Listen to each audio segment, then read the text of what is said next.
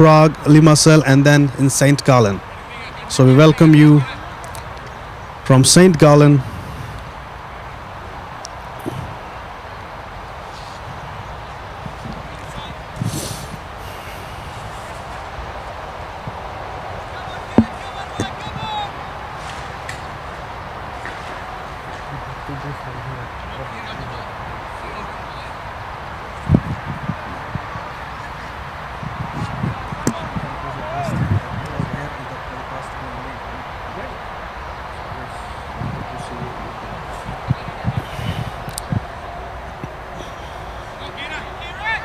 So Fahim, the left-hand batsman, ready to face the second over.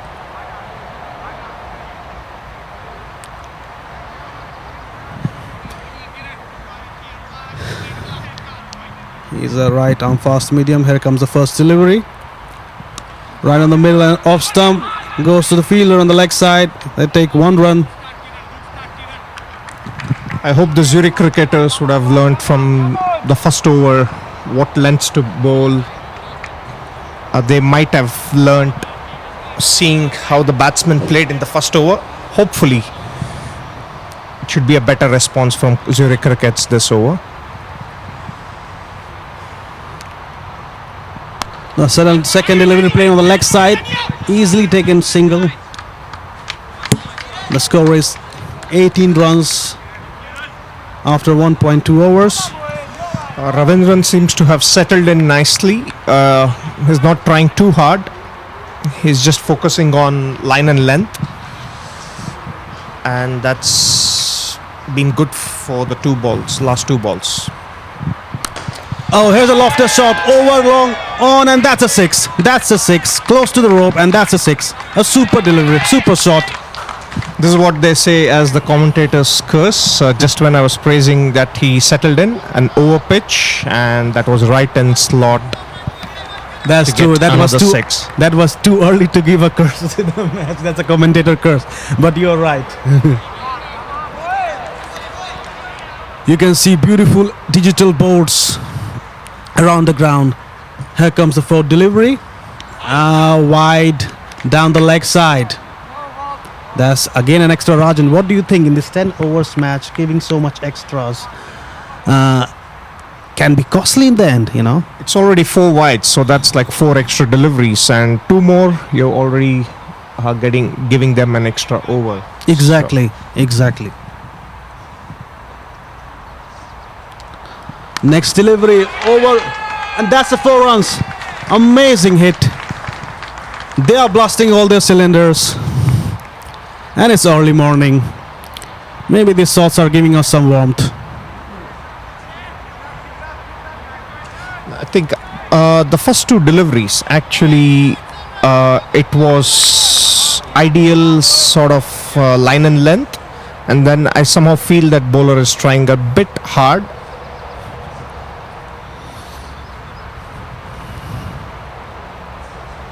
That's a full toss.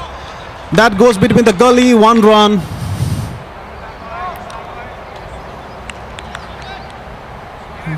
Maybe Ravindran is trying too much. First 2 deliveries, as Rajan said, was quite on line and length, and then after getting hit a little bit, he got deviated. So I think it comes the last delivery of the match, of the second over. Lofted shot. That's an amazing hit. 6 runs. Undoubtedly one of the most powerful shots of the morning. Amazing hit. This also goes to show that what is at stake for the bowlers if they err in line and length, because batsmen, they have just one thing to do. Just look for it, and if it's there in their slot, they're going to go for it. They're not going to wait and watch. That's true. For 10 overs cricket, if you are a little bit outside your line and length, you'll hear the music. It's 36 runs after 2 overs.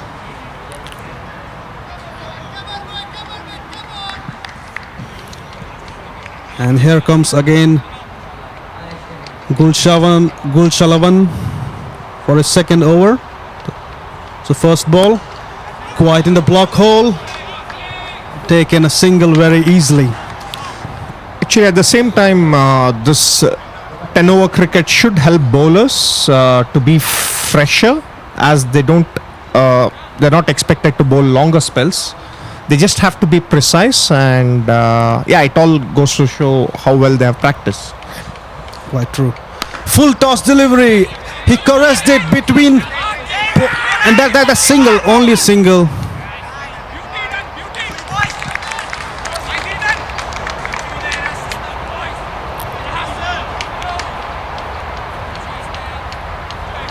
Yeah, continuing on that point, the bowlers, they just have to focus on each delivery and not worry too much about what happened in the past, because you do know that batsmen are going to go for their shots.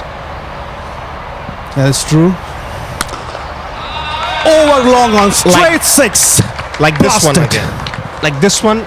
So a little air and length, full pitch, and the batsmen, they're just waiting for it. So what can a bowler do differently? That's a good question. In a 10 overs cricket, the grounds are not too big. Even they are lofting it and giving it a little bit power behind. It's going straight over the boundary, down the ground for 6 runs. And I think they have scored enough sixes and less fours today, Rajan.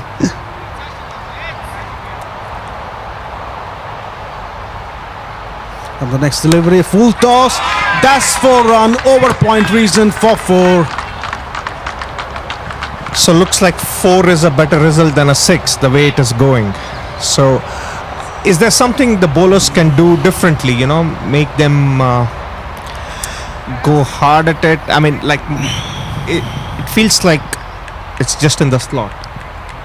They can try things differently, like a short pitch, or I don't know. It's yeah, maybe when they get hit for 6s and 4s, their confidence. Again, this one over long on.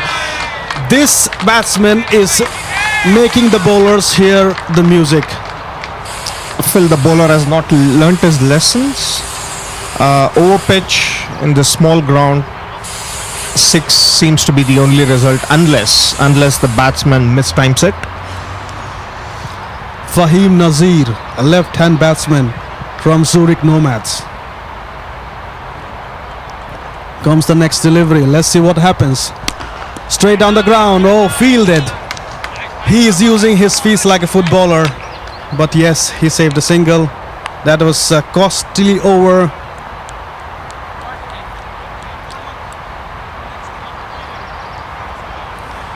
So at the end of 3 overs, it's 54.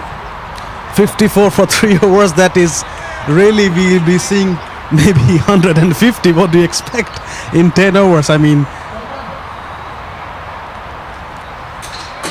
so that's roughly 18 runs per over. yes. And the power play has started. End of 3 overs.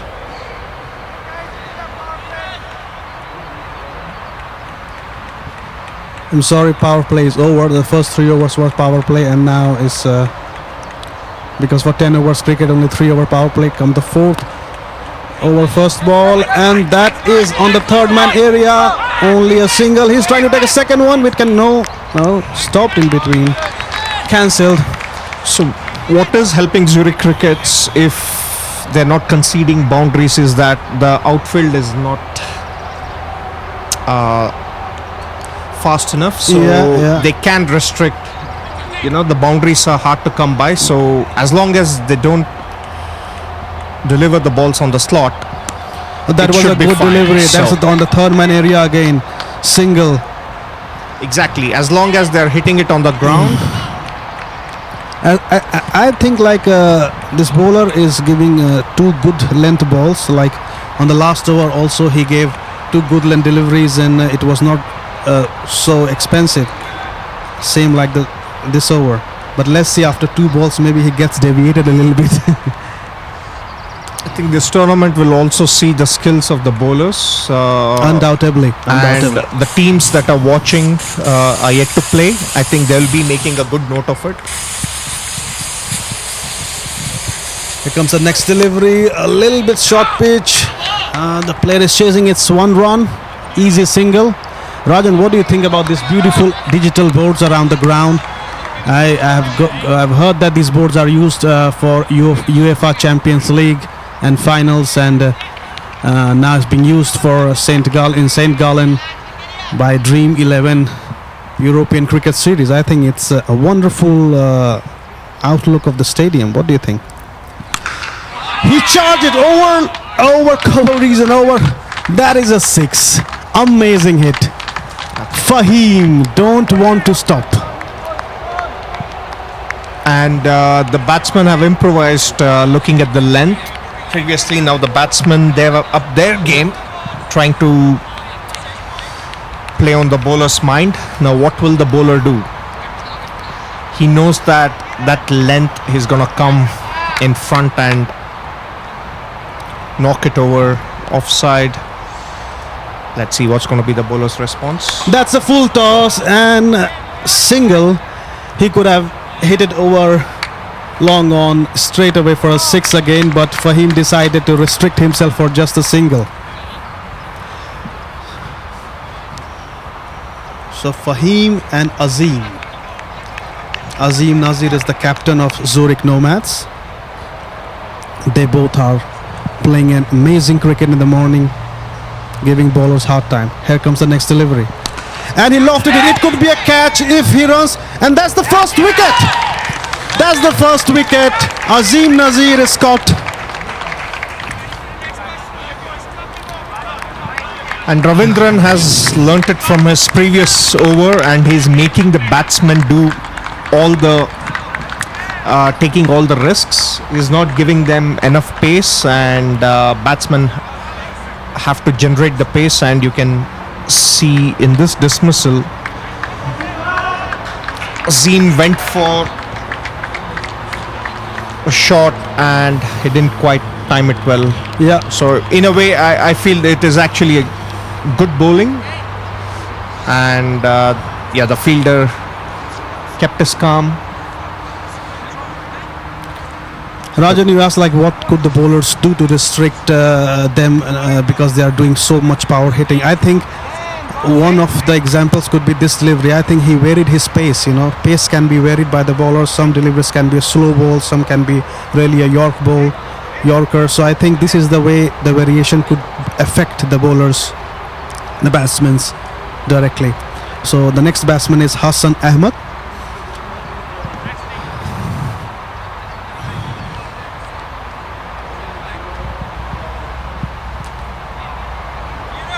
The score is 64 for 1. End of 4 overs.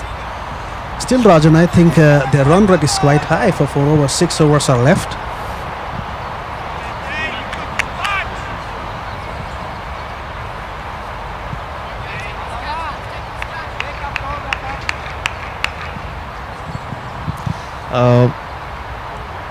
We have a question on YouTube. Faisal asking, does anybody know if the chasing team is any good? It all depends on what the score is and how well the bowler's gonna bowl. So it remains to be seen, Faisal. But the best part about this cricket series is that it's gonna be quick. That I can assure you. So the first delivery of the 4th over was a wide again. Too many wides, too many extras. Here comes the next one, and I think it's wide again. Down is on the offside, and the bowler should control extras because that could really prove expensive in the end of the match. These T10s and T20s are quite a game changer, and in the end of the match you can see team losing or winning by very thin margin. It's already been 6 wide, so that's an extra over. That's true, Rajan. Oh, again, that was, he charged it, Fahim, but no, it's over the wicket. So I guess they've settled in on a pace which they feel that batsmen have to generate power. Looks like that seems to be the strategy from the way it is going so far. So let batsmen generate the power. Don't give them. Again lofted by Fahim. That's a 6.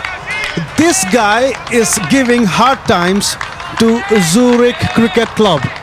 He's powering sixes after sixes, and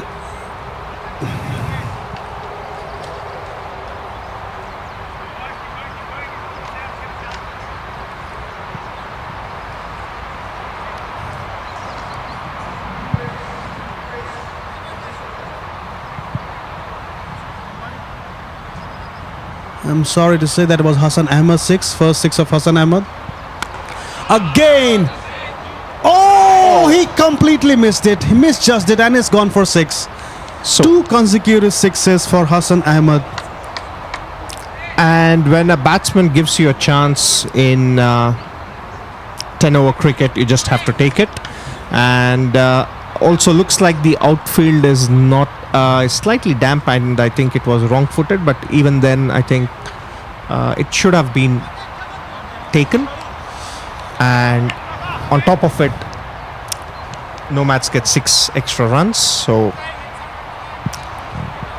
2 consecutive sixes. We thought that after the fall of 1 wicket, maybe they'll slow down, but there are no chances of getting slowed down. Here comes the next delivery. That was a good length delivery, and after a long time, very good. A good delivery has been bowled. That is respected by the batsman. I think the only way to slow down is to take wickets. There is no other way.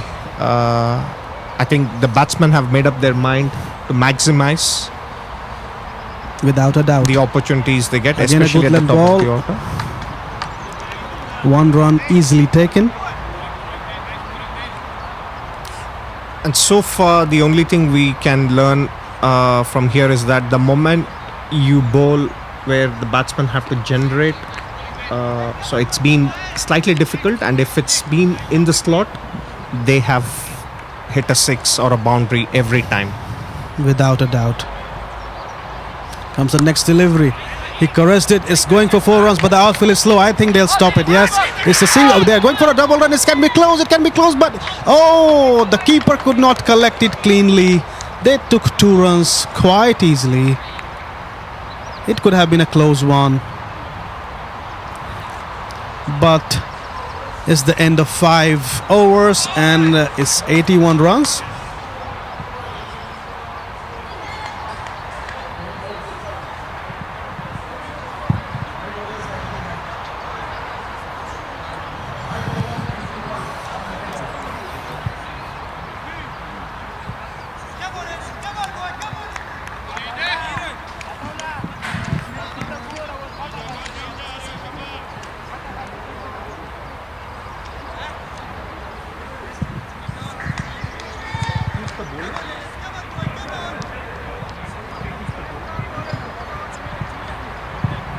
Okay, Eden, new bowler. Quite looks like a young lad. Let's see. His run-up is a little bit long. He'll be bowling fast deliveries. Let's see how it affects the batter. He's a left-arm bowler. And here comes the first delivery. A full toss. And that's going to 4 run, but he stopped it. Just a singles. Good fielding. He's all of 17 years of age. Eden Waddle.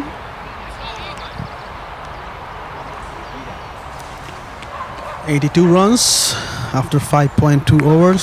5.1, sorry. That was first delivery. That's the second delivery. Again a full toss. It could be a no ball. It's lofted in the air. He caught it. He caught it. But we have to see what the Great. umpire say. It's a no ball or it's a legal delivery. Okay, The the umpires are discussing. umpires are coming together to make a decision. What do you think? I think it could be a no ball, but it was an amazing catch. He just had to run a little bit, dive forward, and it took And a it's brilliant out. catch. That's an out. So Eden Waddle.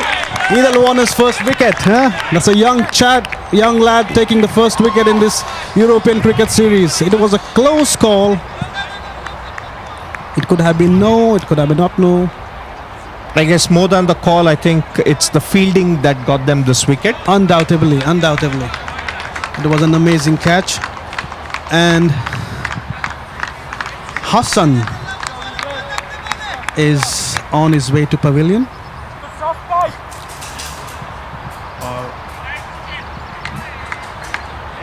Nurkan Ahmadi with that catch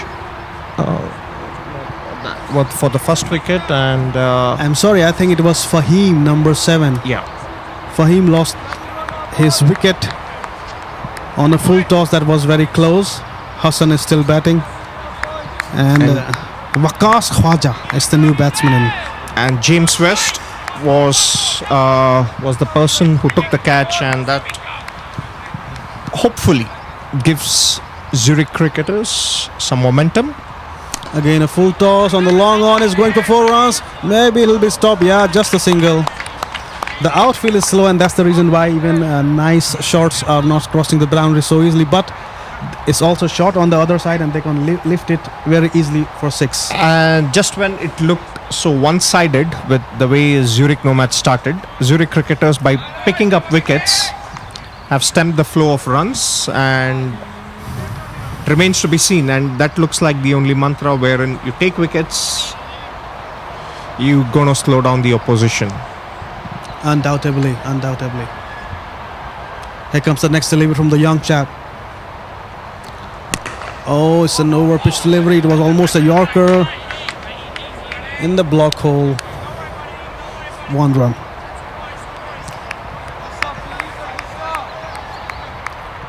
And we would also like to thank St. Gallen Tourism for supporting this tournament greatly.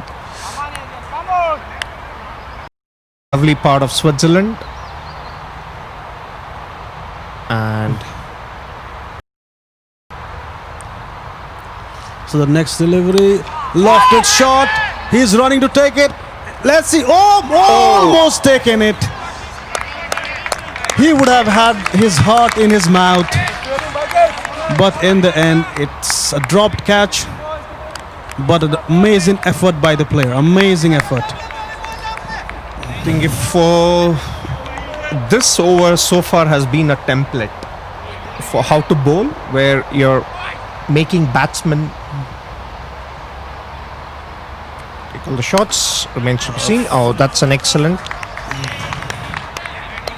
Full toss. Somehow the bowler seems not pleased with the outcome, but then looks like we have got the best over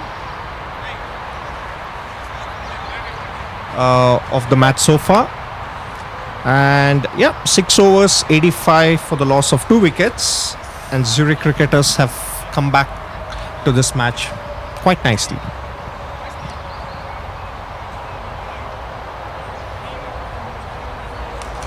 So Dane will continue his second over of his spell.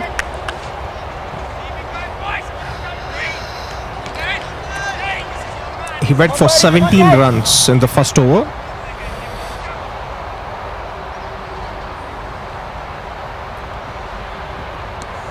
Oh, down the offside was a close one. Umpire saw it closely, but it's a legal delivery, not a wide. Yes, it's a thin line of bowling that line. You know, if you're really confident and if you've practiced really hard in the nets, you can execute that. Otherwise, you're going to give them extras, and that's not what Zurich cricketers need at this point. For sure, after giving so many. Next delivery, straight to the fielder. I think they are getting a grip over the match. What do you think, Rajan? In the beginning, for first 3-4 overs, they were giving so many runs, but last 2-3 overs seems to be a tie. They're bowling on tight lines. At the same time, I feel Zurich Nomads shouldn't waste opportunities of scoring singles. You know, every run is important. And Lofted shot over long one. That's a 6. Amazing hit. Amazing hit. having said Hassan, the third 6. Having said that, you know, they have been waiting for opportunities to score boundaries, and Zurich cricketers have been giving them on more than one occasion. And before Eden's over, you had a 6 almost every over. And That's true. Eden, the players are showing the balls to the umpire. There seems to be something wrong with it. We'll wait. Meanwhile, our partners, Kookaburra, who has sponsored us the cricket balls, and of course Dream11 that is powering this European cricket series.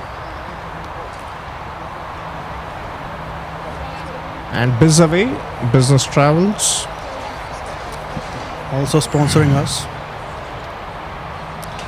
St. Gallen Tourism is immensely supporting this cricket. Cricket is quite new to Switzerland, but the way it is being organized, it looks so professional.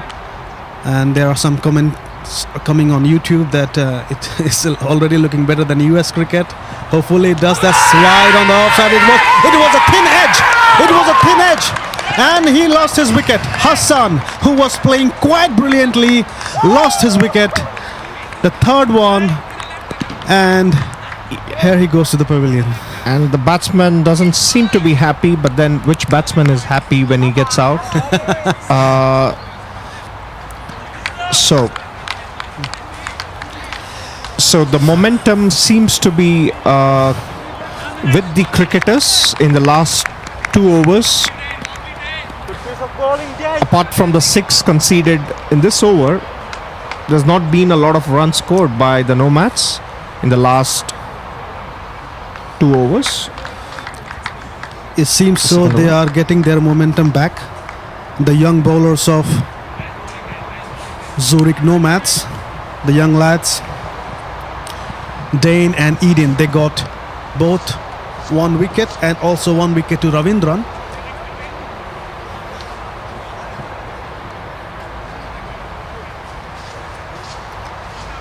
So the new batsman on the crease is a right-hand batsman.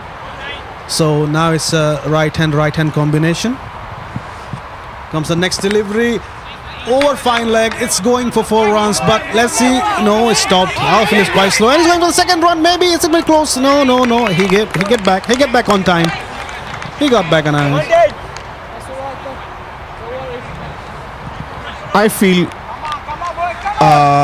the teams that bowl lesser fuller length deliveries stand a good chance of restricting runs, unless you're bowling a Yorker, a well-directed Yorker.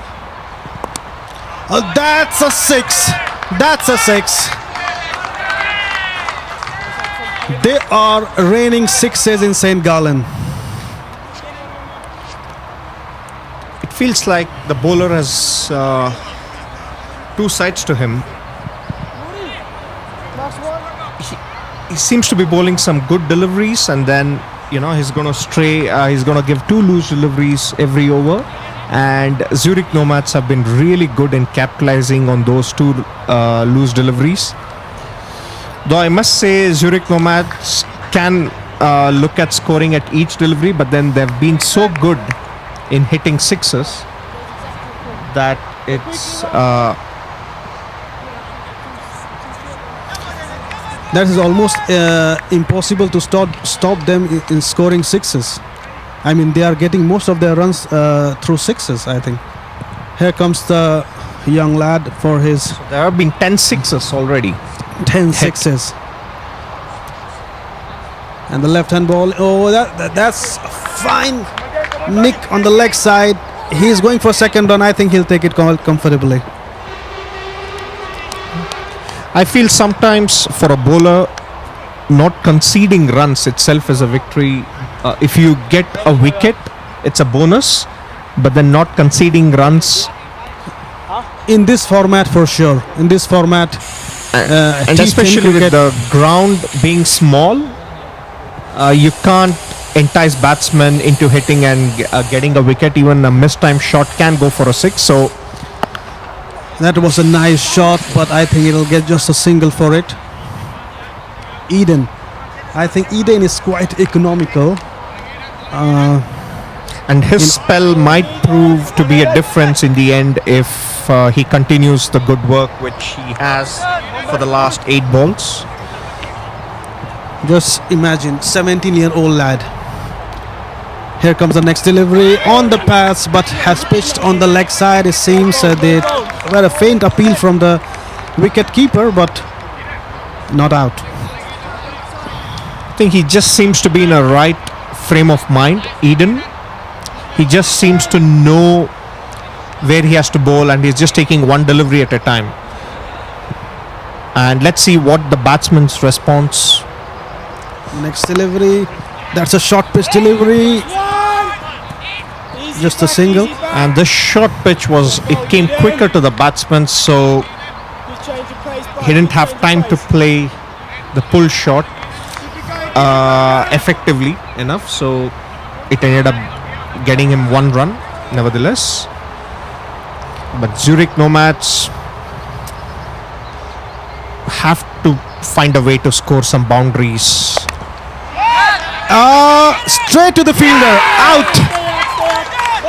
He wanted to lift it over for 6, but there was no power behind the shot, so it went straight to the gut of the fielder, and he's on this way to the pavilion. Later on the innings, Zurich Nomads are losing their momentum, and they are going completely on the other way. First 4 overs they were scoring like hell, and now they are just losing wickets. What do you think, Rajan, can change the course of the match in the end? Yeah, the Eden spell seems to be a big talking point of the match so far, because you expected batsmen to go for their shots, so there was no surprise in that. So the skill of the bowler is what. Lalit Dubey was the last batsman. He lifted it over this time. It's close, but 6 over long on. He tried to grab it, he jumped, but the ball was just over his head. That's 6. Yeah, amazing hit. So it was in a way the first full delivery by the bowler. I mean, not to be harsh with him, and it almost fetched him another wicket. But nevertheless, Eden should be pleased with the way he has bowled, and it's conceded 12 runs, 2 overs. So end of 8 overs is 108 runs. After that 6. 108 is also a good score in 10 over cricket. Yeah. We'll see how the opposite team responds. And if you take out the 12 runs in 2 overs of Eden's, that's like 6 overs, 96 runs, and that's a lot of runs. Oh, miss hit, but the ball spun, and for that, and also the batsman slipped a little bit. They were easier 2 runs, but in the end, they'll just get only 1. All happening here in St. Gallen, one of the beautiful places in northeast Switzerland. And lofted over long off, stopped it, just a single. Now it's a case of how many boundaries Zurich cricketers can restrict. It all comes down to that. Singles, 2 runs, it doesn't matter. It's the boundaries that's going to hurt them. Next delivery, and that's 6. You cannot bowl there. You cannot bowl short to him. He has enough power behind his bat, and that goes straight for a 6. 6s are raining in St. Gallen, and sometimes the wickets are falling to give them a little bit of hope. Dream11 European Cricket Series live from St. Gallen. You can enjoy. The 6s are raining. And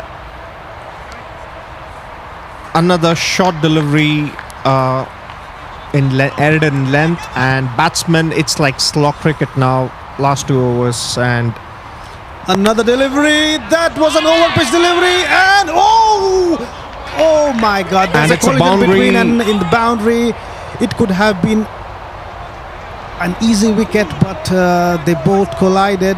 It seems one of the players is a little bit hurt, but yeah, they could have saved the boundary also if they would be a little bit more vigilant. But anyways, so the bowler knows that batsmen are going to go for it. What's he going to do? 2 ball, 10 runs, and then in the block hole, he tried to york him, but it's just a single. I think bowling balls on a block hole is really tough, but then you got to try practicing that skill at least to make a difference in this tournament. Comes the fourth delivery. Let's see what happens. He shot it to the mid-on area, just a single. He's trying, they are trying for the last 2 overs to get more sixes and fours to make the score as high as possible. And I think it's the end of 9 overs, so 122 for 4.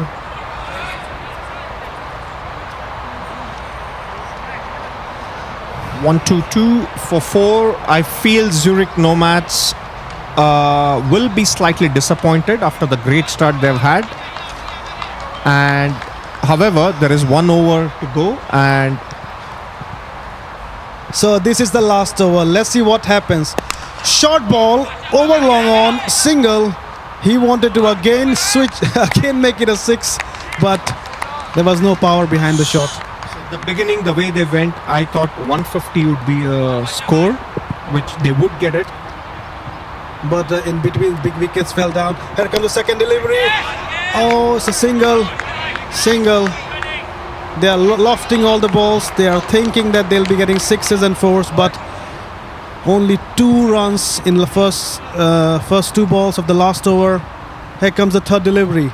It's an interesting one. A short ball. Oh, hit on the pad and he slipped. It could be a run out. It could be an easy run out, and he's gone. He's gone. The outfield is quite slippery, and the batsman should take a little bit care. And that's quite unfortunate. You know, you don't want batsmen to get out, especially a run out, and especially in this manner. However, from Zurich cricketers' point of view, they're going to take it because it's a dot ball and one more batsman It's to the pavilion, out, you're right. and then it's just it's been the second half of this innings has been entirely dominated by I wouldn't say dominated is not the word, but then it's Controlled, I think. controlled Yeah, is they a contained better them, word. for And sure. Safaka is the new batsman, is the fourth delivery coming. Shot again, that's 6. You cannot always bowl shot. This is 10 overs. Enough shot, enough power, good timing, and that's 6. That can cost you the match. These 10 overs crickets are really restrictive to 10 overs, so players should be really thinking about the balls they bowl. But yeah, pressure can let you do anything. Rajan, what do you think? I think the bowler had got the basics right for the first 3 deliveries. I think he just aired it again. Again a short delivery, he tried to loft it, but single. He wants to go for double, no, but said no by the runner. So last delivery coming up. Last delivery of the first innings. Zurich Nomads have enough score on the board. And in the block hole, that was a good delivery. They'll go for 4 runs because the fielders are also sleeping and they're going for it. I think they'll complete it. It's a close call. Oh, the keeper again did not collect it. 2 runs to end the innings. Quite good effort by Zurich Nomads. They got some wickets, but in the end, And I think if you look at it, it was a decent over for a last over, considering the way Zurich cricketers started. They ended on a high note, I must say. 133 for 5 is a score that's been put up by Zurich Nomads. It remains to be seen how the Zurich cricketers' approach would be, and also the bowling strategies of the Zurich Nomads. undoubtedly. I think 133 in 10 overs. It's a good score on the board. But as you see, we never know how is the batsman of Zurich Cricket Club will respond. And the young bowlers who joined later in the inning, they restricted them to 133 because some wickets got tumbled and the score got restricted. Otherwise, we would have guessed. We guessed already that it should be more than 150, but they came close, just 17-run shot. Yes, and that spell by Eden made all the difference. He just conceded 12 runs from 2 overs, and that, in a way, has helped Zurich cricketers. It gives them more than a hope, and they know the target now. They can pace themselves, and that's an advantage any team will have while chasing, and especially with less number of overs, like 10 overs with 130. You know what to do. Yes, and Eden, as you said, in this high-scoring match, he just conceded 12 runs in 2 overs and took 2 wickets. I mean, if in case, I don't know, we don't know the result, but if in case Zurich Cricket Club wins, then I think undoubtedly he should be the man of the match, because in this tight match, you consider 12 in 2 overs, taking 2 wickets is an amazing performance, and that's also he's a 17-year-old, mind that. And also, I believe another talking point would be Zurich Nomads have had a chance, especially their bowlers, to plan what line and length to bowl here. And in a way, I think they have an advantage here because they have assessed how batsmen have gone, and especially when they have erred in line and length. So it remains to be seen whether they have formulated any such plan, or Zurich, and how the Zurich cricketers will bat. I think from the batting point of view, they have to go start from the word go attack. There is no other word. They cannot defend the balls. 134 is to be achieved in 10 overs, and as a commendable task by Fahim Nazir. He scored 45 runs in 17 balls, 4 sixes and 3 fours. Then Azim, the captain, 17 runs. Then came Hassan Ahmed with 22, Waqas Khwaja 24, Lalit only 2 for 4 deliveries. Ankit Gupta then joined for 13 runs, and 2 runs made by Safaqat Hussain. In the end, they scored 133 for 5 in 10 overs. And the bowling, if you look at it, they started poorly. 2 overs, 34 for Gushalavan, and Ravindran conceded 30 runs from his 2 overs. And then 2 overs, 30 runs, and it was... the things started to work for Zurich cricketers when Eden started bowling, and his 2 wickets for just 12 runs could just make all the difference for Zurich cricketers. But having said that, now it seems to be the match, at least we can expect. It doesn't look like a one-sided this one. It looked the way Zurich Nomads started, that they would score 150, 160, and it seems like that. The way in the first 4 overs, the way they were blasting all their cylinders, and they were just making all the balls going above the boundary line. We were expecting that it'll go easily 150, but they got restricted for 133 for 5. That's also a good score. Amazing batting by the openers of Zurich Nomads, and some bowlers of Zurich crickets like Dane and Eden came and restricted them. Rajan, we saw in the beginning that they were giving a lot of extras, but in the end they restricted and they controlled their bowling, and they just gave 6 extras, 2 from Dane, 3 from Gulashavan, and 1 from Ila Kiran, then wides. And that's 6 balls extra means 6 extra runs and 1 extra over. So it's 11 overs,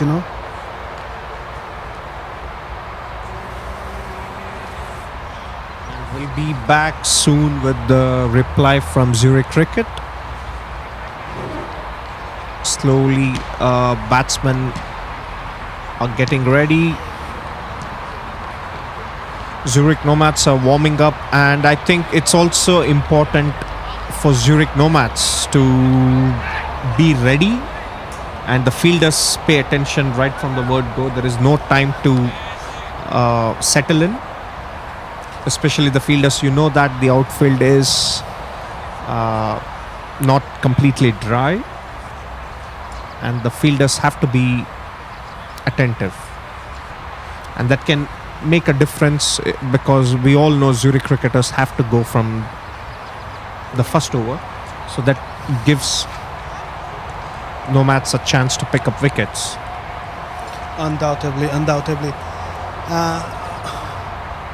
We would also like to draw your attention towards this beautiful ground in St. Gallen.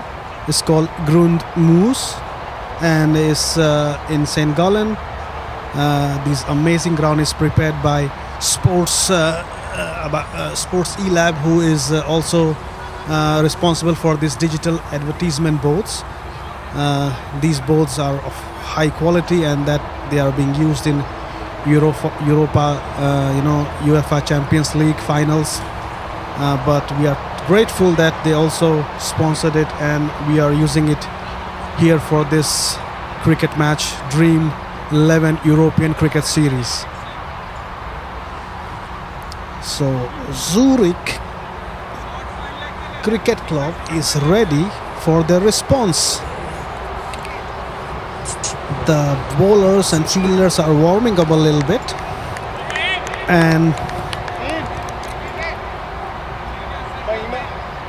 Fahim, it seems, will start the bowling from Zurich Nomad. And it's important to get their line and length on the word go. Any extras is not going to help the cause. It's better to concede 2 runs, or an extra 3. 3 is very doubtful in this, unless you hit in a place where there are no fielders. There's no other way to score a 3. So 2 seems singles, 2 4s and 6s seems to be the only way. Interesting field setting you see, Rajan. There's a guy and third man asleep. It seems like they're expecting a lot of swing, and you'll see in the outfield on long on and long off there are one player in point, on cover is one, gully one. But interesting to take a slip in this 10 overs cricket match. It seems like they are depending, or they are trusting Fahim a lot to swing the ball. And it's also overcast conditions. So if a bowler feels he can make these conditions work in his favor, and why not? And it's a new ball, and the batsmen have yet to face a ball, and so they will also be nervous. And mind you, it's Zurich cricketers. They have to step up here. Zurich Nomads can just bowl line and length and they can win this game.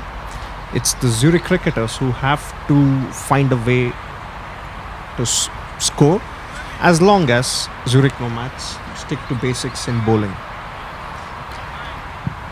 That should be it. Baljit Singh and Noor Khan Ahmadi from Zurich Cricket Club side. They are opening the innings. We are almost ready to start the second inning. The reply from Zurich Cricket Club. We like to draw the attention of our viewers in this beautiful St. Gallen, in the northeast side of Switzerland, very close to German border. Very beautiful city. You should, ever you come to Switzerland, you should visit this part of Switzerland. There are beautiful landscapes. You can see Santis is one of the highest mountain, and Rheinfall, the waterfall, a beautiful waterfall, Kloster Monastery, and chocolates and Swiss watches. Who does not know that? So Fahim ready to bowl the first delivery. Baljit is going to face him. The umpires are getting ready. Here comes the first delivery of the second inning. Expecting some swing. Let's see. Nice delivery over. First ball wicket. Baljit is gone. That was a delivery outside off. He get a shot at it, and it was straight in the hand. Straight away pressure on Zurich Cricket Club. Rajan, what do you think? Yeah, it's a dream start for this Dream11 European Cricket Series as far as Nomads go. And it was a great start for them when they started their innings, batting wise, and now it's the same bowling wise. That is true. That was straight and short ball, a good length on the offside, and he thought that he'll hit it over the fielder or in the gap and go for 4, but it was straight in the hands. And straight away a wicket, a great through. Second ball, Zurich Nomads are pumped up. Fahim's second delivery. New batsman going to face it. A good length ball, straight, good defense. Now, what that wicket has done is put additional pressure on the incoming batsman. So he is in two minds, whether to go for his shots or play, take some balls to get his eye in and score. The third ball of Fahim. And he lofted it over, but it is 4. Again a slip. It could be a 4. The fielder should take care a little bit. The outfield is a little bit slippery, and when they go and charge the ball, it can hurt them, and hurt them also in getting some losing some runs. What do you think, Rajan? I think this outfield is quite slippery, and even the fielders are getting tough time. Well, at least it's not making them run too much. So that's the positive part of it. For delivery, oh, that's a miss hit. And drop catch on the third man area. It was an amazing delivery, a thick edge over. Gone to fine leg, but it was dropped. It could have been a big disappointment. And this is what I wanted to emphasize at the start of it. The fielders should be ready, especially because considering the score, Zurich cricketers are going to go for their shots, and you would have had an excellent chance to create more pressure on the cricketers. Very good delivery, just a single. Going to the mid-wicket area. So the Nomads so far have been immaculate when it comes to line and length. Bowling boy. And frankly, I don't see any other way now for Zurich cricketers than to go for the shots. Last delivery of the over by Fahim. Played on the leg side. I think he'll just get a single. Singles won't do. Just 4 runs. End of the first over. Fahim has been brilliant. He gave chances. First wicket he took and also gave a full chance that was dropped. I think he can be proven an expensive player for this club. I mean, expensive in not that he's conceding runs, in a opposite way.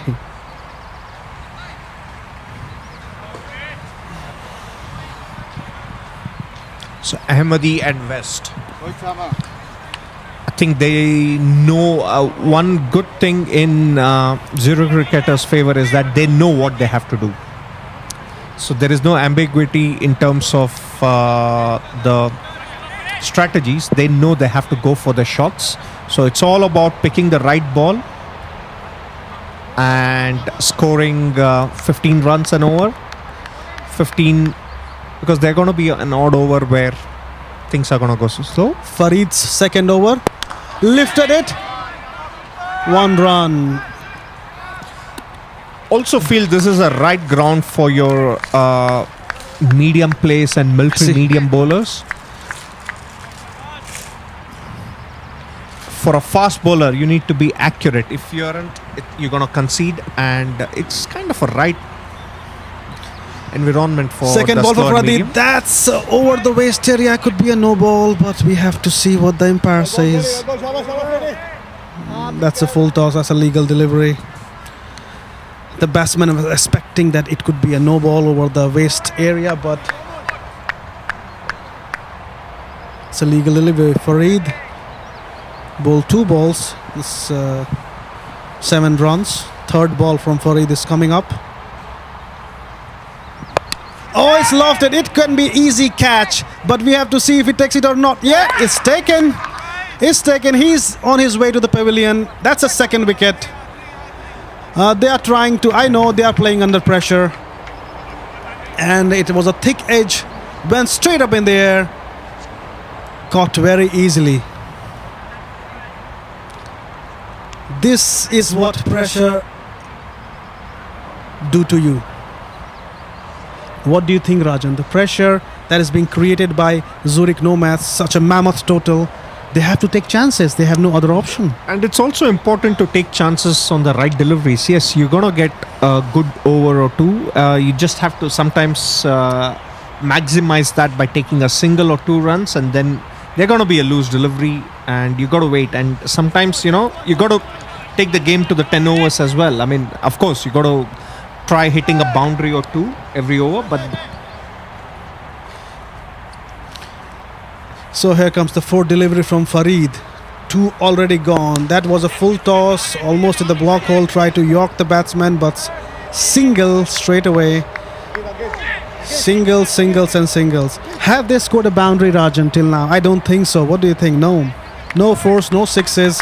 It's almost the end of second over. Fifth delivery is coming and they have no boundaries. and that's where the match has already been in Zurich Nomads' favor, that they started off hitting boundaries.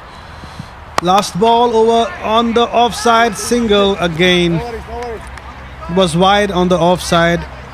He tried to charge the ball, but was no power behind the shot, and he just ended up taking a single. Every time I'm seeing this ground, Rajan, I'm just in awe of it. The digital sponsor boards, the beautiful ground is amazing. The last delivery coming from Farid, and he lofted straight on the long on. It could be a oh, it's a brilliant catch. He's taken a brilliant one. Fahim, you beauty.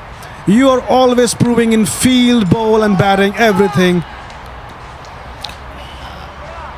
And just seems to be everything seems to be going Nomad's way, and they are bowling with the fact that they know Zurich cricketers have to go for their shots, so they're just keeping it stick to basics when it comes to bowling. And that's about it. I guess, it's smart cricket. You don't have to showcase your bowling prowess in such scenarios. You just have to bowl basics and you're going to win. I mean, Exactly. ultimately, a win is more important than individual performances. Exactly. I And- second that, Rajan. Here comes the new batsman. They are playing under quite a lot of pressure. 3 wickets already gone. End of 2 overs. 9 runs. A mammoth total ahead. 133. And they have just scored 9 out of it. They need 124 runs in 7 overs. That is almost 18 runs per over. Focus on game. That's a mammoth total, Rajan. What do you think? Yeah, it does seem a big total right now, and Lost it again, but not enough power. It falls short. It falls short. it would need a miracle now, in a way, for Zurich cricketers to, mainly to get back in the game, in getting the momentum, and then winning the game. So right now, first thing they're not able to do is score a boundary or two to get into some shape, wherein they can mount a challenge. So far, Nomads have been really good with their line and length. Lofted again, not enough power. Almost caught, but it's going to be 4 runs. Oh no, he saved it. He saved it. They're not giving anything extra. They're not taking anything for granted, Nomads, even though they know the score they have put up is high. That is true. Comes the next delivery. He get it to go, but again on the long, you can say it's on mid-on area, and the singles won't help. If they want to win this match or get close to the run rate, they have to score. Yeah, singles only help if you're scoring 2 boundaries in an over. If it's just singles, Idris again, and a beautiful shot. Caught. Oh, dropped it. Dropped the dolly. That was an easy catch. He dropped it. if there is one thing I have to say is that Zurich Nomads so far in this game is that they've dropped 2 catches. Everything else, they've been right on the money. Again a lofted one. I think it can be an easy catch, but again, is it falling in no man's land? Yeah, quite lucky, quite lucky. 2 on 2, one was dropped, one fall in no man's land. 3 wickets already gone. They're taking their chances, lofting every ball. They want to have some 6 and 4s, but seems to be unachievable right now, Rajan. What do you think? It's interesting. So I guess it starts with this over. How this over goes we'll get to know how this over goes. But for the moment, the way things have gone so far, you can't be less than 6 runs and over and mount a challenge wherein you require over 13 runs and over at the start of it. I think they have to. I think they are going for it, but I think Zurich, I don't know about the history of the club, but I think they are a young club with young cricketers. They are trying to loft all the deliveries, but they are not reaching the boundaries. That was a square cut. The outfield is slow, that's why he'll get a single. But I think if the outfield would have been a little bit faster, they would have got a easy 4. That was an amazing shot. And it's also a learning experience if it is a younger side to assess how to play in these kind of scenarios. It's only going to help them in the future. And it's a great tournament to test your skills. And if you're a youngster, it's a great addition for fostering your skills. Undoubtedly, I think also, for 10 overs cricket, you sometimes play in a lot of pressure, and the pressure is already mounting. That's a full toss delivery. He's straight to the fielder, 2 drops to the fielder, single.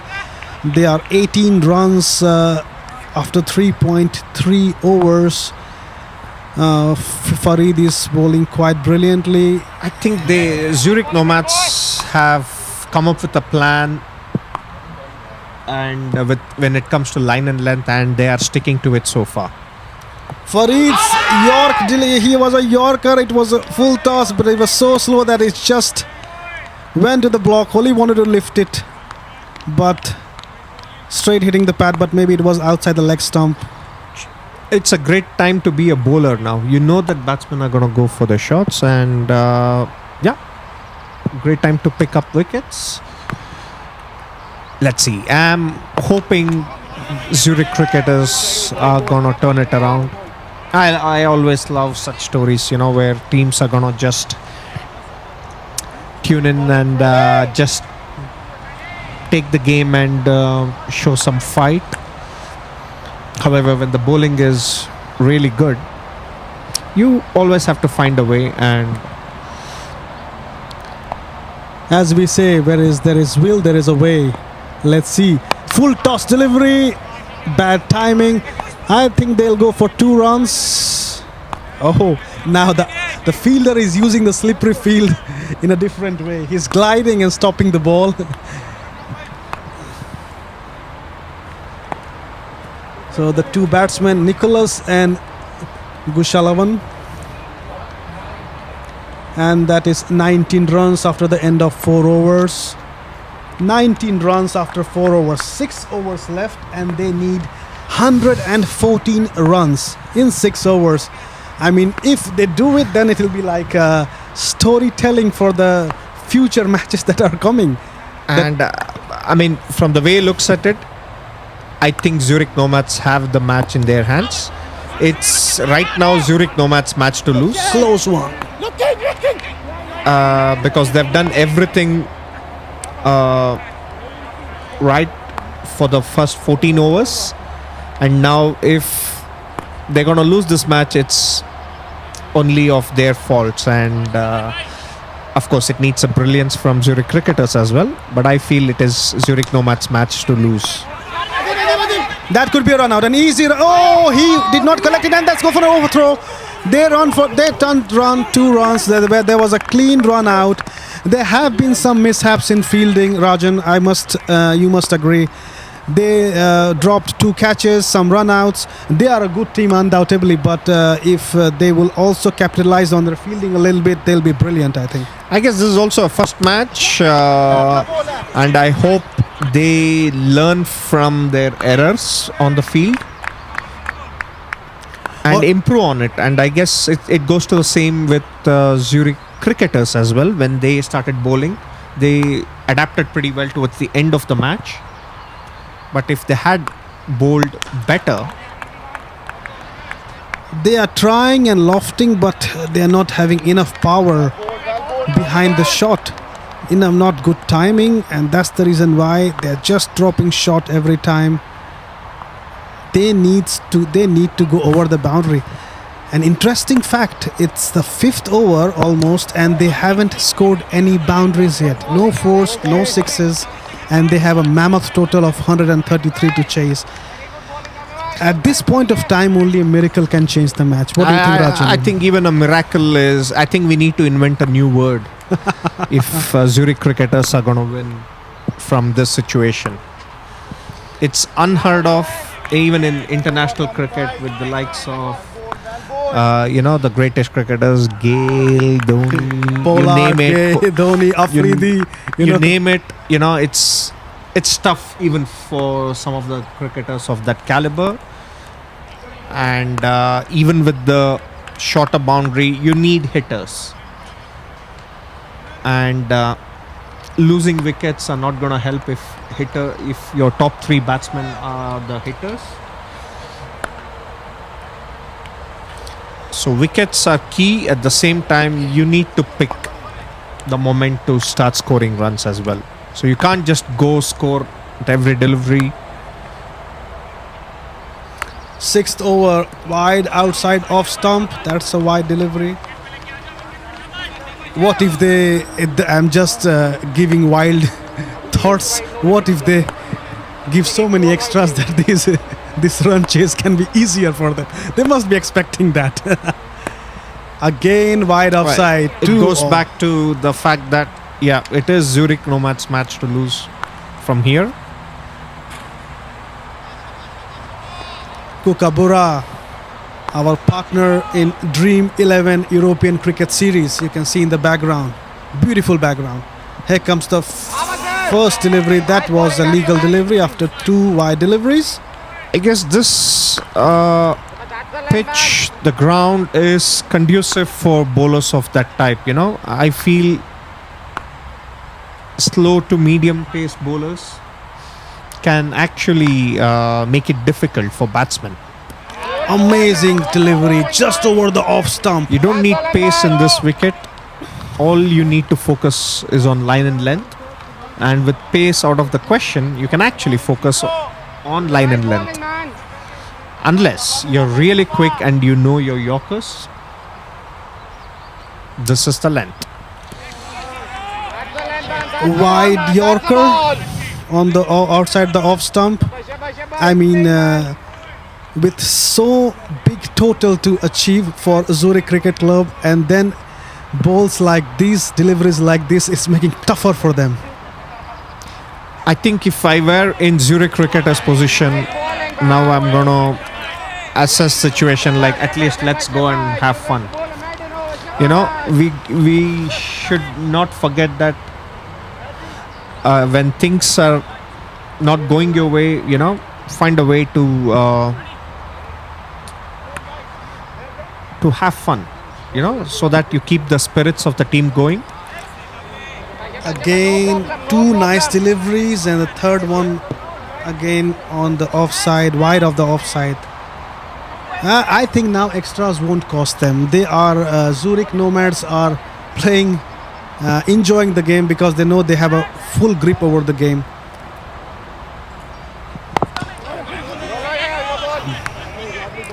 Single, and now they have put mostly their fielders on the boundary line.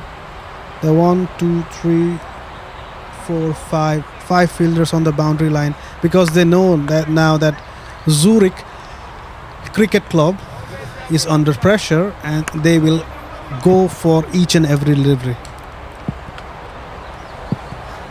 think they're just struggling to middle the He ball. lofted it. It could be an easy catch. Let's see. He has taken it. They have no other option rather than going for a 6, and they are doing it. But unfortunately, no power behind. It's just falling short and it's going straight away in the hands of the fielders. And so far, no boundaries conceded, and that is the difference between the two teams. I think the amount of boundaries scored. You had Zurich Nomads score in excess of 10 sixes in their innings, and many of them came quite early in the innings, and that's made all the difference. Even though they had a slightly, relatively disappointing second half of the batting inning, the attacking strategy in the first 5 overs helped them, and now it's all about fine-tuning their skills, get a good bowling practice. First spinner on the 7th over, but Rajan, we must accept this, that the first 5-6 overs Zurich Nomads were also batting brilliantly, and they bowled brilliantly also 5-6 overs. The next 4 overs is crucial. Let's see. I think Leg the spin. game is out of Oh, he stopped the ball. The keeper would have left the ball and it would have hit the stump. It could have been an easy dismissal, easy run out, but they don't need to see all the small things because, as you said, the game is it's like outside the 24 grip. balls, they need to hit 18 sixes at this stage. So That's 105, that's 108, so they need to hit 18 sixes if they start now. leg spin. Oh, good delivery, good And delivery. with each dot ball, that's becoming it's becoming impossible, and I think climbing Mount Everest is possible, but this Yeah, maybe you never know. Miracles, as you say, miracle is not the word. Oh, and stumped. Stumped. He went outside. It was quite lofted delivery. He wanted to hit it over long on again, but the keeper was good at this time. He and the pails off on time. And I'm really happy to see spinners bowling. I'm a big fan of spinners coming to bowl in shorter version of the game because they have an excellent chance of picking wickets. And if you're really good, like Shafqat Hussain has been so far, and also it's a right time to bowl because you don't have any pressure. You can concede runs and you can flight the ball. And there are some wickets up for grabs. So Dane Parlog is the new batsman. No, Dane and Eden. You remember they were the bowling pairs. And now, Okay, nearly had one more. I think it struck the pad, but that was a good delivery. Here comes the next delivery from Safakat. Oh, again miss hit. He did not even hit. That's a bye, I think. No, that's a single, I think. That's an excellent over. I really enjoyed Safakat's bowling. Shafaqat's bowling, and a wrist spinner can make a difference. If you have a wrist spinner in your lineup, use it. They are such an attacking option, and it looks like they have everything covered, Zurich Nomad, so far. They have a spinner, and they have medium pacers who can bowl right line and lengths. And so far they have impressed in the 17 overs that's happened. And now this is where things get interesting. They need to score a 6 every ball to win. Oh, in the gap. One run only. The crowds, the family members are cheering up for them, but it is a well nigh impossible task.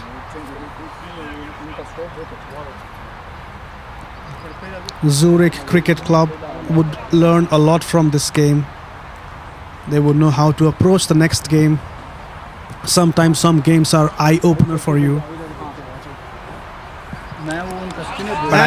I only hope it's not going to demoralize their spirits. You know, it can go either way as well. You know, it can galvanize you as a team and make you stronger, but at the same time it can demoralize you. I hope they look at the positives of this game and learn from the things and improve and put up a better performance in the next Yorker. match. At this point of time, in the 7th over, he's bowling Yorkers. They are not giving an extra inch to Zurich Cricket Club. They are bowling on quite tight lines. They know the game is in their hand, but still they don't want to bowl any loose deliveries. You know, it's always good to win with a larger margin, and that could be the first boundary for Zurich Cricket. That's a good way to get one. At least they have one. So it's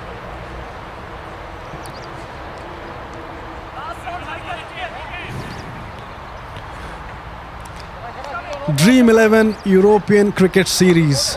First match, almost a one-sided match. 8 overs, almost it's the 8th over, 36 for 5. 40 for 5, I think. He lofted it again, straight to the fielder, single.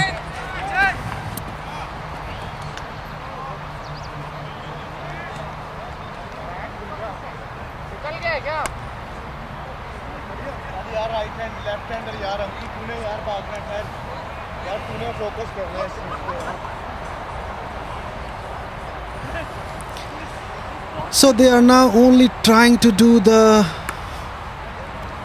needful, or they're trying to end the game on high note by taking as much as wicket and bowling in the right areas as much as possible. No, it's also a great bowling practice for your bowlers who, it's also a good time to test out your reserve bowlers so that they get an idea of how it is to bowl here, so that you have more options going for you. I think you have to make every use of such scenarios, because in these kind of contests you normally don't get such one-sided contests, and if it is going that way you need to maximize. And actually, that's a very good point that you made, Rajan, that they can also test their reserve bowlers right now because they have no pressure on them. They know the match is in their hand, so why not test them? Safakat, who bowled a brilliant last over, leg spinner, he's again back on attack. Lof is a good flighted delivery, and he went for one run. He wanted to take second one, but he did not. I would at least love to see 1-6 scored by Zurich cricketers, at least end it on some high wherein they can take it. At least some positives, you're right, Actually, I think Zurich Cricket Club, when they take some positives from the match, they can also think of their bowler, Dane and Eden, who bowled brilliant spells and restricted them. Maybe these are some positives for Zurich Cricket, but the batting has been not up to the mark.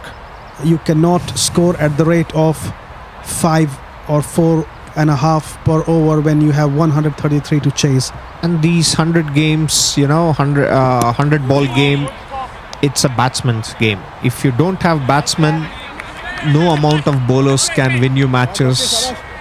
They can only complement. Bowlers are here to complement the batsmen, and vice versa on most occasions. But then you need attacking batsmen to make a difference. And that's a close call, but again an overthrow. He will take 2 runs quite easily. But Rajan, I think Zurich Nomads have shown a complete performance. Their bowling were amazing, the batting was amazing. I wouldn't agree completely with fielding though, but It's been a great performance by them. Bowling wise, especially, I'm impressed. Batting, yes, you know what to expect. They went for it and it helped, and it didn't. It helped that Zurich cricketers didn't bowl in the right areas initially. But the bowling, I've been really impressed. They've been consistent in their line and length. Wide delivery again. Safakat is bowling on the right length, but his line is deviating sometimes. Maybe he's experimenting with so many. In such a scenario, it's like a canvas for a bowler, especially a wrist spinner. You can experiment whatever you want, and like I said, this is a great time to experiment. Bring in your reserve bowlers. May it go for 4? Let's see. No. It is just 2 runs. Again, I thought there can be a second 4 of the innings. Come on, Zurich cricketers. Sow some fireworks. Let this inning end on a high note. And which brings us to the last over of the game. So it's been 19 overs, and except for those 2 overs by Eden, it's been completely dominated by Zurich Nomads.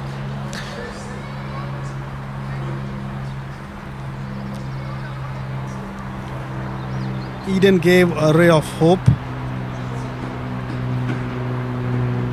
Last over, I think. Oh, again, and it's gone.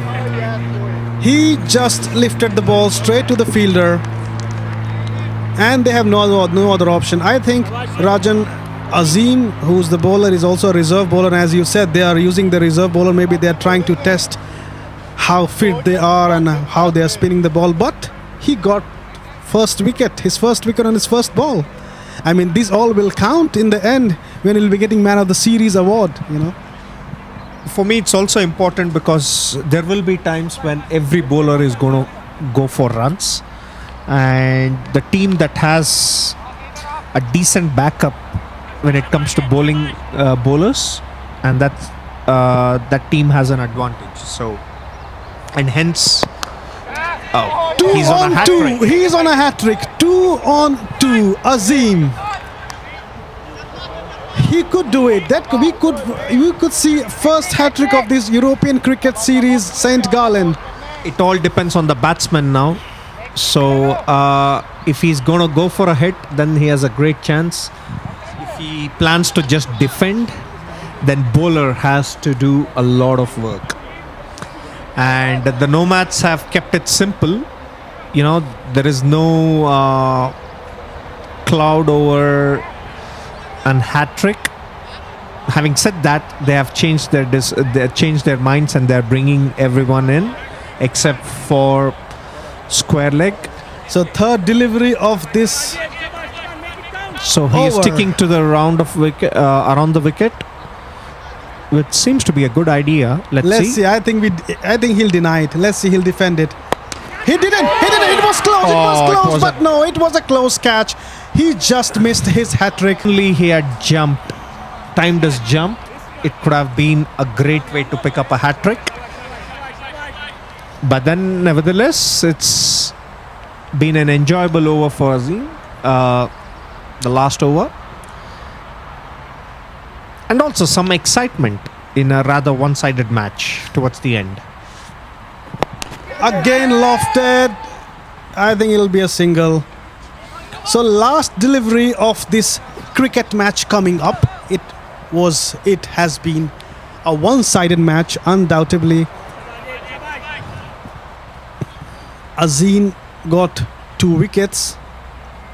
Last delivery is coming up. He lofted it, and it was a catch on the first slip, and he missed it. Denied Azim his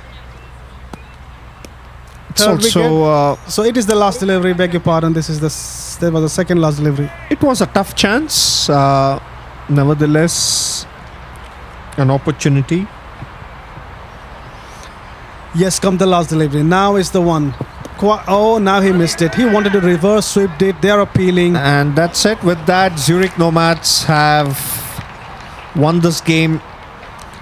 quite comfortably, I'll say. I think it was a one-sided match, and 48 runs. It was I literally a think they walk in the scored. park for them, and credit goes to the opening batsmen and the opening bowlers for keeping them in the game throughout. So Zurich Nomads beat Zurich Cricket by 85 runs. 85 runs is a big margin. Their net run rate will be getting affected for sure. Amazing performance by some players from Zurich Nomads. And for me, Fahim Nazir will be my man of the match if you were to ask me, the way he started off. No doubt. I think he also took some wickets and some catches, I think. And for me, especially the batting, the way he started, I think that gave the team Nomads a lot of momentum, and which they never recovered after that. And yes, he did bowl a tight spell, conceding 5 runs and picking up a wicket, and took a great catch as well. So it's been a dominating victory by Zurich Nomads. Yes, and as you see, Fahim is getting his picture clicked. He is the man of the match.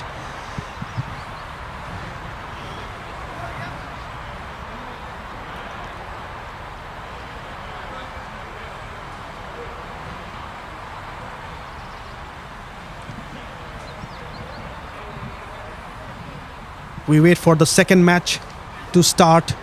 That'll be between Olten and Zurich Nomads.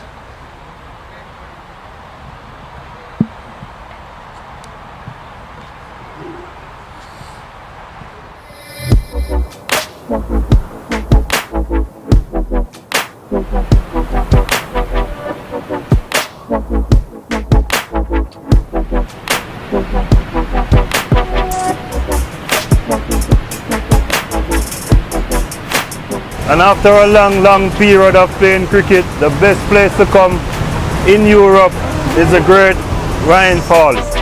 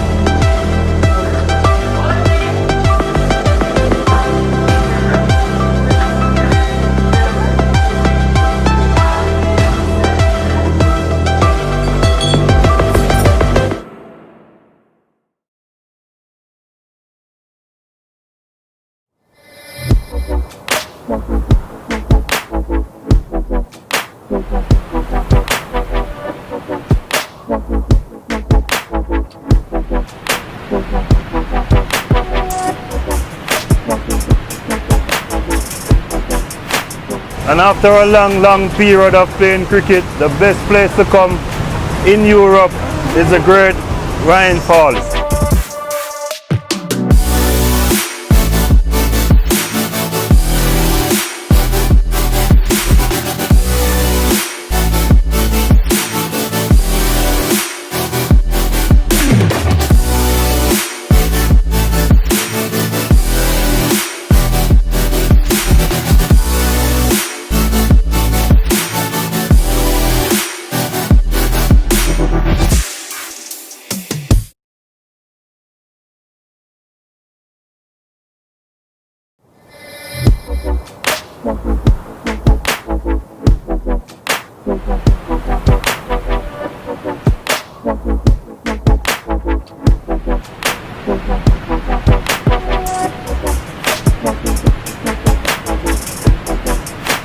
And after a long period of playing cricket, the best place to come in Europe is the great Rhine Falls.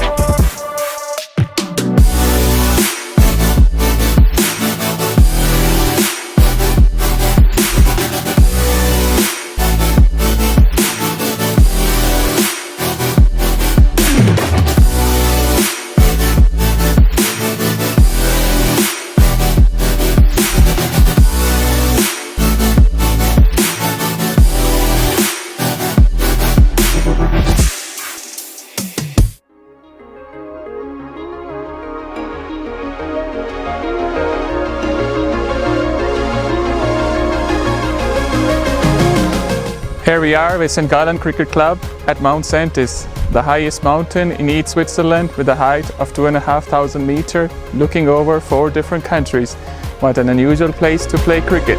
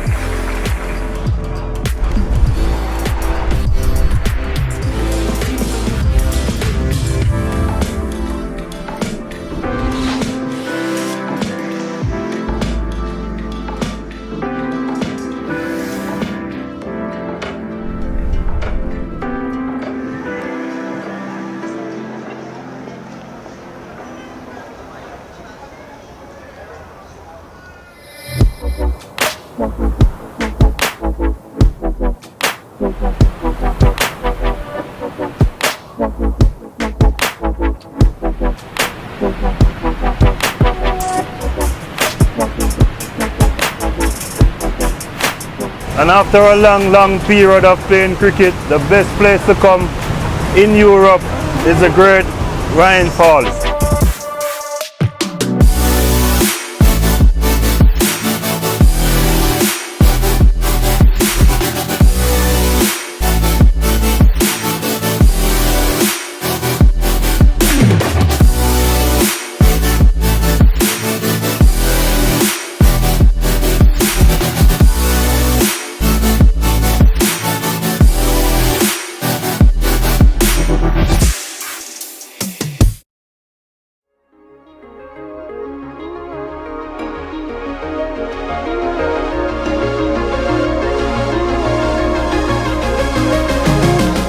Here we are with St. Gallen Cricket Club at Mount Saintis, the highest mountain in East Switzerland with a height of 2,500 meters, looking over 4 different countries.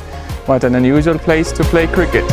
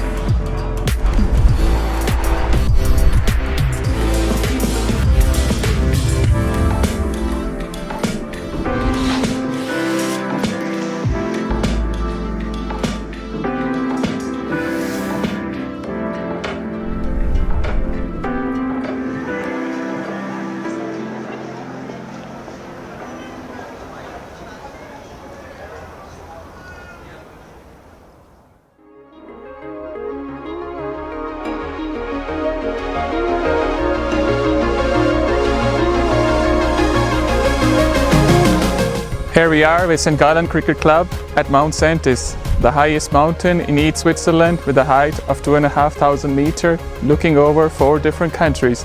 What an unusual place to play cricket.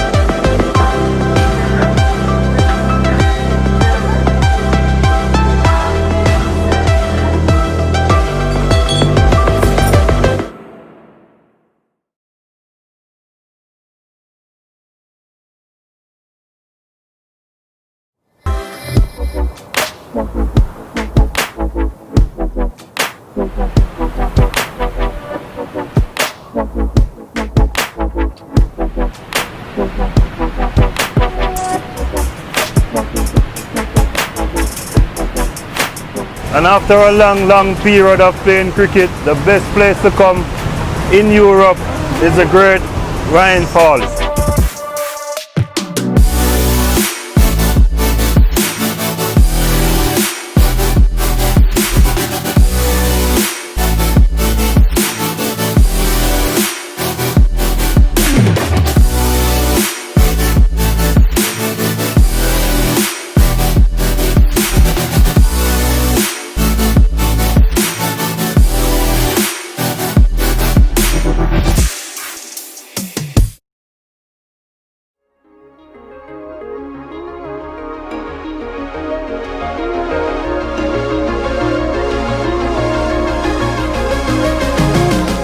Here we are with St. Gallen Cricket Club at Mount Saintis, the highest mountain in East Switzerland with a height of 2,500 meters, looking over 4 different countries. What an unusual place to play cricket.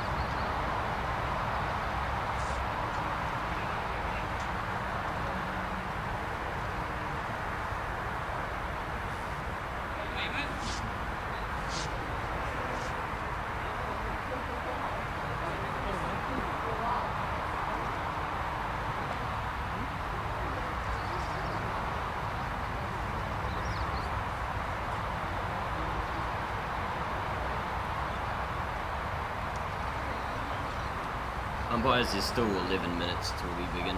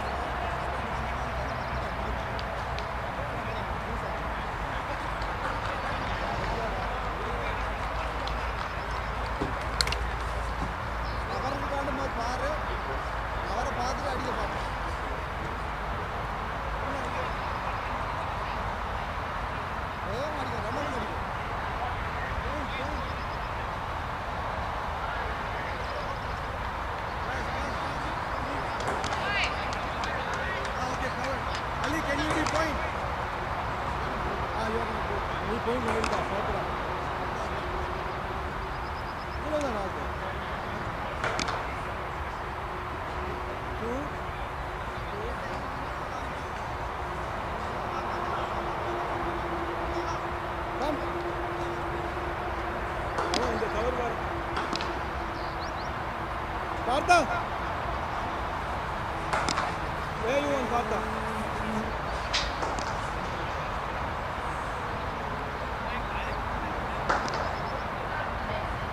Ali, he is for the drive. I mean, he, okay? He is point. One slip, and you have a small belly here. And Allah is gonna be here. Short. And check.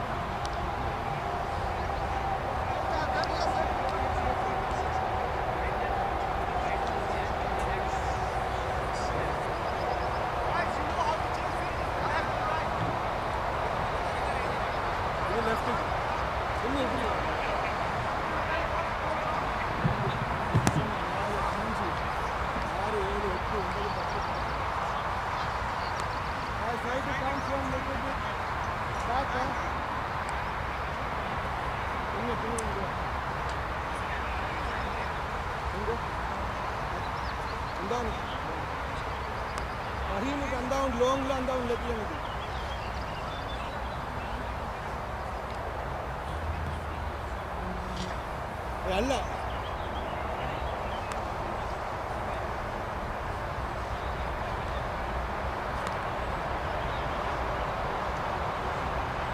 Ali.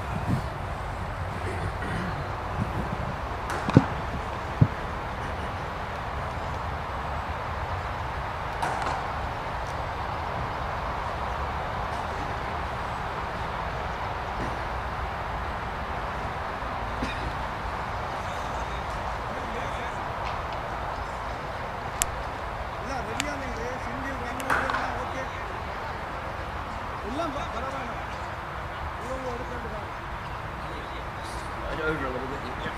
Pushing me into more here.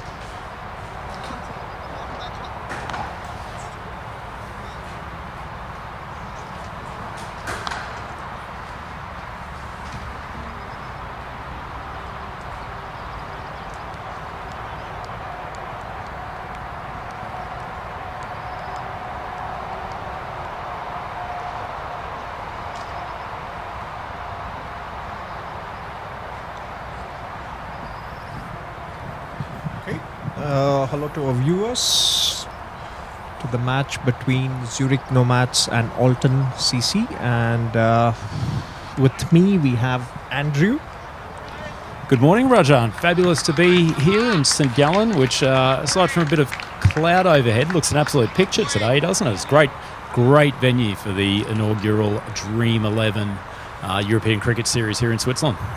Yeah, it is, and it was a great start for Zurich Nomads in the previous match, and it all started with their batsmen, and they were aggressive from the word go, and it remains to be seen if the same approach is going to pay dividends. Or Absolutely. Fahim Nazir and Azim Nazir, certainly two of the most attacking batsmen in the Swiss competition, and they will be likely the opening pair, I'd imagine, for the Nomads throughout this tournament. And their tactic in the last game of going hell for leather in the first 4 overs certainly paid dividends. 64 for this pair got them out to a rollicking start, and frankly it was a difficult job from the crickets to catch up. But I think it's fair to say there's probably a bigger challenge to them here today. The Alton attack, well renowned around the Swiss cricket traps for being a very, very strong bowling lineup. Some good quality seamers in there that will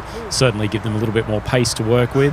Not a particularly big ground here in St Gallen, so it'll be interesting to see how both Fahim and Azim manage to use that pace to their advantage. And also an advantage for Alton is that they would have had a good look at the pitch and how it behaved in the first match, and they can formulate their strategies or fine-tune their strategies. I think it's too late to bring in any of the new elements in the game, but at least they can fine-tune their strategies to restrict the opening pair. Absolutely. In fact, I think it's probably fair to say that actually the game can be won and lost here in the first 3 or 4 overs, particularly during the 3-over power play. So here we go, first ball of the game. And there's a run-out chance. Bowler has failed to pick it up. Coming around the wicket to the left-hander. Dropped it, decided to run. Almost left his partner in big trouble, but it goes to show they will attack at all costs, these two. And that would have been a brilliant start for Alton to create a dent in Zurich Nomads' opening pair. I guess sometimes you have to take these chances, and you've got to be ready from the word go, especially the fielding team. And the 10 overs each side they're gonna play shots, and you're gonna get your chances. You got to be ready. It's a nice ball from Ali, keeping just short of a length at the moment. This pitch is not particularly responsive to the quickies. The ball not really getting above waistline, but he's coming through with enough pace that he's not allowing the batsman to get easily onto the front foot, particularly with the length that he's started off with. Ali Nair, one of the key components of this bowling lineup for Alton.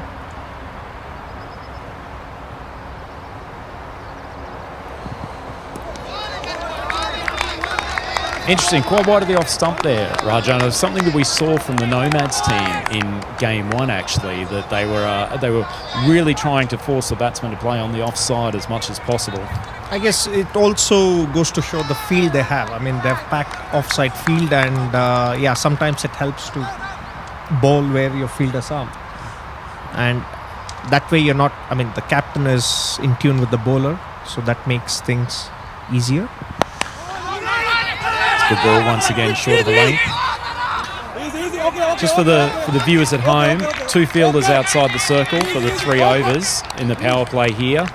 They've got a man at a very, very wide, almost extra cover on the boundary, and another deep mid-wicket, almost cow corner type position. Certainly reasonably well bowling to his field at the moment, Ali, for this first over.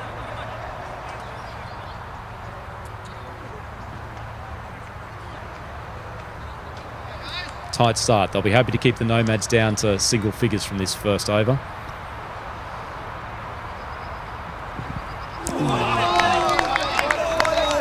Good ball, being consistent with his length throughout the entire over.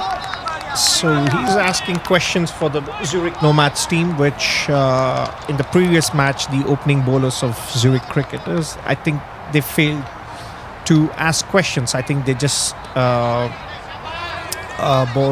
they were sporadically erroring in line length, and Ali's definitely got a plan here, and he's sticking to it. But you keep bowling the same length throughout the entire over, and eventually a batsman of Azim's class is going to punish you, and that has gone for a mighty 6, not just over the line, but over the sponsors' boardings as well, just as our Dream11 sponsor partner comes up. So that's a good finish to the over, but it was a good start. I think he's probably given some instruction to the rest of the team there about what length they think is going to be most troubling. Probably just pitched a little bit too short on that final delivery, but not a bad start in the overall scheme of things. yeah, it is a great start. When you look at it, when batsmen are going after every delivery, conceding 7 runs, is a great start. Anything less than 10 each over, you got to give it to the bowlers. Absolutely. What's your thought here about a par total for the team batting first? Are you thinking 90, 100? I would say anything in excess of 120, because you're going to have some players who are going to score really well. So 120, 130 is a safe score, you know.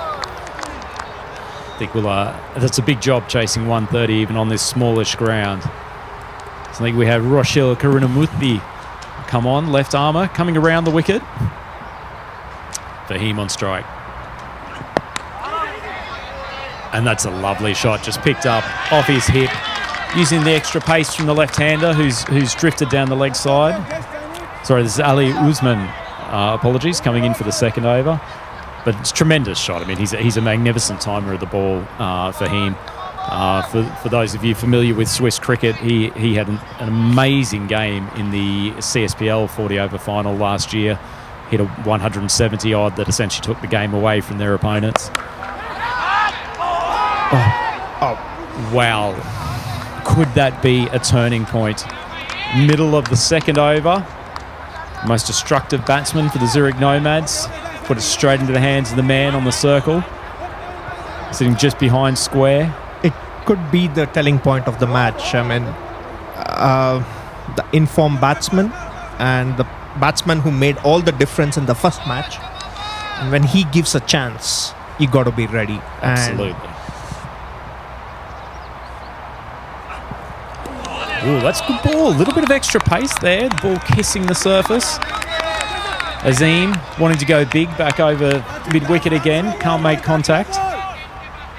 Did say that Oldham's got a fairly strong bowling attack. They rely on their seamers, and I imagine they will do for most of the 10 overs. But they've got some pace to back it up with. Yeah, it's a great challenge for Zurich Nomads as well. Full ball just slightly mistimed to the man coming in from mid-on. To continue on that challenge, because Zurich Nomads from the first match, their strategy has been to capitalize on the initial 4-5 overs and score as many as possible. And with the alternate attack, they got to be smarter with their plans. Oh, that was firmly hit, but then there was a chance, but then I guess the fielder had to time his jump and had to be probably about a foot taller, Oh. to be honest. I think he could have timed his jump to perfection there, and his chances of grabbing that one were not high. But once again, pace down the leg side. For him, too good a batsman to let those opportunities go, and he's just using that pace and peppering that backward to square boundary on the leg side. This is where the pace doesn't help if you don't bowl in the right line and areas. Fortunate to get away with that one. For him admonishing himself for missing an opportunity, but I think they'll be relatively satisfied with that over there. No wickets down. 18 runs off the first 2. Although, to be honest, I'd probably say that's the boys from Alton, particularly with the quality of batsmen they're facing, are probably comfortable with that. Certainly not taking the game away from them immediately. So it is a challenge for Zurich Nomads. I think both the batsmen have realized they got to find ways to score boundaries. It's not easy. I mean, they've not been provided in a corner. Okay, the hit balls. So there have been bad balls, but then, especially in the second over. But you got to make the batsman take risks.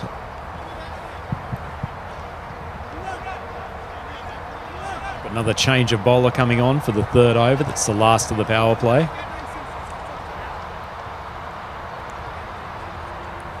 See, there's quite a lot in T10, don't you, Rajan? Very little in the way of back-to-back overs coming from bowlers. Always giving the batsman something new to face. Yeah, so that the batsmen don't get set. Yeah, it's a good strategy, but then it's also one way to keep bowlers fresh, if one may call it that way. But then if a bowler is bowling really well, I don't want... it's always a chance. He might pick up a wicket, and wickets do mean restriction of runs. Just so ingrained into the typical bowler's mentality of having multiple overs to work with. It's quite an adaptation with the T10 format. And he's gone short and just wide enough. Fahim, rock on the back foot. Punched that one out to the boundary just behind point. Also interesting to note that the outfield is not so damp compared to the first match from the looks of it. So which means we got to see more boundaries. I think we all want to see more boundaries, don't we? So this is Gowris currently bowling for Alton. Bit of pressure on him. Always good for the batsman to get a boundary in the first couple of balls. Really does put the pressure back on the bowler.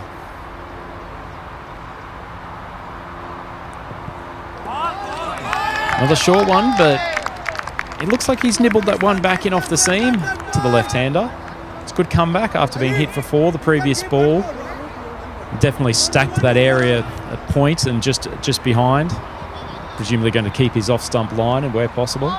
It's also a big challenge for these bowlers. They know the batsmen they're up against, and to keep their nerves after being hit.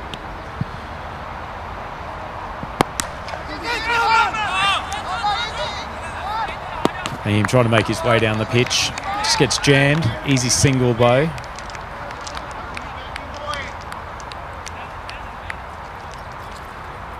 And what do you think of the pitch so far? You've seen outfield. Yeah, I think it's certainly one where I don't think there's too much to be gained from bowling particularly short. There's not a lot of zip in it. For those who are not familiar with the pitch setup, as Azim just takes the long handle, and Cow Corner Fielder probably hasn't dealt with that quite as well as he might have hoped. So 4 runs to Zurich Nomads total, and certainly don't need to give gifts like that. But back to the pitch, it's actually a wooden-based deck, this one, and so the ball will sometimes come through with a bit of almost spongy trampoline bounce, but you certainly won't get balls rising sharply at the chest like you will on a lot of artificial turf pitches around the country. That's a good ball right in the block hole. Garris's pace is probably a better place for him to bowl rather than short of a length. yeah, and if you practice those skills and if you have that pace, I think the Yorker length is the best way to go ahead. Just wide off stump, make batsmen take a chance, and if you have a packed offside field. Absolutely. Incredibly effective ball, actually, particularly when you've got batsmen starting to put their weight out to mid-wicket, looking to hit into the power section of the ground. Just being able to get that Yorker, not even necessarily on the stumps, but sometimes a foot wide of it, it can be a really, really useful delivery in this format.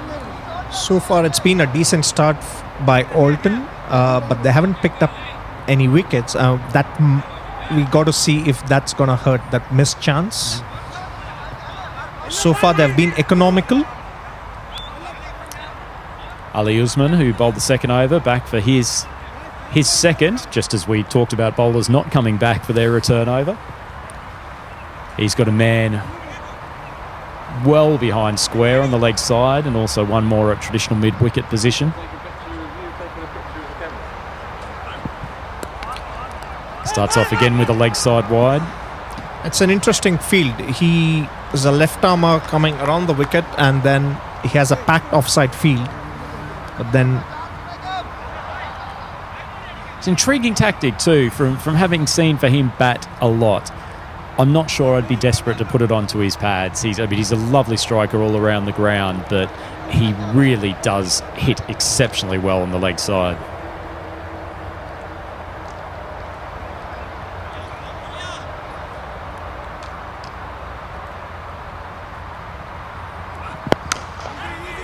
Lovely shot, punch down there to the man who had just been moved out to long on. I suspect Alton hadn't actually counted with the fact that the power play had finished after that third over. Only just moved a couple of extra men onto the boundary. So in terms of for the right-hander Azim now, with the man moving out to that deep extra cover position, also one at long off. The man was moving into mid-on, but he's back to long on, and then the fielder at deep mid-wicket.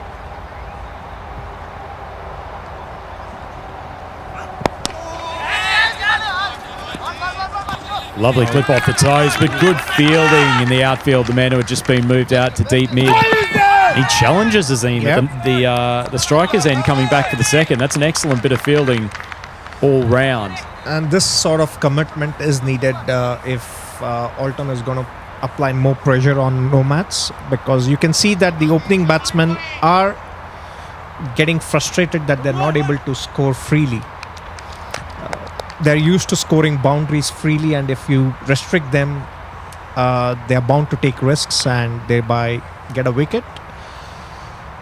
Just mind you, if there's any cricket field I'd like to dive on, this St Gallen surface does look amazing. He's hit that high. The man out of deep mid-wicket is under it. He's had 3 grabs at it and hasn't been able to pouch it after his excellent bit of fielding the ball before. That's the second catch to go down for Alton, and 10 over game. You can't afford to give away those chances, not to batsmen of this quality. And both the openers have got a reprieve from the fielders, and I must admit the fielding, especially the catching, has been really poor, and you got to anticipate that batsmen are going to go for the shots. Up in the air again, Scouris coming out from deep cover, and he pouches it and shows his teammate how it's done. That's a big scalp. Yep. Big scalp. Azim probably wasn't quite timing it as well as he would have liked throughout that innings, but incredibly destructive batsman, and that's a very, very helpful wicket for the Alton guys to get a hold of. And so far they've been economical, and to add to it, they have got a wicket. So it remains to be seen the strategy of the Zurich Nomad batsmen. From what we have seen, they're going to go attacking. I don't think they're going to play out these remaining overs in defensive mindset.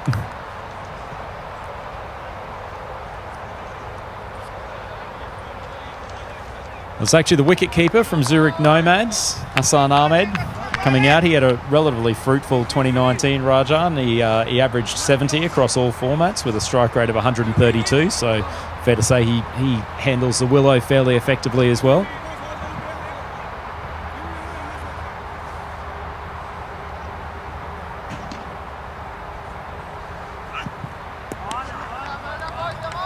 Once again, Ali just peppering that leg side. Alton must also remind themselves that, in a 10-over game, giving extras doesn't going to help.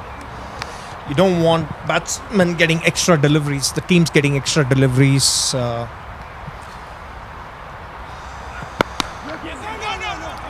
It's cautiously played, just punched out to the man at point.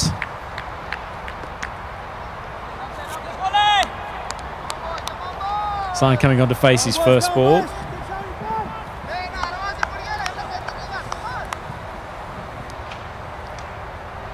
Bowler will probably be happy to have the right and left combination interrupted. A second left-hander coming out at number 3.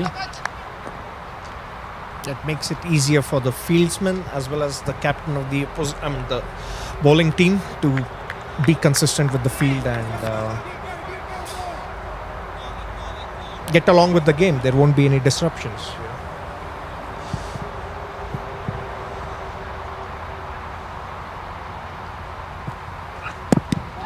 Usman hits the pads. There's an appeal. Umpire never really interested in it, but they scamper through for a single. Signals leg by. got away with a couple in that over as well. Usman, I think on a different day, he might have had a few more runs against his name. But as it turns out, he's got 1 for 19 or 1 for 20 of his 2 overs, bowling 2 overs to some of the premier batsmen in the Zurich Nomads side. So he's done a job for his captain. It looks like I think we have Ali Nayar returning for his second over. And like we said, any bowler who concedes 10 or less than that has to be happy with his performance in a T10. I feel like you've broken even with that tight tally.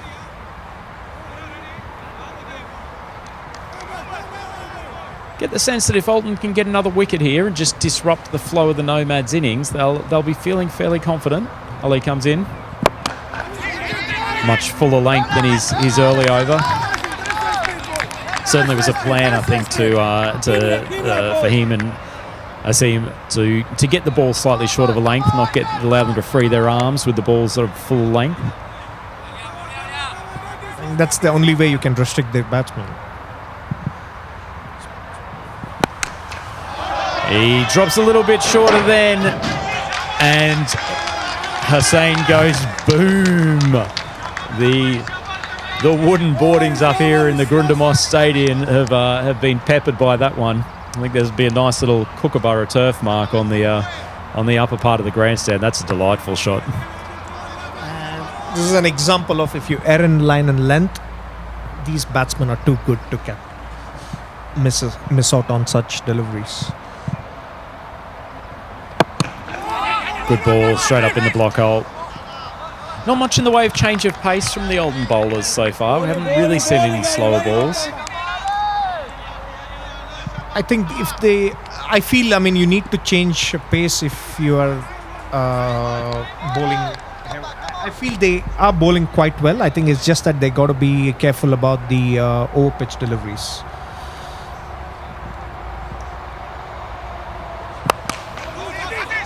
Slightly missed times that point. No run. He's bowled well, actually, Ali. It's unfortunate he's been hit for 2 sixes, which have contributed the vast majority of the runs off his bowling so far, but he's mixed up his line and length. Tried to get it much fuller in this over.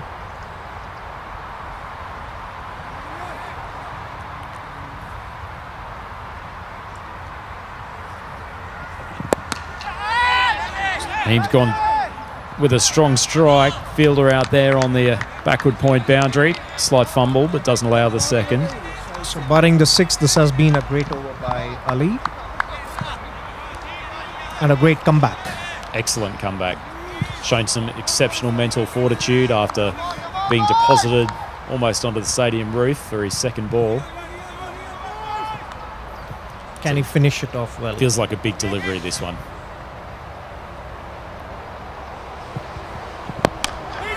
And it could turn out to be Yasso on the boundary, and he takes it safely.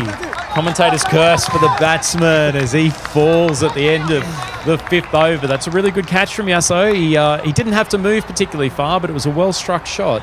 And it's an excellent comeback by Ali Nair after being stuck what seemed like a huge 6, and then to come and restrict the flow of runs and pick up a wicket.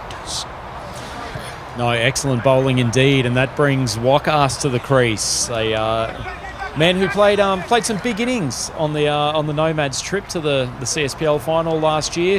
A crucial knock in 2 of their knockout games, and for a man small of stature, he does bomb a big ball. So I'm not surprised to see him come out into the middle of the innings here. He'll be hoping to probably stay around into the latter part of this innings and send that ball flying over the boundary a few times. And from the score-wise, it's been 45 runs for the loss of 2 wickets, 5 overs. I would say the first 5 overs belongs to Alton. Just the nature of the game, they've managed to control the flow of runs and pick up 2 wickets. Absolutely. Certainly putting themselves in the position to be well within this chase. The batting lineup will have to do well to chase down 90 or 100 or whatever it is they end up on. It's an unfortunate first delivery. Full outside off stump, and to be honest, while Fahim is still there, a total in excess of 100 is still very much on the cards for the Nomads.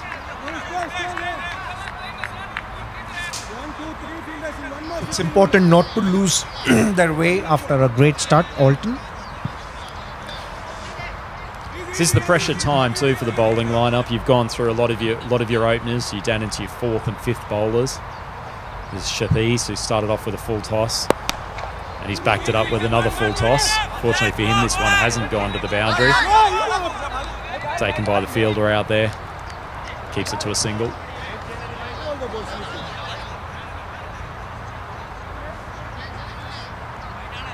Fahim probably a little disappointed that he didn't punish that. It's also from a bowler's point of view, it's very important to stick to basics now. Don't go and try to be a hero. Just restrict the flow of runs. Wickets will come.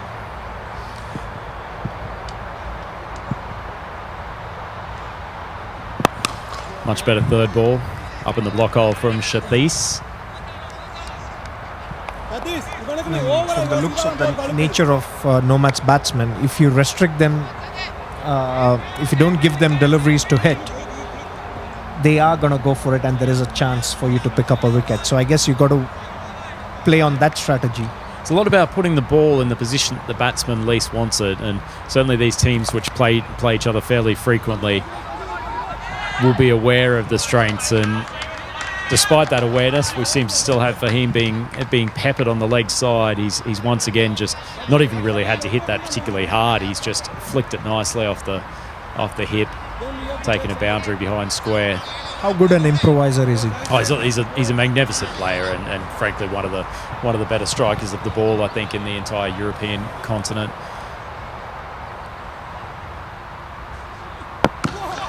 Really well bowled. Backed up by fielder, going for the double pump fake throw for the non-run out. It was a good ball from Shathis. Started the over a little bit nervously, but right on the button there, forcing Fahim to dig it out.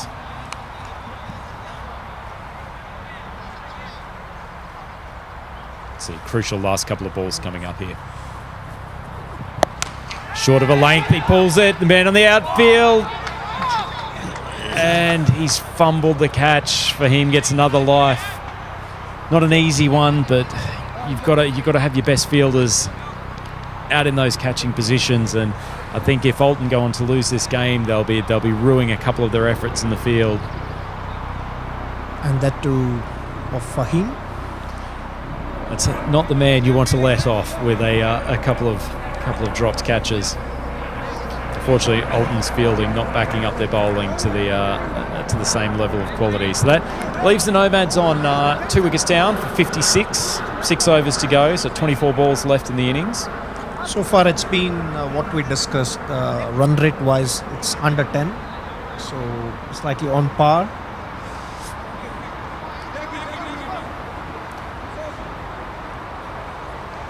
Really need to get Fahim now. If they can get him, it leaves probably only Wakas as the major big striker of a ball.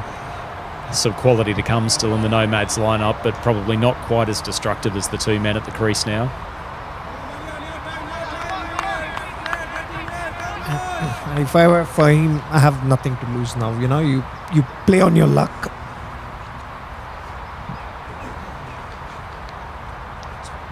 Yeah, you play on your luck. You feel luck is on your side, you just go for it. What? Oh, and that luck, Rajan, has continued. He's managed to pick out the man behind square on the leg side. It's hit it straight to him. But unfortunately, the man who took the ball early on, Ali Usman, has put him down there. Once again, that's a pretty gettable catch. I know he struck it well, but you cannot afford to give a man of this quality that many chances. He's up to 29 off 18 balls now with 5 boundaries. And 3 chances, 3 lives.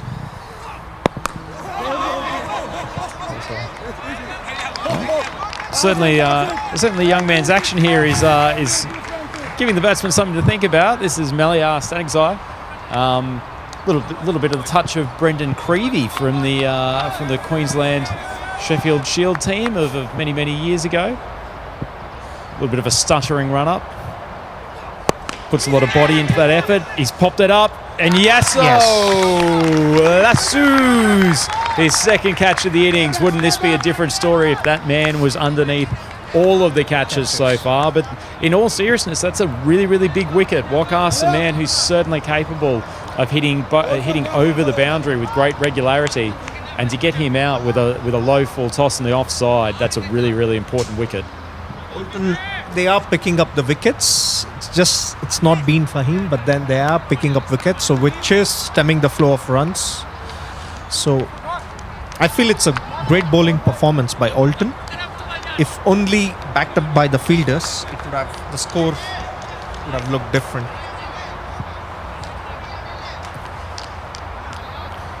Just getting past our complimentary European Cricket Series wristbands at the moment, which I'm sure Rajan and I will both be proudly wearing around the circuit of St Gallen later this evening. Ahmedzai just pitches that one a little bit shorter after he's been very, very full for the remainder of the over. I think it's important for Nomads that Fahim stays right till the end. You know, if he stays, there's always a chance to get those boundaries.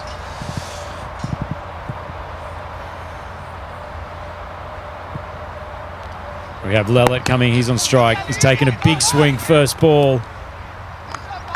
Just manages to heave it to the man at mid-wicket. Ali Nair doing the work there. Certainly still in good fitness despite having to pound out 2 overs earlier in the innings.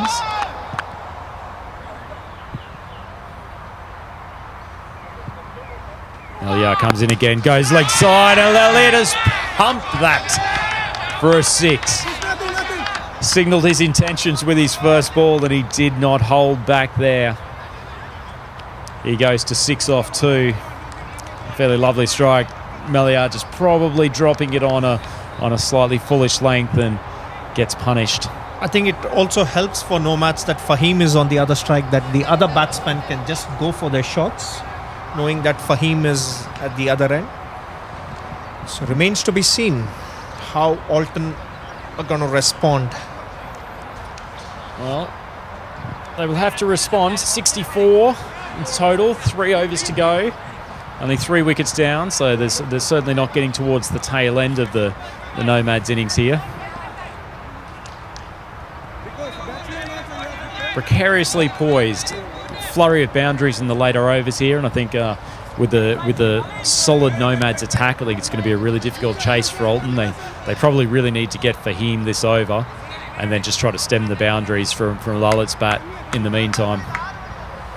If you cannot pick up the wickets, just ensure you don't concede boundaries.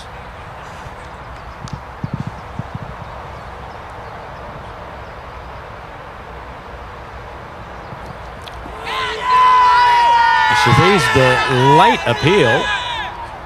Fahim not interested. Umpire not interested at all. I certainly didn't hear anything, although us being about 65 metres away here probably doesn't mean much. It is Fahim's day, isn't it? So far, the way things have panned out. He'll be keeping all of those supporters who have included him in their Dream11 fantasy team for that game very happy. That goes onto his leg side, and he's flicked that. Almost takes out the cameraman on the leg side boundary. That's another lovely shot straight into his hitting arc. So this is what Fahim can bring and can hurt the opposition if you give him lives. And what was it, 3 lives?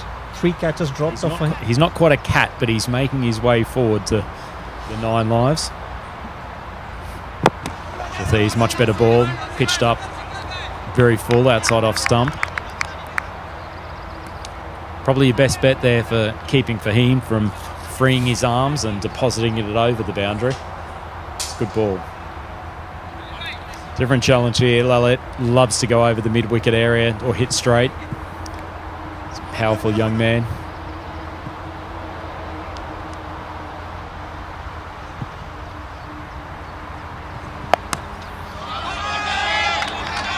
And he could be the real danger man in this last couple of overs.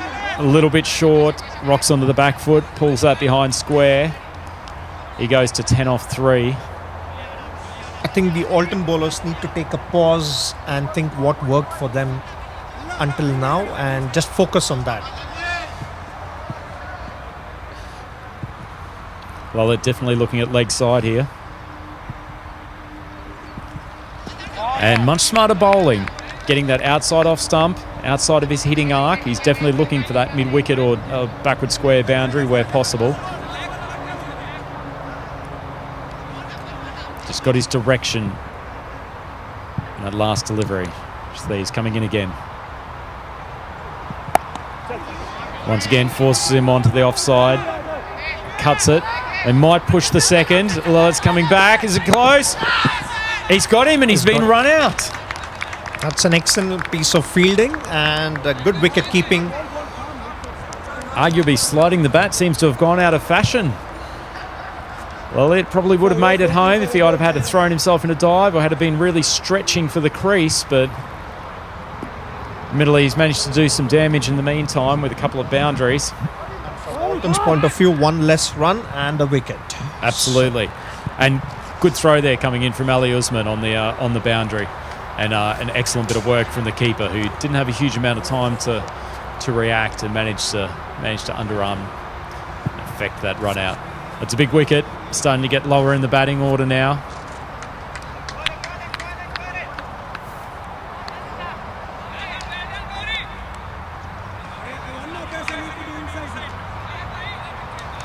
Up into the mid-70s with looks like Gallen coming back onto bowl now for the conclusion of that last over.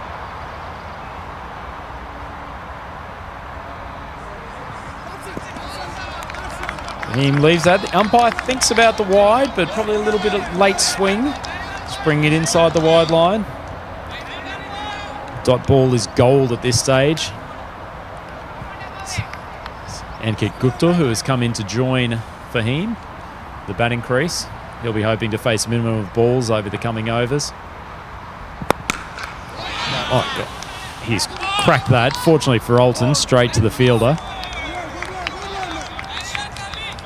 So far, his bowling to the field, outside off stump. And Ankit Gupta, what can he do now? Do you know anything about him, Andrew? Ankit? Less familiar with him than some of the other Nomads players. I mean, they've got a quality lineup all the way down. I have no doubt that he'll be taking the long handle, and he's certainly a man with a wide stance who looks like he's priming himself to unleash some justice. He hasn't held back on that first shot. Well fielded from the man who's coming around at long on, but he signalled his intentions fairly early, and he's not shy in gripping that bat with a fairly tight pair of hands. So 10 more deliveries to go. Coming to a really interesting part of the innings here, Rajan. Imagine we could see Fahim try to actually charge down the wicket here and launch this. He's tried, but good length from Garris. Oh, and they had a chance to inflict a run out. Not a huge amount of desperation to get back to the non-striker's end from Gupta. He's obviously fairly confident that the throw wasn't going to hit. Garris bowled a good over so far. Can he keep Fahim to a single here?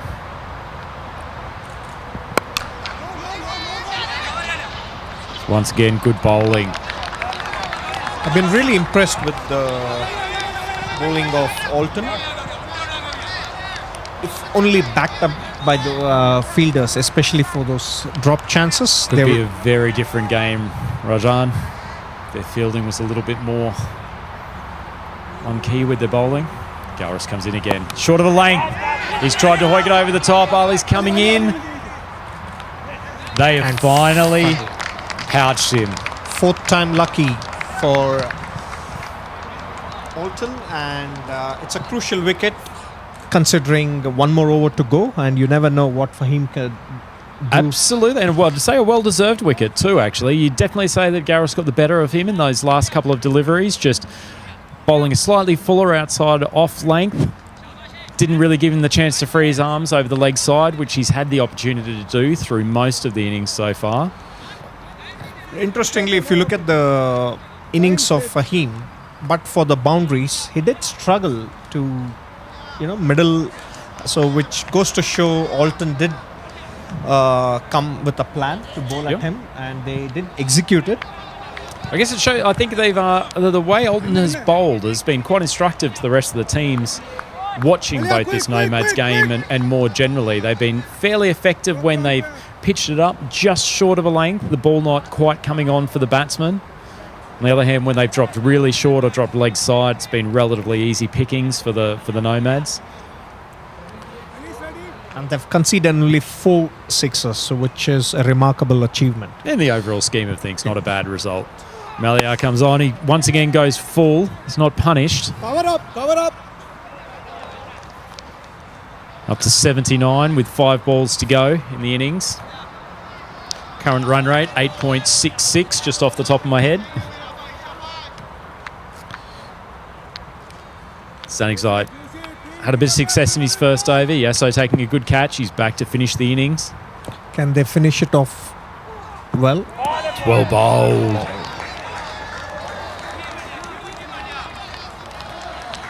Really tried, couldn't get under that one, Gupta. Very full length. Clever bowling in the death overs.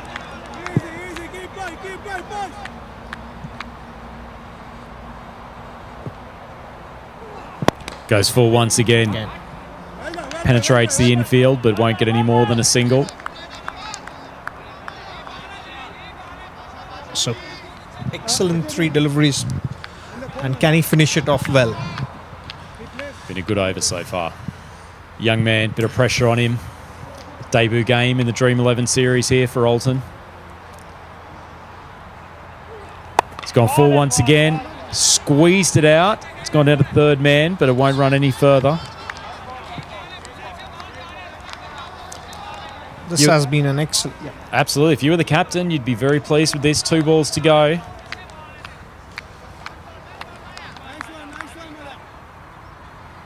Keeping it outside off stump very crucially. It's another good ball, but he has unfortunately played a magnificent French cut that's gone down to backward square position. The keeper runs after it quickly, but can't stop the second. And Zurich Nomads have not been able to find a boundary. So it's been an excellent finish. Just goes to show once you get through those top order players, there's certainly not the same penetration from the lower order of the Nomads. Irrespective of this delivery, it's been an excellent bowling performance by Alton. Absolutely. He's gone full, and I think you'll need to take that back, Raja. Glad I used irrespective before that. That's a tremendous finish to the innings for the Nomads. He'll be disappointed after a really good over, pitched it up, got it on the off stump or outside, and unfortunately he's just drifted onto leg with that last full toss, and Gupta has dispatched it for a 6. And that leaves the Nomads on 89 after their 10 overs. I think it's certainly a gettable chase for Alton. They'll have to bat well, still requiring 9 and over to win the game. This is one of those games where you can call it where both teams have a chance to start with, and also Alton can afford to take it easier. If it were to be 120, then it would have been a different ball game. Absolutely. 90, you really only need one batsman to come off with a good 40, 45, and that's going to build the solid foundations for a potential win here. A good side, Alton. As I mentioned at the start of the broadcast, they have a good collection of seamers. Not necessarily massive variety in their attack, but they've certainly got penetrative bowlers who have dulled certainly the Nomads' batting lineup, which, as we've seen from Game 1, is a fairly potent lineup. Very canny group though, the Nomads. They're all down there talking through their strategy as they go out to the cauldron for the next 60 balls. We've got some experienced heads in there, and they'll certainly be comfortable dealing with this situation. But I get the feeling, Rajan, the power play is going to be crucial for this for determining the winner of this game. If Alton can get away on a quick start in the first 18 balls, that's going to put them in good stead for a really quality chase. And also important not to lose wickets in those power play, because it's a small ground. you can score your boundaries. It's going to come. Important thing is if your strike batsmen are your 1, 2 and 3, it's important they face the maximum deliveries. We'll probably see a little bit more variety from the Nomads attack than we had from Alton. It's got a couple of men who steam in with some decent pace, a bit of quality leg spin, and a few guys who are essentially bowling just essentially medium pace that is relatively hard to get away, particularly for boundaries, despite the small dimensions of this ground. So I'd suspect they're reasonably confident of defending this score of 89. It's probably what they would have expected as a par score at the start of the game. Really looking forward to looking at the wrist spin of Shafqat today. He's a delightful bowler, isn't he? Always slightly difficult for the leg spinners trying to bowl with what is a new ball. Not a huge amount of grip off the pitch, but he's a master of mixing up his flight and certainly his length and also his pace of delivery. And frankly, I'd find him an absolute nightmare to go after at a T10 game. Also got young Norman there, who's just on the side of the field. He's a relatively sharp pacer. Gets good bounce on the wickets here in Switzerland.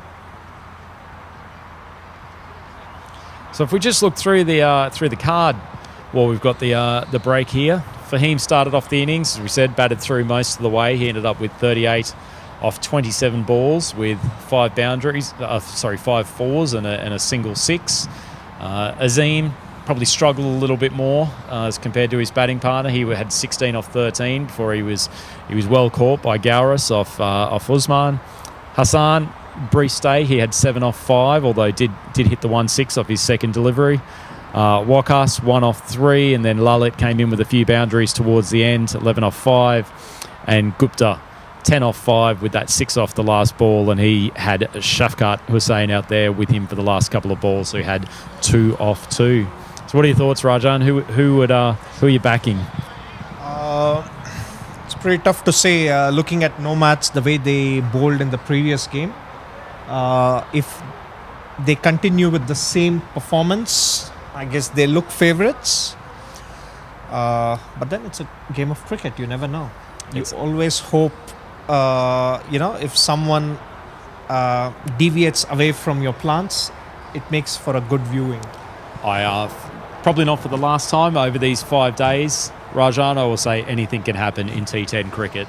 I think we're set up for a good game. I think the Nomads are probably still favourites. Very, very good bowling attack. I think they'll feel really confident, but a good start here from Alton. It could make it an interesting contest. We'll just roll through the Alton bowling figures. Rajan, do you want to take the viewers through?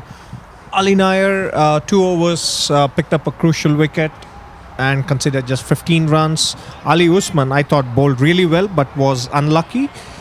He picked up a wicket.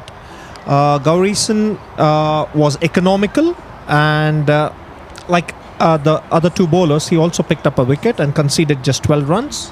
And Shanti's, I felt, he came towards the end of it, so went haywire. Just the 2 deliveries, and that that gave him a figures of 2 overs 23. And Malyar, I thought, bowled really well towards the end, and he took a wicket. It's also a nice time to give a shout out to our sponsors, Dream11, European Cricket Series, by Sportsy Vision. You see all the wonderful LED boards over there across the stadium. St. Gallen Tourism for providing us all the necessary infrastructure. It's a great venue, and it's a great place. It's a magnificent place to visit, Raj. I mean, certainly from the time that I've been in Switzerland, St. Gallen has always been one of those parts of the country that I've frequently enjoyed coming up to for a break, and it's just gorgeous countryside all around. And certainly the venue here at Grundamos is an elite sporting facility and a fantastic place to be hosting the inaugural Dream11 ECS event in Switzerland. And other partners, Kookaburra, Bizaway. So, I've got to say, as an Australian, it's a magnificent thing to see the Kookaburra brand sitting on the outside of the ground. magnificently constructed cricket balls, and always a pleasure to play with them. So great to have them on board with the European Cricket Series. Kookaburra, I mean, like, it's been around. Like, I mean, did you know that even IPL uses Kookaburra balls? It's a fantastic choice from the IPL. Wouldn't expect anything less than the best from the Premier T20 organisation. Have you got your Dream11 team selected for this game, Roger? No, I haven't. I guess I'm just making it up on the mind. So I'm gonna. For those of you who had Fahim, I guess they're really had the points worth. I think you'd be extremely happy. You're probably also giving a pat on the back to a few of the fielders from Alton who kept him in the game, possibly a little bit longer than he might have been expected to. But great fun, the game-by-game play on Dream11, and certainly worth jumping on there. All of the games here at the ECS St Gallen event. It's possible to play, possible to construct your own team. Very easy to get started. And great fun with the friends and the family. So jump onto the Dream11 site, get your team selected for the next game. And can you talk about the Alton batsmen? Do you have any insights on them? We have a little bit of experience with Alton. We are, when I say we, my club, Cossonay, played them in a quarter-final a couple of years ago. I can definitely say I expect Meliar to be promoted up the order. He is one of the most outstanding strikers that exists in Switzerland, and it can hit a very, very long ball. I'd expect they'll particularly try to get him involved when the pacemen are on early on. Loves to hit a big ball off the quickies, and he could be real X factor actually here today. I think Alton's going to need one batsman who plays not necessarily a remarkable innings, but certainly one that's got a strike rate of 150 plus and can knock off a fair proportion of the runs. So I think he's a big one for today. But they're a good, solid all-round unit. Certainly said their bowling is probably their strength, but they've done the job so far today, keeping the Nomads to 89, which we've seen compared to the first game, in which they hit 130 plus. That's a really, really solid effort. So it looks like Yasso is going out to open the batting. He's a good quality technician as well. Certainly someone who I think the Alton boys will be relying on to try to anchor the innings. And what would be your approach if you were in Alton's team? How would you go for it? Look, I think if I was Alton, I certainly want to be chasing big runs against the leg spinner later in the innings. For me, I think they've got to do the business in the first 3 overs while the field is up. The Nomads bowling attack is strong on the pace side, but they will certainly give opportunities to hit. They're certainly not unplayable. But they are extremely canny, cagey bowlers, and Alton's going to have to do a real job here to take this game. As I foreshadowed earlier, it looks like Meliar is padded up. I don't know if he's going in at number 3 or he's taking one of the opening slots, but I would certainly be giving him as many balls as possible to try to take down this target. Promises to be an exciting chase. So will Zurich Nomads keep their 100% record intact, or will Alton open their account? Imagine I wouldn't be surprised to see both of these teams in the semi-finals come Friday. For all the viewers out here, the Friday's the big day, the knockout semi-final games, and obviously also the magnificent grand final event, which will be held here, and I'm assuming we'll have a fairly big audience coming into the Grundemus Stadium. Stadion, as I think the case is up in this part of the world. But Nomads, I think if they take this game, 2 wins from their first 2 games out of what is effectively a 17 round robin, that puts them in excellent stead for making the knockouts on Friday. I'd say Alton will still be relatively confident, even if they do go down in this contest. They'll have one of the better bowling lineups in this tournament. And I think if they can keep teams to sort of the 75-80 region, they'll probably chase that on most days. I feel it's also crucial if you have a good bowling team. I think you have a great advantage in this tournament. All you got to do is batsmen to complement the bowlers. Then it's normally you have batsmen and then you have teams struggling with bowlers. But I guess with the Alton, the way they performed in the first innings in the bowling. It feels like batsmen have to just complement the bowlers. Absolutely, but still, I don't think we should underestimate that 90 runs is a pretty fair chase against a good quality lineup. So it looks like Mohammad Shahid, the wicket keeper, is joining Yasso out there to open up the innings. Big job for these two young men. Oldham, as I said, need to have a strong start. Looks like Fahim isn't content with just dominating the game with the bat. It looks like he's potentially going to take the first over for the Nomads. Once again, adding to his Dream11 fantasy points with a few overs with the ball. He had a dream match, the first match, where he took a wicket of his first delivery. It's a pretty good start. Can't get much better than that. It certainly was a thorn in the side of the Zurich Crickets all game from that match. Took out Belgium, one of their better players at the top of the order. And he's a good solid bowler for him. He won't give too many freebies. Fairly attacking field, although mandated somewhat by only allowing 2 fielders out of the circle. Got a man at a fairly straightish long on, and also one down at third man on the boundary. Probably give you an indication that Fahim comes through relatively quickly. Also good to see a slip in place. In place, and still it's overcast to an extent. If Fahim can make utilize of that, then it's going to do wonders. And in the first match, it was a loose delivery outside off stump. Batsman went for it straight to the fielder. Let's see what's it going to be this time around. There we are. The countdown is over. The ball with the bowler. Yasso on strike. As we said, 90 runs to win this game. Can Alton do it? I think they can. It all depends on. Well, he hasn't the held back. tensions. He has slapped that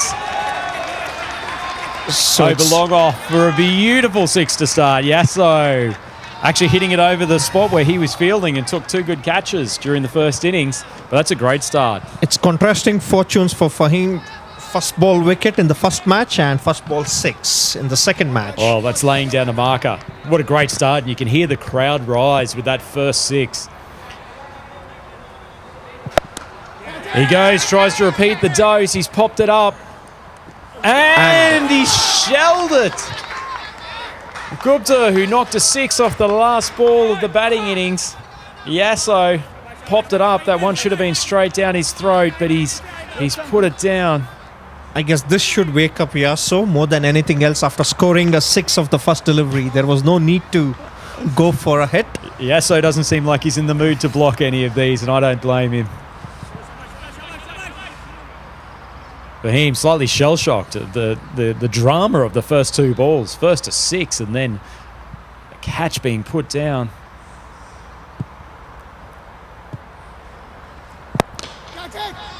As over Walker's head, that's a 4. What a great start from Alton, the wicket-keeper Shahid. Taking advantage, Fahim really pitching the ball up. It's not a bad line, but the batsman's good enough to get that over the head of Walker standing there at mid-off. That's a great start from Alton.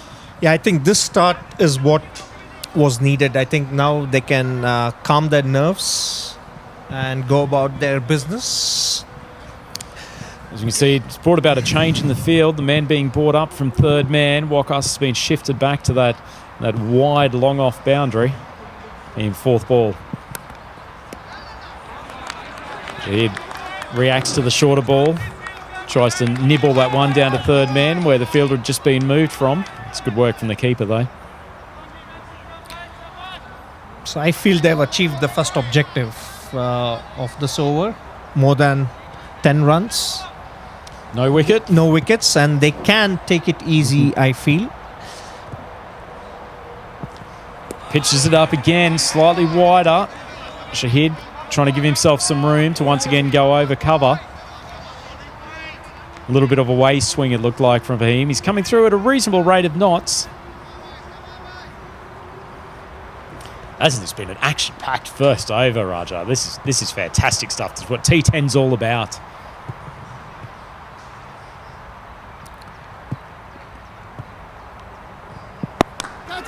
And he tightens it up. Grubser can't get there. He's been in the action in the field throughout this entire first over. Valiant dive, but can't pick up the catch one-handed. That's the end of a drama-packed first 6 balls. Yep, 12 runs. What could have been a wicket, but then it's no loss, and it's a great start for Alton. Tremendous start. They'll almost need to be going at 2 boundaries and over, particularly in these early stages. And quite a different proposition coming on for the second over. This Farid, who much less pacey than Fahim, but no less effective. He's certainly a man who can get some movement. He'll have the new ball to work with here. And from what I saw in the first match, he's also a pretty smart bowler. Very, very smart bowler. Experienced man. What do you call a wily customer, in a way? I think it'd be rude not to. Certainly a man who has been the backbone of many of the better Nomads bowling efforts over the years. So fielding-wise, he's got the man at cow corner and the other one at long on. Floats it up there. Almost gets some level of dip, almost like a spin bowler. I mean, that ball looked like it was going to be a full toss for all money, but just dips on the batsman at the last minute. As we said, not coming on with any of the same level of pace as his opening partner Fahim. This over is going to be a challenge for the Alton batsmen, how they're going to respond. Shahid's pulled that one. Looks like they'll pick up 2, although he wasn't desperate to come back for the second. Makes it fairly comfortably in the end. A misfield from the man at backward square. And the fielding's got to be tight if you're defending a total like 89. It's got to be really. Not a particularly long boundary, that one, just backward of square. I wouldn't be surprised to see him walk across his stumps and actually try to hoik the ball over there. Does the complete opposite. Goes leg side, but he has absolutely tonked that for a 6. That's gone 15 metres over the boundary line, and that's a glorious shot. So far, they're right on target with where they have to be with respect to runs per over. And they're doing it quite easily in a way. Doing it quite easily, although they've been fed 2 full tosses the last 2 balls from Fahid. Not like him. He's got a third one there, and he's popped it over Wakas, who looks like he might have done himself an injury in diving for that ball, but that's yet another boundary from Shahid. He's moving all over the crease, giving the bowler plenty to think about, but he's had a 3rd full toss in a row. It looks like Wakas could be in some level of trouble. May have crunched his ribs in diving for that on the carpet-like surface here at Grundamov. I hope it is not too serious, and he resumes. Just a few breathers and he's up. Courageously gets back to his feet. Lets the captain know that he's ready to go. Valiant effort in trying to track that ball down, but once again, Shahid punishing the full toss, and for he's overpitched on 3 of his 4 balls here, and very unlike him, who's a man who's almost metronomic with his line and length. And it was half a chance. Interesting, they're staying with the leg side fielders for the outfielders. She's constantly backing away to leg and more looking to punch it over the offside. Goes down the crease. Almost begging his partner to come down for the single, but could have been an easy single. Seeing the T10 format, most of the infielders standing well back on the 30-metre line, so particularly on that offside, there should always be an opportunity for a single, but Yasso wasn't too interested, to say the least. For in final ball of his over. And that's flicked around the corner for yet another 6, and he's given the LED boards a bit of peppering out on that mid-wicket boundary, and that is an outstanding start. So that's 30 loss of no wicket, so that's put Alton firm favourites for this match. They are really in prime position now, aren't they? And Mohammed, 23 off 10 deliveries. He's taken the bulk of the strike, but has done plenty with it, it's safe to say. Difficult choice for Azim here, the skipper for the Nomads. I would go with the wrist spinner. It's very tempting, isn't it? Just change the pace up. Give the batsman a look at something else. Might as well bring in your trump card. After conceding 30 runs in 2 overs. Just can't afford to let the game get away from them. And we did say before the innings started that it was probably going to be won and lost in this power play period. And you'd definitely say that, I mean, Alton's not certainly all the way there yet, but they've certainly put themselves in the position to give this total a good shake. Yaso, you cannot do that. Yaso, you cannot do that. It is Shafqat coming in. Yaso, So I always believe wrist spinners is an attacking option for captain to have. Don't do that, don't do that. What did you Always think give a of- chance. What did you think of his bowling in the first game? I think by the time he came, Nomads had already won the match, so I Come on, think come on, I boys. couldn't make much of it. But then I love wrist spinners, and I always feel they are an attacking option, and they bring in that X factor. No, couldn't agree with you more there. So Shafqat, he's a fabulous bowler, truly fabulous bowler, and this, I get the sense this could be the big over of the match here. If he picks up a couple of wickets, get Nomads right back on top. Starts with a flat one outside off stump. Yasso trying to overhit it a touch, but it managed to go for a single. And it's also tempting for the Alton batsman to go after him, considering it's still power. Absolutely. Just a reminder, everyone, you can keep track of all of the action here today through the European Cricket Twitter account at European Cricket, and also the European Cricket Network app. And obviously, we're live all day on the YouTube channel of the European Cricket Network. Shahid drops back. He's been given another life. That should have been taken. So, man, essentially put there exactly for that type of catch. He's fumbled it. A little bit of extra bounce off the pitch. Wasn't a bad delivery. Certainly has brought a change to proceedings with the leg spinner coming on. And so far, the matches has been a case of drop chances. You know, who's going to maximize that? Looks like Alton.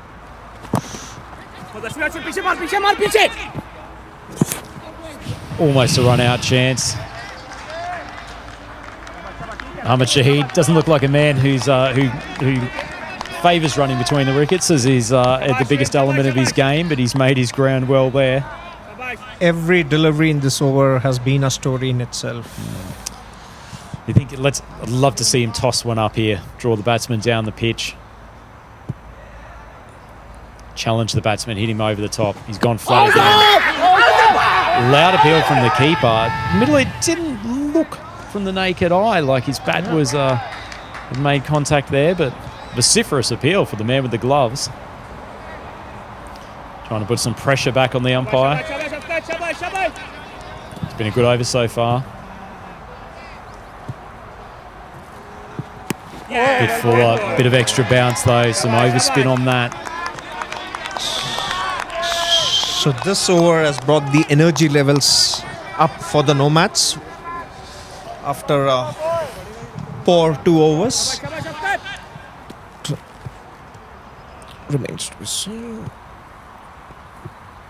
Flighted that, he's challenged him, but he's up to the challenge, Shahid. First one that he's flighted up all over, and he's boomed that over the long on boundary. That's a great finish from an over where the Nomads were really on top, but they've taken themselves to 39 off 3 overs. And they've scored a boundary every over, and they've cleared the boundary. I get the each feeling over. that could be a massive turning point, that particular ball. Alden struggling in that over, couldn't even tick over the singles for most of it, but breaking the pressure with that 6 coming out of the power play. That's a really, really crucial strike. And Shahid, he's potentially the X factor in this game. I think that was also a statement of intent by Alton that they're not going to be pressurized by their strike bowler, and neither should they be. They're certainly on top here, 39 after 3 overs. We're going a run rate of relatively swift 13 and over. And they need 50 runs. 50 runs about in 7 overs. Still a fair job, and they've got Simran coming on, one of the seamers from the Nomads. But now I believe at this point it's Alton's game to lose. Certainly. It'll be interesting to see, will their tactics change? They've been very aggressive throughout the first 3 overs. Will they just try to settle in for a couple of overs? Just take 8 or 9 where possible? I think one of them should keep going. Absolutely. It's a good ball.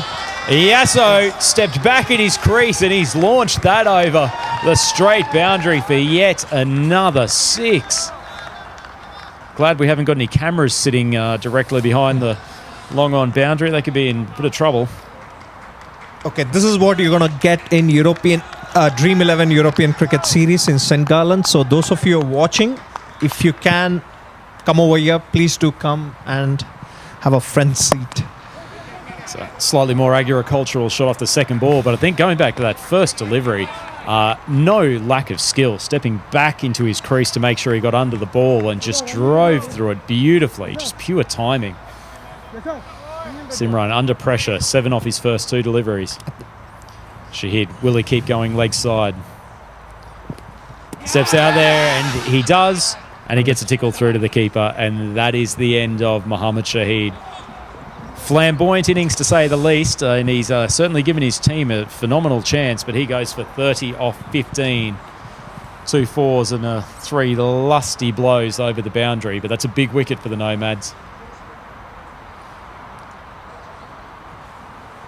It's, what do you say?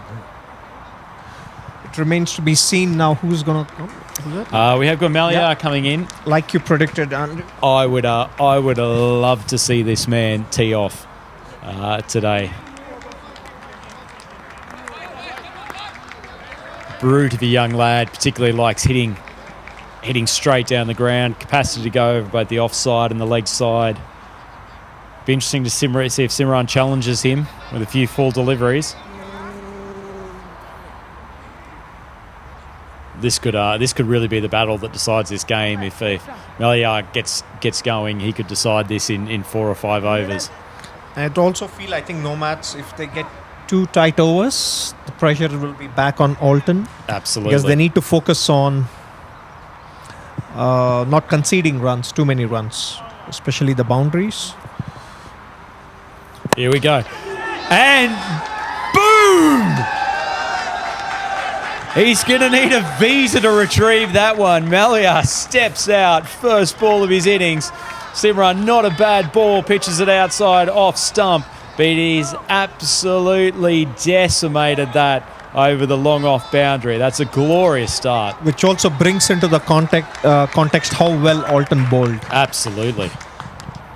Hasn't the crowd livened up here? They realise there's a fantastic contest on. Malia, will he pitch it up again? Ooh. Much better length. And I think, frankly, for the pace bowlers, that's really what you've got to do. You've got to challenge him to play those shots off the back foot, because if he gets onto the front, he will hit boundary after boundary. One thing I've seen is that any over-pitch delivery has gone outside the boundary. It's a fine line for these pace bowlers. Simran comes in again. And he goes up and under. It's a good length ball. 3 of them converging on it. Will be a collision. No! Good catch in the end. I feel, to be honest, it was fairly reckless. After scoring a 6, he could have, taken it easy.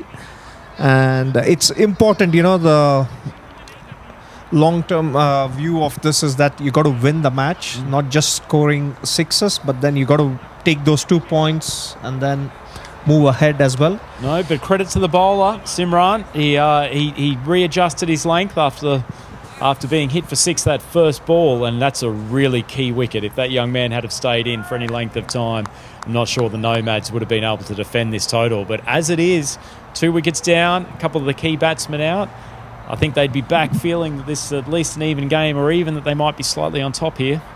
This has also given Nomads a hope, which they didn't have at the conclusion of the previous over. So 2 wickets in 1 over has opened things up. It's a big over, that. So 52 for 2 after the 4 overs. Still that 13 run rate that they've been fairly consistently throughout the innings. And it looks like Idri's coming on, another one of these canny older bowlers. I think it's a good decision from the captain, actually. Take a little bit of the pace off the ball. And we have Usman coming to the crease. Bowled some fiery overs earlier today. Idri's coming off just a couple of steps. Filleted that. That might run to the boundary. Short boundary down there at third man. And that's a great start for Usman. Yeah, it's important for Nomads to keep their line and length in check, or else this game is going to run away from them. So he literally threaded that. There's no shortage of fielders behind square on that offside. Full toss. Usman doesn't punish him. Not a single fielder behind square on the leg side. That is a boundary that has gone begging. And Alton have scored a boundary every over. Second ball, Idris. Not the line that he really should be bowling with this field, but he's gotten away with it. 2 balls in a row. Just taking a little leg by. I think he'll be a bit disappointed with those last couple of deliveries, Usman. It's interesting to see how will Yasso play now. Will he keep on going his attacking streak, or... He's only faced 6 balls of the innings so far. Tries to go big over the leg side. Ball doesn't come through quite at the pace he was expecting. I believe Alton have to be careful about not losing another wicket right now. That's going to bring Nomads back in the game. Just not quite timing that. The less pace coming off the ball from Idris. Not giving the batsman quite the same rapid delivery to work with as some of his teammates. They got to pick their deliveries to hit it over the fence, not go slogging every delivery, especially in the position they're in. Idris comes in. Can he finish the over well? Slightly short of a length. Batsman rocks onto the back foot. Not quite a 6, but it's a handy boundary nonetheless. And the Nomads, they just can't stop this flood of boundaries from the bats of the Alton team. And so far, any loose delivery, Alton batsmen have capitalized on it, and they have scored either a boundary or a 6. So it's really becoming a difficult situation for the Nomads. 62 for Alton after 5 overs. Leaves them with 30 balls to get 28 runs. Less than a run and over. Thanks for helping with the mathematics there, Rajan. But that's in terms of T10, that's a very gettable chase, and I don't blame them bringing Shafqat on as the leg spinner. They really do need to pick up a scalp or 2 here and try to get into the middle order. I think wickets are key for Nomads. There is no other way they're going to win the match. No. Unless they pick 2 wickets. I suspect Alton might actually take a conservative approach here. What they wouldn't want to do is lose both men at the crease to the leg spinner and bring their middle order in for the last 4 overs of the game. If they can control this over, it puts them in absolute prime position for this one. Shafqat comes in. Gets a bit of turn. Got to be careful, Alton. There are gaps on the leg side. They can look to work around, take singles instead of conceding dot balls by slogging. Okay. Starts our leg side, challenges the batsman well. So much for the conservative approach. And taking the long handle and bash that for another 6. And when you get deliveries like that, yes, you cash in on that. And you just trust your skills, so you don't have to slog every delivery. Fairness to the Alton batsmen, when they've gone big, they have carried through. It's been consistent hitting. And inconsistent bowling by Nomads. So they've looked good. 2-3 deliveries in an over, and then 3 loose deliveries, and they've capitalized on that, and which has given them in the driving seat now. Just cannot stem this flow of boundaries. They really do need a wicket here. He's gone big again. He's absolutely biffed that for 4. That's a super shot. Super shot indeed.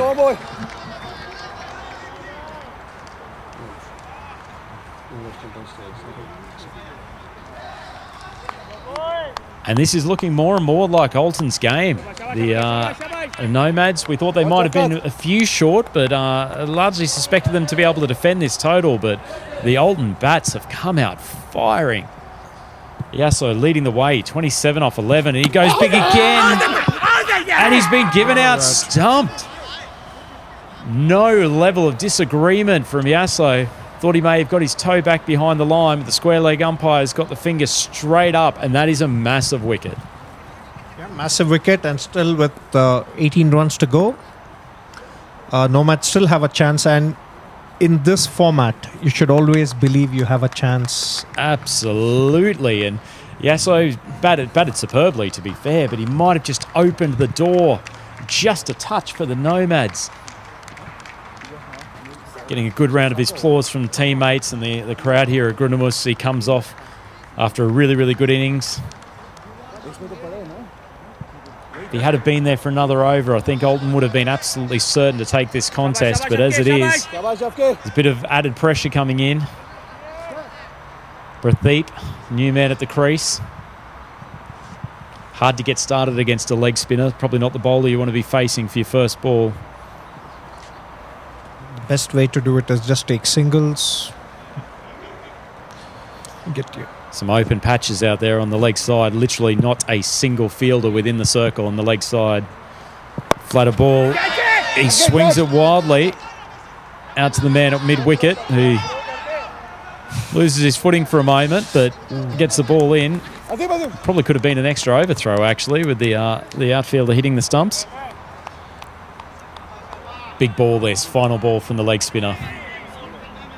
Wicket here really does throw this game wide open.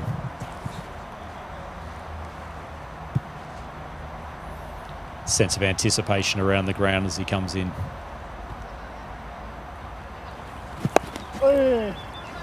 Floated it up, gave the batsman an invitation. It's just slightly mistimed out to backward square. A relatively uneventful finish to the over. Yeah. And 16 runs to get, and I think they can knock around and win this game comfortably. They don't have to take risks. But then, having seen the other batsmen perform, if you get in the slot, go for it, but you don't have to slog each delivery. Well, probably the last throw of the dice coming here for the Nomads. They're bringing Faheen back on for his second over. Fair bit of pressure on the young man. He's only got 15 to defend here. The Nomads could be looking at being 1-1 this tournament so far.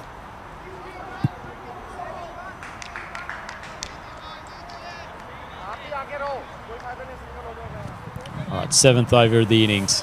24 balls to go. 16 runs needed. It's an equation that's well in the favour of Alton at the moment.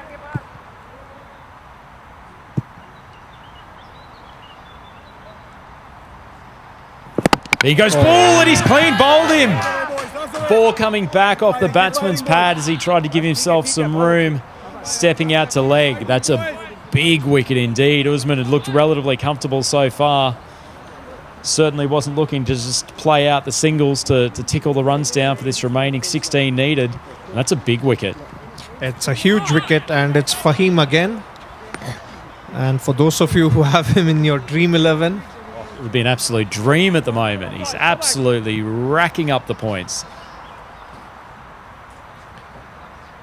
That was not the start that Alton wanted from that over. It's starting to get down into the middle order now. 4 wickets down. Bit of pressure from the guys coming in at 6 and 7 to try to close out this game. I think this over is crucial when it comes to how Alton gonna manage to play Fahim out. Are they gonna look to hit for just singles or just defend? And Mohammad Kamran is the man joining Pradeep at the crease. Got a bit of a job to do. It's not a huge amount of runs and plenty of balls in hand, but 1 or 2 more wickets, and you really are getting to the lower reaches of the order. And I think the sensible play there from Usman would have been to just tickle the strike over, take some singles to get 5 or 6 off this over. Him comes in again. That's way down the leg side. He'll be disappointed with himself there. Yeah, Nomads have to ensure that they're not going to concede any extras. Possibly just striving for a bit of extra pace to the new batsman. Fahim, who won the man of the match in the first match, needs to lift his team here. It's key man.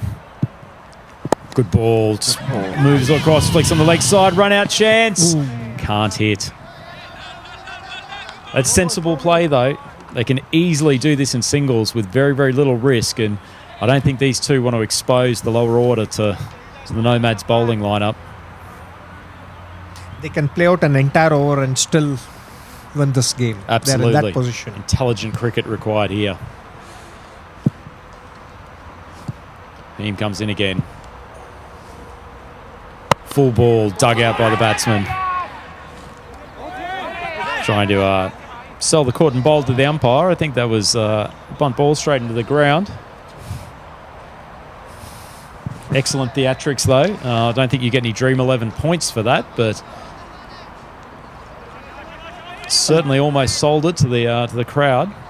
Well, they tried their luck, I guess, but then ever vigilant umpires were up for the task, and it's been some good umpiring on show today. Highly qualified umpires within the Cricket Switzerland panel. He's gone down leg side again, disappointing.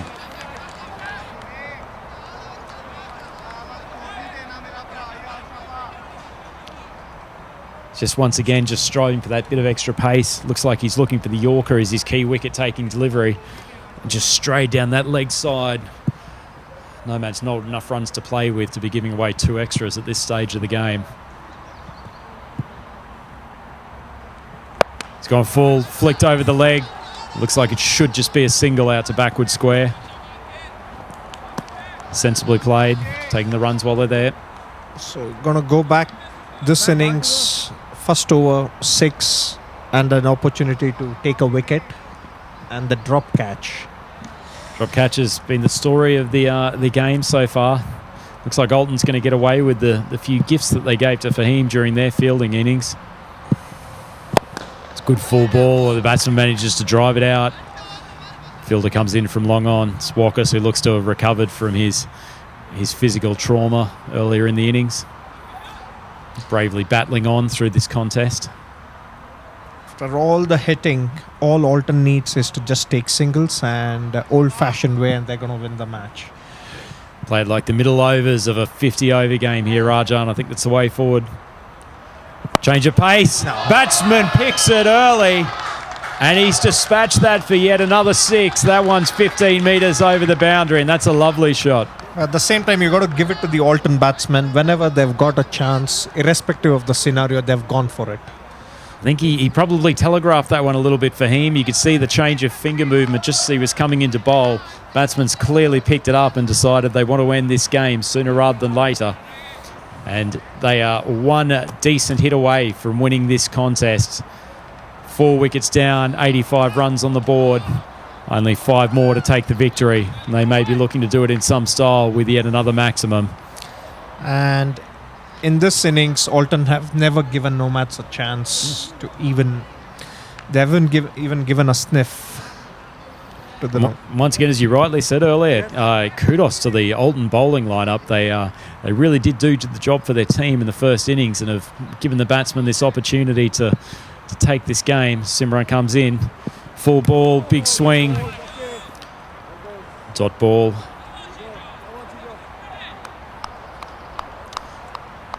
Looking down the scorecard for Alton at the moment, 4 of the batsmen with a strike rate of 200 or better. That's a recipe for chasing down a target in this T10 format. Ooh, good ball, good ball. Forcing the batsman to play.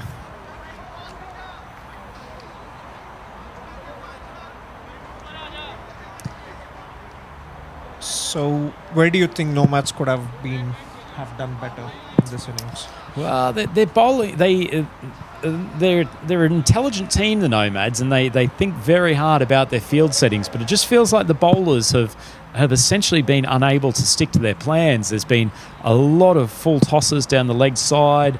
You know, from time to time, the Alton batsmen have taken risks and gotten away with them, and good luck to them. There's only so much you can do about that in this format, but I don't think they've helped their captain out by some inconsistent lines. Your thoughts, Raja?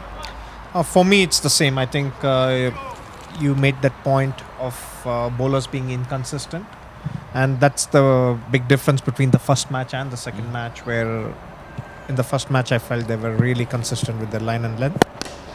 Well, he has finished it in style. A delightful 6 over long on, and frankly that feels fairly representative of how this batting innings has gone. There has been no shortage of balls peppered over to the boundary. That's 9 sixes all up, and when you're chasing down a total of only 90 to win the game, that's going to put you in the position to do it more times than not. That's a fantastic chase, Rajan, from the Alton boys. And it's been contrasting fortunes for Nomads, where they dominated the first game, and in the second game they never really looked and in the game. So not sure if it's an effect of back-to-back match or... No, it's interesting. Although I would have thought, particularly with the batting, going straight in from one match to the other would have actually been a help. But the Alton boys having to come out here cold, they've absolutely done the business. And to be fair, I think the Nomads almost looked a bit shell-shocked. That chase was just almost too easy. But I don't think we should underestimate the level of quality that's come from the Alton batsmen. That was some tremendous striking, and almost every time they've taken a risk with the bat, they've managed to pull it off, and that is the mark of a fantastic chase. And I feel the real heroes of Alton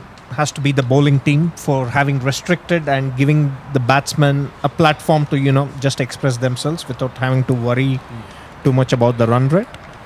Express themselves emotionally, physically, very effectively throughout that entire innings, and that's a tremendous chase from Alton. And I dare say that's put down a marker for the rest of the tournament. I think a lot of the teams will be looking around, probably thought that Alton were a fairly reasonable chance for the semi-finals, but the fact that they've taken the Nomads down with relative ease in the second game of the tournament, I think that's a real statement to the rest of the competition. Which also opens up the competition pretty well, and that's what we need as the organizers as well as the fans who are going to watch the game. It absolutely has. It's been a great contest and a great start to the Dream11 tournament here this morning. 2 really good games. The sun started to come out now, which is fantastic news. It should dry out the outfield a little bit. I think we probably definitely saw that in Game 2 as compared to Game 1. We will we'll go through the scorecard here before we depart this one. So the Alton batting lineup really did bat in punishing fashion the whole way through. We had Yasso, who opened the innings. He really was the bedrock of the chase. 27 off 12 with a 4 and 3 sixes. Mohammad Shahid, I mean, he was slightly unorthodox with some of his hitting, but when he managed to punch it over the offside, he really was effective. He had 30 off 15 and once again 2 4s and 3 mammoth sixes. Meliar went out there, a delightful strike off his first ball, but he was dismissed for 6 off 3. Usman was bowled by Fahim, coming back for his second over. He went for 10 off 6. And we thought at that time maybe the Nomads could get themselves back into the game, but actually Pradeep and Kamaran, the last 2 batsmen, actually did a really, really good job finishing off that chase. Pradeep ending up with 8 runs off 4 deliveries and 1 giant 6 to finish the innings, and Kamaran coming in, he had 8 off 6.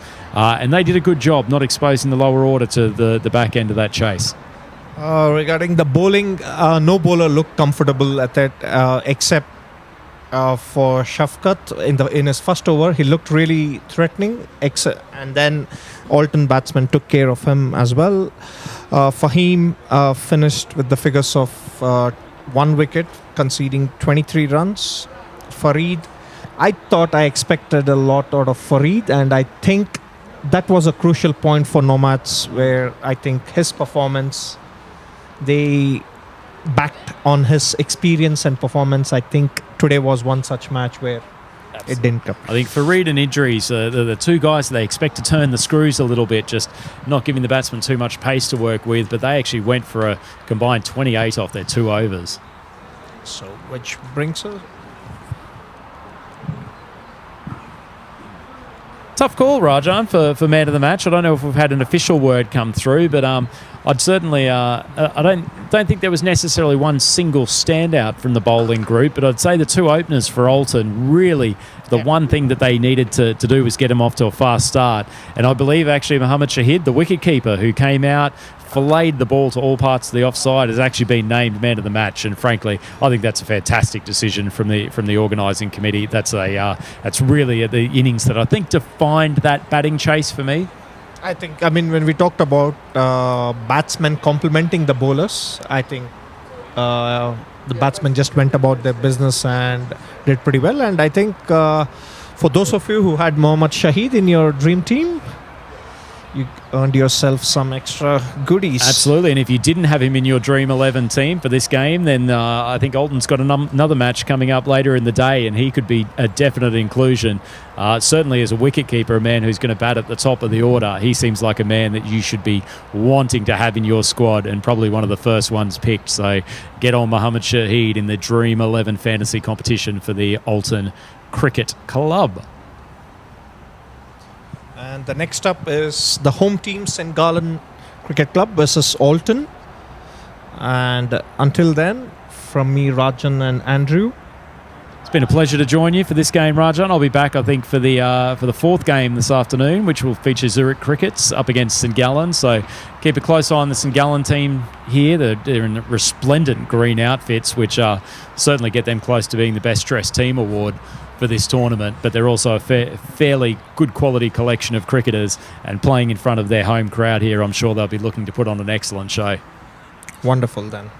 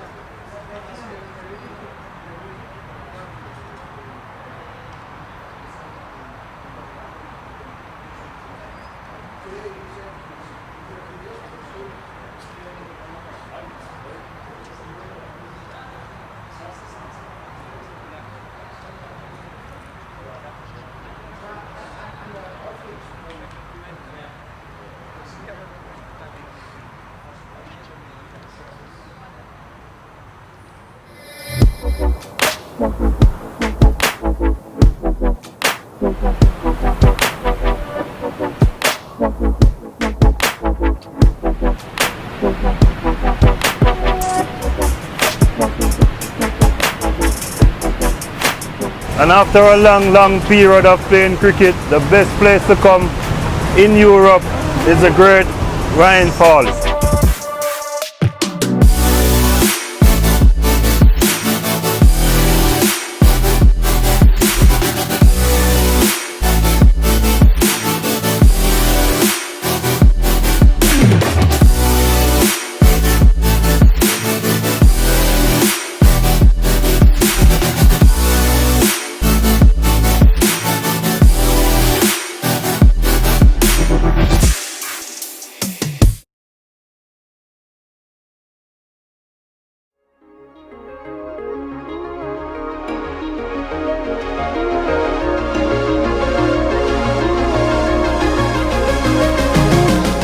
Here we are with St. Gallen Cricket Club at Mount Saintis, the highest mountain in East Switzerland with a height of 2,500 meters, looking over 4 different countries.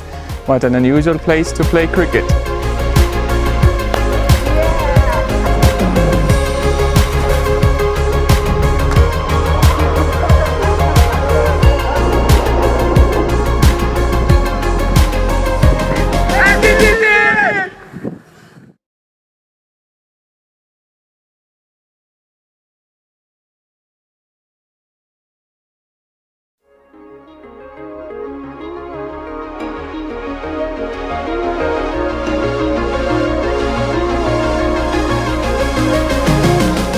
Here we are with St. Gallen Cricket Club at Mount Saintis, the highest mountain in East Switzerland with a height of 2,500 meters, looking over 4 different countries. What an unusual place to play cricket.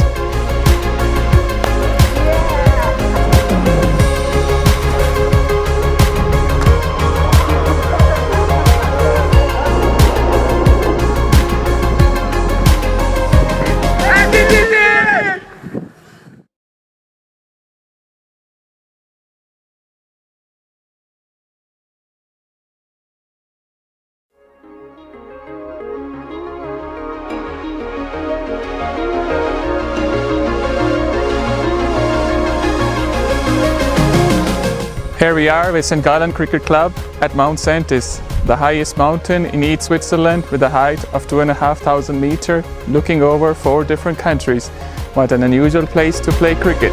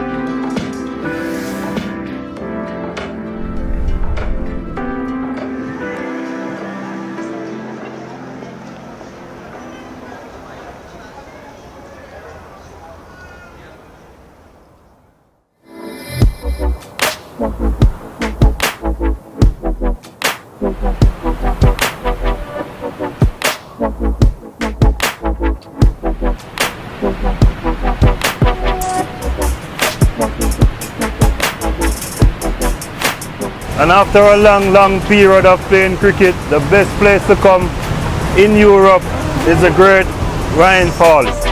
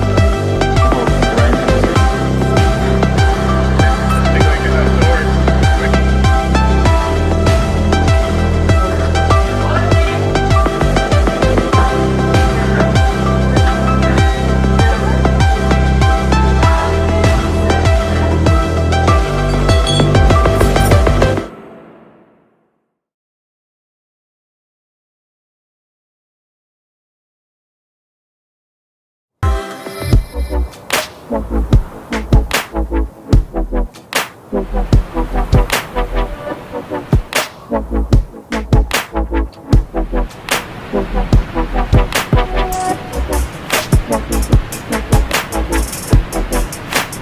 after a long period of playing cricket, the best place to come in Europe is the great Rhine Falls.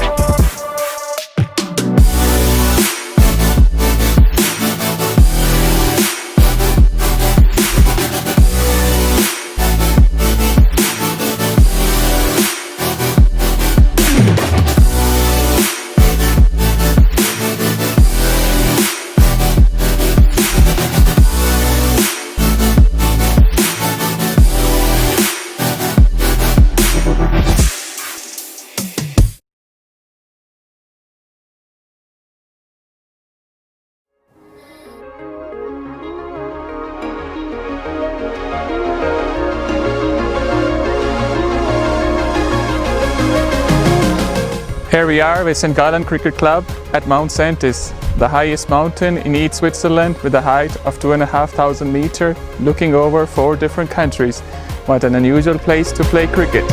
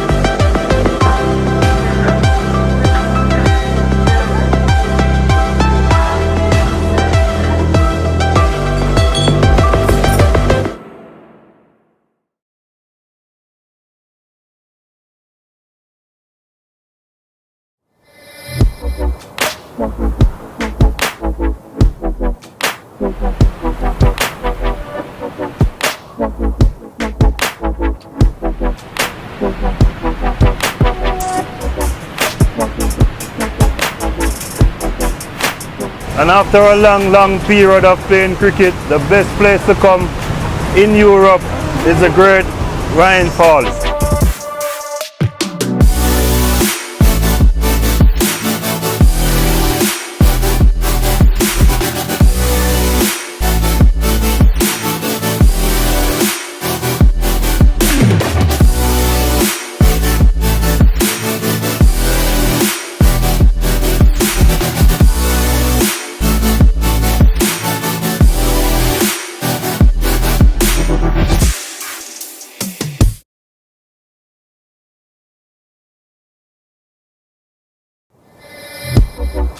And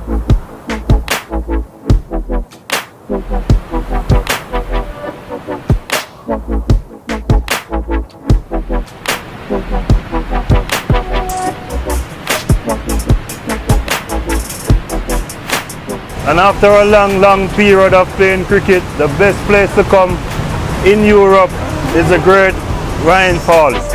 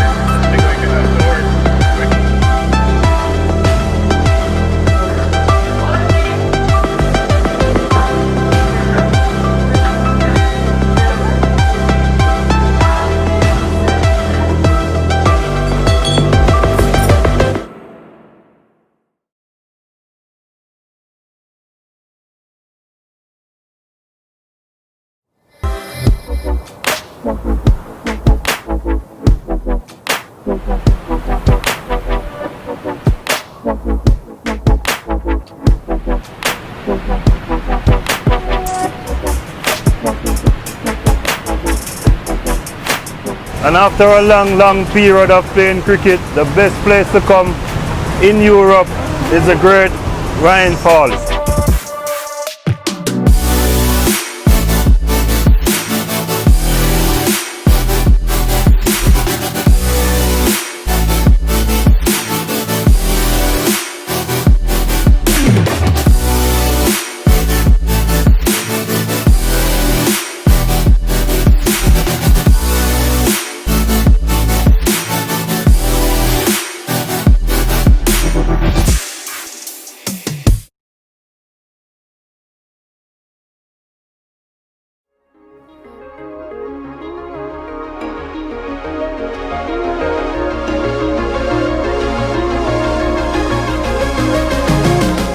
Here we are with St. Gallen Cricket Club at Mount Saintis, the highest mountain in East Switzerland with a height of 2,500 meters, looking over 4 different countries. What an unusual place to play cricket.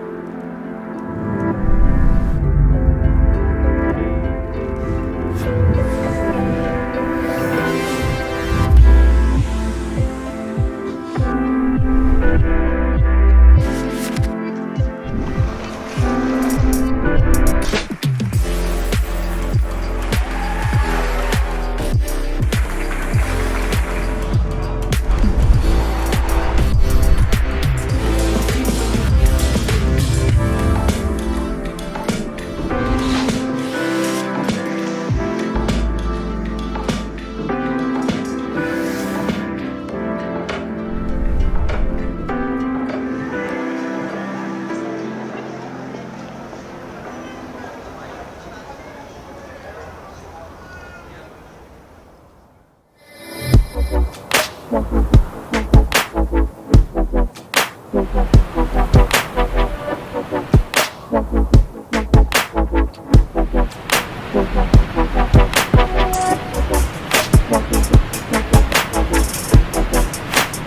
after a long period of playing cricket, the best place to come in Europe is the great Rhine Falls.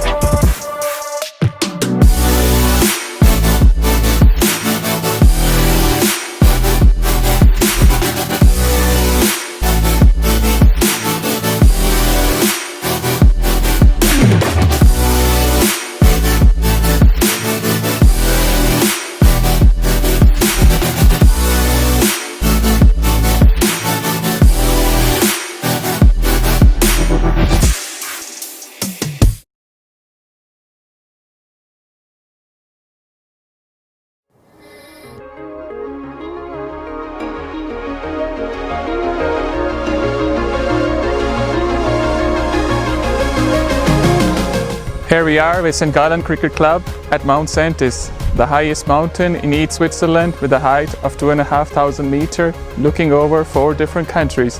What an unusual place to play cricket.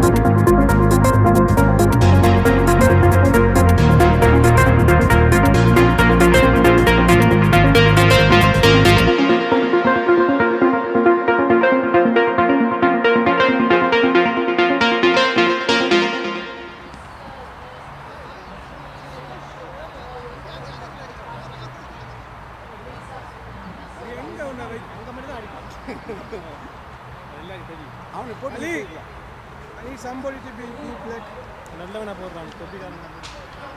Yeah. Malia. Point Allah ready. Gauri mid of the. Hello and welcome back to the Dream11 European Cricket Series live from the beautiful and very sunny, very warm St. Gallen, Switzerland. If you're not familiar with the area, it's very close to Bodensee or Chiemsee. No, not Chiemsee, Bodensee. What do you call it in English? Lake Constance. Very close to Lake Constance on the border to Germany here. And today's match-up is the first match for the local team who you've just seen at the intro. St. Gallen Cricket Club playing against the undefeated Alton, who put in a very good performance against the Nomads in that last match. So we had Alton winning the toss and electing to field, which itself is a bit more peculiar. Most teams want to bat first, but they bowled first last match and it worked for them. So the skipper Ali has chosen to bowl, and he is going to open the bowling himself. I've actually lost my co-commentators. They went to get lunch and haven't returned, so you're stuck with me for now. If you have any questions, feel free to fire them through on the YouTube channel. I'm monitoring the comments there. So here we go, underway. Ali coming in, first ball. That one's just outside the offside hump. Big swing by the batsman, but doesn't connect. It's a nice start there from Alton. Oh, one of my commentators is just running up the stairs. Very good stuff. So this is the third match today. That one's played off his pads to the leg side. St. Gallen gets their innings underway. Seen a very competitive match that last one, the Nomads versus Alton. Nomads easily dispatched their crosstown rival Zurich Cricket Club, but couldn't get over the line against Alton. As a batsman takes his middle here.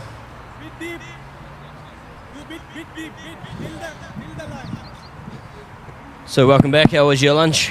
Yeah, lunch was pretty good, and what a beautiful weather to play a game of cricket. That one's cut into the offside to man at point. No run there. Yeah, I think we've had the worst weather of the week out the way. I've been told this is going to be the sunniest week of the year in Switzerland, so we're very lucky if it pans out that way.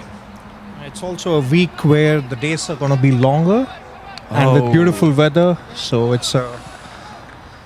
Yeah, yesterday was the longest day, wasn't it? Yep. As that one should be called a wide. And it is signalled wide by the umpire. Yeah, so I guess we're on the downhill slide now towards winter, though, if the days are getting shorter now. Yep. Oh. It's a slope now. Until December. So what are your thoughts about Alton in the first match that you saw? I think they just dominated with both ball and bat. I think the batting was really impressive from the fact that... okay, we'll wait for the... Might have been a bit of bat on there, and it was quite high as well, so not out. Yeah, by the umpire. Finishing on that, I think the way they came out and replied to the score, and that was really impressive, and they just didn't let Nomads settle in bowling wise. And I think the template is set for Alton is that restrict the opposition to less than 100 and then go out and get those runs. They did a good job in that last match. I mean, we saw Fahim Nazir opening the batting for the Nomads, and he scores quite well. He's a very good batter, but in a T10 his strike rate was only 140, which sort of starts eating up the deliveries when you've only got 60 of them. There's Ali, and again, another big wild swing and doesn't connect. A very good first up over this one so far for Alton, led at the front by their skipper. I think many of the teams look to attack from the word go, and sometimes you got to pick your balls in the first 3 overs. You don't want to lose too many wickets and be on the back foot. Just take singles instead of slogging your way. Oh, and he's got him. Beautiful delivery, that one by Ali. Low on his toes. Knocks out the stumps. And Alton have their very first wicket of the match. A perfect start for them. I'm going to hand it over to my co-commentator now. He's also back from lunch, and I'll get back to my work. Thank you very much. Thank you. Thanks a lot, mate. Back to your place, please. So, back to you for the third match. St. Gallen versus Alton Cricket Club. That was over ball, guys. First wicket already gone. Same field. Ali Nair with that perfect finish to his over, conceded just 2 runs and crucially picked up a wicket. And as we have seen in the first 2 matches, wickets play an important role, especially when picked early on. Absolutely. So, Naresh Kumar bowled Ali Nair for a not. He faced 4 deliveries. That's end of the first over with 2 runs and 1 wicket. So the captain Nazir Mahmood is at the crease. Ali Abbas is facing. That's a powerful hit, and that should be a 4. That's the 4 runs. That's the first blow. And you can see that with the sun beating in, the outfield has not been as damp as it was in the morning, so the ball should get to the fence quite easily. Next delivery outside the leg side, that should be a wide.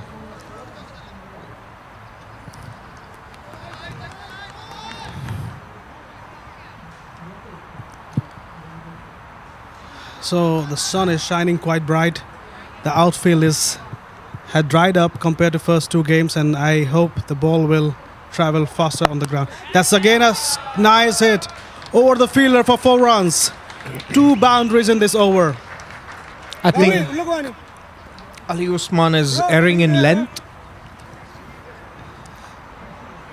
And with the fielders kept outside the off stump, he's going for the leg stump line, and it's easy pickings for the batsman, especially when you have prepared to slog it out.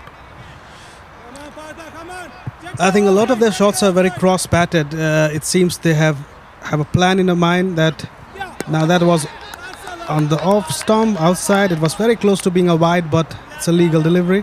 Yeah, what I was saying, that they are playing a lot of cross-batted shots, so they are very determined in their mind. They have to lift up the ball over the line for 6 runs.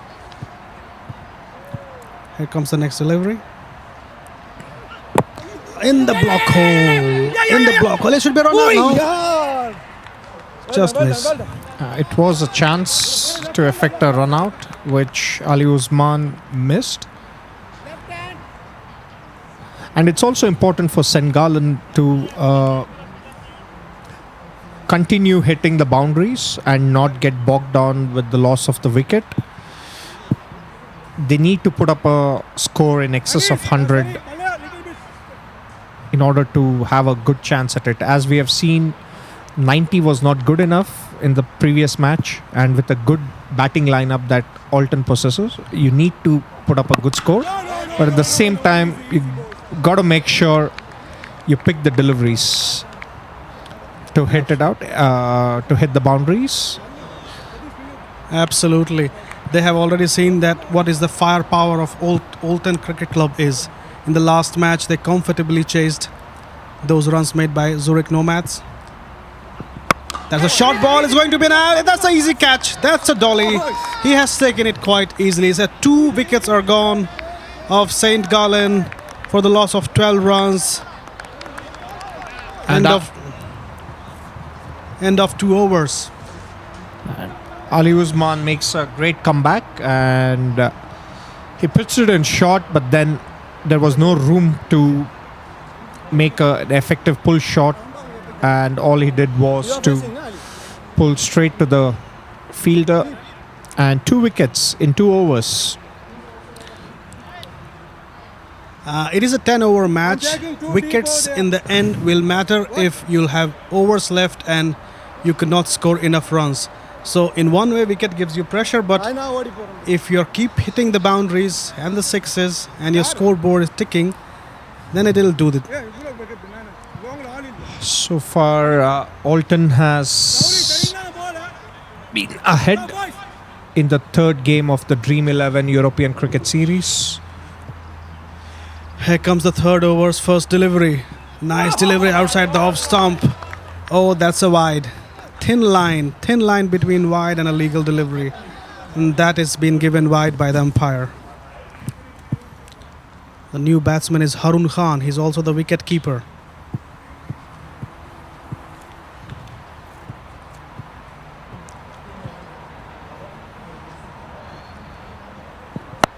Here comes the next delivery. He pulled it towards the mid-wicket. He gets single. Anish is the fielder. It's quite interesting, Rajan, that how they are approaching the game. First they were coming and attacking, and as soon as they lost 2 wickets, they slowed down. Well, it's important one batsman goes for the shots and the other stays. There is no point 2 batsmen going for shots, especially when you have lost 2 wickets.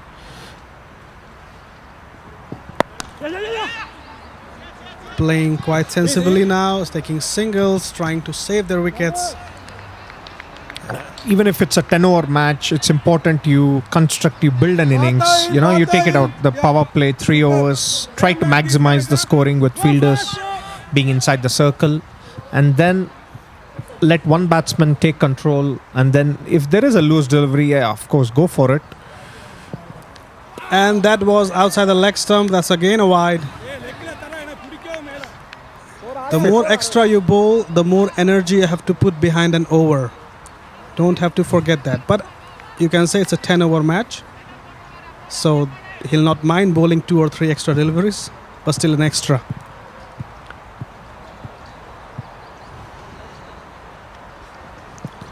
Oh, over the wicket. He's trying to cross bat all the sauce, trying to play everything on the leg side, trying to swing at it hard, but it's missing. And they're at it again. The Alton team, the bowlers are being relentless with their line and length. And the game is all about that. You just execute your plans. Again, a short delivery over the umpire's head. Get fielded on mid-on region. Single, easy. Rather than bowling 2 wide balls, I think Govardhan is bowling a tight length. And I think that with this length, he can get a wicket this over. Let's see. Oh, on the leg side, went to the fine leg, stopped it, and he returned back. He wanted to take a single, but he changed his mind at the last moment. It was a good decision in the end. Good call, good call. Gauri, get the ball. Govardhan is bowling on the leg side, trying to lure the batsman to hit the ball in the leg side. If he gets a thick edge, maybe he'll get caught.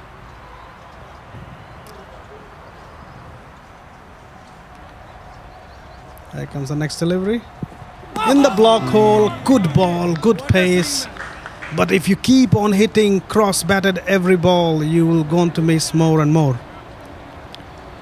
So far, it's 3 overs and Alton have a check on the run rate. St. Gallen needs to do something. One of them has to improvise here. One of them has to look for big shots while the other looks for the singles. You don't want to let the Alton bowlers to settle in. If you let them settle in, they'll put immense pressure on you. Here come left arm bowler, the full toss delivery, and that's a tremendous catch. Tremendous outfield catching. Alton is proving good to be in all the direction. That was an amazing catch. And the third batsman is on his way to the pavilion. Oh, it's remarkable to see that after a horrendous outing in the field where they dropped 3 catches, Alton. This time they're backing up their bowlers really well, and so far they have taken 2 good catches, which has resulted in St. Gallen losing their 3rd wicket with score 17. 17 for 3. 3 wickets gone. First ball of the 4th over. An amazing catch has been taken by the fielder on the outfield. If you back up your bowlers like this, you are prone to win a match.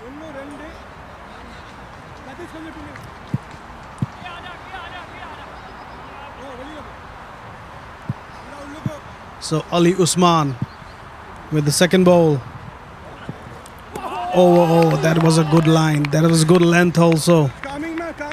Sometimes it seems that the batsman is just swinging his bat without seeing.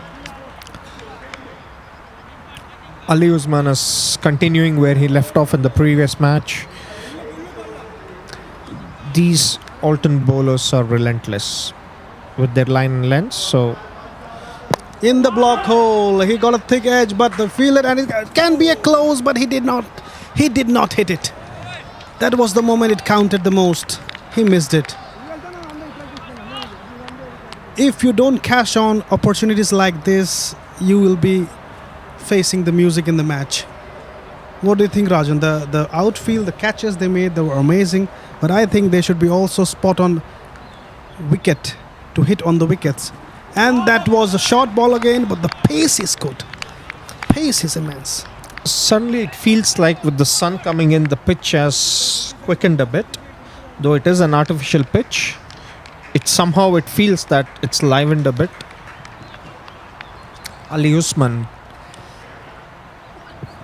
He tried to charge Ali Usman. He went outside his wicket and wanted to thrash him over the ground, but for that he need to touch the ball.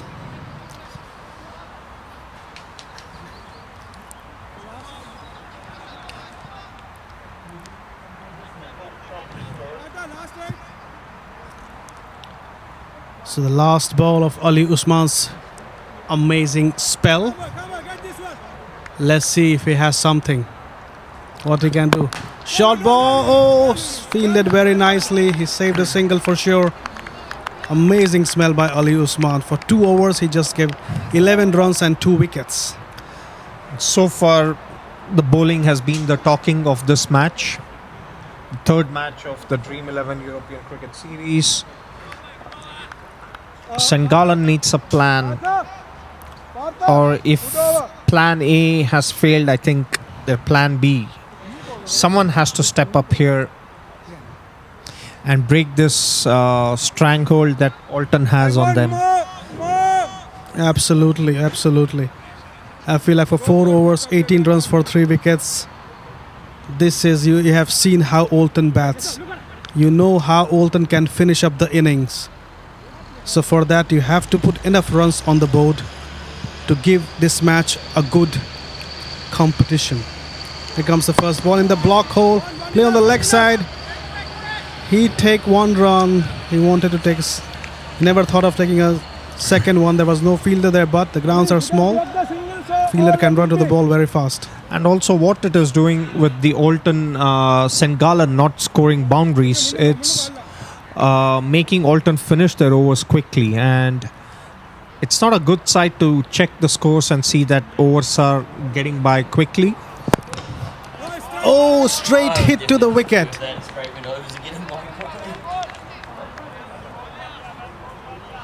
That was hit straight to the wicket. If he would have touched the ball, maybe the runner would be a goner.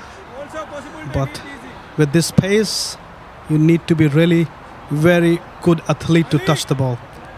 And to emphasize on finishing the quickly, yeah, it would be a great relief for the commentators to take a break if it gets over quickly. But then Malyar with the third ball. In the block hole again, and it's another over the head for 4 runs. He was charging for the ball. He should just have stayed in his place and the ball would have come straight down his throat. Haroon, after struggling for his for the first 7 deliveries, makes a contact and boundary, much needed one for Gallen to kick things off. They have been quite slow, and most of it courtesy due to excellent bowling by Alton, but they need to take initiative here. Short ball down the leg side. It's a wide delivery, I think. Yes, it's a wide. I think extra would help a lot, because the way they are hitting the ball and the way the run is progressing, extra can be a big boon for this team. Again in the block hole. Again in the block hole. He's not giving him an inch to swing his arms at the ball. And the home team needs to step up here. Haroon is struggling with his timing.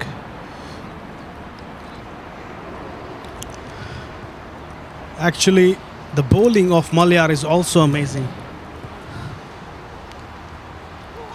Again in the block hole. He'll just get a single. Maybe he'll charge for a second one, but no. They are happy with a single. Malyar Stanikzai. With his surname, he seems to have his ethnicity from Afghanistan. As I know, Asghar Stanikzai, the captain of Afghanistan, who is now known as Asghar Afghan. He's bowling quite good. He has just conceded 7 runs in 5 balls and bowling a lot in block holes. Hey, he has charged it. That's a long one. That's the longest of the day. Over long on area. That's a 6. That should be given 8 runs, I think, Rajan. What do you think? Unfortunately, I think the rules stipulate it's gonna 6, but then we can consider having a Dream11 extra points for scoring the maximum length, maybe for the next time around. Mohammad Waqar, it was a great hit to end the over, and Gallen, from the looks of things, have started to make the way into this match. A boundary and a 6 in the previous over. I think they have to deal in some boundaries and 6s to break these shackles. You have to go to a decent total to give it a fight. Otherwise, again, it'll be a one-sided match, and nobody wants to see a one-sided match. But as the progress is going on, I think they'll be breaking this again. Short ball is a miss hit. Straight down the throat. It's gone. He is gone. He has no other option than hitting than swinging at the ball. Now he's on his way. Haroon, tried his luck, but he was, I wouldn't say unfortunate, but then I think he didn't get his timing going right from the word go. He got a boundary. He wanted to hit his way out, but it didn't work out. So, which means they've lost 4 wickets. 4 wickets under in 5 overs. That's also not helping St. Gallen at all, but it's helping Oulton for sure. What do you predict, Rajan? What do you think? What will be the score after 10 overs with this momentum? I would definitely like to see above 80 from the looks of things, and that would be a challenge in itself to score that many runs against this bowling attack. However, all you need is one good over and you're going to get the momentum, and with that, Mohammad Waqar gets a boundary. It's excellent. They need to score 2 boundaries at least from now on to even have a chance. You know, Absolutely. 80, 90, at least you're giving your bowlers a chance to bowl at a score. Defend this score. Otherwise, with the bowlers will not have any score to defend. It will be a walk on the park. It's like, a hot cake. They're appealing, but Empire is not interested. He just said, get on with the game, boys. It's not a nick. The 6th over is on its way. 3rd delivery of the 6th over is coming. Muhammad Waqar is on strike. He has already hit a 6. Let's see what he can do in this ball. Here comes the ball. Short ball is going for a 6. No, it's going to be caught 6. Caught 6. Oh, that's a 6. That's a 6. Unbelievable. He caught the ball, but he crossed the line. He had no idea where he's standing. These moments of Dream11 European Cricket Series make it more and more interesting. And from St. Gallen's point of view, they got their 2nd boundary of the over. A boundary, now a 6. So the momentum can be seen from the past 2 overs that they are getting their boundaries in. So, next ball. Short ball again. He's tried to swing and it a bit missed. Swing and a miss. Swing and a miss. So Mohammad Waqar is making a statement out there. Somebody need to step up and say, hey, I'll do it for the team, Somebody has to say that enough is enough. Now let me break the shackles, send some boundaries and 6s over the ground and make the score a decent total. Here comes the last delivery of the over. Short ball again. Again lofted. They'll be taking a single. Going to the fine leg area. So end of the over. It is 42 runs for 6 overs. Fall of 4 wickets.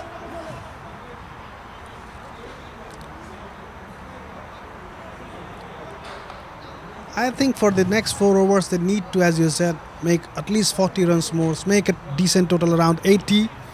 So when they come to bowl, and if they are good in this bowling area, they can give a little bit pressure on the Oulton side, as we all have seen how Oulton bats. Ali Nair back for his 2nd over after bowling a wonderful first over. First delivery, had a swing at it, just a single. Even singles are not bad sometimes because it keeps the scoreboard ticking rather than a dot ball. Yes, singles do help, but then I believe in order to achieve the target of 80, they need to get their boundaries in. 2 boundaries minimum.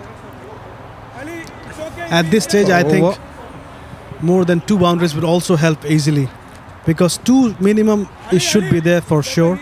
But the way we have seen the last match of Oulton, if you don't have enough runs on the board, they'll crush you like anything. Here comes the next delivery of Anilair. Oh, straight in the block hole. That was an appeal, but maybe missing the stumps. Wow, nice one, Arya. Muhammad Waqar is playing for 20 runs. He faced 10 balls, 1 fours and 2 sixes. And Kenardo Fletcher is the new batsman who's facing now. He had a swing at it but missed it completely. This has been an excellent over by Alina. He has been a key figure for Oulton. He starts off well and he is economical and comes in the middle overs and provide, stops the flow of runs. Ali Nair, beautiful bowling, beautiful tight length. You don't give any space to the batsman to swing the arms. You have to defend it. He's the captain of Oulton, and I've heard that he's a good all-rounder. He also bats well. Ali Nair. Such a tight length of bowling. He just conceded 3 runs. Would you believe that? In the second, he's bowling his second over with 1 wicket. He swinged at it. It could be a tight run out, but no. He should have just hit the wickets and not pass the ball to the bowler. Back, Partha. Inside. Sadiq.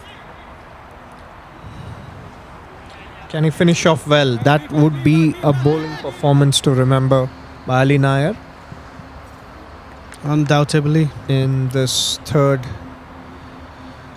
Dream11 European Cricket Series. Waqar hit it straight to the fielder, but it was a misfield. Still, it's just a 1 run.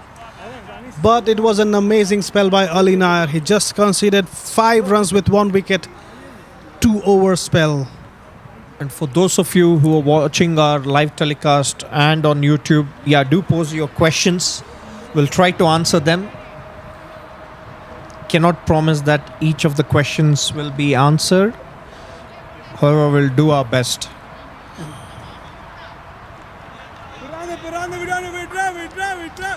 Yeah, the guess that Tyson Machado is saying, I think the bowler is the captain. Bowler was the captain. On YouTube, he posted a question rather than an exclamation. He's wondering if the bowler is the captain or Ali Nair is the captain of Oulton cricket team. He has done a tremendous spell of 2 overs with 5 runs and 1 wicket. Comes the 8th over of the match. Short ball, caressed it straight to the fielder, 1 bounce, single. I think Waqar is trying to hit the ball, Muhammad Waqar, but he is, a couple of occasions he was very easily crossing the hole, crossing his arm, tried to cross the whole field, but later maybe he's a bit tired because the balls are just dropping in the field. Oh, again in the block hole, swinging and swinging and swinging, but nothing is touching.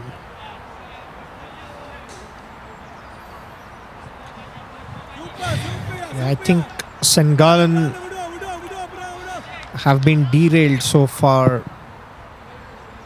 from their pursuit of scoring, putting up a decent total in the first innings. Short ball, 1 run. It's remarkable to see that 2 matches in a row, Oulton have put in a great bowling performance. It's never easy, back-to-back matches. However, if you're doing well, it should be an advantage. Swing, 1 drop to the fielder. As I said, Waqar is trying to swing and connecting, but not connecting enough. He's not able to let the ball go outside the ground. One of the shot that I hit was almost 8 runs, but after that, seems he has put all his energy on that shot only. Here comes the next ball.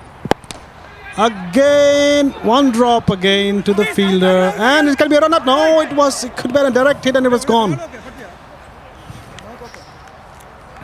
He was gone. Just direct hit was needed.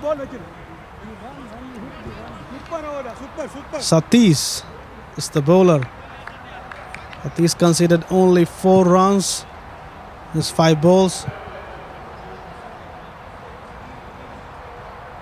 And Kernado is really struggling. Hit by Waqar again, straight by the ground, directly to the fielder, just a single.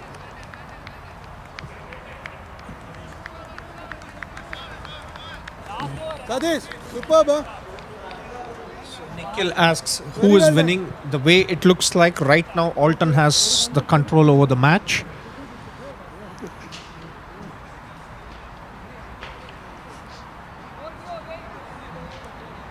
And St. Gallen needs to hit few boundaries. The fact that I've emphasized it earlier, they have to find a way to score 30 runs in the last 2 overs, 30 to 40 runs if possible. And Waqar seems to be the guy who can do it from the previous hits that he scored. Vinny Sandhu is appreciating the ground a lot on YouTube. Thanks, Vinny. The organization of this cricket league has been impeccable, and the organizers are trying their best. Again, a short ball hit to the leg side, just a single.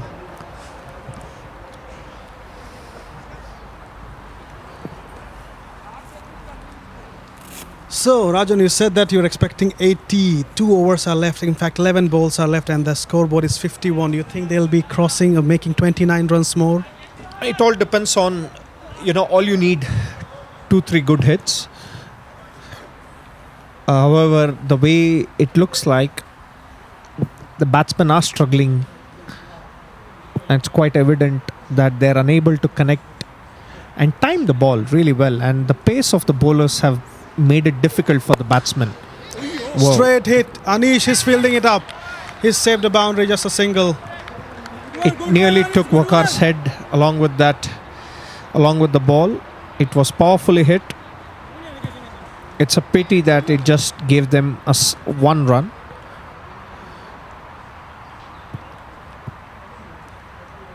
That is a pity. Here comes the next delivery on the block hole towards the offside. Oh, he missed it. He should have fielded it. Maybe it would have gone, taken a wicket, hit the wickets or something.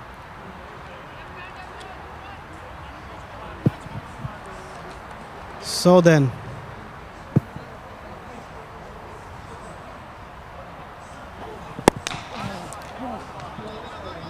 straight to the fielder on mid-on, just a single.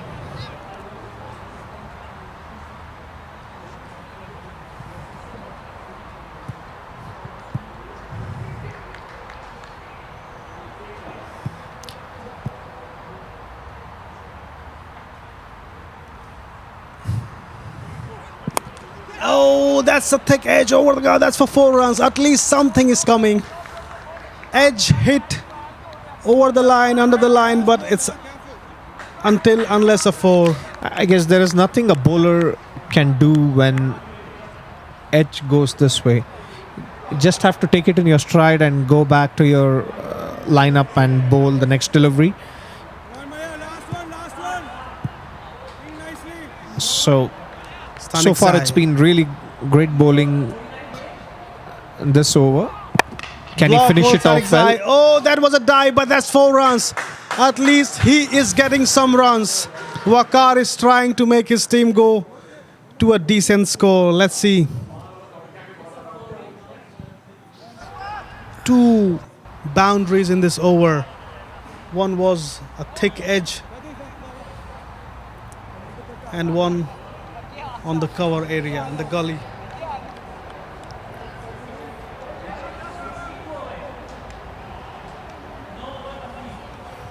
Now they've got the 2 boundaries that was needed, much needed. St. Gallen team, the home team, they need to put in some more runs this over to make a fight out of this match. So far, Alton seems to be firm favourites, but then I wouldn't discount the fact that anything can happen. Last over of the innings. Shot ball. Oh, he's going to catch it. No, fall shot, fall shot. Oh, that's going to be run out. That's going to be run out. No. He should have been behind the wickets. So a chance is dropped, and However, it brings the right man at the crease, Vakar, so he gets 5 deliveries, and let's see what he can do. second ball. Vakar hit at it, and he's gone. What all can you do? He's trying his level best.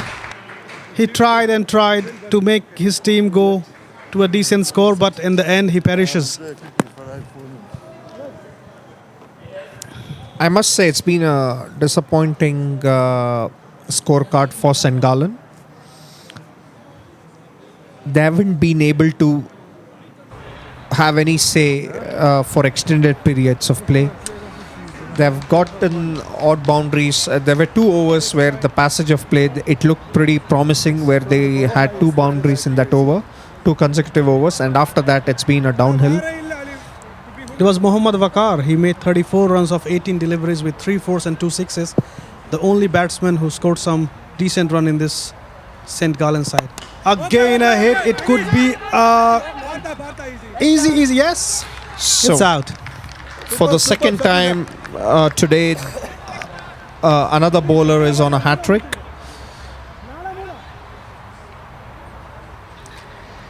Let's see this time St. Gallen's gets it or avoids it.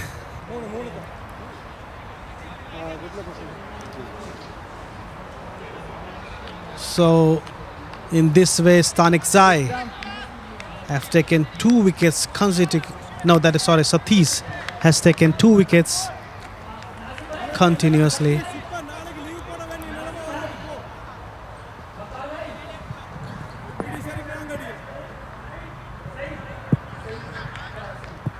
Saeed taking the strike, the hat-trick ball, and that was close. So hat-trick or not, it's been a brilliant bowling performance by the Alton team, back to back, and Absolutely. they've given themselves a chance to win 2 games in a row. Next delivery, he had to get a go at it, but that's a bias. That's bias. Even the keeper missed it. I think they'll take a single. Sorry, yeah, it's fine.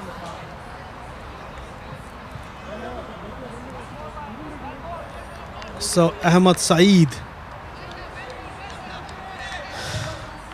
is the new batsman.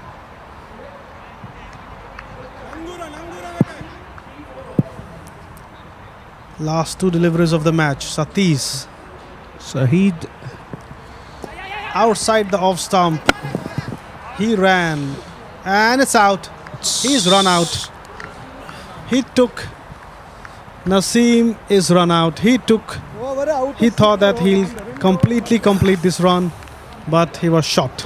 and that wraps up the innings for St. Gallen, and I must say it's a disappointing total, 64, and they lost 7 wickets in making that score.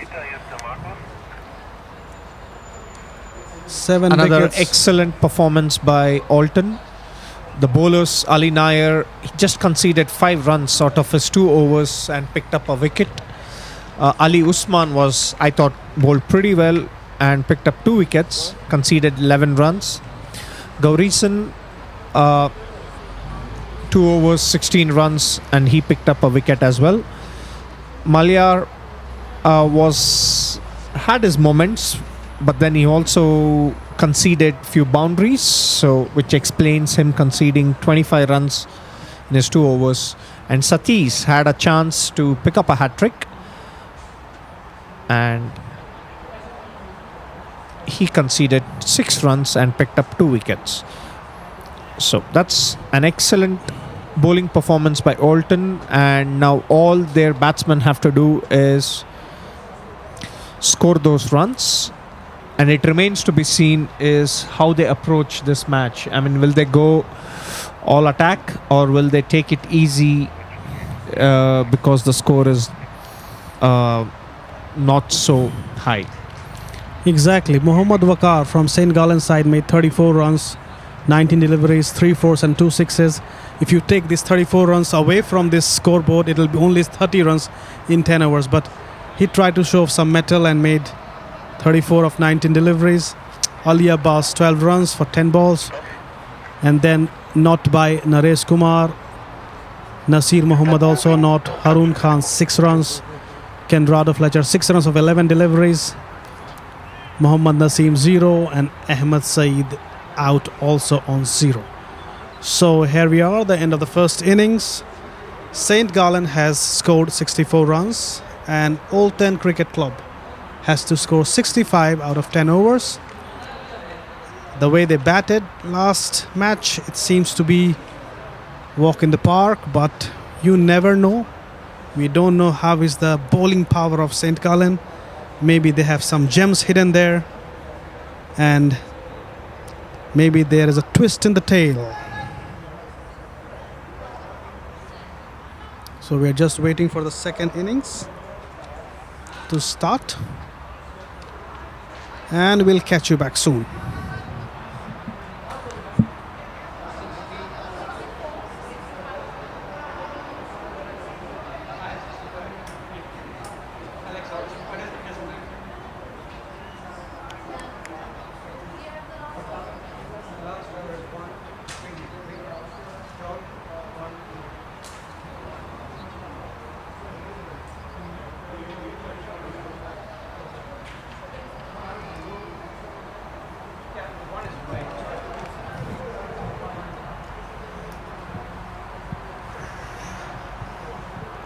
Big shout out to our sponsors,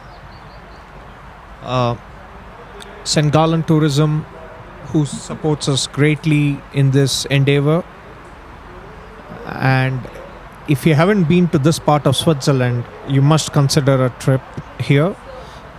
The beautiful Sentis Mountains, the Rheinfall, which is quite close by, Kloster Monastery, and it's a lovely place to spend your weekends.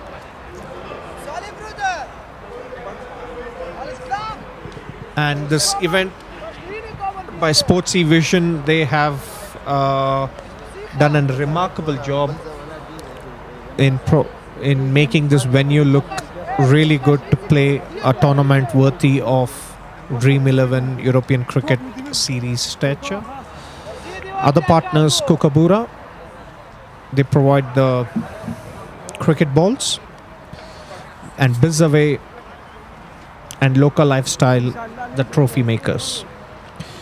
So we have had the European Cricket Series have been played in different parts: Helsinki, Guernsey, Hanover, Stockholm, Prague, Limassol, and now here in Switzerland in St. Gallen. I hope you have been enjoying the coverage, live coverage, as well as on YouTube. Cricket Switzerland, as you can see in the advertising boards, it's growing very good with young talents coming up, and this Dream11 European Cricket Series is helping those young talents come up with these tournaments. So first 2 matches we saw how different clubs behave, how they bat, how they bowl. First half of the innings, today St. Gallen scored 64 runs. We are waiting for the revival of the second innings. This has been a remarkable job for sure. A lot of people are commenting on YouTube that the ground looks so beautiful. The way it has been organized, the digital boards by Sports Division, our sponsor Kookaburra, very known for their cricket balls and cricket gears.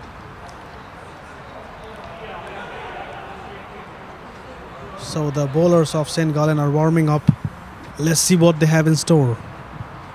I think it's important for St. Gallen to pick up wickets. Wickets are the only way they can win this match. You got to hope that you are going to win the match, and that's the only way you're going to compete. That with the hope that you're going to win this match, and the only way I see is to pick up wickets. And if it comes in the power play, it would be a huge dent to Alton. Undoubtedly, I think wickets can halt their run flow, and if it's indeed in the power play time where they can hit easy boundaries and sixes, and then they can take some early great throughs and put some pressure on Alton, that will be great for St. Gallen. But you're right, they have to have the belief that we're going to win the match, but for that they need to bowl and field very nicely.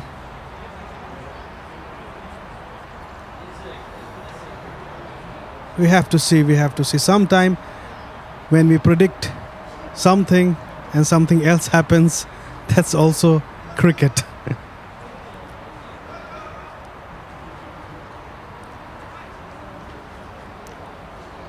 Players are getting freshened up in the field, warming up for bowling their round.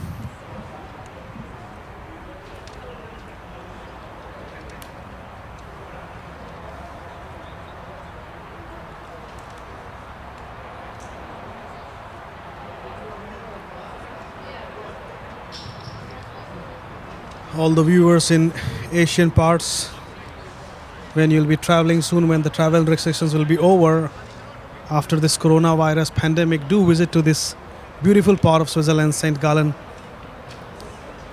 It's the northeastern side of Switzerland. You can visit Rheinfall, you can see Cloister, monastery in Cloisters.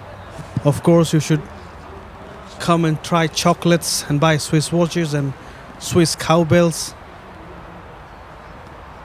and enjoy Switzerland. I hope soon travel restrictions will be over, when we all are safe. Then we can go on with our life quite comfortably.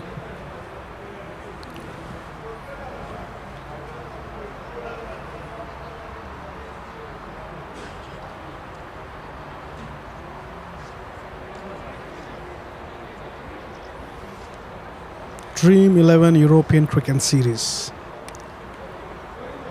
Now in Switzerland, St. Gallen.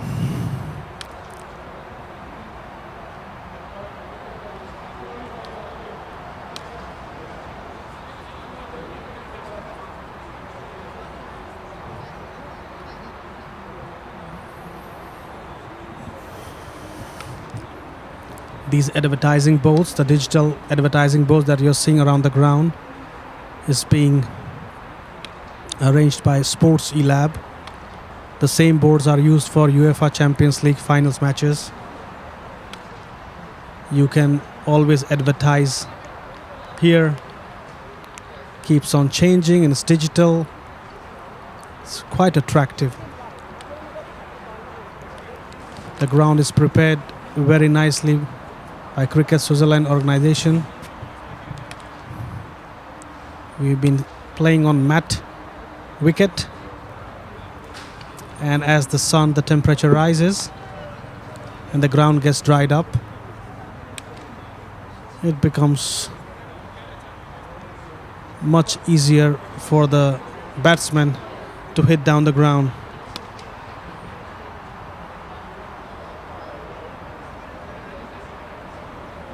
So we are waiting for the second innings to start again.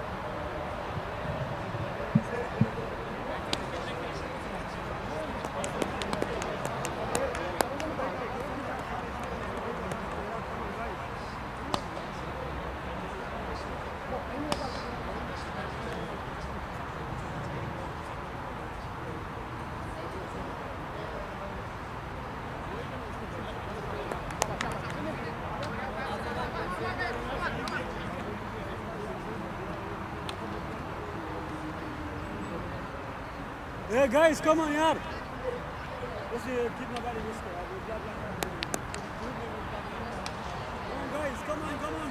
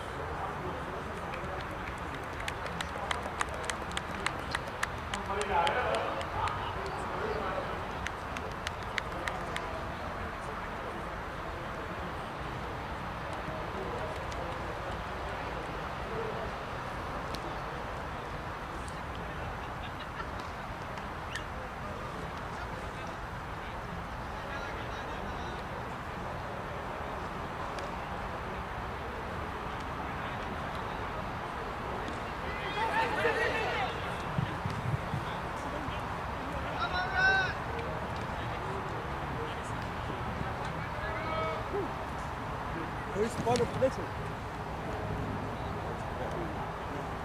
Here's the answer, Mike.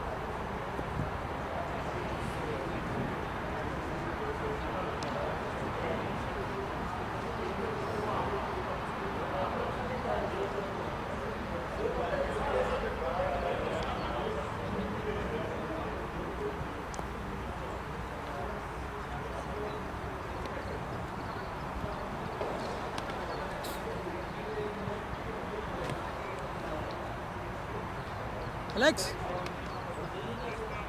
Alex?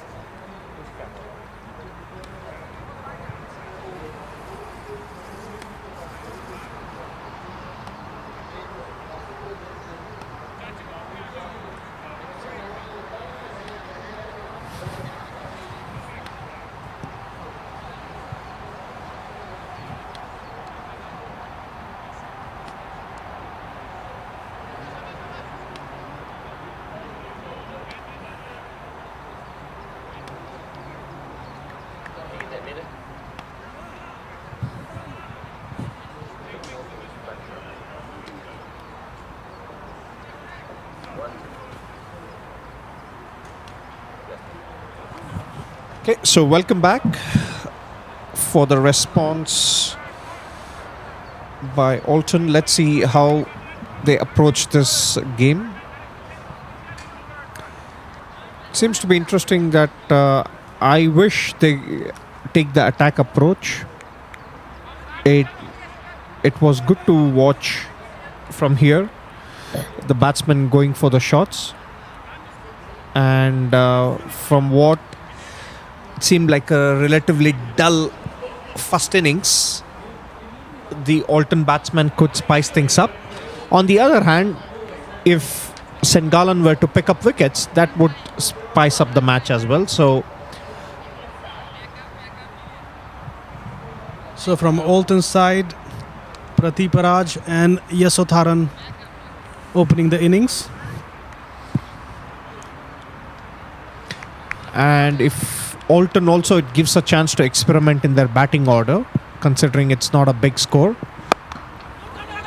First ball, good pace. She has a nice run there, Fletcher.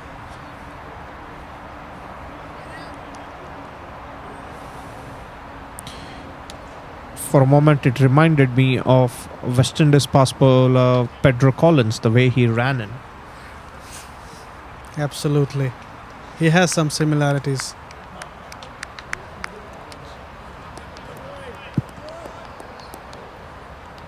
they need wickets, St. Gallen. Second ball. Nice pace around the leg side. Dot ball. Dot ball again. Good ball. Just containing the flow of runs won't help them. They need wickets. And it would be interesting to see how Alton would approach. Like I said, my preference would be to have them go at it and score those runs quickly.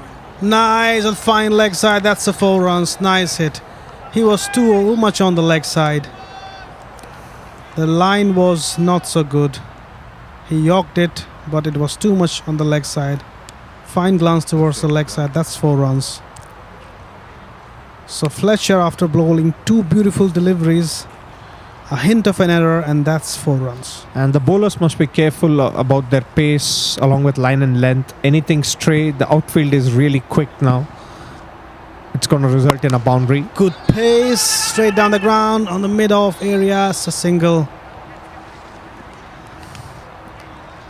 Also hitting down the ground completely is not helping because the ground outfield is not so fast. And even if you time it well, the ball stops before it reaches the boundary.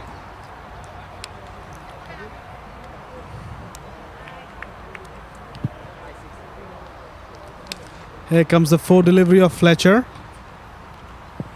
Short ball, hit to the leg side. There's only one fielder on the leg side, and that's the reason why maybe they are targeting the leg area more. Interesting fielding.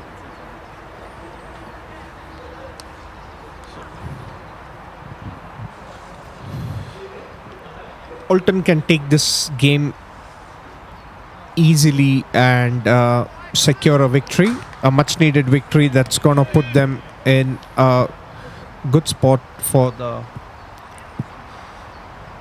Fridays. And that's a 6. Amazing hit. That was an over-pitch delivery. He wanted to york the batsman, but he was shot. And Yeso made his intentions quite clear, and he starts off with the 6. And I guess that's the right approach by Alton. Why change the strategy? Irrespective of the target, go for it. And one thing they need to keep in mind is that they need not take unnecessary risks. If it's there in the slot, yeah, just go for it. Just make sure they don't give a sniff for St. Gallen team to come back into this match. They have this match under control. All they got to do is score those runs. Absolutely. 12 runs in the first over, and they just have to score 64 of them. Here comes the new bowler. Seems to be a spinner.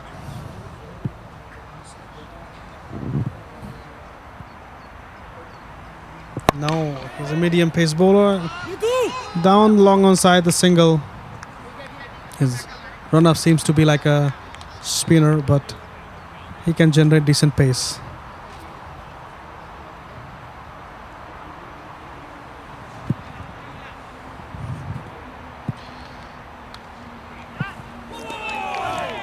It was right in the slot for Prateek to go for the shot. He missed it. I guess that's about it. I think they're not going to keep quiet, the Alton team. Nasir, jersey number 11, with his 3rd delivery. Down the leg side, that's a wide delivery. Cricket on ice, you must have heard about it. That's very popular. A lot of international cricketer came last year in St. Maurice to play over a frozen lake. Quite popular. When the lake is fully frozen, you play over it. For delivery, good ball. He defended it and he can complete a tight single. He was trying to hit the wickets but again missed it. Since morning we have seen that there have been almost no direct hits on the wickets. There have been chances of run-outs, but nobody is able to hit the wickets directly. That's a 6. You cannot bowl there. You bowl there and then you have to pay for it. 6 runs straight away. You should have been given 12 runs, sir. But you have to satisfy for 6 only this time. Over pitch delivery, straight in the slot, asking to be hit. And no mercy. Bang, bang.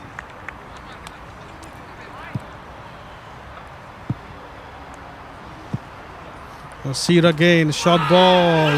They are appealing, they are thinking it's an edge, but umpire says sorry. That was no edge.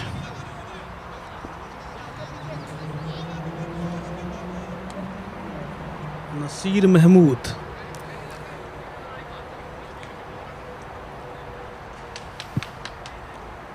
Yasutharan facing Nasir for the 5th delivery. In the block hole. Oh, shot of the player, single. Oh, this time it hit the wicket when it didn't matter. I think everybody wants to prove the commentators wrong, but they should do it at the right point, right time.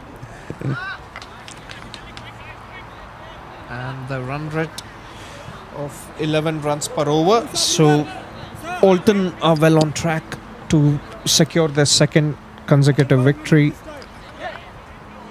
And they have dominated in both these matches, and that's been the highlight so far of the day. One team has dominated the proceedings. Zurich Nomads did that in the first match, and the second match it was Alton, and looks like Alton continuing that streak of domination and securing 2 victories. St. Gallen, the only way for them is to pick wickets, and Oh, look at his action, but does not matter. It's dispatched. Bye-bye, thank you. That's 6 runs. You cannot give gifts like this. It's not Christmas yet. You have to wait till December. and Musa Ahmadzai's first delivery has been met with a 6. They're well on track to securing a huge victory here. In excess of 30 runs needed for the win. Again, it was thick edge, but another four runs. 4 runs. It was a thick edge on the long offside. 4 runs. Musa Khan seems to be left-hander Malinga. What do you think? Well, at least he's not as effective as Malinga, so Let's see what Musa can do. Come on, Musa, prove us wrong. Oh, yeah. Yeah, I think he is listening us. Maybe slowly but steadily.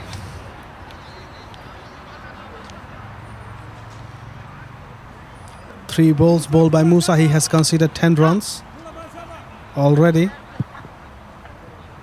4th ball for Musa. Short ball straight onto the ground, but there's a fielder. He'll just get one single. So they have been really strong in the power play, the Alton batsmen. The first match, they took the initiative away from the power Nomads, and the second match here, they're not given the St. Gallen bowlers a chance Full to toss settle down down. the leg and side. That's 6 runs on the 3rd man area. Can you believe that? 6-4-6 in this over. And in all fairness, I guess we are going to get an extended break the way these batsmen are going. Seems though they just want to finish the game in the 5th over.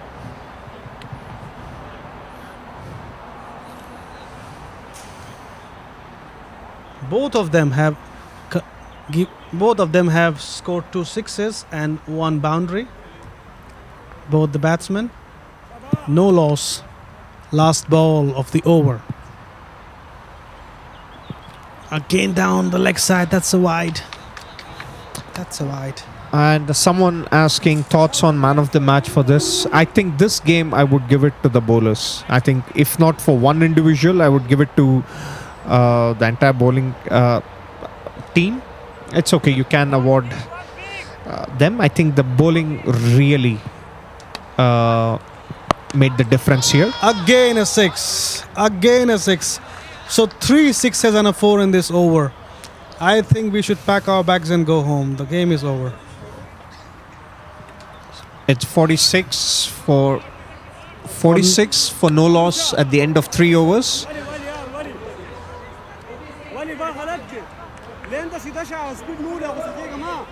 So they need 19 runs in 7 overs. I think that'll be tough to make. 17, I think- 19 runs in 7 overs is I impossible. think they can take a tea break, come back and still score these runs.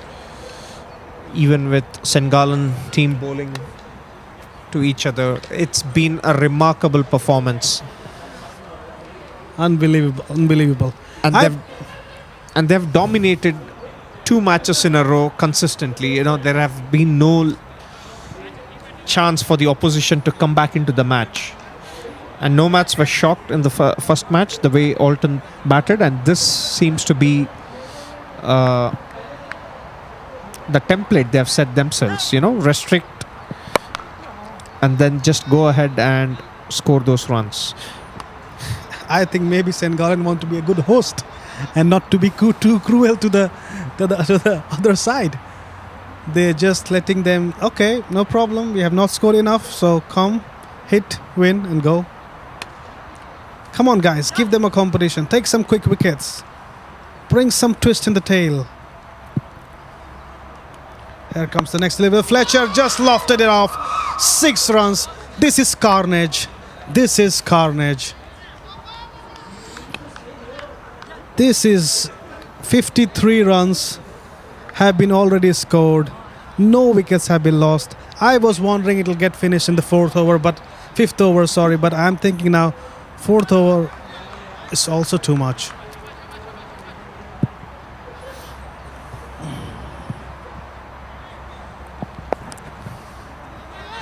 And that's a single. They are trying to get the wickets by getting the batsman run out.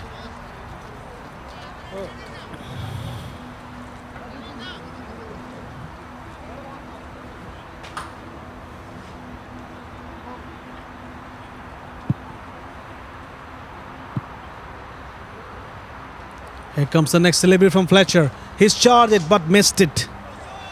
Missed it. They just want to finish it as soon as possible. They're just having fun now. They're just going for it. They're just having fun, and why not? They have put themselves in this position that they can have fun. Seems so. There is no... Just a little debate for you that we're having in our YouTube chat at the moment. Who would you say between the two Alis, Captain Ali Nair or Ali Usman, would be deserving of man of the match? Ali Nair, 2 overs 1 for 5, or Ali Usman, 2 overs 2 for 11? I would vote for Ali Nair. Just the way he controlled things. The first over, the way he set the mood for the Alton team. And the way he came back, 6th or 7th over, he came back and again restricted. And I think it's fair to say that he's the leader of the bowling group. And so fair to say that he takes the award, but then I would say collectively they've performed really well. And I think Ali Nair is also the captain of Alton CC, and he's controlling his side quite well. So you have to give points solely for captaining the side also, how to change the bowlers, where to set the field, and then putting pressure on the opposition. Yeah, I've been impressed as Fletcher comes in. That one's hooked on to the leg side. Should go all the way for 6. It does indeed. It's all a bit too easy for Alton, but I've been impressed by his work in the field as well. He's been really hurrying his team through the overs. I think they finished their 10 overs in something like 30 minutes, which was super impressive. Anyhow, I'll leave you guys to call out the end of the game. So which is interesting that that's precisely when you don't concede boundaries, you're going to finish your overs quickly. And all they need is one hit away and then to secure the second consecutive victory. It's been demoralizing for the home team, to be honest. I was putting my money for the game to be get over in 4 overs, but I think I'm just missed by one delivery. Or maybe 2. Let's see. 61 in 4 overs. Can you believe? More than 15 runs per over. And we were thinking they can give. Maybe they're trying a reserve bowler just to go and have a bowl and enjoy, because there's nothing left in the bank.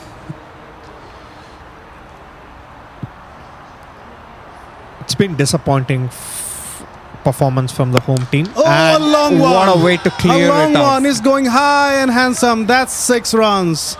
And it's the end of the match. And 4.1. I missed by just one delivery, but the prediction was quite correct. 4 overs, 1 ball. Match is over. 67 runs scored by Oulton, and that has been a complete carnage. this has been an annihilation of sorts. Ooh. That's been some performance by Oulton. They've dominated these 14 overs and 8 sixes. 8 sixes in a total of 67. Can you believe that? 8 sixes. 48 runs scored just in sixes out of 67 runs. I mean, I think like they have a plan in their mind that they just have to clear the boundary comfortably, and the match is theirs. No need for playing down the ground, no need for force, no need for singles. Loft it out. And both the batsmen played quite good. Pradeep Raja 37, Mohammad Wakar from the other side 34. He tried to give his side a little bit boost, but was in vain. So I hope you guys are enjoying this live coverage from St. Gallen. You are seeing some powerful hittings and really tight bowling by Oulton Cricket Club.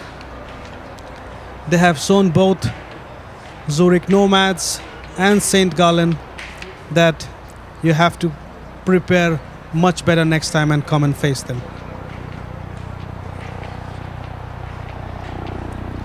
So let's see who will be the man of the match. It should be most probably Ali Nair, the captain of Oulton Cricket Club. And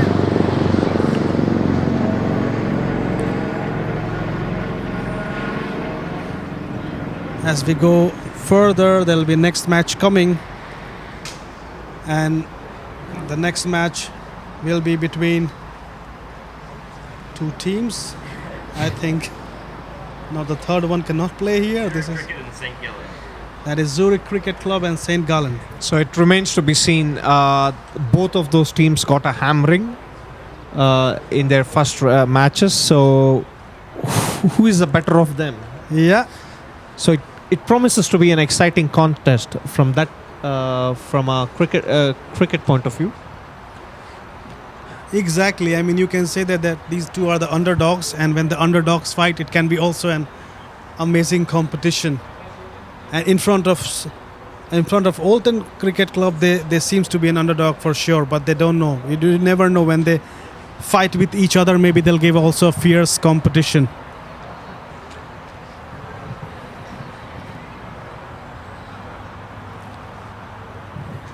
Okay, so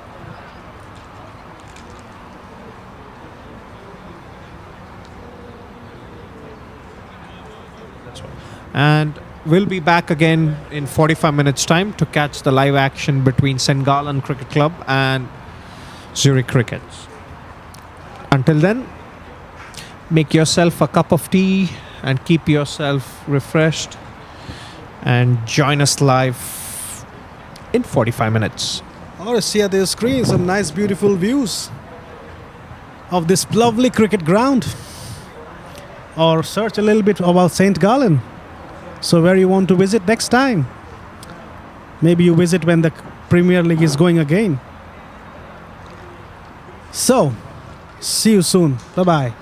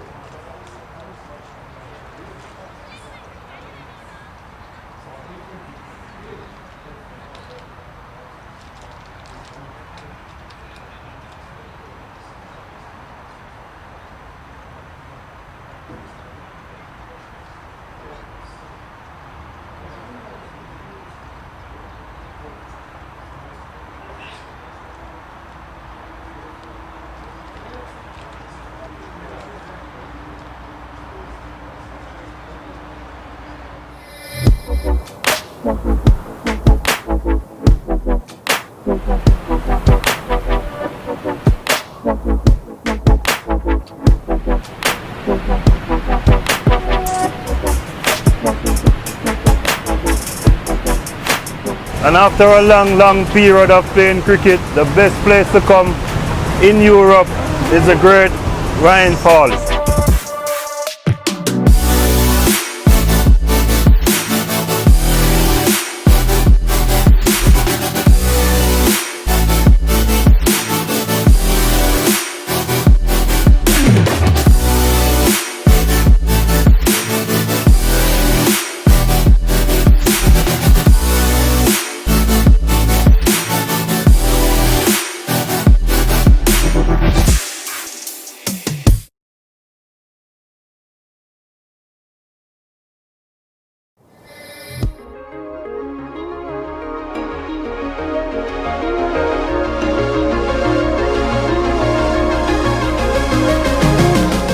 Here we are with St. Gallen Cricket Club at Mount Saintis, the highest mountain in East Switzerland with a height of 2,500 meters, looking over 4 different countries.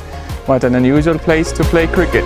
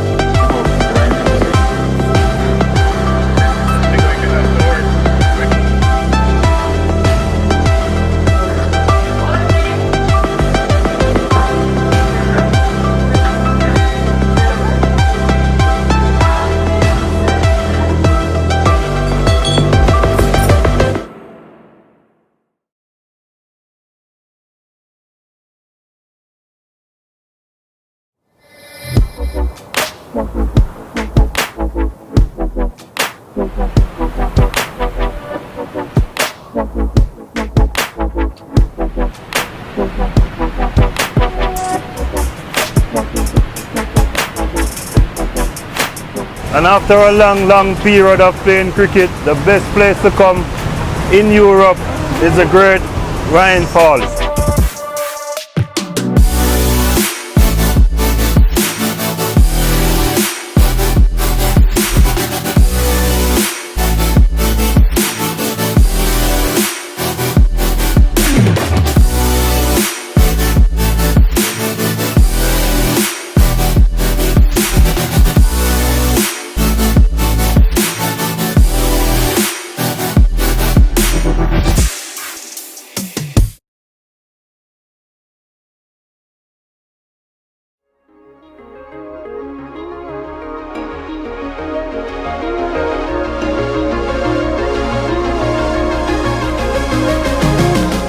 Here we are with St. Gallen Cricket Club at Mount Saintis, the highest mountain in East Switzerland with a height of 2,500 meters, looking over 4 different countries. What an unusual place to play cricket.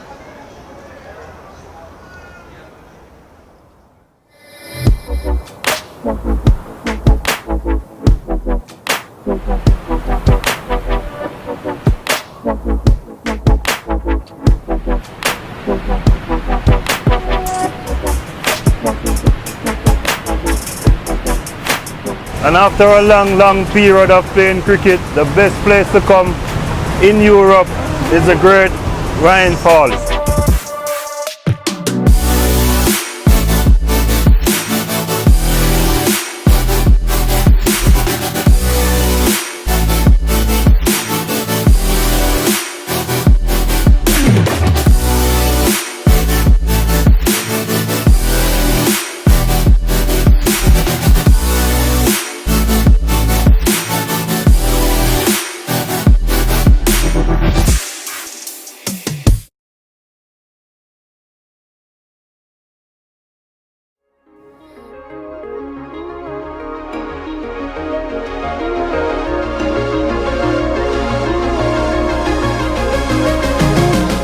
Here we are with St. Gallen Cricket Club at Mount Saintis, the highest mountain in East Switzerland with a height of 2,500 meters, looking over 4 different countries. What an unusual place to play cricket.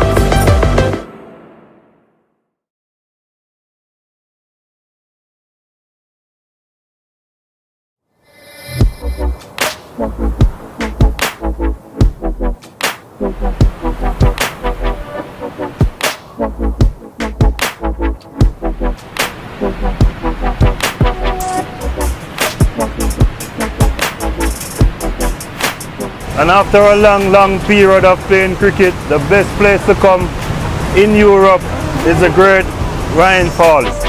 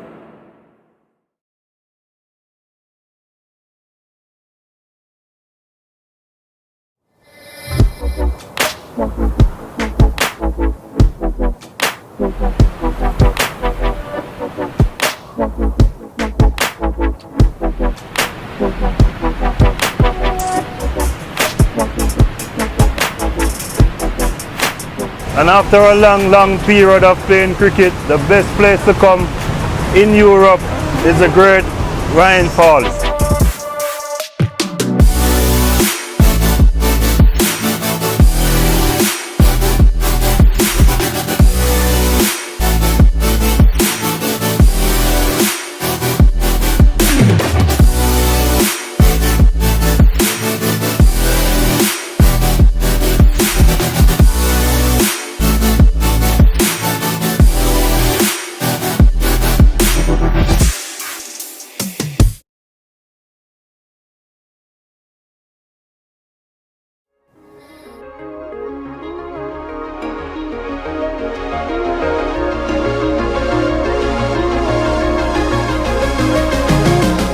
Here we are with St. Gallen Cricket Club at Mount Saintis, the highest mountain in East Switzerland with a height of 2,500 meters, looking over 4 different countries. What an unusual place to play cricket.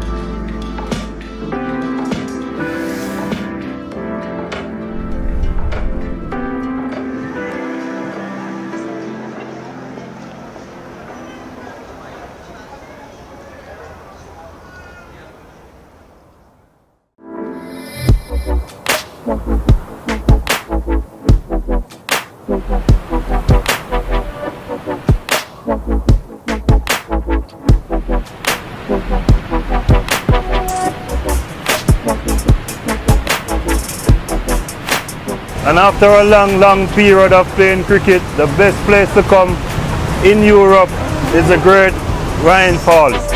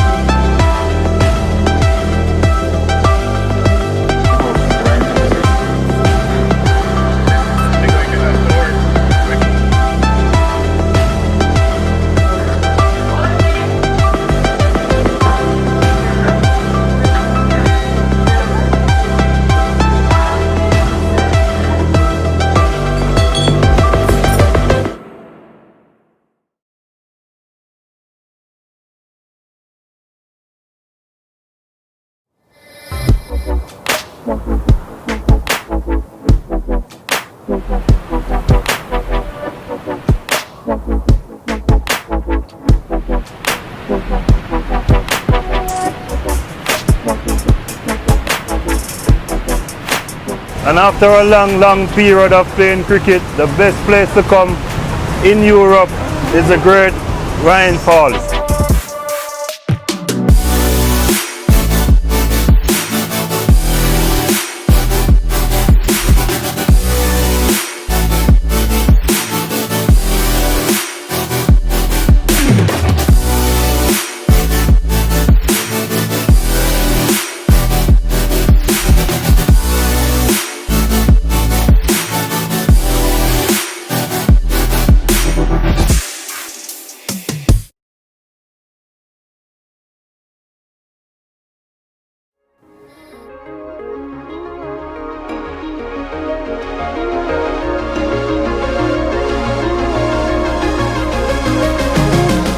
Here we are with St. Gallen Cricket Club at Mount Saintis, the highest mountain in East Switzerland with a height of 2,500 meters, looking over 4 different countries.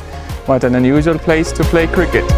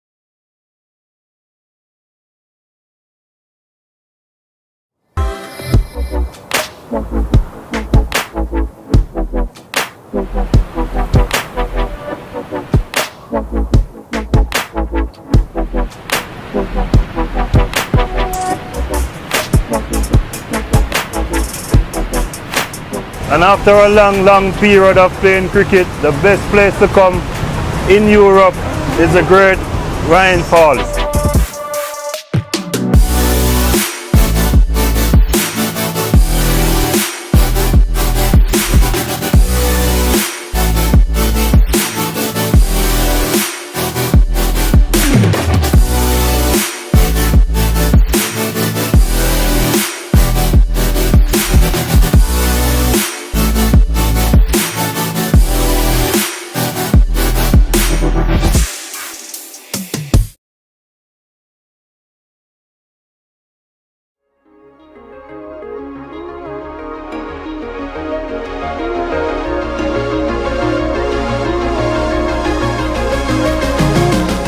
Here we are with St. Gallen Cricket Club at Mount Saintis, the highest mountain in East Switzerland with a height of 2,500 meters, looking over 4 different countries.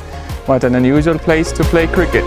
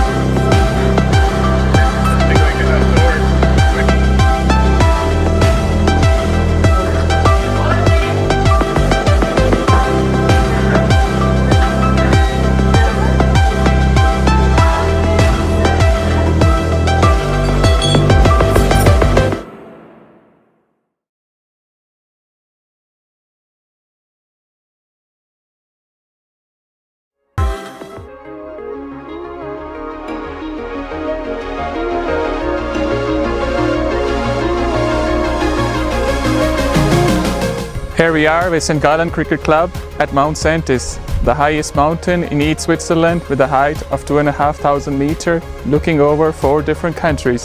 What an unusual place to play cricket.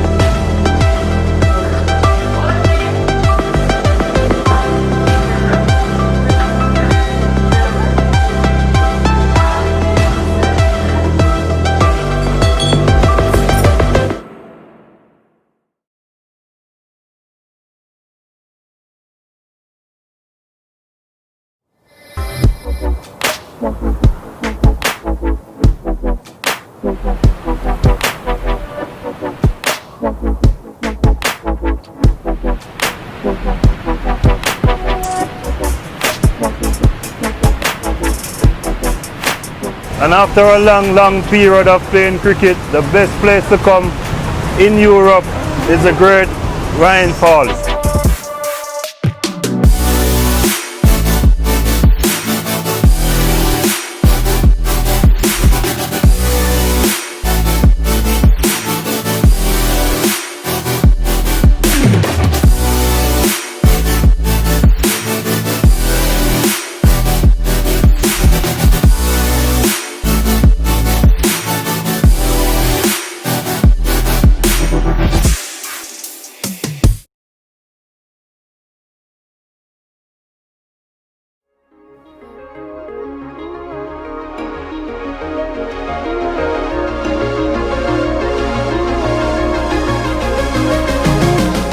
Here we are with St. Gallen Cricket Club at Mount Saintis, the highest mountain in East Switzerland with a height of 2,500 meters, looking over 4 different countries. What an unusual place to play cricket.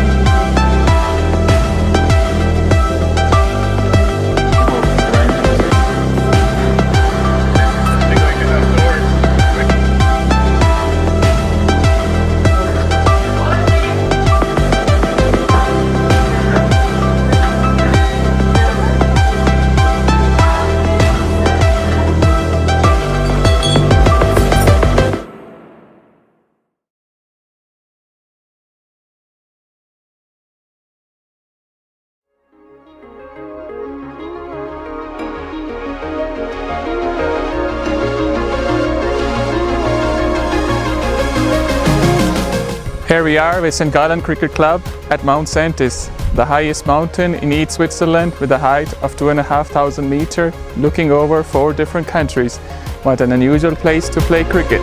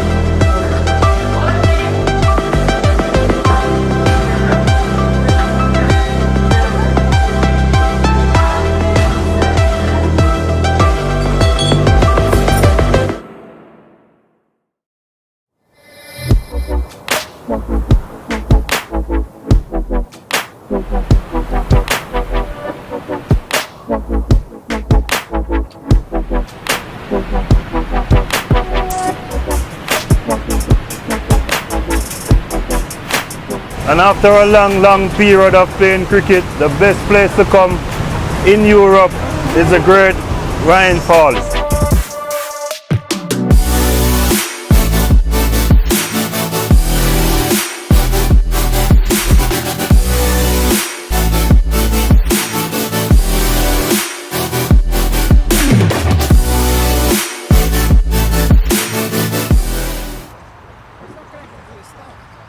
Yeah, I know, but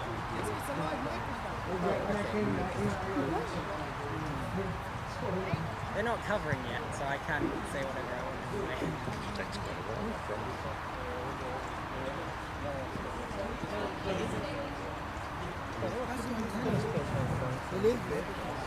So this is the antenna.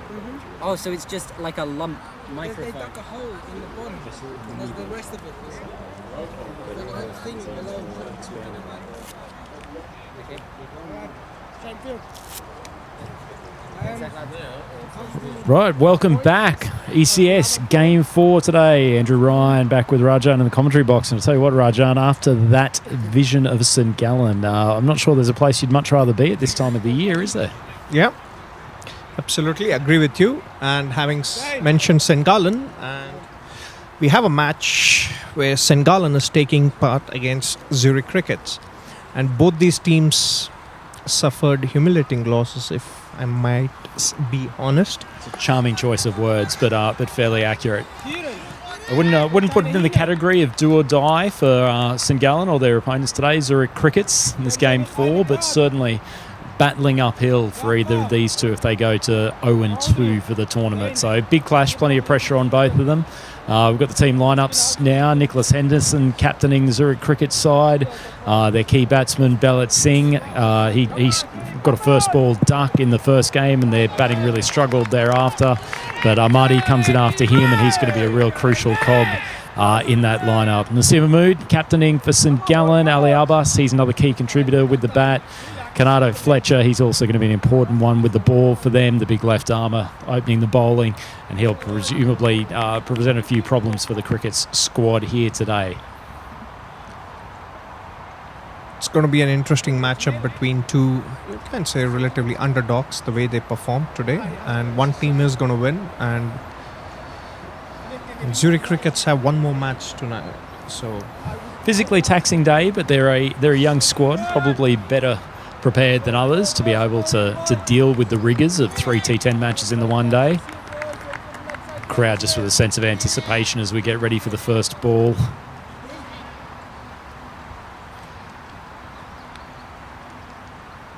Umpires just waiting for the scorers to get ready, just waiting to get the signal before we'll be off in this game 4 of the ECS series here in St Gallen today. The signal goes up, the countdown for first ball.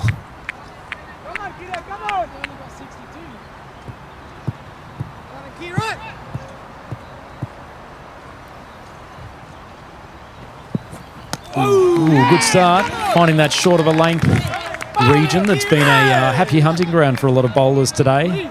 This is Ravindran, who's opening the bowling for Zurich Crickets. They'd be feeling the pressure after their first game. They were dispatched for a fairly significant total by the Zurich Nomads, one of the better batting lineups in this tournament.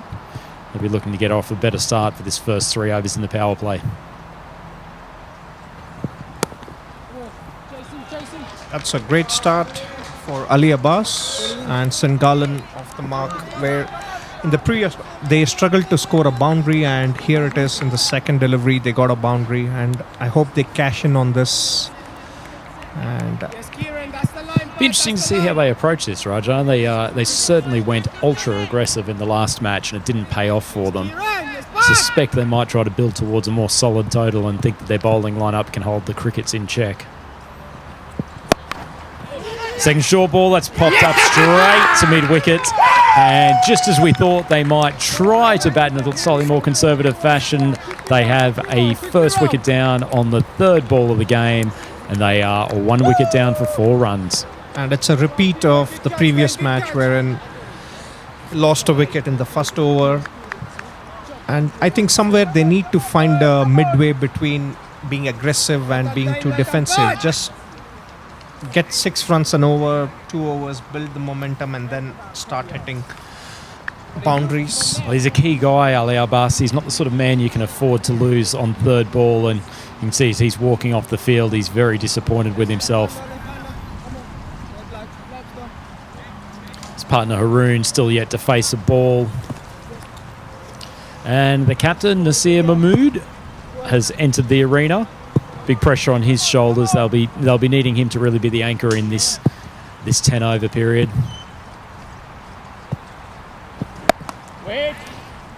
Continuing with that short of a length, but Nasir just trying to get his eye in. Just dabbing that out to point. That's the stuff.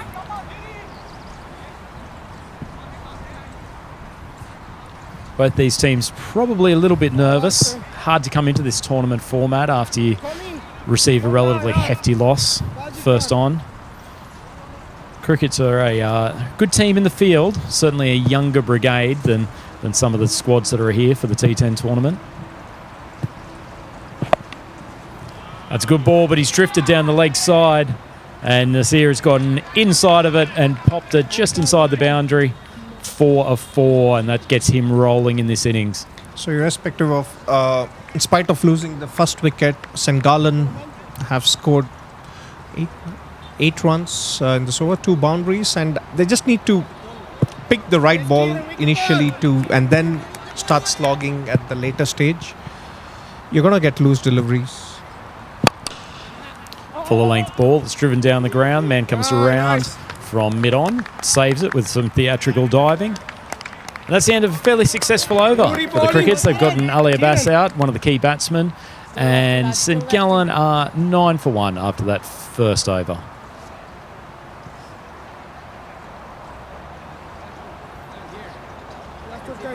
Ravindran probably reasonably happy with his work there. 2 boundaries, but beat the bat on a couple of occasions. Much better start for him than the previous match where he got hammered for 6s. First over. Didn't really allow the Cricket's bowlers to get settled, the Nomads, in that first game today. Very different conditions they're bowling in here now, though.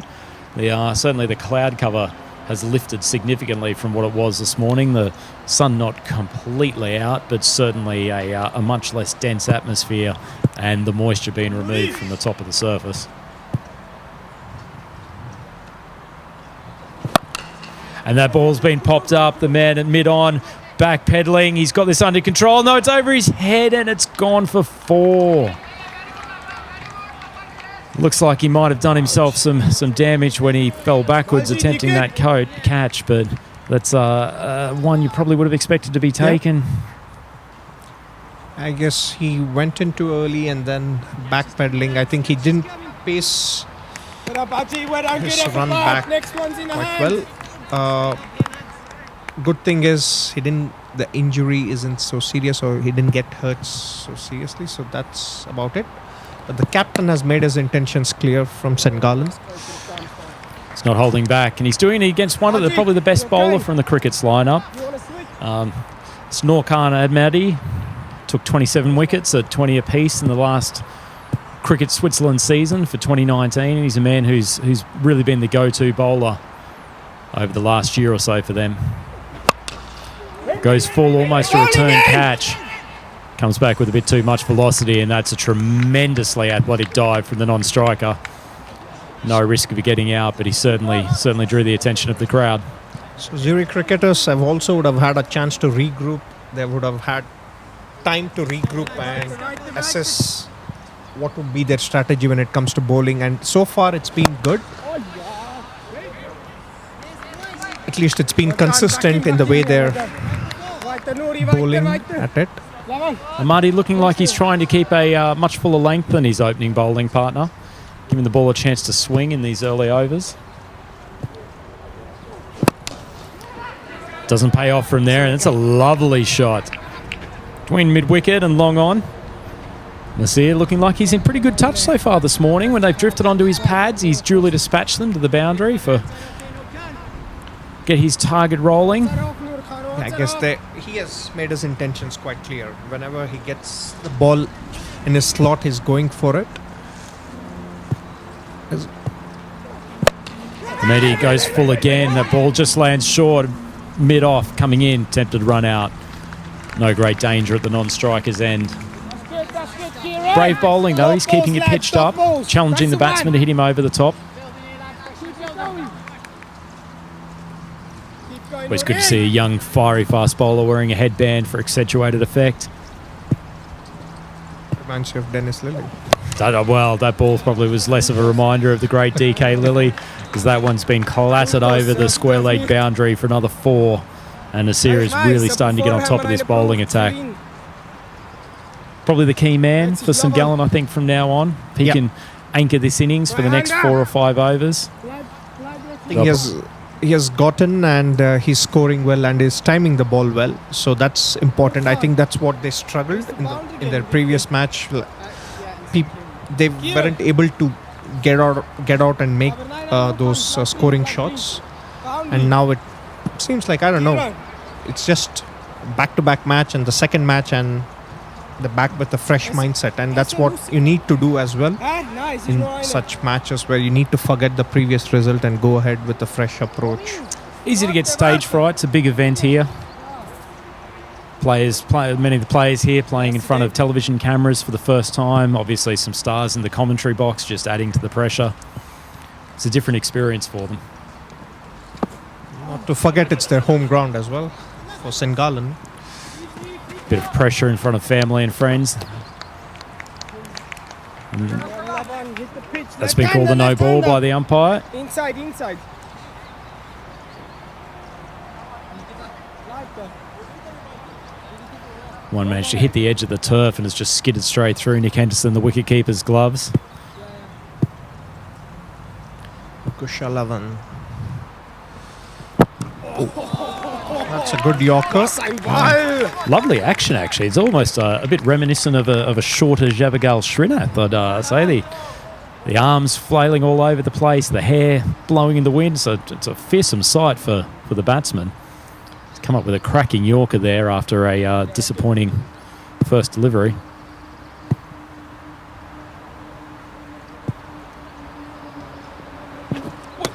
He's beaten the bat outside off stump. It's a good line, actually. Batsman looking to go over the mid-wicket region. Just getting it far enough over there to take it out of his hitting arc. Yeah, this type of bowling, all you got to do is just pitch it up on the off stump and just make it much more difficult for the batsman to score on the leg side. Just jagged that one back into him. Certainly causing some problems. It feels like he's getting a little bit more sideways movement or even a bit of kick off the seam. More so than we've seen for a lot of the bowlers here today. Of course, using the Kookaburra ball for this contest. It's the official ball supplier of the European Cricket Series.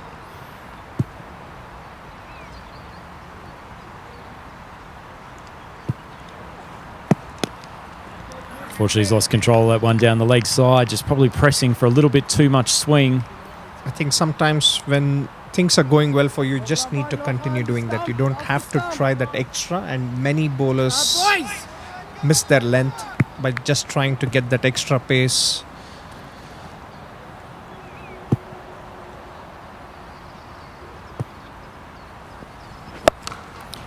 About to say it's been a while since we've seen a boundary, but then he gets a full toss on leg stump, and there's only one place where that's going, and that's a backward square boundary for 4. Just relieving a bit of the pressure that the Zurich Crickets had built up over the previous few deliveries. Be disappointed with that. Yeah. It felt like he was probably on top of the batsman for that little period. And this gives momentum right back to St. Gallen again, to the captain, who actually struggled for those 3 balls. It's amazing how this T10 game involves little increments of play that get analysed over and over. I dare say that Kushallavan probably won't be wanting to analyse that ball over and over. He's almost left it off the side of the pitch. It's called wide again. This is turning into a slightly expensive over, or certainly a few balls more than he would have intended at the start. Just losing a bit of control with the swing. I want to revert to a bit of cross seam, just try to get a little bit of extra bounce off the pitch and reduce the sideways movement. But at the moment, it looks like the radar's just deserted him at the wrong time.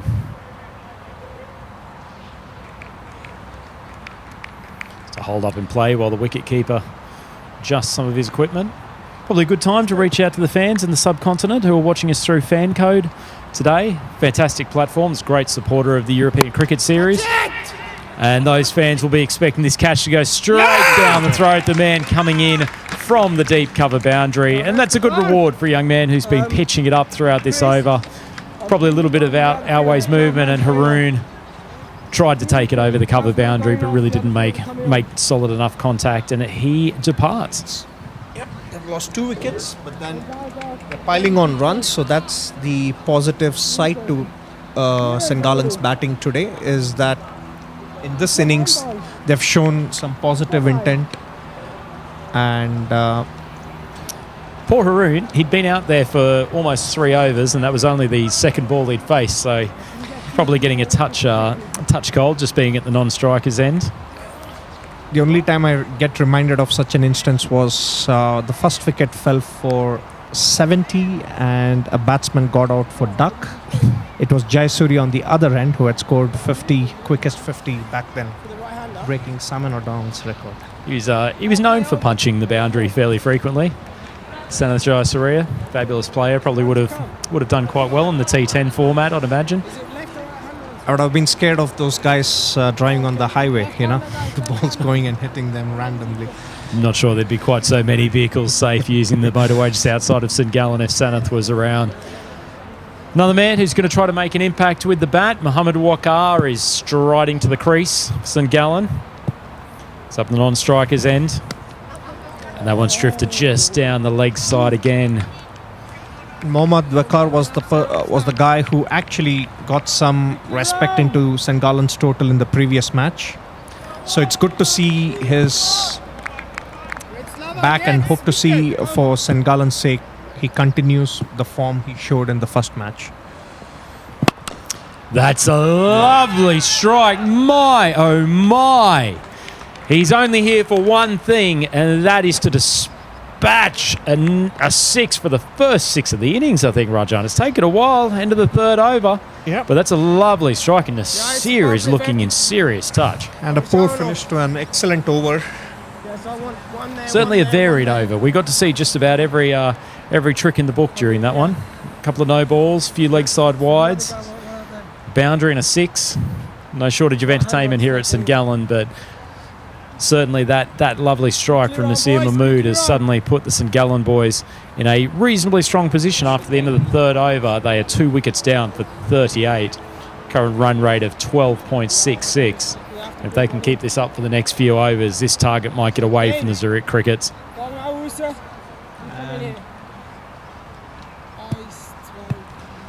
And this feels like deja vu for many of Zurich cricketers. This is how Zurich Nomads started their game. In the first game where they went all guns blazing.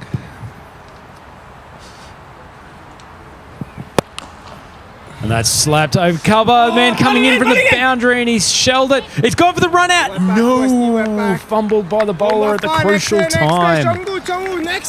Zurich Cricket's well known for their outfielding, but once or twice they've had opportunities they've let slip through their grasp, literally on that occasion, both from fielder and from bowler. It's been a story of the day. A top batsman gives a chance and the opposition drops it. Plenty of chat on the YouTube channel, the European Cricket Network channel on YouTube. Please keep your comments coming in. Any questions for us? So as that one is just flayed to the boundary, Nasir continuing on his merry way. Ball ends up behind point. And he is looking very dangerous at this stage. I'm liking this approach from the captain. He's leading from the front. He knows that runs are crucial and he's finding ways to hit boundaries. I think it's a scary thought for the Zurich Crickets that they've still got Fletcher to come in too, who's no doubt going to try to accelerate the run rate and add a cherry on top of this innings, which Nasir is currently dominating. He's cracked that through the covers, well fielded. Well done, that's the stuff. Really did release the arms there. The way he's going about it, I'm getting reminded of Shakib Al Hasan, the way he played in the World Cup, the way he's getting... Tremendous comparison. Well, the world's best, if not the world's best all-rounder, Shakib. Carried the Bangladesh team for many, many years. A bit more help these days than he's had in the past, as Nasir drives that one on the up. Well done. He's decided that he's going to hold the strike for these balls. Not a great deal of backing up from Mohammed Wakar at the other end. I would have thought he'd be more energised to get to the striker's end after his performance in the last game, but Nasir clearly feeling comfortable and deciding he's going to deal in boundaries for the moment.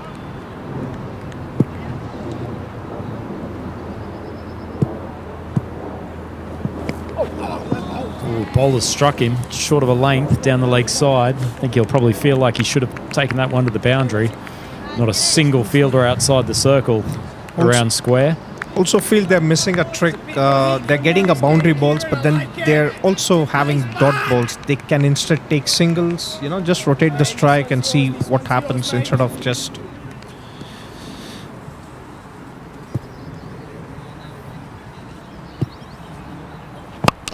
Pitched that one up, swung across the line a little bit, but he manages to get it down to long on. Just an easy single. And I think he successfully farmed the strike for yet another over, which is probably exactly what he was looking to do. Paul Walker struggling to actually get a chance to face the bowling here. He's only faced one ball, but his skipper Mahmood, he is up to 32 off 19 balls with 6 boundaries and 6 fours and 1 6. St. Gallen won't mind as long as he's scoring those boundaries. Nazir being on strike. Quick look at the bowling analysis. Ravindran's completed his 2 overs. He's got 1 for 15.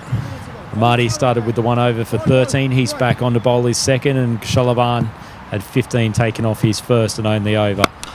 That's pitched up. That is struck handsomely over the mid-wicket boundary. I'm not sure the full toss on leg stump is the advisable strategy at the moment, but Amadi is just struggling to find the deck. Young man pitching it up, trying to get it to swing, but he's just too full in length at the moment, and the Seer taking advantage.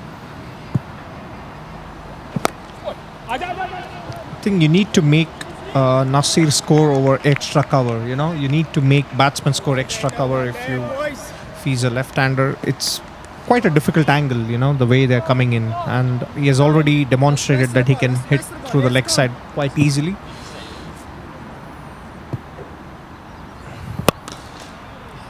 Well, Ahmedi's gone for the tactic of trying to put it outside off stump, but Nasir just goes boom again. He's taken that one straight down the ground for a 6. That's gone far enough that the umpires decided to change the ball while that one's retrieved from the outer edges of Grundamus. Slightly belated signalling for 6. I thought it was probably one of the less controversial decisions today. Speaking of controversial, Ahmedi deciding he's going to come around the wicket to try to tighten up the line to Mahmood. Gets that through and he's clean bowled him. That's a cracking response for the young man. And that's a big wicket in the context of this game. The Zurich Crickets couldn't afford to have Nasir Mahmood at the crease for much longer. And their top paceman, Ahmedi, he has come up with the goods at the key time. Clap him off. Clap the new batsman in. Same field, boys. Same field. I don't think Eden square. I think Eden needs to be promoted. Yeah, he's a new batsman anyway. Oh yeah, Come it's back, alright. Nicky. Come back in. Probably a right hand. So Nasir, after giving a great start to St. Gallen, departs scoring 44 runs. But he has put the team in a great position from which they can continue. I think the crucial now is for Mohammad Waqar to stay till the end. If St. Gallen have any hopes of scoring more than 100 runs. And the way you have looked at teams chasing, I think 100, you need to score 100, 120 runs. Let's go. Good to see a bit of bowling advice coming through on the YouTube channel. Some quality analysis of the bowling actions of some of these young chargers from the Zurich Crickets here. We'll be sure to pass on that advice coming from the folks watching the live coverage here from St. Gallen. And just entering the crease, we've got Naresh Kumar Thangadivel. Thank you for that, Raja. He's going to have to face the remainder of the over. 2 balls. Come from the young paceman, Ahmedi. It's also important one batsman continues to play shots and not get... Yeah, my end, easy. Naresh looked like he was trying to take off for a quick single there. His partner looking in fairly relaxed fashion, using his bat as a standing post. I don't think he looks too fussed about taking the quick single. Probably a signal that both of these guys are going to deal in boundaries more so. Robust figure of Naresh faces up again. And he takes the long handle. He's tried to go over cover, and it's just crept over the boundary for a 6. It's a nice strike for a man only facing his second ball. I think they've made their intentions quite clear now. Tough finish for Ahmedi. It was a pretty good over for the most part. Once again, good to see a young man pitching it up, trying to bring the swing into play.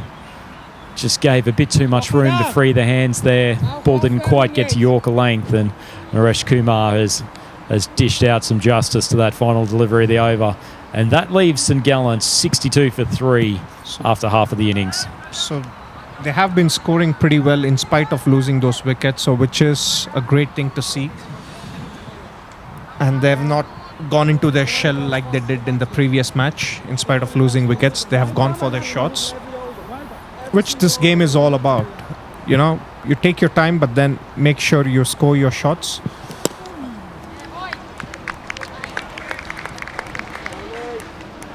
Interesting first delivery. Young man coming off a relatively short run-up, but he's generating a little bit of pace. Pretty whippy arm action. Got through to the keeper with a decent amount of pace. Well, it's not the prettiest shot from Mohamed Wakar, but it's certainly effective. That man just a bit wide at third man to be able to cut that off. And it's a fairly key boundary. Not sure how he manages to do that. He did quite a few times in the previous match and got few boundaries as well. Happy hunting ground. His wagon wheel looking decidedly behind the wicket, but it's very effective. Ahmadzai comes in again. He gets slapped to deep point. And that's a really, really good catch taken out in the boundary. Some of the fielding's been a bit variable today, but that one was hit with pretty reasonable power, and that's well taken on the deep point. And it's a crucial wicket. And I think it's a wrong time for St. Gallen to lose this wicket. Just when they could have taken one more over to settle things and then kick off. It remains to be seen. Fletcher striding towards. What do you think? I think Fletcher's possibly been the beneficiary of the rig-based selection policy, as the grade cricketer folks might refer to it. He's a fairly solid lad, and imagine if he gets a hold of one of these, it could be travelling a pretty significant distance. He's giving a quick fist bump to his partner, Naresh. Then he did struggle with his timing in the first match. He faced around 9 to 10 deliveries, couldn't get. So I think it's a matter of one ball. Certainly got the long levers that's favoured by a lot of coaches today. You can get those arms free, swinging hard. Imagine he'll be looking to clear this boundary a couple of times. Still plenty of overs to go. It's a handy wicket though for Atola as he comes in again. Nicely defended from Fletcher. It's also a crucial passage of time for St. Gallen not to lose the momentum which the other batsmen have given them. They have to make sure they score runs. Fletcher just biffs that one down to long on. Was almost trolling the bowler with his initial defensive shot, essentially signalling that I've got plenty of time to make up my runs towards the back end of this innings. Fairly tall specimen wearing the cap. Probably not likely to get a bouncer over his shoulder anytime soon.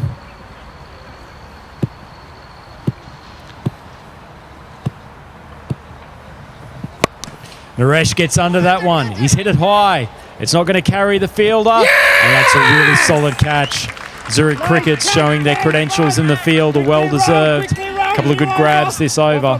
Natsula, he's shown that he's a wicket taker and he's stepped up 2 scalps, removing the 2-set batsman, and we're starting to get deeper into that St. Gallen batting order. So if Zurich Crickets would go on to win this match, this over would be a crucial over. Two wickets in the same over and 2 hitters. 2 significant hitters, you're right, Raja, and that's a couple of big wickets. Fletcher still out there. Looks like he might have to take the responsibility for the big hits.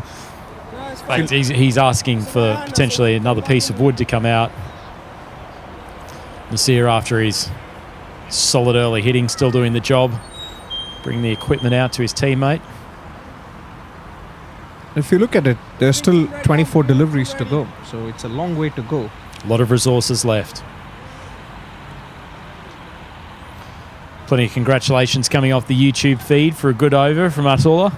Maybe some of the fans out there had them in their Dream11 team for this game. Don't forget, all of the games here at the Dream11 ECS event. Go onto the Dream11 service and put in your fantasy team. Pick between the bowlers, the all-rounders, the batsmen and a wicket keeper. It's all great fun. Yep. And certainly an added way to get involved in this tournament out here in St. Gallen this week. And do pay attention to all the stats. That would help you to form your team better. not only the stats, but keeping up to date with Mr. Maximo's previews at the start of each day. So Vinny Sandu, great friend of the European Cricket Network, will do a preview of the first match of each day, giving an excellent rundown of the teams, their likely strategies, and the key players from each squad. So certainly you'll be all up to date with the necessary selections for the initial game of each day. It's a good ball there, just forcing the batsman to squeeze it out to square leg. Cricket certainly got themselves back into this contest in the last 6 or so balls. Yep. And now they can hope that they have a great chance to win this match as well if they continue this form. It's important not to concede too many boundaries at this stage. Fairly standard outfield at the moment. Man at deep cover.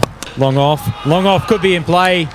Or he would have been if he was standing another 25 metres back. We did say that Fletcher's got some long levers and he's used them to full effect there. That's been literally slapped over long off for a delightful 6.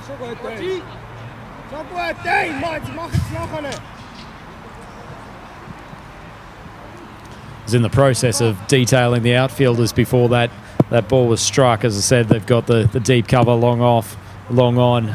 Cow corner mid-wicket and deep square leg. It's an excellent response by the bowler. It's an excellent response, and I'm very pleased to see Fletcher pull out the defensive shot for the second time today. Paying the bowler some respect. Still feel a Yorker length on the middle stump they're going to have him. Just one. Given that a fair swing, it's only going to be a single. No two there, not a chance. Got that area fairly well protected with the fielders at long on and deep mid wicket. You've got to complete the first one before you can talk for the second. St Gallen up to 74 now. They've managed just tick over 3 overs. They've managed to get the boundaries each over, and that's been the... And it's another good catch. The man at long on takes it, and Wafadawa hits high. Gets his first wicket of the game in his first over. And Mohammad Naseem, he had a very quick stay at the crease, ends up out for 1 off 3 balls. It's crucial now for St Gallen to complete all their 10 overs. You don't want to see getting bowled out in 9 overs for 80, 85 or 90. Slightly unbalanced scorecard at the moment, Rajan. It's Nasir with 44, and there hasn't been a huge amount of support around him. Fletcher, the man who probably really needs to try to take most of the strike over the remaining overs. Still 3.1 overs to go in this innings. It's a long time in a T10 match.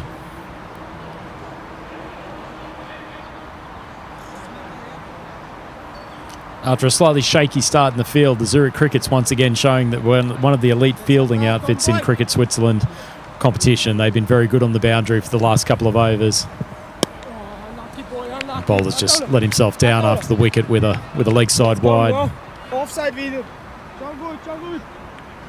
I think it's an old adage to say catches win matches, fielding, ground fielding, all these contributes. I think that's certainly going to help Zurich Cricket to restrict St Gallen, and I would say a good challenge for Zurich cricketers would be if they can restrict St Gallen below 100. I think they probably need to. They probably don't have the same level of explosive batsmanship that a lot of the other sides in this tournament will have. As Wazai just drags another one down the leg side after his scalp. He's unfortunately bowled 3 consecutive wides. Young man probably feeling a little bit of pressure here. He's got his team back into the game with some good bowling.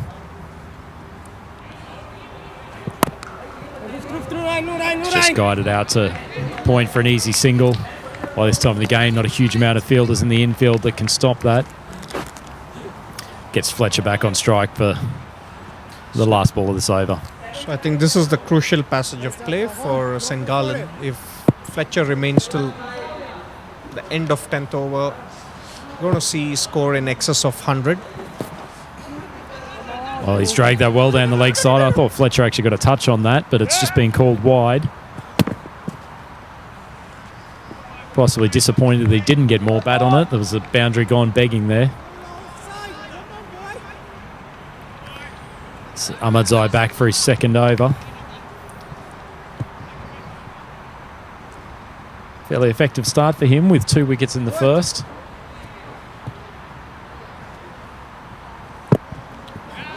Good full delivery. Batsman not really quite knowing what to do. Yeah, it is a tough proposition to bowl 6 deliveries in the block hole, but then I think the bowlers should aim for that. With the field covering on the onside, I think he can take the chance. And Well, 2 dot balls in a row. Bit of pressure on the batsman now. Nog één. Don't like to have any dot balls in a T10 innings if you can help it, but he certainly will want to get off strike here and get Fletcher back to face the last couple of balls of this over. He's tried to go big, mistimed it, but pushes it out to the man at deep mid-wicket for just a single.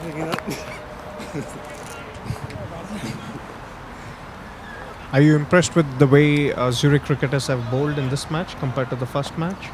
I certainly feel that they've been able to settle into their lengths more in this match, Rajan. I think you obviously got to see that match up close. They really weren't allowed to settle at any stage. Oh, that's a big skull. Fletcher has tried to stretch for a wide one. He's dropped the bat. I'm not sure he's particularly excited about that decision, but the umpire's certainly not going to change his mind. He's dropped his bat again. This is probably not going to get a hugely warm reception from the match committee, but he's been given out. And Ahmadzai picked up his 3rd wicket. He really has been the game changer. If the Zurich Crickets go on to win this match, dare say he could be well in the running for the ECS Dream11 man of the match. So 3 crucial wickets: Fletcher, Mohammad Waqar and Naresh Kumar, and 3 hitters. 3 hitters. Not to mention that the string of single-figure scores continues. If it wasn't for that innings from Mahmood at the top, I think so, yeah. St Gallen team would be staring down the barrel of a fairly mediocre score.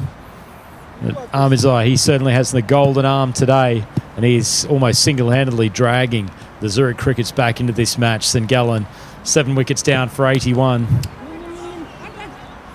Noorine. To me, hush. It's important for Zurich cricketers to restrict St Gallen now that they've taken the wickets of all the powerful hitters of St Gallen.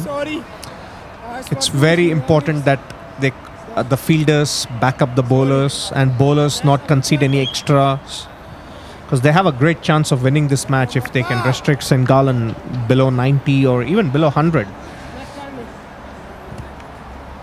So notice some comments coming in on the YouTube feed, Array for Rafe, mentioning that there's some good batters, very right, in the Zurich cricket sides. Belgium, Nor, probably the 2 men who will need to carry them if they're going to go on and win this game.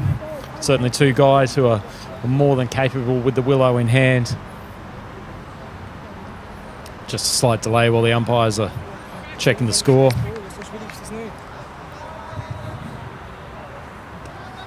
Quickly round now. Come on, boys. Quickly round.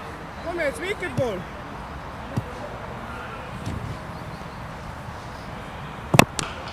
It's a good ball in the block hole. It's straight back to the bowler. Bowling off there. That's the line, bud. That's the line. Baljeet, there's a catch for you on this over.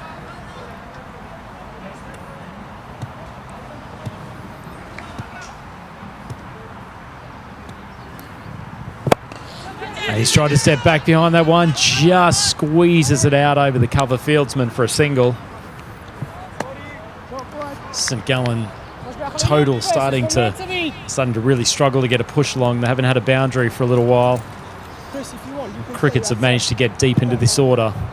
It's important that they play out these rest of the deliveries and try to get like above 90, 100.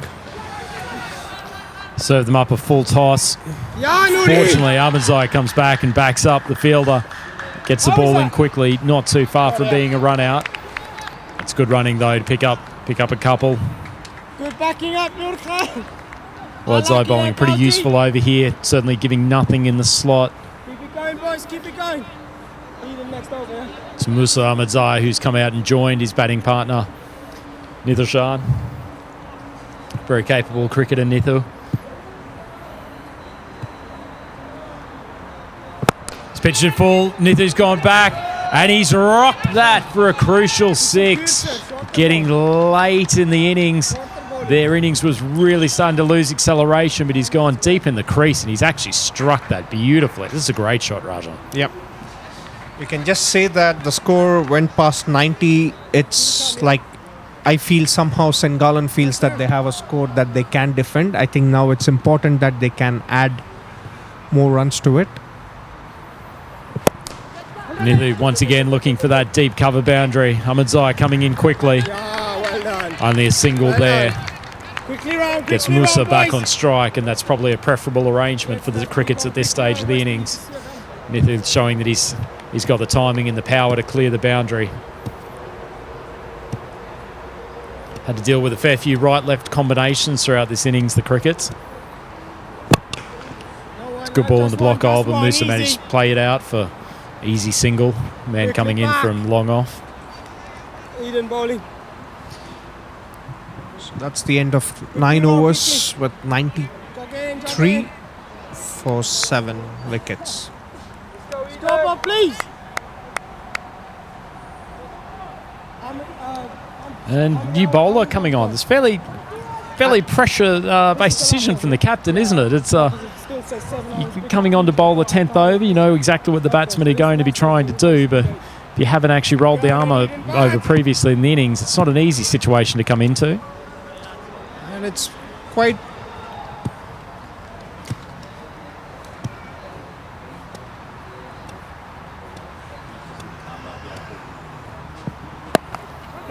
Well, he's gone for a half-tracker first ball, and it's turned into a strategic masterstroke because Musa has just top-edged that. Keeper Henderson has run in and taken the easiest of catches. So the captain putting pressure on his bowler, but it's turned into a fantastic move. Yet another wicket goes down, and St. Gallen with 8 wickets down now. I'm surprised that this 17-year-old didn't come to bowl at all. I had forgotten about him. Actually, he was the best bowler of Zurich cricketers in the previous match. He conceded just 8 runs. And so sort of promising action. Looks like when he gets a bit of added strength, probably a bit of extra height, he'll probably extract some good bounce if he gets on the right deck. And his 2 overs were the only positive thing of Zurich cricketers' game in the previous match. So Eden Wardle, I'm surprised that he's bowling only the final over. He goes short again. Once again, the batsman not getting hold of it. And that's another wicket down. Couldn't we see the first team actually dismissed batting first? Yeah, and it's also the 3rd time today that a bowler is on a hat-trick. Well, Eden Wardle, I wouldn't say he's changed the game. It is the 10th over and we're into the lower parts of the St. Gallen innings, but wouldn't this be a story to tell the kids back at school? Taking a hat-trick in the inaugural ECS St. Gallen tournament. And a teenager. He's almost going to have more wickets than years on his age sooner or later as he comes in for the hat-trick ball.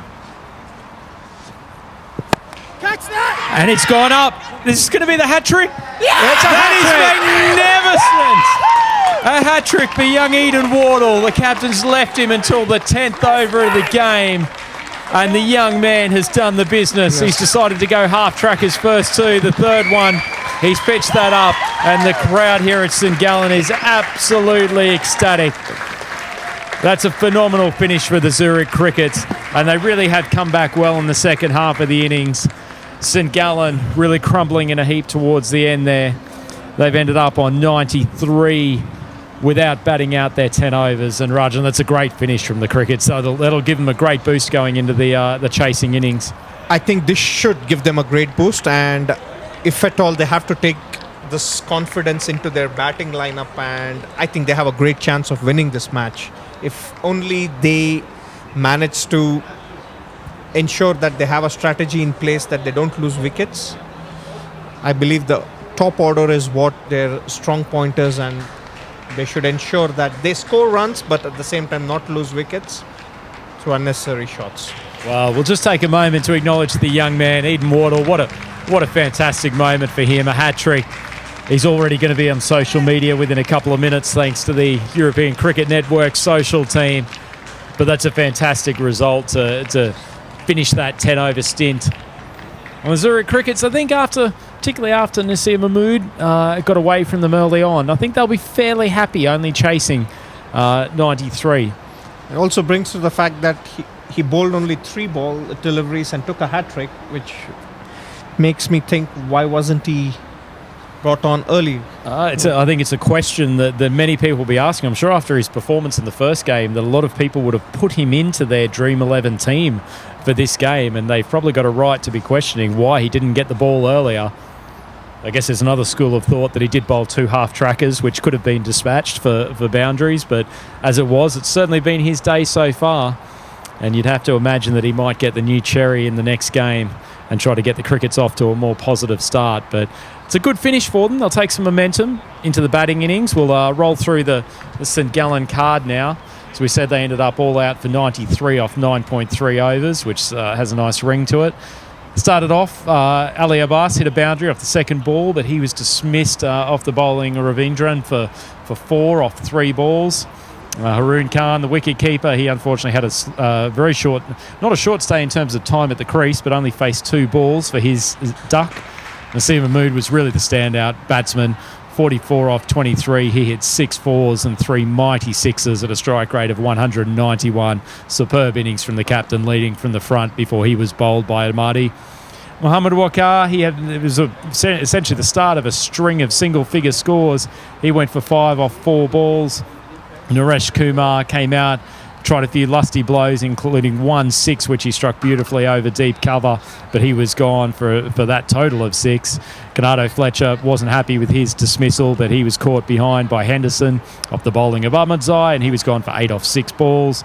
Mohammad Naseem, he only stayed out there for 3 and was dismissed for 1. Nithu, he was 11 off 8 before he was one of Wardle's victims. And then Musa Ahmadzai, 2 off 5. And then finally, off the last ball of the uncompleted innings was Shiraz Sawari. He was caught by Belgium Singh off the bowling of Wardle and completing the hat-trick. So I think at least he's been a part of what will probably be the biggest moment of the day. Yep. And to run through the bowling,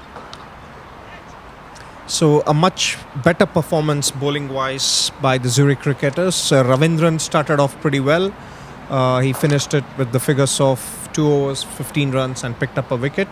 Nur Khan Ahmadi, I thought, was inconsistent with his line. He had few good deliveries, and that reflects in his scorecard where he conceded 31 runs. I think Gushal Avan was erratic in this match. And Ataullah had a decent spell. I think his spell is what made the difference. He put the brakes on St Gallen scoring, and Wafadar pitched in well. But the hero of the innings so far, Eden Wardle, 3 deliveries, 3 wickets to complete a hat-trick. Enjoy it, young man. Well done, Eden, and I'm sure he'll be giving the captain of a reminder that they could have been in even better position if he had have gotten the ball earlier in the innings. So good to see our man, Mr. Maximo, Vinny Sandhu on the YouTube chat, interacting with the plenty of fans who are watching the coverage here from St Gallen today. Hopefully we'll have Vinny's prediction for the match, but certainly some chat from Kemsey99 suggesting that actually St Gallen should have been looking at 130 at that stage, but they really fell off in the last 5 overs, didn't they, Rajan? Yeah, they did. I think it comes back to the Ataullah spell where he picked up the 3 wickets of the 3 big hitters of St Gallen's team, and that certainly put the brakes on. Good point from Mr. Maximo on the YouTube chat, though, just referencing the fact that none of the crickets hit double figures in the first batting innings. They'll certainly be better for that first run, I would suggest, and they'll be facing a bowling side that's probably a bit less potent than the Zurich Nomads, but I think they've still got a really, really uphill run here to win this game. I think St Gallen will be thinking they probably did leave some runs out there, but at the same time, I think they'll probably also feel that they're in with a big shout of winning this game, particularly if they can get the top order batsmen relatively quickly from the crickets. I also believe that anything less than 100, the chasing team has a chance, and they have to go with that mindset, irrespective of the bowling lineup, because it's not every day you get to chase at a run rate of 9, and in I a said- I told relatively you, okay, no, it's true. shorter format, you're at an advantage. So the game delicately poised. We won't have to wait too long for the resumption of this match. St Gallen, some large men out there trying to put on an imposing sight. And imagine we'll have Kennardo Fletcher come in for the first over. His left arm has come down at a fairly rapid rate. We'll be putting some pressure on the Zurich Cricket's batsmen as they get out to try to work their way through this total. We say they're a couple of top order batsmen. Belgium Singh, very, very good striker of the ball, talented young batsman. He's going to be a crucial man to try to take them through. If they get down to the middle order and lower stretches of that, particularly early in the innings, I'd suggest that the St Gallen boys will be fairly confident of this one. Admittedly, for a batting total where no one else really got going, actually, it's not the worst score, is it, Raja? No, it's not a worse score. I think the captain, now if you put into the context how well he played. 44 runs and everyone chipped in, but then no one could manage to get along and score, get into double figures or score those 20s. That's what is needed to post a great score in this format. I think that's, if you look at it, in the first match, each player came in, chipped in with these 20s, and we are seeing people not scoring those high scores what we had in the first match. I think people are scoring less than 100, so it also goes to show that people have realized how to bowl on the surface in spite of some poor fielding. Yeah, you'd imagine actually the Crickets will be slightly disappointed. They sent down a few extras in that innings, and it's probably actually left St Gallen off the hook when they could have had them probably chasing around 80 odd. But a couple of points in the innings where the bowling was just a little bit wayward. The boys trying to pitch it up, get the ball to swing, but just losing a little bit of control. Instead of 9 wides in that innings and 1 no ball, it's probably a little bit more than you'd be looking for if you were the Zurich Cricket's management. I believe, it doesn't matter if you concede 4 or 6 sometimes. I think extras do hurt you in the end. That's like 10 extra deliveries, which can make a difference in a short game such as T10. So you got to ensure that you don't concede those extra deliveries. Rajan, you've been in the commentary box for all the games so far today. Well, we've got the break in the play, waiting for the second innings commence. What are your overall thoughts? It feels like the standard of cricket has been actually really, really good throughout the game, and particularly some big hitting from the Alton boys in particular. I think that was indeed great to watch a team performing in that intensity back-to-back matches. It's never easy. I thought the Zurich Nomads started off pretty well, and then in the second game, they went off track. They lost momentum, but then you got to appreciate Alton's bowling, and then they backed it up with their batting. And then the same template was followed in their second match. Great bowling, aggressive batting, and now it remains to be seen the fourth match how it's gonna pan out. Fair bit of pressure on both of these sides, as we mentioned before we came into the game. They both lost their first match, each team playing 6 matches at the ECS St Gallen event. But if you end up as 0-2, it's going to be a real uphill struggle to make the semi-finals for the big day on Friday, isn't it? Yeah, I think teams need not look too far ahead. I think they just need to focus on the fact that they got to get. It's like they're fighting for the they are competing against the equals now. It looks like these two teams have a lot of fine. So these emotional two teams baggage, is that what you're running for after the first couple of games? Yep, I wanted to say that emotional baggage wherein they suffered some it was a heavy defeat, and to come back and perform like this, I think Zurich Cricket did really well. I felt for a team that is so young, to come back and bowl that well is a tremendous achievement. And now all it remains to be seen is how Gallen responds bowling-wise. I know that Zurich Cricket doesn't have a strong batting lineup, but then they're efficient and they are hungry to make a difference, and sometimes that's all you need. They're a young group. I think it must be remembered that there's a lot of really young teenage boys who are featured in the Zurich cricket side, and they actually made the Cricket Switzerland Premier League Grand Final in the 40-over competition last year. So they were probably a mid-table team for most of the season, but managed to make their way through a couple of knockout games, took out Geneva Cricket Club in the semi-finals in what was probably considered a boil-over. They're a very, very strong club from the French-speaking area of Switzerland.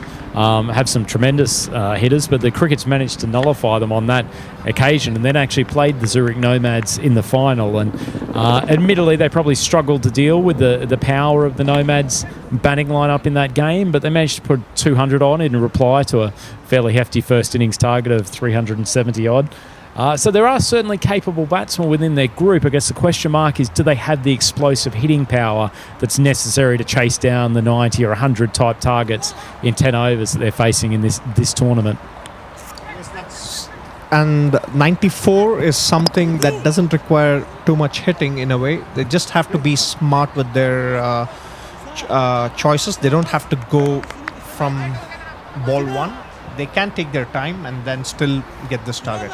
So what do you think that their tactics will be here? Do you think they'll go hard in the first 3 overs, or do you think they'll want these two at the top of the order to really try to take them through deep in the innings to maybe the 5th or the 6th over? I think it's important their best batsmen get to face the maximum deliveries. Even if that means to start slow, it's fine. If they can back themselves and take the game deeper into 8th, 9th over, I think they can win.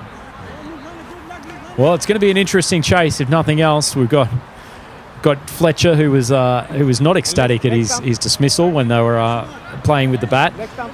He's going to come on to bowl. He'll probably be a little bit fired up, and with his big left armers, imagine he'll be trying to swing this back into the right-hander and castle them when they're trying to press the runs. So we're in the 3-over power play at the start.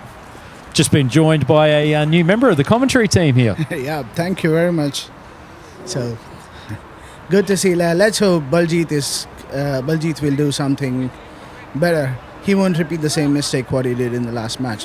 In fact, Baljeet is the batting backbone of Zurich cricket. He's been playing good for the club for many matches last season. And Nur Khan is a hard hitter. So if he can make good connections, Nur Khan would be the man to look for in this match. But here we go. First ball from Fletcher. It's pitched on a good length. That's actually a nice looking action. It's a man who has been a quality bowler in Switzerland for quite some time. It's a confident play by Baljeet. So let's see how Baljeet gonna take the innings forward. So Fletcher is at the head of his run-up, ready for the second ball.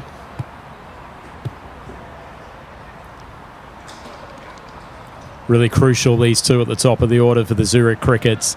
As we say, at least one of them is going to have to bat deep in the innings if they're going to chase down this target. Second ball. Fletcher goes short. There's no man on that deep. Oh no, there's going to be a run out at the top. And that's a terrible way to lose a wicket. Nur Khan hasn't even faced a ball trying to get on strike. This is suicidal by Nur Khan. There was not even a run and no coordination.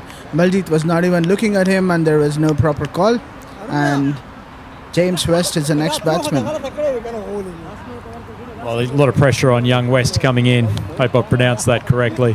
The young man's got a big job on his shoulders, chasing down 94 runs. And they've already lost 1 wicket. Almaty continuing a horror day for the Crickets with the bat. Going for a slightly suicidal single. The keeper's done well. Gotten the ball back to Fletcher, who has thrown down the stumps from a relatively short distance, and that is not the start that the Zurich Crickets were looking for.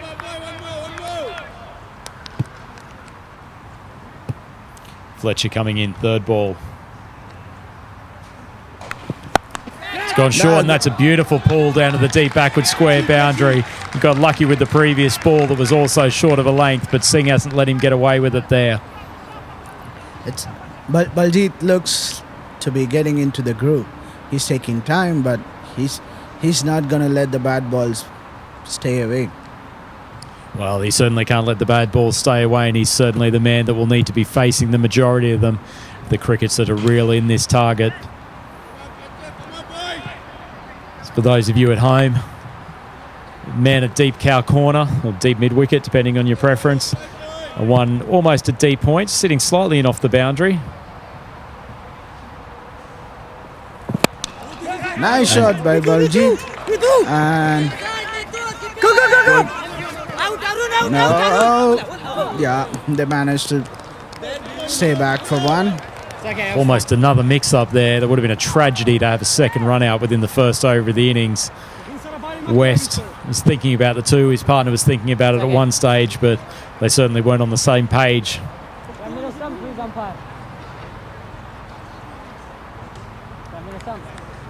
West coming up to face his first ball. Fairly difficult coming in against a tall left-hander swinging the ball. Fletcher would probably be well advised to pitch this one up a little bit. He does. West looking very correct in That's a defence. confidence batting by James West.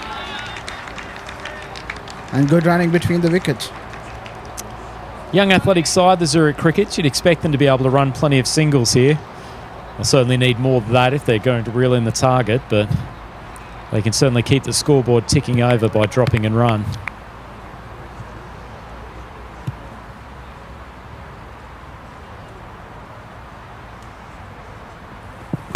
And Singh's gone around to pull that. The man's come in for third man and it's gone over his head. That's a fielding error, matter of judgment. If he had have sat where he was, almost deep on the fence, probably would have gone straight down his throat. But as it was, the key man, Belgian Singh, gets away with that and gets a boundary for his trouble. And that takes the Zurich Crickets up for 10 runs off that first over. Already 1 wicket down with the run out, but that's certainly helped get the run rate up into a more acceptable fashion. Whether it's outside edge or a proper hit, runs are important. Until the runs keep coming, they are in the track. So it's a confident start by Zurich Cricket, scoring 10 runs in the first over. Certainly gives them a base to work from for the remainder of this chase, and as long as Belgian Singh's in there, they'll be still feeling reasonably confident of reeling this in. And the star man with the bat, Naseem Mahmood, coming in for the second over. West is... So nice welcome to the captain of St. Gallen through the boundary by Zurich Crickets. So it's a nicely timed shot, actually. The ball a little bit wide of off stump, but he's certainly got a good piece of it and played a relatively traditional cut shot and managed to beat the man who was coming around from deep third man. Nasir under a bit of pressure with a boundary off his first ball.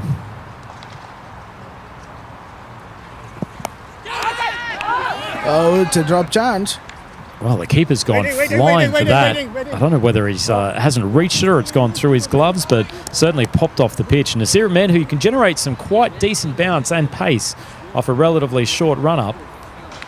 He's managed to extract the edge, but the keeper couldn't complete the dismissal, and Nitesh wasn't diving in from probably what looks a little bit more like second slip at the moment. It's a bad. Okay, so St. Gallen went for appeal for the LBW, and you can. Don't think as a professional umpire you would have been looking to give that one out. No, I heard the bat loud and clear from so far. No harm in appealing, getting the vocal cords a bit of a workout. Seeing once again wrapped on the pads, but they managed to run through for a single. So it's a leg by called by umpire Koshi. It's one of the more experienced umpires in Switzerland, isn't he? Mr. Koshi. Great officiator, well respected all around the country. Nasir comes in again. He's hit the pads. He hasn't appealed for that one. He certainly wasn't getting up high. Difficult from our angle to see what line it took. But no appeal from the batsman. He's managed to hit a reasonably good length the last couple of balls, though. Pitching it up. That looks pretty cool, pretty close.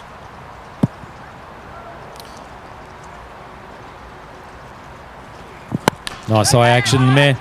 Hit. Oh, I was going to say he hits it straight down the throat. you look at moments back in the game which could be a turning point. There's only a couple of guys from this cricket side who are likely to take the long handle. One of them has almost just gifted the fielder at mid-on what should have been a relatively straightforward chance, but it's gone straight through the hands, and the skipper not particularly impressed. Don't think he'll be giving him an elbow high five on the way past. Maybe just a few choice words about staying focused in the field for the remainder of the innings. And actually, that field has been dispatched back to somewhere behind point. So Zurich Crickets on the mark, 20 runs at the end of second over. Promising start without a huge amount of risk taking so far. You see, just They don't need to take any risks. The runs are keep coming. run rate of 10 per over so far. That'll take them to victory if they can keep it up for the next 8 overs. Bulgett still hasn't really found the middle of the bat, but ready for him to explode very soon. He takes a big swing once again, doesn't time it, but it squeezes out to the man coming in from square leg, and they'll trot through for a single.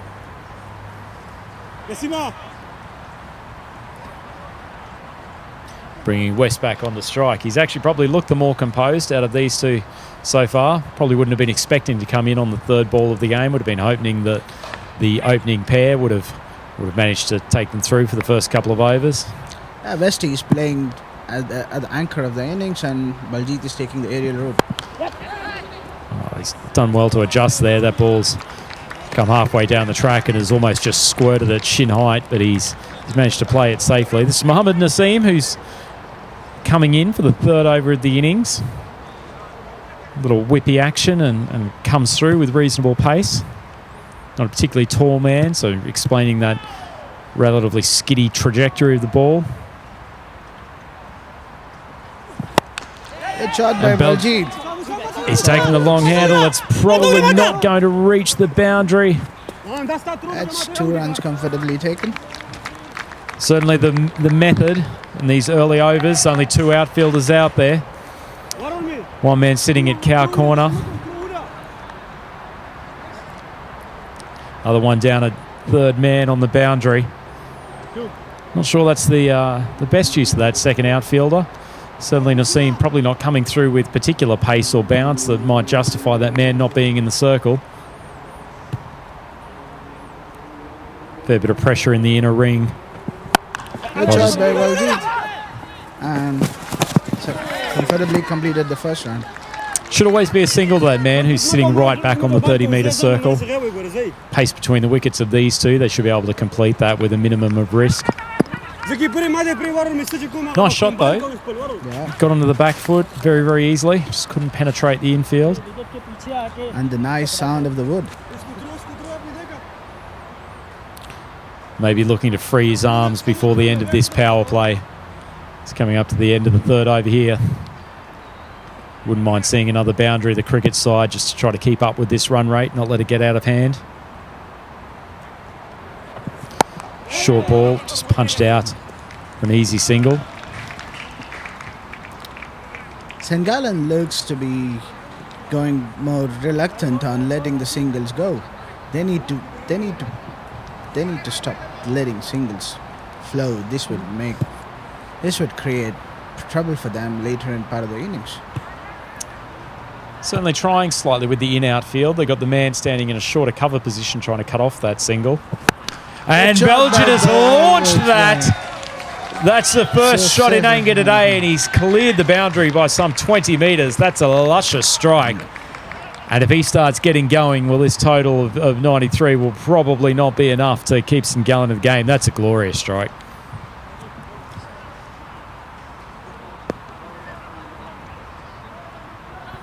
It's a fair crescendo to finish off the power play. Lovely biff over the top from Belgium. It's taken him to 19 off 11 balls.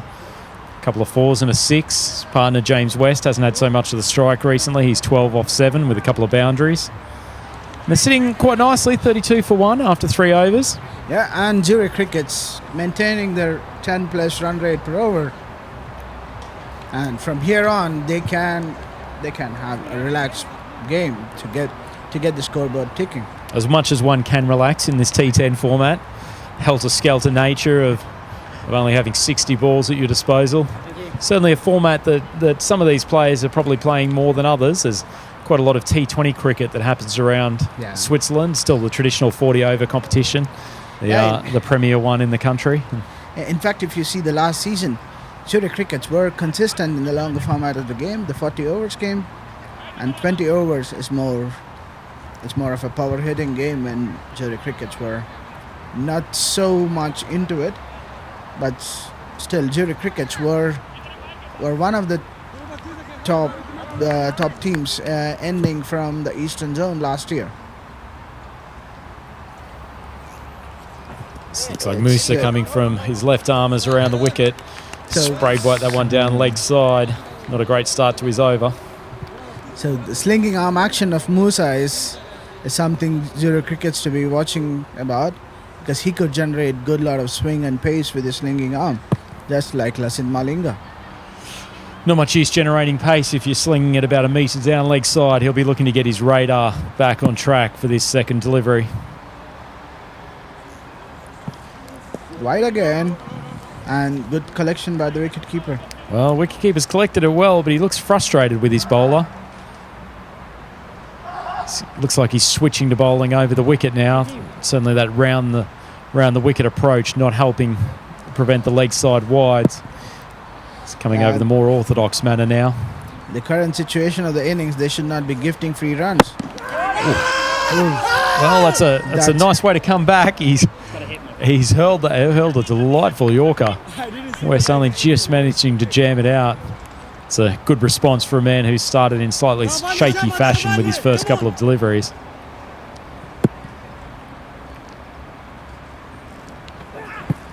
And Musa once again down the leg side.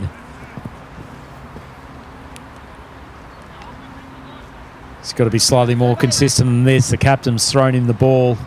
Crucial time in the fourth over. They could really do with a wicket here. St Gallen start getting into the meat of the Zurich cricket's middle order.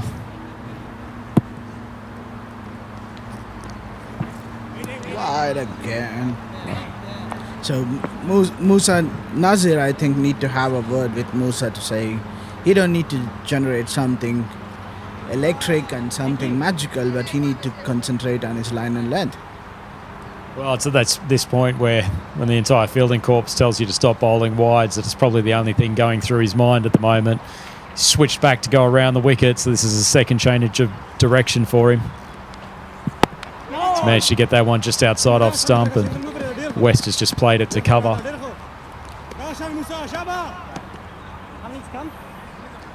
When he gets it on target, he looks like a relatively difficult proposition, but his radar's just not quite on target at the moment.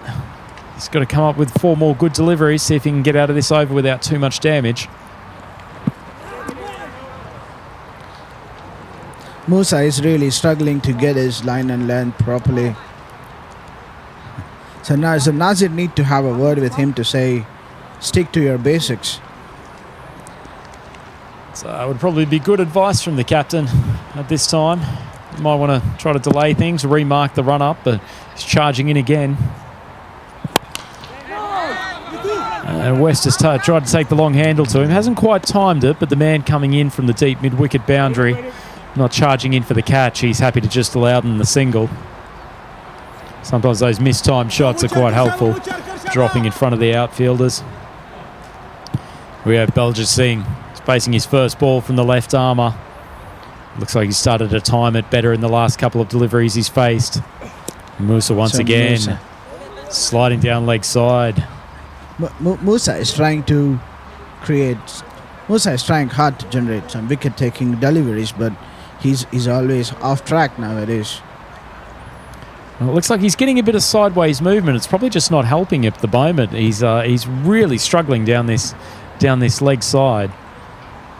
And there must be some concerns from the captain at this point too. They've only got 45 minutes to complete the innings, and if he keeps on rolling out a succession of wides, they could be in some danger. And there's almost a run-out opportunity, but actually with the throw to the bowler's end, they've let one go through, and there's going to be a second. Oh, it's a comedy of errors from St Gallen. fieldsmen all looking around at each other, but frankly there was insufficient backing up, and frankly was a throw that was probably not needed for the second opportunity. Things just starting to crumble out there. They're not out of this game yet, but certainly this over is sending them in a spiral that they may not recover from.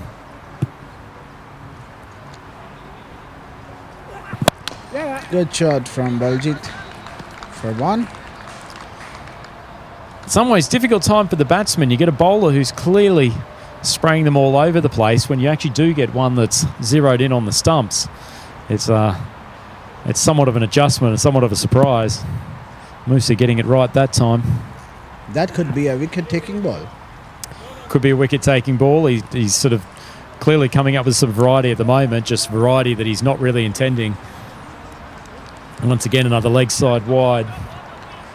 Looks like Musa has gifted more than 4 runs in this over. Well, I dare say that left shoulder of his would be getting relatively tired. It's his 6th wide of the over. Another full one. Fortunately for him, West doesn't quite punish it in the way that he should. And he's going to be a very happy young man to collect his cap from the umpire. Zero crickets, until they are at their 10-runner over mark, they are very happy. They're a very happy team to be here. Well, that's a remarkable over. He's managed with 7 wides to only go for 11.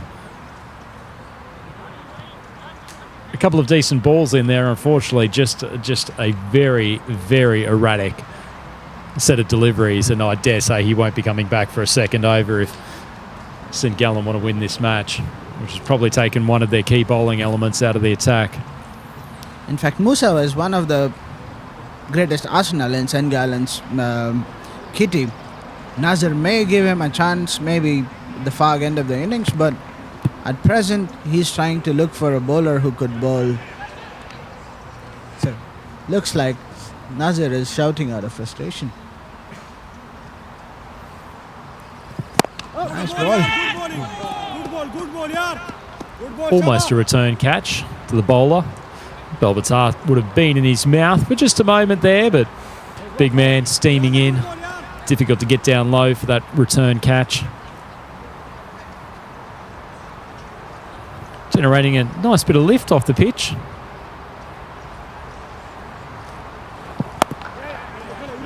Once again, jamming the batsman. That's just punched out to Almost a the man run-out behind chance. point.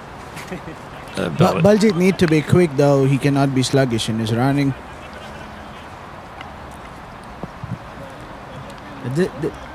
This point of the innings, when Baljit is going really good, he should not gift away his wicket with such a kind of run-outs. So Sawari coming in for his 3rd delivery. He started well. It's a full toss. Full toss. Nicely collected by Baljit. No. Well fielded. Good arm out there on the deep mid-wicket boundary. Bowler probably not punished as much as he could have been. That was a rank full toss on leg stump. Belgium probably would have been looking to dispatch that to 4, particularly with only one man on that leg side boundary deep. That one looked like it's going down leg side, but they're going to get the overthrow. And once again, St Gallen not sharp in the field. St Gallen looks to be bleeding a lot of extras here.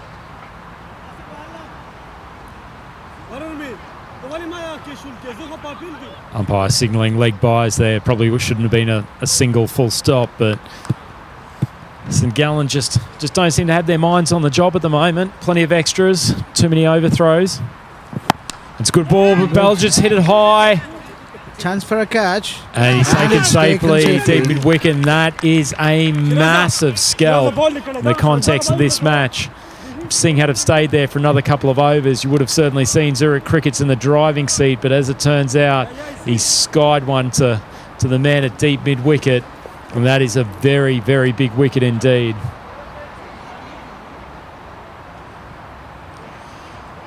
Nithra taking the catch out on the boundary.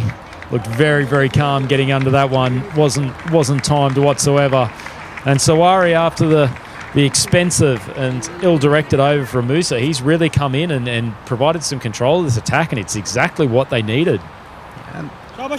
So we could see some smile on the face of Nazir now. And The captain's in the middle. So it's time to see the captain's innings for Zurich Crickets.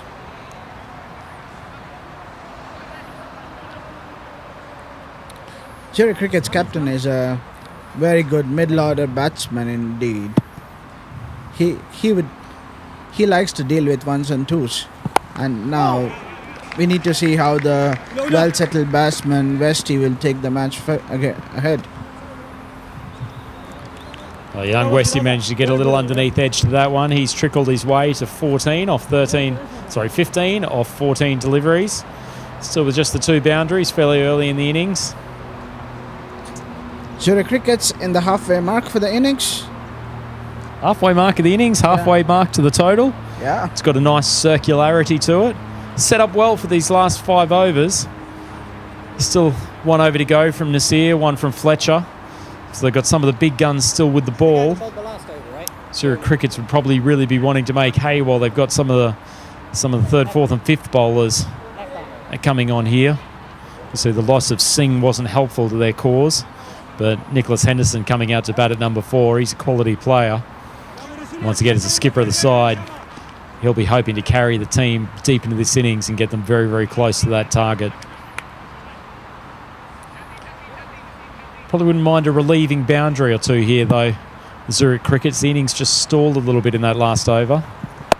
Short ball, punched out for an easy single. Okay. No. Zurich Crickets do have the depth in their batting. They really need someone going hard at the bowlers to keep the run rate ticking. All right, got some confidence on the YouTube stream. Shamul Khan said that St. Gallen winning 100%. That is a man who is very, very confident in the home side here. There's Mohammed Naseem coming in for his 2nd over, and that one is dragged wide on the offside, but not called by the umpire. Well left. Must have swung after it passed the wickets. Certainly a little bit of movement from the bowler. And Henderson is bowled through the gate. Look to try to nibble that one on the leg side. Straight through him, and that's a big wicket for St. Gallen. And I have a feeling that they've got the momentum here now, and they could be well on the way to their first win in this ECS tournament. Captain cutting a dejected figure as he leaves the cauldron of St. Gallen's Grundemus Stadium. Feels like he's let his teammates down. Really needed to stand up there and get them back to this chase, but that's a really, really big wicket. So next batsman in is Lawan. He had a decent day with the ball.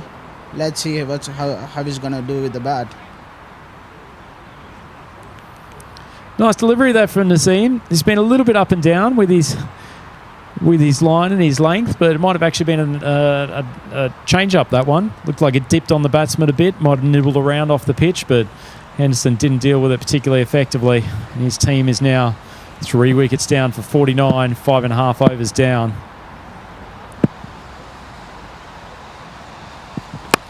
No one's short. Shalavan can't quite beat the infield. Desi, it's much more effective. You're going to bowl short, getting it outside off stump, not allowing it to get into the power arc of the batsman and getting pulled over backward square or out to mid-wicket. It's probably definitely the way to go on this type of pitch.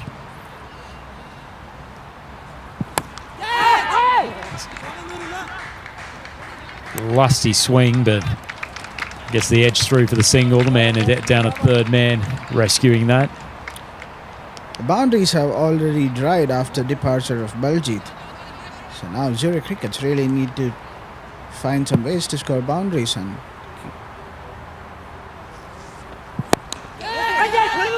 he's flicked over to the leg side. The man at square leg can't quite get there for the catch. Interesting field setting at the moment, actually. They've got the man out at a wideish long off. Nasir was patrolling long on. One out at cow corner, the man at deep 3rd man. But only 4 outside the circle. They're certainly challenging the Crickets to hit over the top. And at the moment, neither of these batsmen are timing it well enough to really put pressure on. Should also appreciate the reflexes of Mr. Lodge. who could manage to get down in time.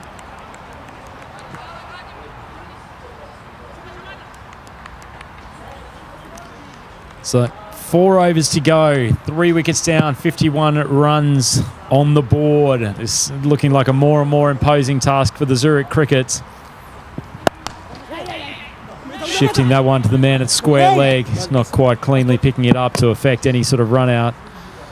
And I think they'll be comfortable with the singles for the moment, St Gallen, unless there's a few lusty blows. The coming overs, I think the Zurich Crickets are going to struggle to chase this target down. 42 to get from 19 deliveries. 23 deliveries.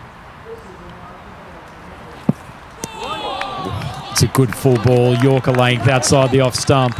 Already talked on the commentary today about that being a particularly difficult ball to get under and get over the boundary. Sawari's probably been the game changer for them with the ball today. Came in after Musa really struggled with his first over. Zurich Cricket's had the momentum, but actually he's won on a bit overs so far. Have really got St Gallen on top in this match. Once again, another dot. It's not something that the Zurich Crickets can afford at this time.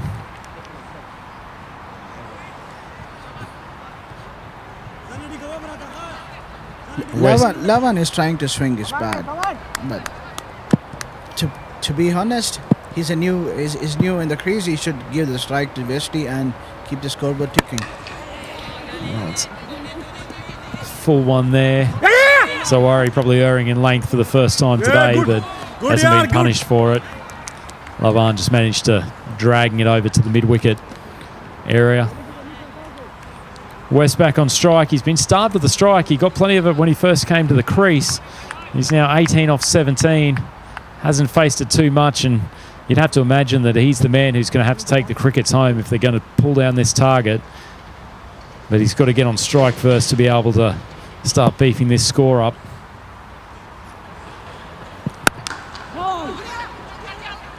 Ooh, shine and miss from the man at cover. Good try, Herda, good try. That could have been all she wrote if that wicket had have gone down. He's had a crack, but they managed to get through for the overthrow.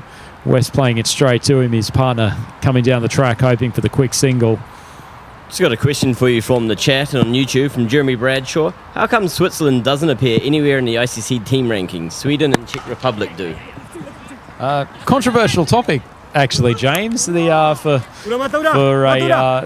reasons known to some, Switzerland's currently not officially suspended from the IOC is the correct description at the moment. One of the more intriguing circumstances or sets of affairs. So there's some, to be fair, some excellent cricketers in this part of the world, and as you can see, a lot of young talent, a lot of big hitting, and I dare say that when Switzerland gets back on the world stage, they'll start climbing up, particularly the European rankings.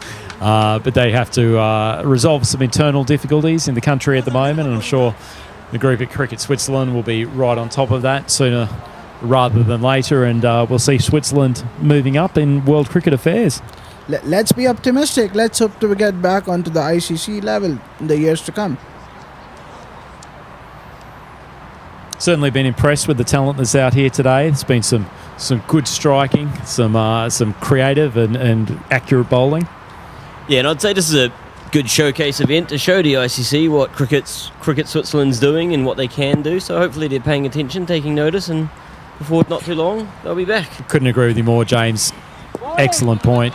I think there's no better way to showcase the talent in the country than with an event like this. It's a magnificent day here at St Gallen, and there's been some superb work done from both the European Cricket Group and Cricket Switzerland to put on what is clearly a fantastic event. And as you can see from the pictures and that are being beamed around the world, both through European Cricket Network, YouTube service, through fan code throughout the subcontinent, through Free Sports in the UK, there's some really high cricket being displayed nice here. Shot by Lavan, and a boundary came after a long time.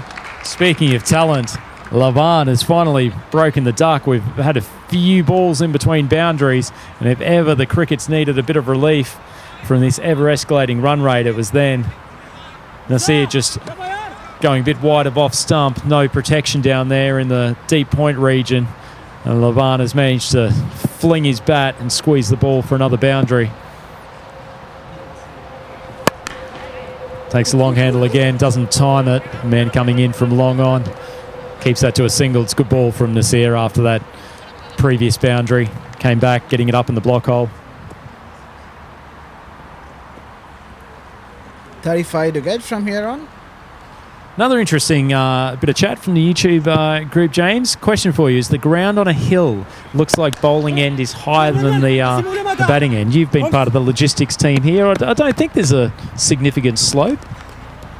I don't think so. I actually think coming from left to right, maybe there's a slight slope to help with drainage because underneath it normally is a football pitch, but I don't think from one end to the other is any higher than the other. Maybe as the bowler comes in and swings this one down to the man at mid-on, just for a single. Looking for a single but not coming. Maybe at the batting end they're actually on wooden planks, so the bowler's end doesn't have wooden planks underneath it. That's only about 3/4 of the way down the pitch, those wooden planks. Yeah, it's a good point, James. As we said in one of the earlier games, it's a wooden-based surface that this pitch is put on. It's a temporary installation. And speaking of temporary, that is the description of James West's inning, which has just come to a shuddering halt. Unfortunately, he's holed out to the man at backward point, trying to push the run rate. And Nasir has continued what has been an exceptional game from the skipper. He's taken out the man who Zurich Crickets were probably relying on to pull them up to win this game. And possibly their last faint hope has just been dismissed. I dare say it's time to call for the man of the moment, Eden Wardle, to come out. I mean, if his batting game is anywhere near his bowling game, then I'd be getting that man out there and just telling him to swing freely, seeing if he can create some more magic, because there's certainly some magic that they need if they're going to haul in this total. Okay, Fletcher's back in bowling and change in commentary position. Rajan back to his commentary.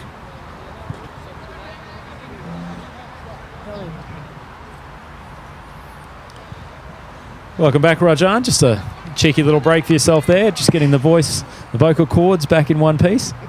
Thanks, Vaishak, and thanks, Andrew. Yeah, so looks like I've come back at the crucial time of the match. 22 runs of 2 overs. And that game has certainly gone the distance. It's interesting, there's been a lot of bowlers here you can see coming off slightly abbreviated runs. I don't get the impression that Fletcher would take too kindly if his captain suggested to him that he should come off the shorter run. He's going almost all the way back to the 30-metre circle. He's a bowler who relies on momentum, I feel, in his run-up. If he doesn't have that, I think he's going to struggle. There are bowlers who can do a good job from a shorter run-up, and there are bowlers who need to run.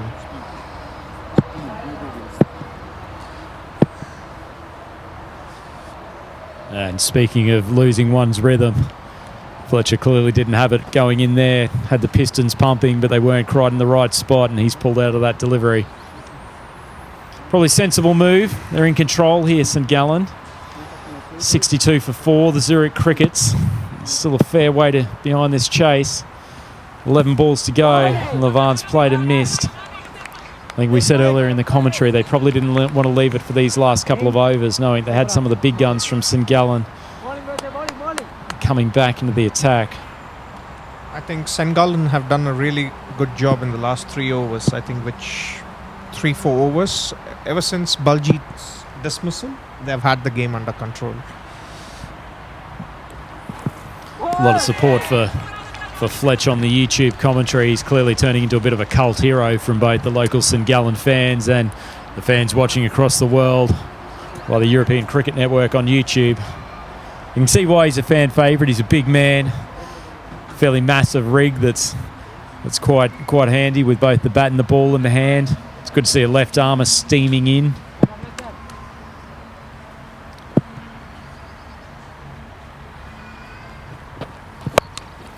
Oh, that's gone up high. I don't think the man's going to get back in time. That's going to spin, and it's taken it over the boundary, a much-needed boundary. Levan seems to be dealing exclusively in those slightly sliced, lofted balls that are going backward of point, but it's provided him with a couple of boundaries when the Crickets needed it most, and that one just keeping them in the game. I guess, can the batsman follow it up with 2 more strikes, and then Zurich Cricketers are back in the game? If 2 good balls from Fletcher, that's game, set and match. Cricketers. Levan tries to swing hard again. Tough to do with a man at this pace. This young man's trying his best, but really needs to use the pace of the bowler, try to squeeze it through that offside. They've still got a relatively packed offside field that's come in. There's no fear from St Gallen of getting balls going over the top. They've got the man at deep mid-wicket, and Nasia's down here at long off. Man from point just moving back halfway to the boundary. That's an excellent over by Fletcher. Just a boundary conceded. And Zurich cricketers need 28 runs of the last over. What do you think, Andrew? I'm not confident for them, Rajan, to be honest. I think they've bravely fought through this chase, but I think we identified earlier just the lack of explosive hitting in that lineup, particularly once the top order were dismissed. And I go back to that run out off the first ball where Nur Khan Ahmadi was dismissed without facing appeal, and that was just an awful start. And while they recovered somewhat through Singh and West, they've only really just been able to hang on with the run rate, and it's probably got out of their control now, and I really don't see them peppering the boundary for every delivery of this over. So I guess it was a good fight, but somewhere I think in the last 3 overs the sting was lost. And St Gallen, I think they'll be quite relieved that they could get the points. Well, intriguing. The skipper's brought Musa back on. They might have been hoping to chase this in leg side wides if he had have repeated his first over, but he's on target with that first delivery. Now that's what Zurich cricketers would be hoping, that you get another 11 ball over. Well, Musa's served up a full toss on leg stump, but Levan hasn't been quite able to punish it in the way that he might have hoped. Good running, getting back for the second. That ball was really not that wide of the man at long on, but Dane showing some incredible pace to get back. Zurich Crickets, as we've said, a young athletic team, good in the field, strong runners between the wickets. So 4 balls, 25 runs, 4 sixes, a tie. I'm not a betting man, but if I was, I think I'd have the St Gallen boys firmly in the driver's seat here. Musa, 3 balls on target. That's been spliced out. Man at cover can't quite get it. We're on a deep point coming around. Just managed to pull it in. They just get the 2. In fact, they'll get 3. Oh, and actually they'll get 4. Well, I was going to say a comedy of errors, but frankly, this has been one of the most entertaining parts of the chase. And the bowler is injured. Even one of the batsmen, I think it was Levan, was copying a bit of a check as he was going through for one of those runs, and man coming up, backing in at mid-wicket has decided to have a full shot at the stumps, not making connection. He's taken Musa's shin out. It's important now Musa takes his time and deliver well, because it's one more crucial delivery and then St Gallen are through. Well, it's a lovely strike to Levan. Unfortunately, he's picked out Fletcher standing on that offside boundary. Musa was feeling a bit shaky after his 7 wides in his first over. Not sure being struck in the shin from 5 metres away is going to help him. As clouds start to descend over this Grundamore Stadium. It's fairly descriptive of where the Zurich Cricket's chase is here. Dane trying to heave that one over the leg side. Another full ball from Musa. It's quite brave of Musa to continue bowling with that limp. Getting straight back on the horse. Psychologically, it's probably the way forward.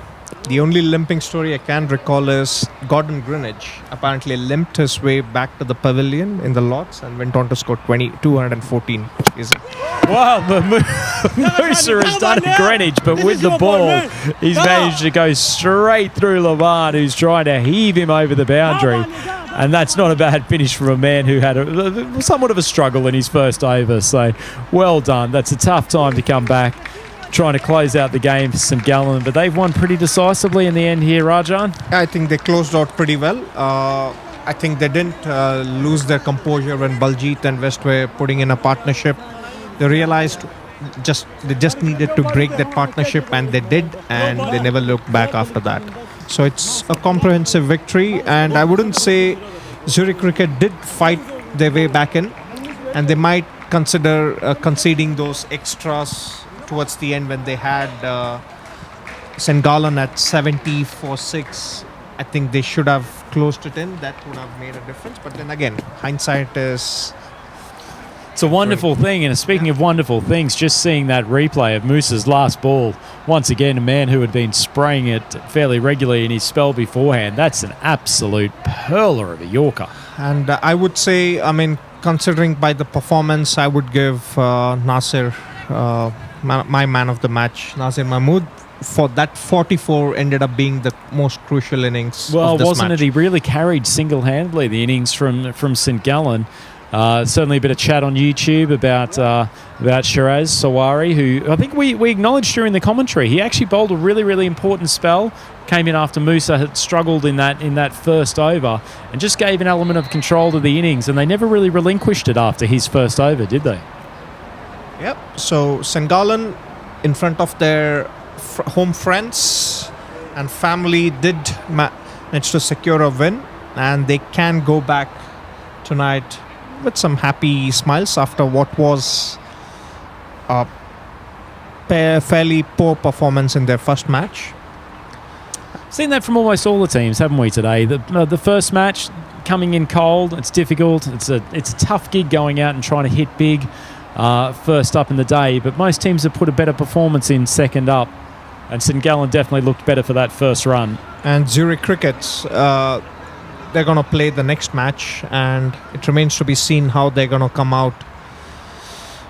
It's not easy to lose 2 matches, but then a young side, they can forget things easily and get on with the game. Well, I think they'd probably prefer to forget the last 5 overs of that chase. Unfortunately, they just weren't able to make enough boundaries in that period to really threaten the score. We'll go through the Zurich Cricket's card before we leave you. So Baljit Singh, as we said, was the key man at the top of the order.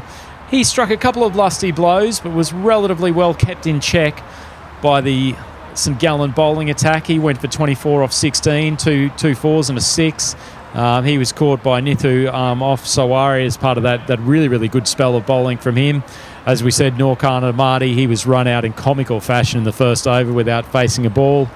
James Westy West, he came in at number 3. Started well with a couple of boundaries, but came a bit tied down towards the end as his partners came and went. He went for 20 off 20 balls off the bowling of the captain, Nasir Mahmood.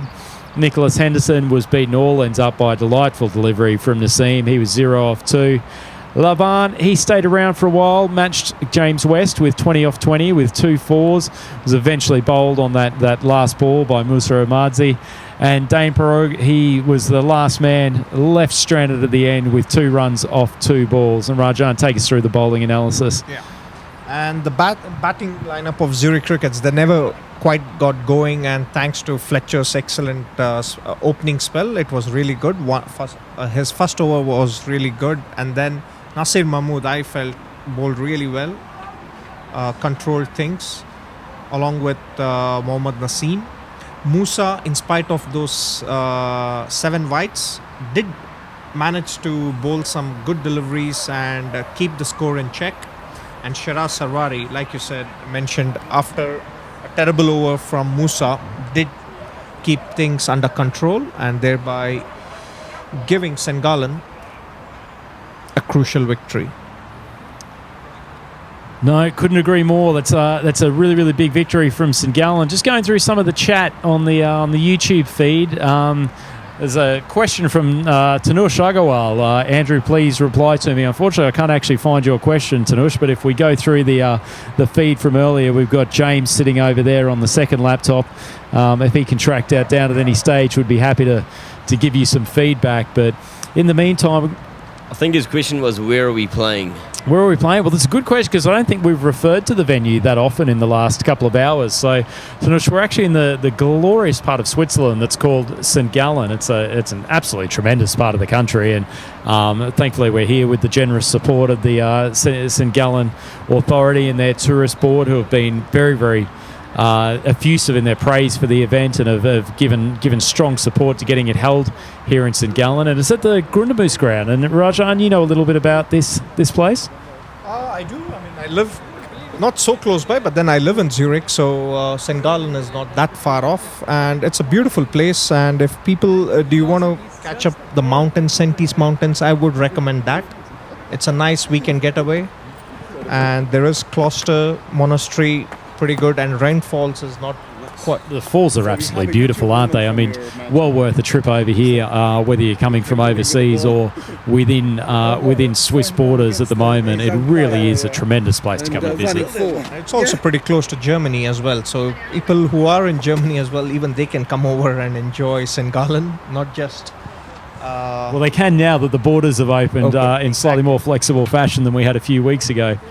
Yeah, the Swiss population, it's hemmed in physically in the scheme of things because it's got its borders surrounded, but it was also hemmed in by a lack of movement in and out of the country. But as the COVID-19 virus seems to have eased in this part of the world, we've thankfully been able to have the borders reopened, and it's been a positive development for everyone, I think, Raja.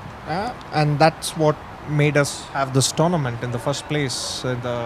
So that, I mean, the pandemic has eased a lot in Switzerland, and that was one of the major reasons that we could have this tournament, which was, in a way, we were missing a lot of sports. And to be frank, I've never went through anything in my life where 3 months I was at home without live sports. Anyways, those days... we talk about economic depression. I'd love to discuss the emotional depression that came without any live sport available. It's coming from Brisbane down in Australia. I've been incredibly excited to see some sports in the form of the National Rugby League and the Australian Rules Football return over the last couple of weeks. Certainly here in Europe, I think most of the chat has been about the European Cricket Series that has been popping up all around the place. We've had tournaments in Helsinki so far, Hanover in Germany, last week up in Stockholm, remarkably in Limassol in Cyprus over the weekend, and the folks out at Czech Cricket have put on a couple of fantastic events across the weekends over the last 2 weeks. So there's been some fantastic cricket to be seen. But we've got another game coming up shortly, Rajan. I think we'll be departing until then. Winter Turf, first up next. Yep. Excellent. So until that game comes up, that'll be starting at 5 o'clock in 15 minutes' time. So we'll see you back on the European Cricket Network coverage then. Yep. See you then.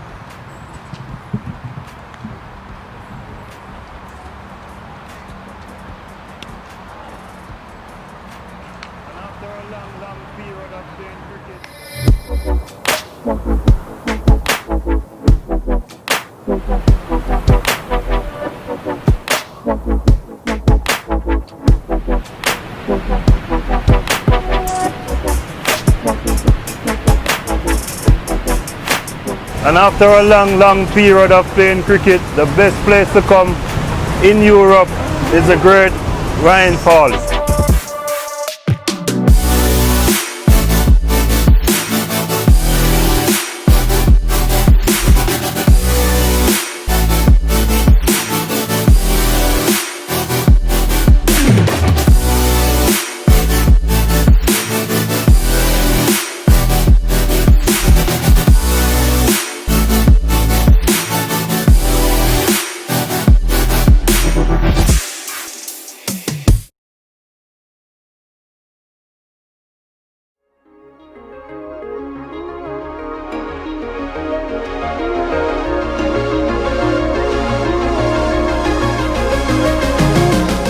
Here we are with St Gallen Cricket Club at Mount Sentis, the highest mountain in East Switzerland with a height of 2,500 meters, looking over 4 different countries.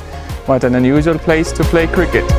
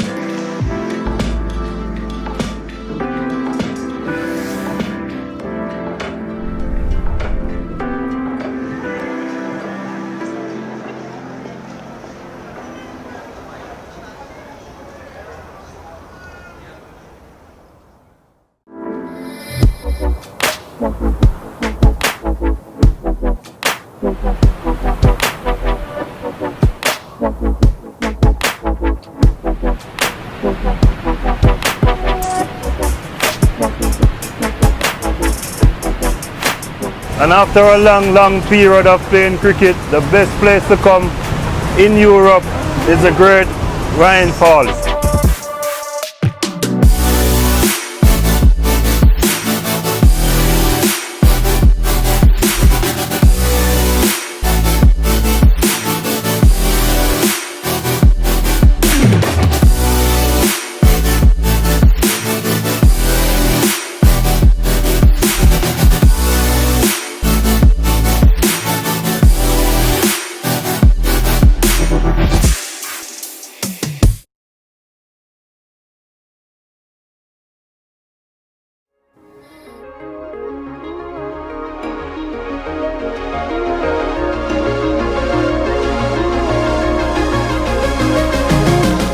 Here we are with St. Gallen Cricket Club at Mount Saintis, the highest mountain in East Switzerland with a height of 2,500 meters, looking over 4 different countries.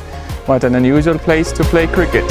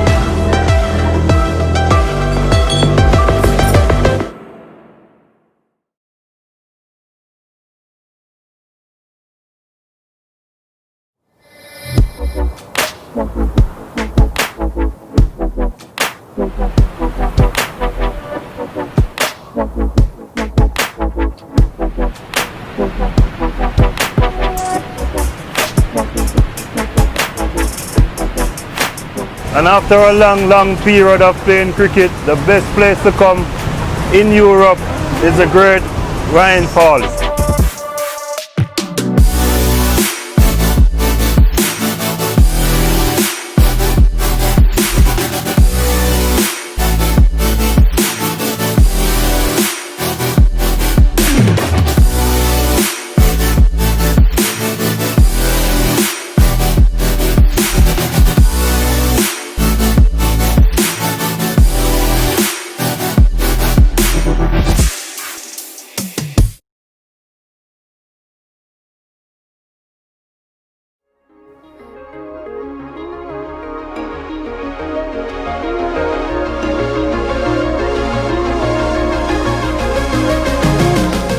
Here we are with St. Gallen Cricket Club at Mount Saintis, the highest mountain in East Switzerland with a height of 2,500 meters, looking over 4 different countries.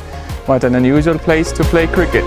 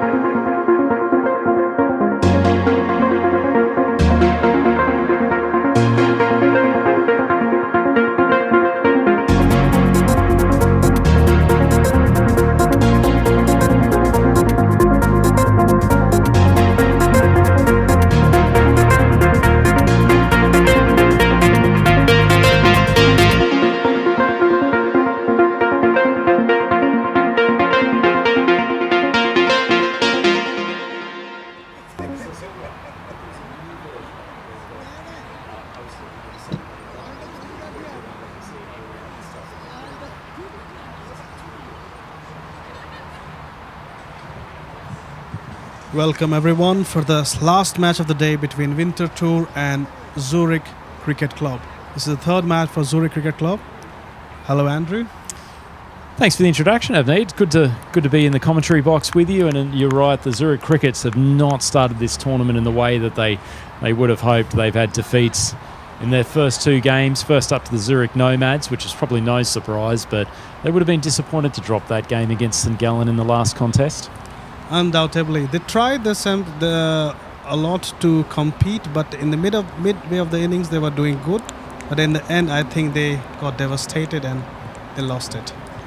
No, and devastated is probably the word. I'd imagine that emotionally it's going to be a tough one getting back up for this game. 2 defeats already, the last game of today. But on the upside, we do get to introduce a new team to viewers. We've got the Power Winterthur team. Can you tell us, do you know the Winterthur area at all, Avni? I'm not too familiar with Winterthur area. I think you're around this area. I have some friends up in that part of the world. Okay. I mean, every section of Switzerland is categorically a beautiful, beautiful place. But Winterthur is a lovely, lovely town, and they've certainly produced some good cricket teams over the years. And I expect this Power Winterthur side will be absolutely no exception. They're looking resplendent in their cherry red and white outfits, covering virtually every shade of cricket ball that you could possibly create, but I'm sure they'll be looking to do some damage in these early overs. Because the Zurich Crickets are going into bat. For those of you who were with us for the last game, they batted second, so they're essentially just going straight back out again. Some of the boys probably barely having to whip the pads off in the meantime. And a brief round of applause as the young Bucks go out to try to bring up their first win of the day.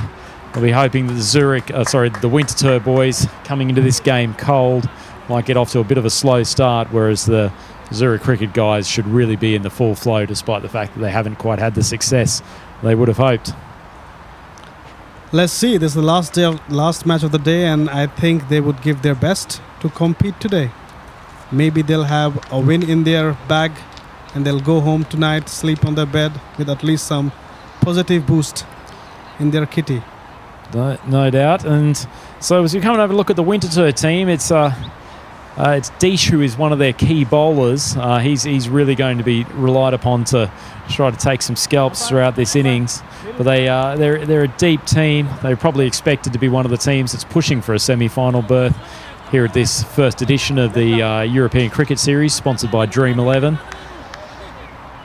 And it's great for us to get the first look at this group today. Opening the innings for the Zurich Crickets, Beljit Singh. Once again, he's opened the first 2 games, and his partner Norkana Marty has unfortunately run out without facing a ball in the last game. He'll be hoping to at least get some bat on ball in this innings. Hopefully. Beljit batted well last match, but unfortunately he cannot take his team home. Hopefully he'll be helping his team to put some decent score this match and we'll see how it goes around. And opening the attack for the Winterthur squad, it's Rajveer Singh Tiwana. He's just being held up as we wait for the official start of play. This match kicking off at 5 p.m. local time in Switzerland. Still plenty of light. The clouds have lifted somewhat, getting a bit more sunlight coming to the ground. The ground's dried out nicely from the first game. You were here commenting on the first match, weren't you? Yeah, the first match was quite overcast and the ground was also slippery. There were dew drops already, but as the time passed, the ground is dry and pretty well for the game to begin. Well, anticipation is over. The first ball nicely played out to the offside. It's a good start from the bowler. His first delivery of the day. He's managed to hit a good length. A little bit of pace and bounce from the young man. Undoubtedly, I think he's trying to bowl just over the off stump, the last ball. I think that's the best area to bowl to begin the match with. And now Noor Khan Ahmadi is the batsman who was out last match without facing a delivery. He'll be facing his first ball in the second match. He's dropped that one short. Not punished in the way that Ahmadi might have hoped, but they do scamper through for the single.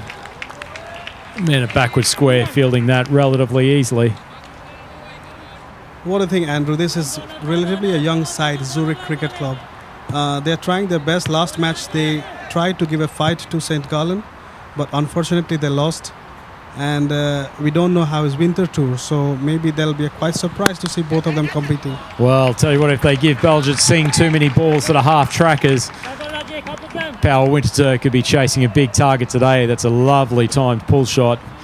No defensive fielder out on the mid-wicket boundary. In fact, fairly attacking field from Power Winterthur to start with. They've only gone for one man on the boundary. It's the player down at third man. It could be that they have not seen the first 4 matches. Well, it shouldn't be surprised that there's some lusty hitting. They've just moved one out to long on. Tiwana comes in for his fourth ball. That's a much better length. Just dabbed out to the side. Belgium Singh's responsible batting. For a man who is really expected to carry this cricket side, they need him to bat through at least half the innings. And he started nicely. So Noor Khan again. Facing Tiwana. Good to see some people getting excited on the YouTube already. Brendan Munyani giving us a big woo, and that's a nice woo for that last delivery. He's managed to skittle that past the outside edge. And it's well taken, the keeper. Looks like he's fully draped out with the baseball mask, something that we haven't seen in the tournament so far today. Same so. Certainly indicating there's either a bit of rocket pace in this Winterthur attack or a spinner that he's going to be standing up to the stumps for. And Ahmadi's just popped that up. Fortunately, hasn't timed it well enough to reach the man coming in from long on. And he gets away with it for a single. And he'll be happy to at least have faced a ball and got some runs on the board in this game. Absolutely. It's always faced to let this timber work. Right, on is it probably even after that first over. 8 runs off it. Belgium Singh tucking that nice boundary away with pulling the short ball out to the mid-wicket boundary. I think the Crickets will probably have to be eyeing up a total of 80 or 85. As we've seen before, they don't quite have some of the explosive hitting that some of the other teams are blessed with, but if they can give their bowling attack, which is pretty good, and an excellent defensive squad in the field. I think for that Baljeet has to fire. Like last match, I think he has the firepower in his hand and he has to show it again. Because if he gets going, then Zurich Cricket Club has a good chance of putting up a good total. All right, first ball of the second over. That's pitched up. The batsman's gone for a lofty swing. He's gotten just enough to take it over the keeper's head. And that's the second boundary of the day. Ahmadi trying to make up for lost time with his diamond duck in the last innings. He's got a lovely top edge to that, and it's fairly hard to set a fielder unless you've got a backstop down there. Although, to be fair, the man at third man is relatively fine. But it just flew. It just took the outer edge and it flew so fast that there's no chance to stop it. And the bowler, Dion Johnson, coming in for his second pill. Drops it short, not punished. Just a single out to the man coming in from the deep mid-wicket boundary.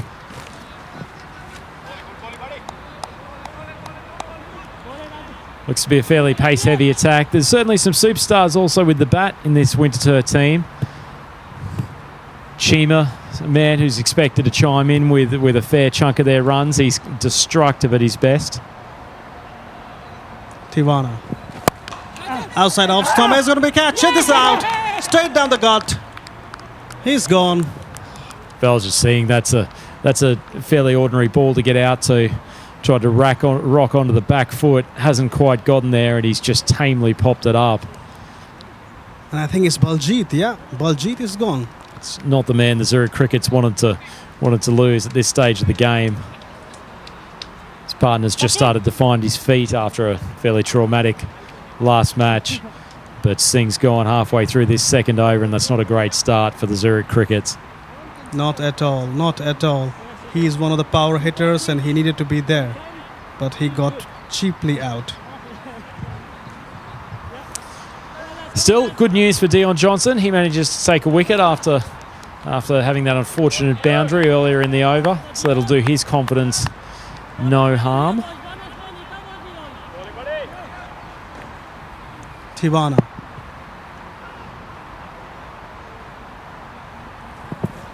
Outside off stump. Well, that's waiting to see if that's going to be called a wide. It's certainly gone through for an extra for the bye. It's fairly wide at the crease.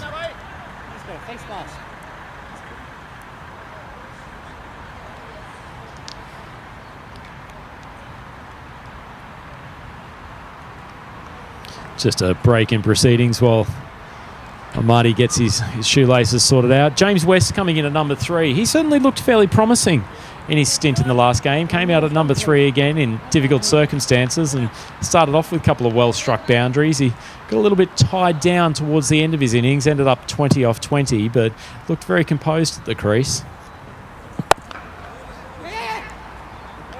Down the off stump just for a single. Nice one, Bash. Yes, you're right. He tried in the beginning of the innings to pace it up and take his team home, but unfortunately, when he saw that the shots are not coming off his bats so clearly, he got tired, and we saw him giving hopes, or he tried his level best. Johnson coming in for his last ball. Short again, short and wide, and the umpire calls this. Batsman standing leg side, trying to dish out some justice to that ball. Couldn't reach it and quite fairly called for an extra.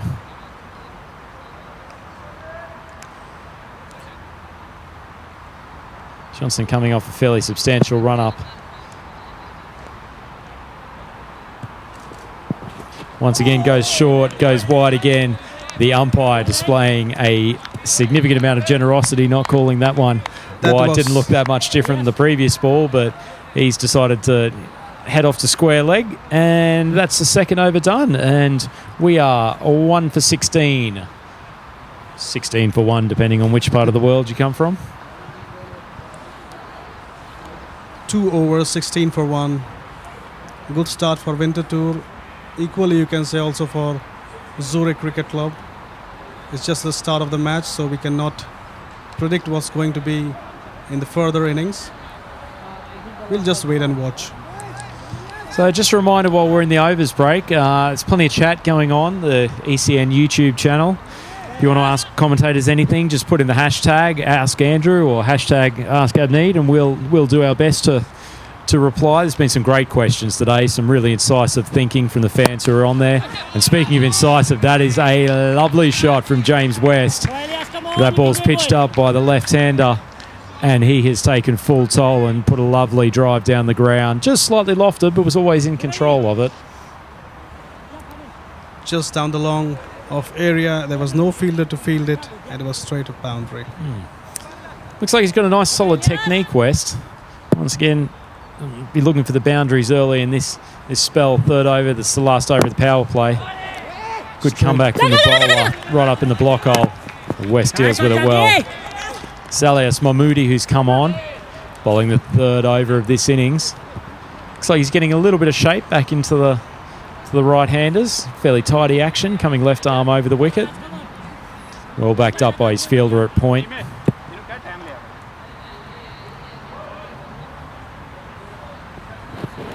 Drops a bit short there. That ball's skidded through. It's a leg side wide, and the keeper hasn't quite been able to control it.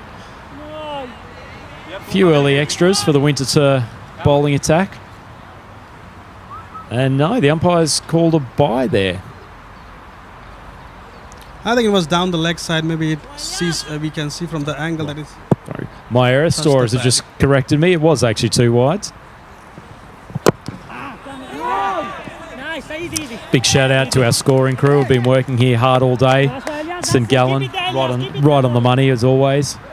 Provided some incredible statistical insight for our commentary group here, and keeping everyone up to date on the European Cricket Network website.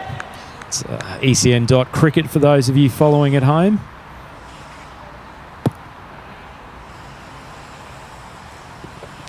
Moody pitches it up. West drives hard and straight.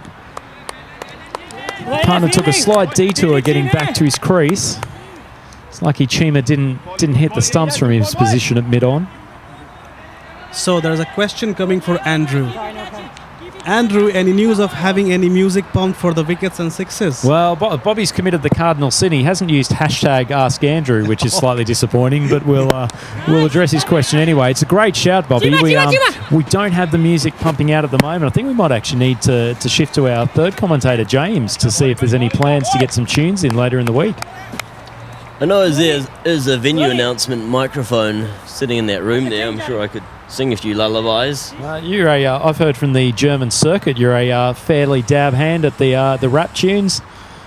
The old karaoke never goes amiss after a few beers. So absolutely no truth to the rumour that James and I are going to find a local karaoke bar here in St Gallen later this evening to keep ourselves entertained for the Monday night. And we'll drift back to the cricket. Oh, well, this is a big moment. The free hit called. Is this the first free hit of the day?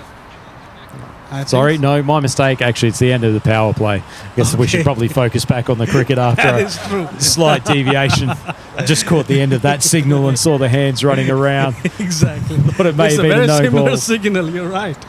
It could be. Man could easily mistake. Look, team, I hope you'll forgive us. There's a fair bit to concentrate on up here between the three of us in the commentary box. The scorers next to us. The YouTube feed, but we appreciate all the support. And Bobby, thanks for writing in with your question and excellent use of the hashtag with your last response. I'm incredibly impressed. No, but truly great to see the interaction from people all across the world. The YouTube feed is definitely where it's at, although reminder that if you're in the subcontinent, you can watch on Fancode. Fancode, a fantastic service covering sport from all over the world, but they're big supporters of the European Cricket Network.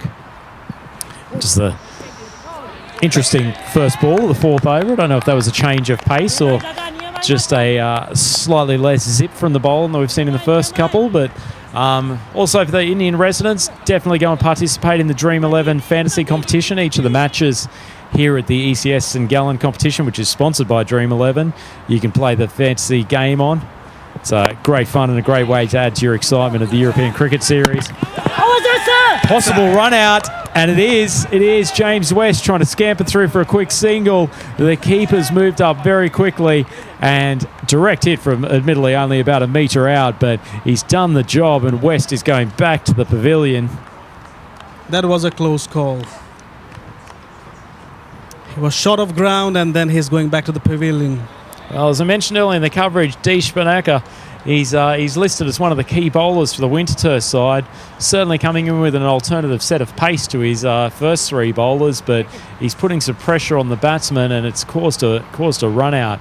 Second ball of his over. And the Zurich Crickets, they're a young group of athletic specimens, but they're running between the wickets has sometimes been ill-judged over the last couple of games, and West is the man who's suffered for it this time around. I think he has a lot of variations in his kitty.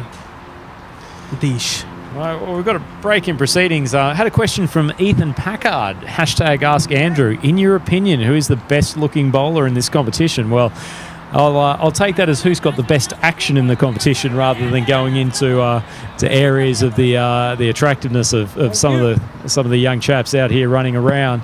I certainly think big Canado Fletcher from St Gallen has got a fantastic action. He's certainly a man who I think could generate even more pace when we get into the later stretches of the tournament. I liked Mahmoodi from the who bowled the third over here for Winterthur. He looked good. Simran, I think, has got a fantastic action from the Zurich Nomads. He's a really talented bowler, and Shafqat, the leg spinner from Zurich Nomads, I think really talented guy. Undoubtedly. Also Musa from St Gallen has a left-hand Lasit Malinga action.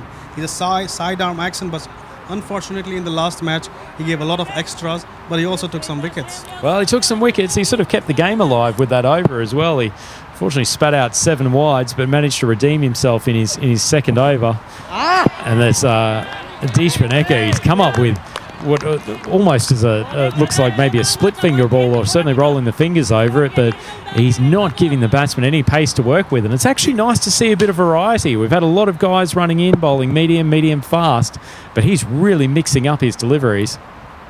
Absolutely. He's rolling. Now this is the pace one.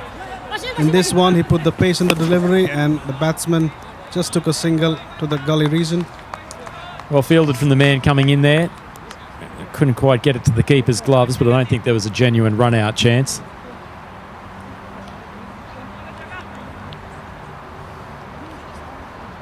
Just back to the YouTube feed while we're in between overs before Alias Mahmoodi comes back on for his second. Thanks for the support, Bobby Singh. Hashtag Switzerland rocks, certainly does.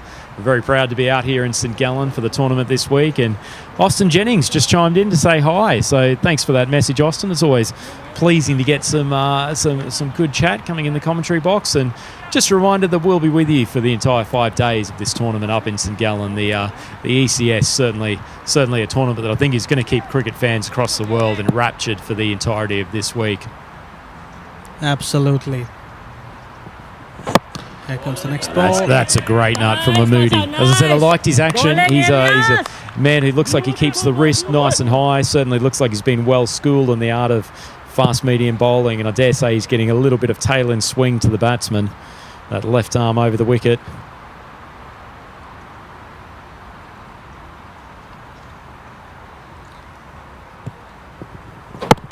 Again in the block hole. Noor Khan Ahmadi can just defend it. There is no other way he can score. Come on, boys. He has already faced 14 deliveries and scored 9 runs. What do you think, Andrew? Is it going with the right pace, or he needs to fire his cylinders? Well, it's a good question. I think he's wary of the fact that there's not necessarily a great amount of strength in the lower reaches of the cricket's innings. He's feeling like he's got to play the sheet anchor role here. Oh, amazing catch! What a catch! Oh my, you've described it brilliantly. That is a fantastic grab. I think that's Chima coming in off the long on boundary. That ball was looking like dropping on the 30-metre circle. That is a tremendous grab, and if that's not on ESPN Sports Centre later tonight, I will be disappointed. The whole day, the last match, and Chima grabbed a blinder. That was an amazing one. Well, he's giving a bit of a flex by putting his hat on backwards after taking that outstanding grab. Big man made some excellent ground coming in. Almadi, who we just talked about needing to push the pace somewhat, tried to hit over the top, but Chima has come in with a 0-0 on his back, but that's a 10 out of 10 for fielding execution. That's an outstanding piece of play. Absolutely. I think fieldings like this support the back of the bowlers and support the fielding team so much. So we've just had a question from Vinny Sandhu, Mr. Maximo, and I'm not sure how long the at the end of that has to be, but it deserves every bit. Certainly one of the greatest commentators in world cricket. He's asked me what do I think of the Power team, and do I think they'll beat the Crickets first up. So I think the Power Winterthur team, I'd have to back them for the semi-finals. I think their bowling lineup is really strong, but I like their variety. They've got guys bowling both sides of the wicket. Definitely having Mahmoodi as the left-hander. It's a good addition to their squad, and as we said, Deesh coming in with the last over really mixes up his pace well. So I think they've probably got that added bit of variety that a few of the other squads don't necessarily have. You think? I think so too. They have Mahmoodi has a nice high arm action, and the last over that he bowled, he took a wicket, and he's bowling in quite line, in the right line and the right length, and with the fielding they're done by Chima, I think they have a chance. I couldn't agree with you more there, but I hope we're doing you proud, Vinny. Certainly a man who's been an inspiration to commentators across the European Cricket Network. Did some fabulous work at the European Cricket League last year. And for all of you who are keeping up with the Dream11 contests, Mr. Maximo is giving his previews for the first game of each day of play.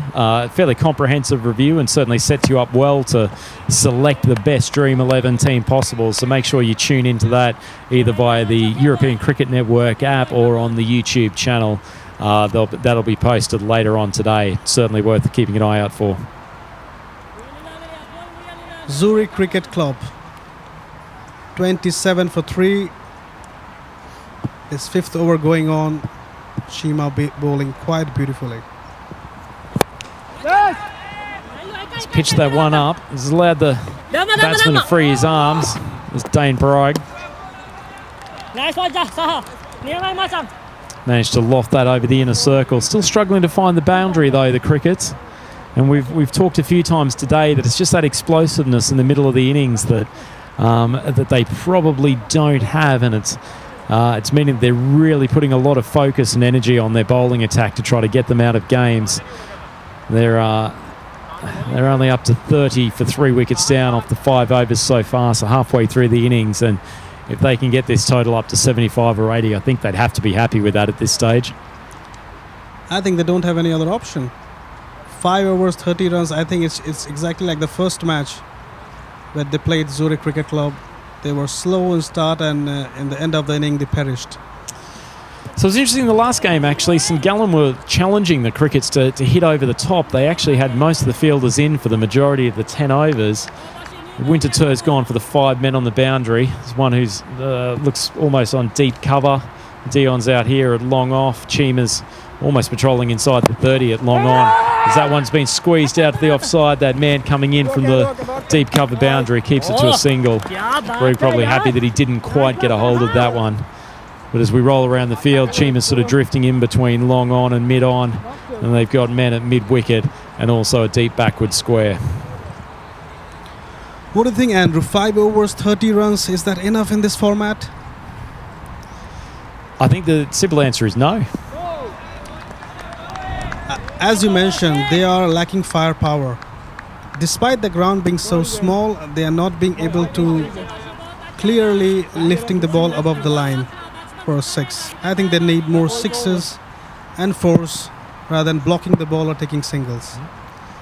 Well, we've got another question from Vinny Sander. He's very active on the YouTube feed at the moment. So he's gone for Ask Andrew, and he's asking, what is your favourite pub in Brisbane? It's a difficult choice. There's no shortage of them. I'd probably have to elect for the Norman Hotel, commonly known as Brisbane's worst vegetarian restaurant, given the quality of steaks that they produce. It's certainly well worth a visit out there if you're trying to impress a young lady on a Saturday night.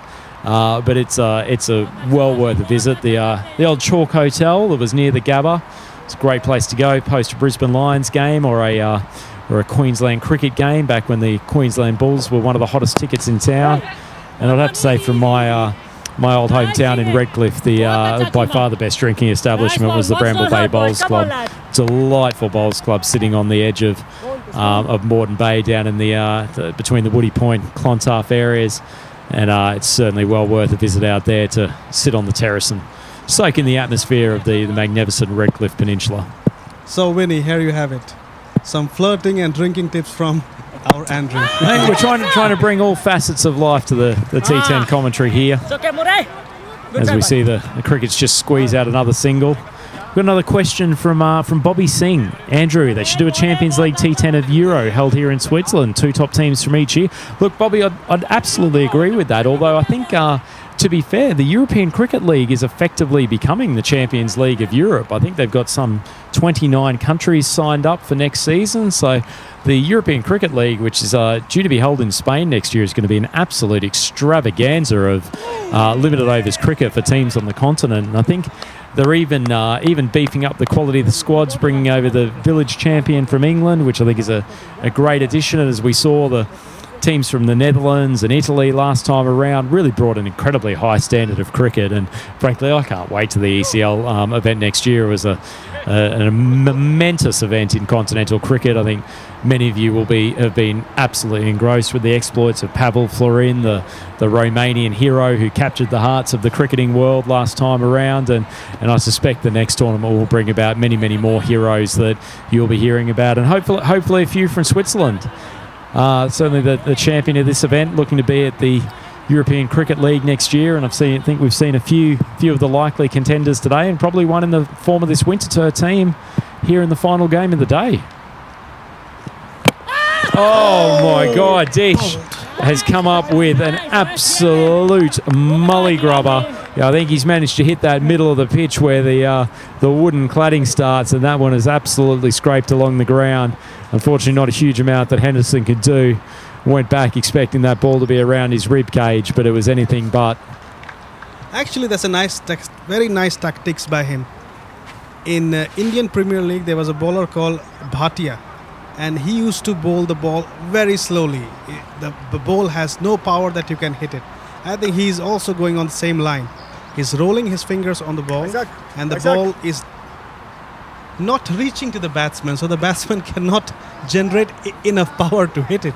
No, he's producing some incredible deliveries, and as we said, very unorthodox in comparison to the rest of the bowlers we've seen. And it's just waiting for the new batsman to get settled.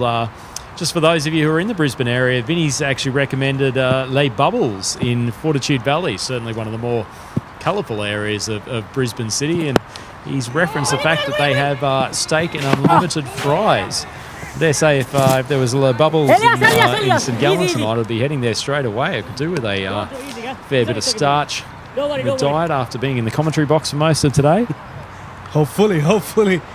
We should search for somebody like this, something like this here in St Gallen also. Well, if any of the locals in St Gallen who are tuned into the YouTube stream on the European Cricket Network, if they've got any advice on where to eat, where to entertain ourselves tonight, it would be certainly well regarded by the commentary team. And we've just had another question come in from Rebecca Bateman, who's hashtag Ask Andrew. What is the standard like? Are there any players who could get into a franchise league around the world or county cricket in England? That's a really, really great question. I think a lot of the players here would probably be more than comfortable playing Premier grade cricket in various strong counties around the UK. I think probably the most talented guy and certainly most technically proficient, Fahim Nazir, who we saw play some superb strokes with the Zurich Nomads earlier today. I mean, he's a cricketer who is of immense quality, and I think could hold his own against some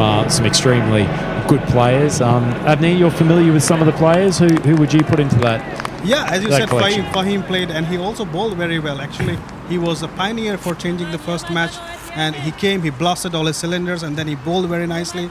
There are a couple of players more. I think the captain of Olten CC, Nayar, is also an amazing cricketer. I think his all-round performance, the way he handled his team with the St. Gallen match, it changed the match completely. Yep, couldn't agree more. And I dare say from the teams we haven't seen yet, there's Cossonay Cricket Club coming to commence their games on Wednesday, and actually one man who unfortunately hasn't been available for this tournament, Red Andrews. If I was forming a T20 or a T10 franchise in any of the professional leagues around the world, he is certainly a man that I'd be looking for. He beefs the ball over mid-wicket like probably no one else in the country, and fortunately his young son Aiden is a reasonably talented cricketer too. He's working hard in his game, trying to get up to his dad's lofty standards, and he'll likely be seen opening the batting for the Cossonay Cricket Club when they start their quest for victory here against the Zurich Crickets on Wednesday morning.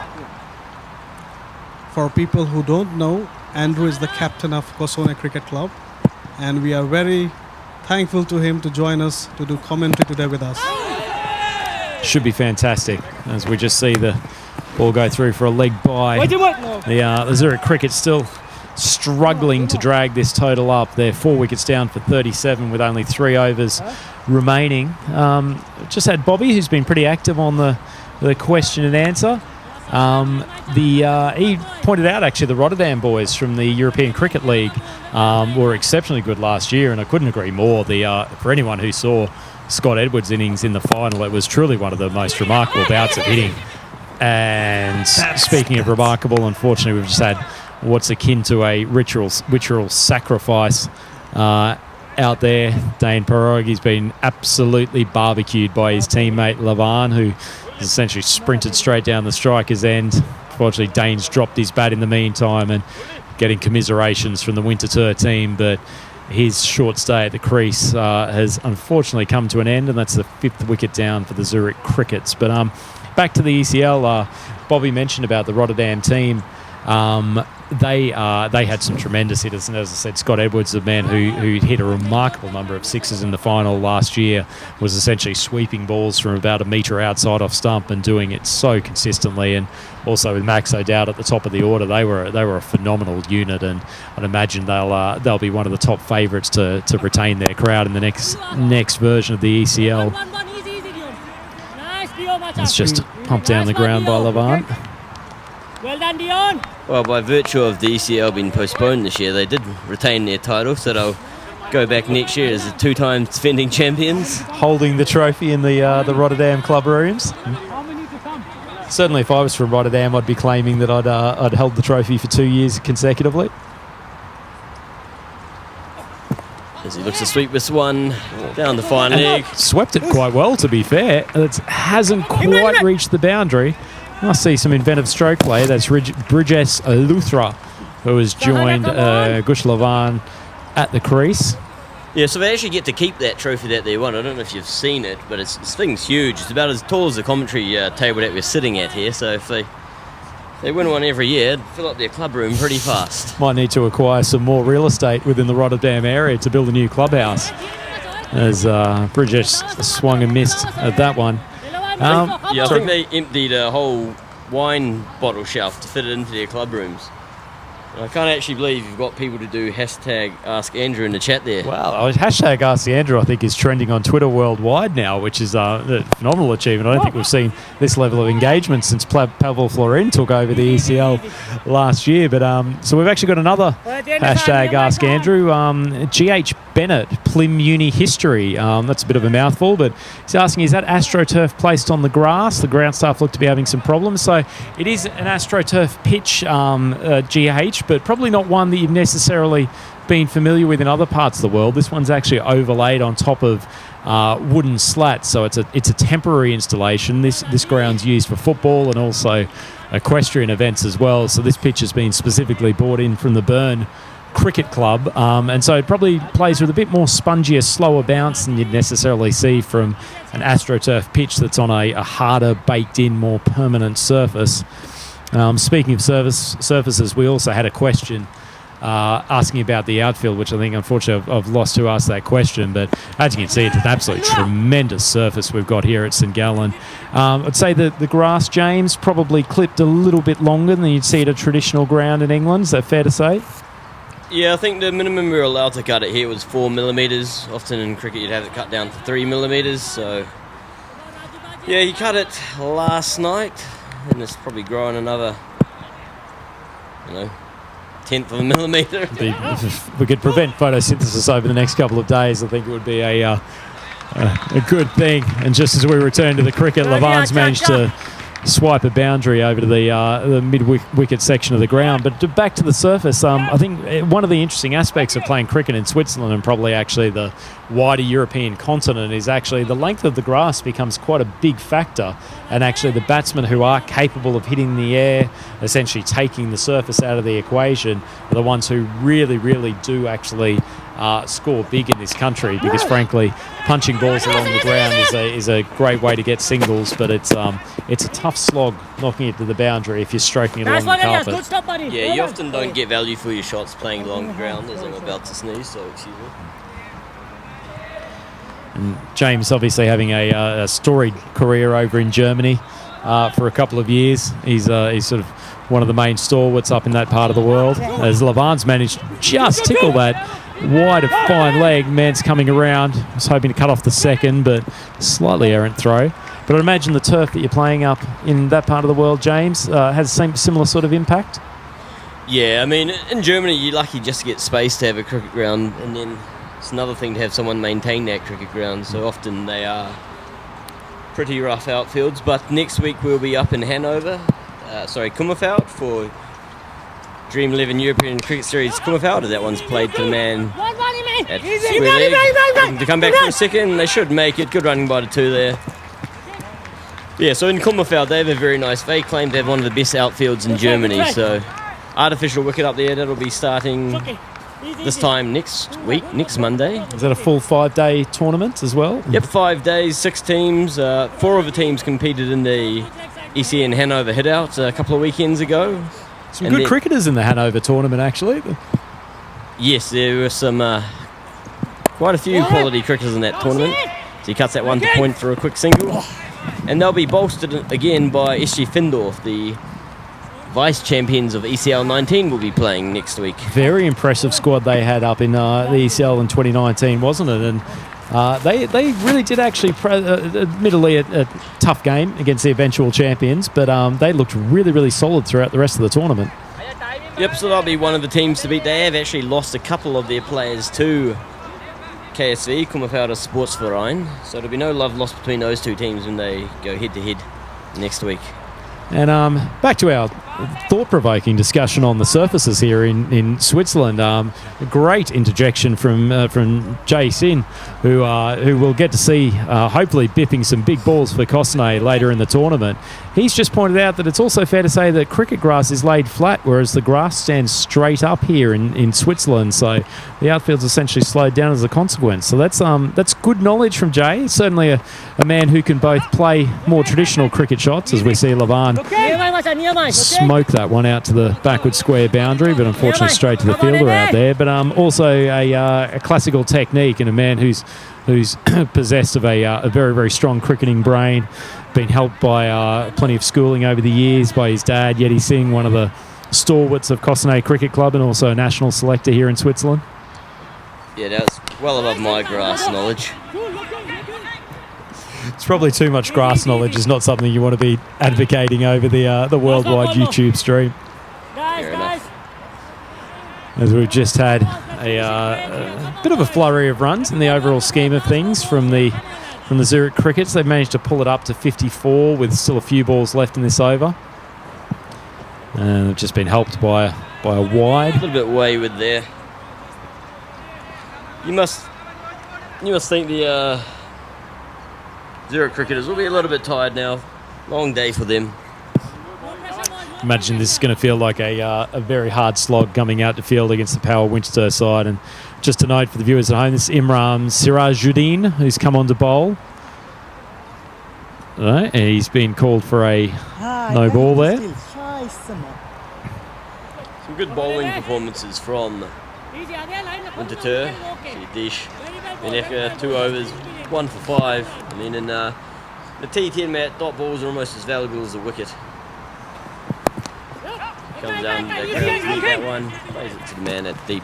Back up! To be fair, he's come in some difficult times, Lavan, and he's fought hard for his team in the last couple of games. Has probably been in earlier than he might have expected, but he's currently at 14 off 12 balls, just the 1 boundary. Now, Faisal, to be honest, I can't actually explain to you what laying grass flat versus laying it up means, so I'll pass that one on to Andrew. Well, I might pass that one back on to Jay. He's a man possessed of immense knowledge when it comes to the cricket surfaces here in the continent. Do you have any idea? No idea at all. I can just guess that maybe the flat grass is more flat. That's the only thing. I think maybe the standing grass, as we all know, that is the ball cannot travel so fast, and because the grass acts as a friction. So maybe the flat grass, what they say, maybe the less grass. I can only guess. Maybe the density of the grass can be lesser on the ground. That's a wild guess. So Lavan goes for a wild heave over to mid-wicket. Managed to scamper through for 2. Actually, they'll scamper through for a 3rd thanks to another overthrow. This total would probably be looking a bit shadier if it wasn't for a couple of their overthrows during the course of the innings. And we've got another one from Bobby, who's been very active on the chat today. He's hashtag Ask Andrew. He's referring back to that event. I assume he's talking European Cricket League 2019, referencing there was a team from Sweden that had two brothers. Well, we definitely had the event up in Sweden last weekend. A couple of teams with brothers in there. But James, do you know who he's referring to from the ECL? In Denmark, there was a team with two brothers, the Henriksons, Mads and Jonas Henriksen. So they were the tall, young, fast bowlers from memory. Very good players, those two. Sweden, I'm not sure. I mean, we were up in... Possibly mixing up his Nordic region countries, but I think you've probably hit the nail on the head. Yeah, Mads and Jonas Henriksen, I think they both play for the national team. Both bowl very rapid and both hit a hard ball. Some good cricketers have come out of Denmark over the years. It's a country that I think we've been waiting for them to take the next step up into some of the upper reaches of the ICC. They've had guys like Freddie Clocker who have come through in the sort of last decade or so, and some good bowling talent, but probably never just enough at the one time to make the sort of step up that the likes of the Netherlands have done. But it's still a nice hotbed for European continental cricketing talent. And speaking of cricketing talent, we've come to the conclusion of the Zurich Cricket's innings there. They've ended up with 62 off their 10 overs, scraping through to a run rate of 6.2, 6 wickets down. And we'll just run through their batting scorecard. So their prime mover up the top, Beljit Singh, unfortunately, he went for 6 off 4 deliveries. He was caught by Sahan off the bowling of Dion Johnson. Norkhan slightly recovered from his disappointing last match, but he was trying to play the sheet anchor role throughout this T10 innings and unfortunately just got bogged down. He was out for 9 off 16 balls to the bowling of Mahmoodi, who bowled some very nice overs with his left arm seam.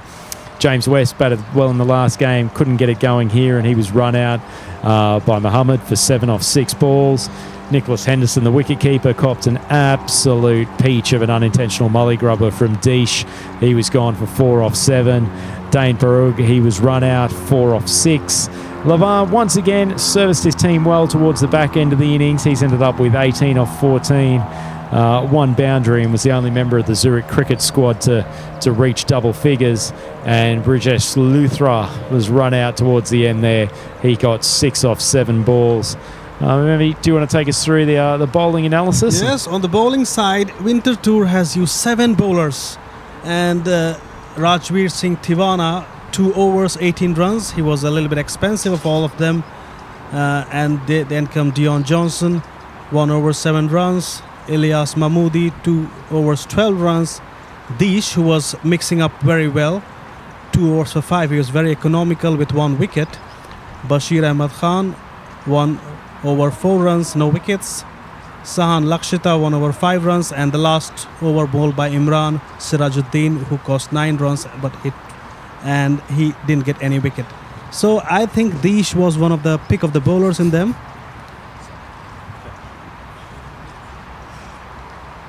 No, I think, and I admittedly, after seeing a battery of fast medium seamers throughout the day, I actually really appreciated watching Deesh work through his 2 overs there. And we could actually probably revert back to the chat because we've got a couple of relevant questions here. So European Cricket Network's latest hashtag Ask Andrew is, what is an unintentional mully grubber? So I don't know if mully grubber is a globally renowned term. It's certainly used throughout the greater reaches of the Australian continent to describe a ball that's really not travelling much above the ground. And I think Deesh managed to get one of his half trackers essentially probably hit the spot between a couple of the wooden slats that this pitch is developed on, and rather than being a ball which was essentially at waist height ready to smack over to the square leg boundary, that's essentially made its way to the foot of poor Nick Henderson, who was clean bowled by it. So I'm not sure Deesh pulled that deliberately out of his trick bag, but he was certainly managing to hit the right spot to get some of that variable bounce. And speaking of variable bounce, Jay's actually come back quickly with a response on the flat grass. So he's quite correctly pointed out that flat grass, as suggested, actually provides less resistance to the ball, and therefore it just rolls straight over the top of it. So hard to disagree with that. Jay, thank you for your contributions. If you've got any more grass-related chat for us as we move into this second innings, that'd be very much appreciated. Vinny's asked quite a difficult question as a follow-up. How do you bowl an intentional mully grubber? It's an excellent question, Vinny. I've seen some people pull out some some variations like back spinners or split finger balls that don't bounce. Guys who will intentionally aim for cracks in pitches that can make the ball do just about anything. I'm not going to give Deesh credit for bowling the intentional molly grubber. If he does it again in the next game, I will go down and bow down to his feet. But I'm not sure he's going to produce another absolute pearler like that one throughout this tournament. And if he does, I think we should be handing him the Dream11 Man of the Tournament trophy before we even get to the fifth date.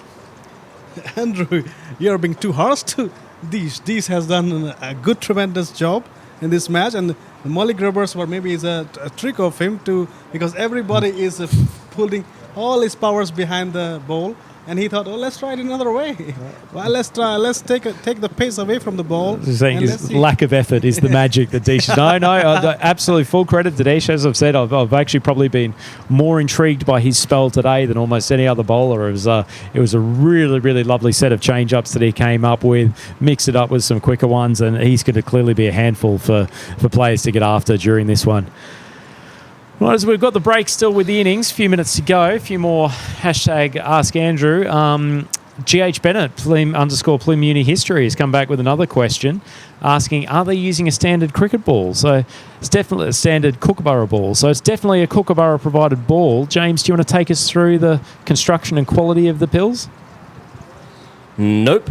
But yes, it's a Kookaburra County League ball. So we use between 1 to 2 balls per innings. Since we're only playing 10 overs, we don't really need to be spending €60 on a ball. So these do the trick. Look like they're holding together well, and I think you've autographed a couple already for the crowd to distribute here today, just to keep the kids interested and keep them coming back for more at Grundamus during the week. I think all the Ask Andrew fans will be asking for some autographed balls. So it's good to see the ECN feed on YouTube is right on the ball, referencing Tony Gregg's gold fountain pen being stuck between the wooden slats. And admittedly, when that ball started to grubber, it did provide some memories back to the 12th man's classic piece of commentary, referencing the fountain pen being struck by, I think it was a Simon O'Donnell delivery back in the 12th Man Again album, but certainly a classic piece of cultural content, and maybe one less familiar to people outside of Australia and the UK. So getting back to the match, what do you think? This score is up to the mark or not? Up to the mark, I think there's probably a bit of a stretch at me, to be honest. Once again, I'm not a betting man, but if I was, I'd probably be laying a fair bit of cash on the Winterthur team here. In fact, I think they might actually be trying to do this relatively quickly to get their run rate up for the rest of the tournament and help them if they start getting in a bit of a log jam amongst those teams trying to qualify for the semi-finals. We'll go back to have a look at the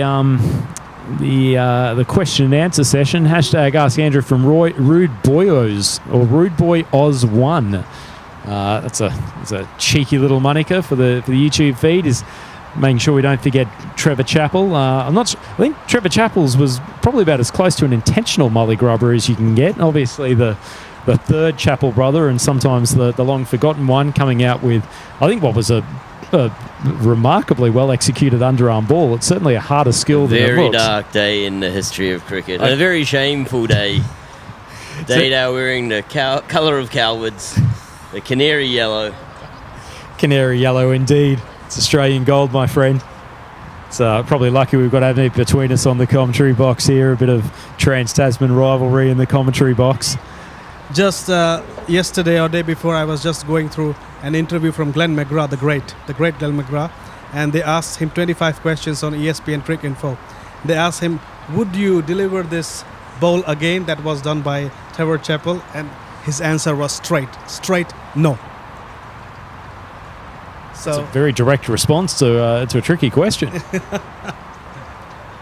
But actually, Glenn McGrath is being remembered in Australian side as one of the best fast bowler ever produced, and I could straight away see from his face that he was also thinking of these dark times, as Jem said, should not be repeated. I mean, Glenn McGrath is certainly a man I've modelled my own bowling on, except for the pace and the accuracy that he has. But almost everything else is very in line with the big New South Welshman. We've got a question from Martin J. Hurst, 1980, on the feed, and maybe another one that I'll pack over to my Kiwi counterpart, James, in the corner, asking, are there any COVID protocols this week? You guys look very cosy together in the commentary box. So I think we're in our commentary bubble that allows us to get this close. But do you want to take us further through the protocols? No, we have protocols in place. We just look close together because it's sort of like a pinhole camera, that one, just to get us all into the one shot. We're actually sitting about 2 meters apart from each other, but the camera's quite deceiving. No, we have Kimberly Finer down here, who's a mid student who's taking people's names that come into the grounds, and we have sanitization stations. It's quite a mouthful, sanitisation station. Yeah. And we're trying to encourage the teams not to high-five too much. Good to see protocols in place. A bit more chat from the European Cricket Network, talking about the bowler aiming for the car alarm button on the keys, stuck in the middle of the pitch. It's once again a reference to the crowd favourite 12th Man Again album.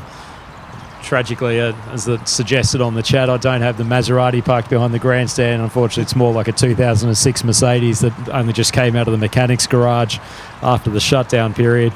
Fortunately, got me up to St Gallen relatively successfully today, although I'm not completely sure about the return journey on Friday evening. I think we'll just take a short 5-minute break before the start of this innings and show you some sights and sounds from around St Gallen. So we'll be back with you again in 5 minutes.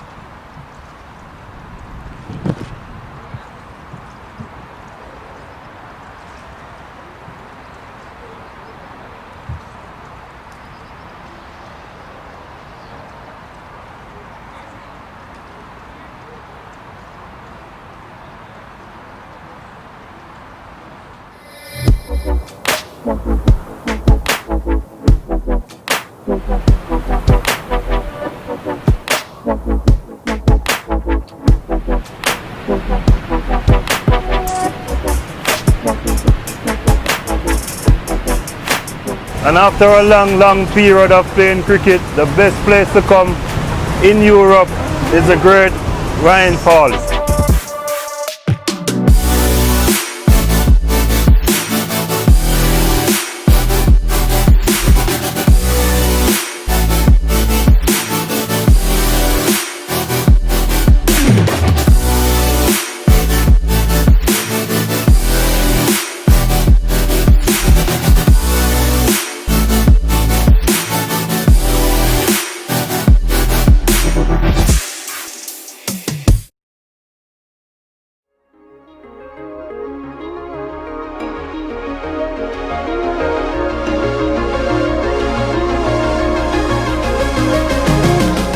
Here we are with St Gallen Cricket Club at Mount Saintis, the highest mountain in East Switzerland with a height of 2,500 meters, looking over 4 different countries. What an unusual place to play cricket.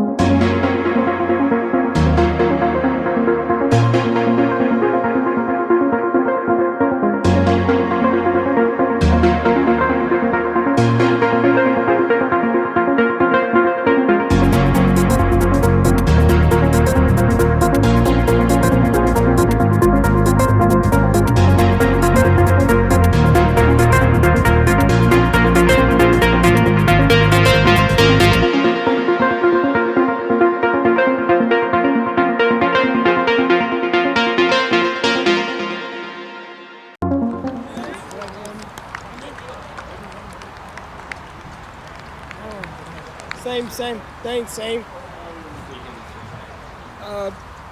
Baljit, inside. Can you go deep point, please? Come, Gali. Backward a little bit. Just normal ball.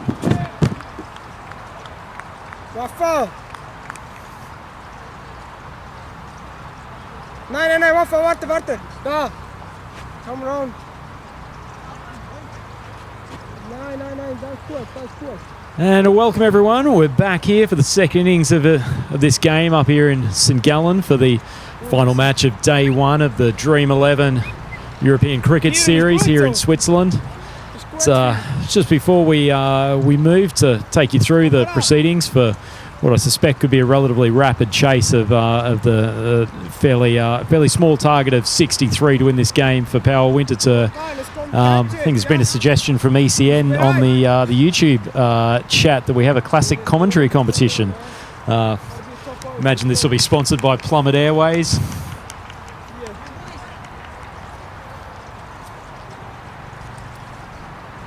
Managed to get a boat ride across Bass Strait, if you can survive it. Pack some drinks into the esky of a classic Ford and take yourself around the bottom part of Tasmania.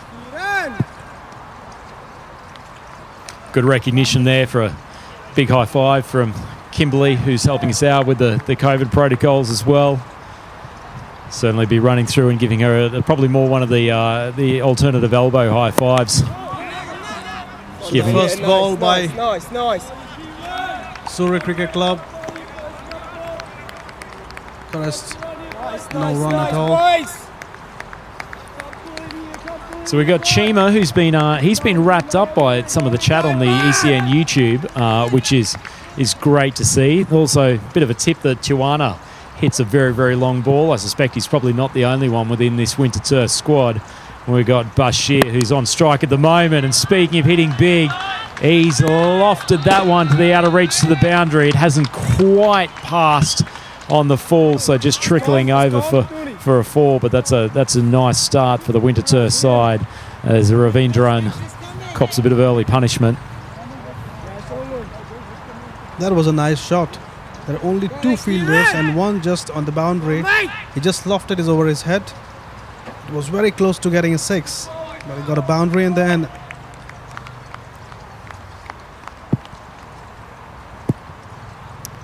So the third ball coming in for Ravindran now. He's dug that one into the pitch, hasn't quite gotten up.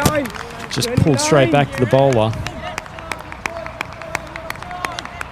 Imagine this Winterthur side would have to probably be not only a fairly good shout to make the semi-finals, but they'd also have to be one of the favourites for the best dressed team competition that's running throughout this week.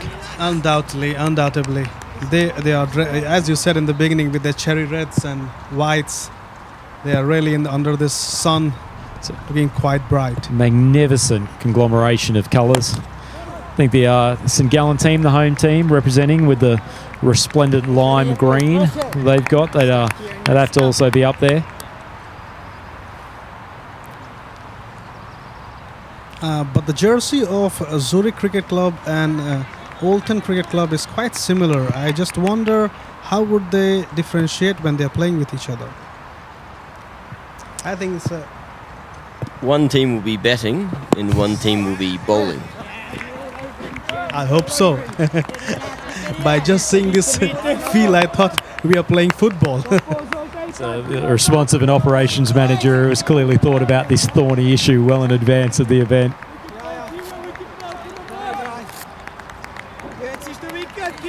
So we've got a couple of questions, and obviously thinking ahead to tomorrow with the Dream11 competitions running through each day, and in fact every match throughout this ECS competition. Dream11, the primary sponsor of this event, as that ball's been popped up. Chima has, I don't even think he's gotten a hold of that, but he has absolutely smoked it over the cover boundary. I have no idea how some of these guys hit so hard over the offside. Didn't have a huge amount of pace to work with, but that is a delicious cricket stroke and a fabulous way to end the first over with Winterthur 10 runs for no wicket. But just moving back to the questions for tomorrow, the Crick11 forecast team have asked #AskAndrew any tips for the power team tomorrow for the fantasy team. I think just judging on today, I think Tiwari's probably going to open the bowling most days. He's probably a lock to get through his 2 overs and get a couple of wickets. I think Chima here, obviously outstanding in the field, and I suspect he'll be racking up plenty of runs throughout the tournament. And Deesh, I think we were very impressed with earlier, Avneet. Exactly. But there's big news here at the ground. The superstar hat-trick taker of earlier today, Eden Wardle, finally getting the pill in the opening overs. His first ball, he's gone for the half-tracker again. Just gently pulled to the man who's at backward square. Not quite as eventful as his first and only over from the previous game, where those of you who joined us will remember that he got a hat-trick in a massive moment for the Zurich cricket sides, and probably one of the bright spots for them in what's otherwise been a fairly tough day. Here comes Eden again. Chima charges, but he misses. Come on. It's a nice ball. He's. I got to admit, when we were being asked about the best-looking bowling actions today, I probably neglected to include this young man. He's still got a relatively wiry frame and some growing to do, but he's certainly got some good fundamentals in that action. Absolutely, it's a high arm action, and then it's quite focused. Though I think he's also mixing up his deliveries. In the last match, he just bowled 3 balls, and he got all the wickets on the 3 balls. There were some half trackers where the players were playing with cross-batted shots, and it just lifted up in the air, and he got some wickets through that. But this is a lad that we should look up to. Maybe he has a future. It's a question on the commentary for hashtag Ask Andrew. It's a lovely message from Sandy Bagal, who's acknowledged the good quality of the T10 cricket out here in Switzerland, which we thank you for that. He's asked, can tell me about some key players. Obviously, Sandy's a keen player of the Dream11 fantasy competitions. Key players coming up, I think we've seen a few of them today. Fahim Nazir and Azim Nazir, both excellent quality players from the Zurich Nomads side. Young Chima, who's out here batting for Winterthur today, he's a really, really talented cricketer. I think when we get into later part of the tournaments, we've probably got Aidan Andrews from the Costanet squad. He's a somewhat Jacques Kallis-esque player in terms of being a good medium pace bowler, but also a superb player through the square of the wicket area. Probably also add Mumtaz Ahmadze from the Costanet team. He can hit it like an absolute tracer bullet. Superb cricketer, and also bowls at fairly rapid pace.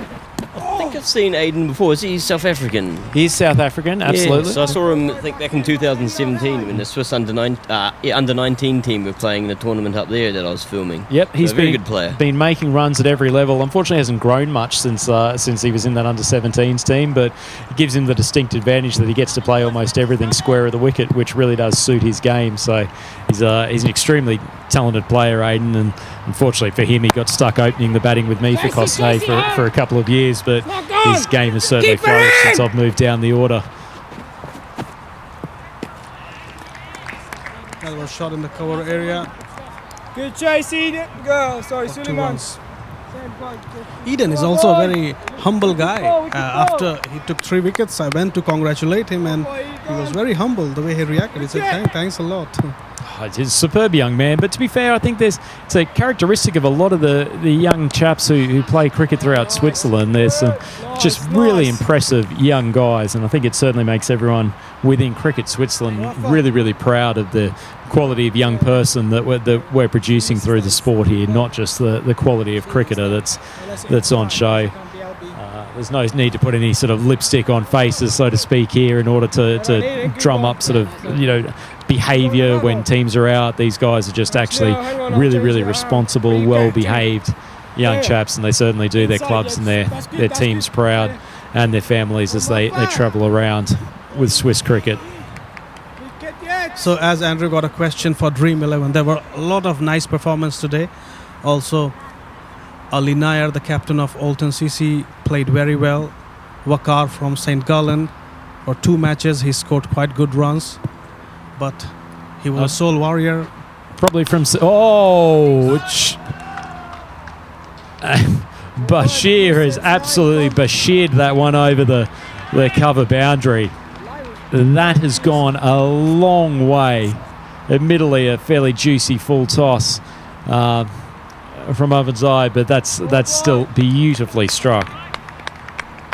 I think probably with the Alton side, we'd also better include Yasso there, who took some good catches early in the day and has really hit a couple of long balls. He's got a lot of power for not a big man. Exactly. Actually, speaking of power, that is launched again, and Bashir has clearly got his car parked in a 2-hour parking area. He is desperate to get out of this St. Gallen venue as quickly as possible.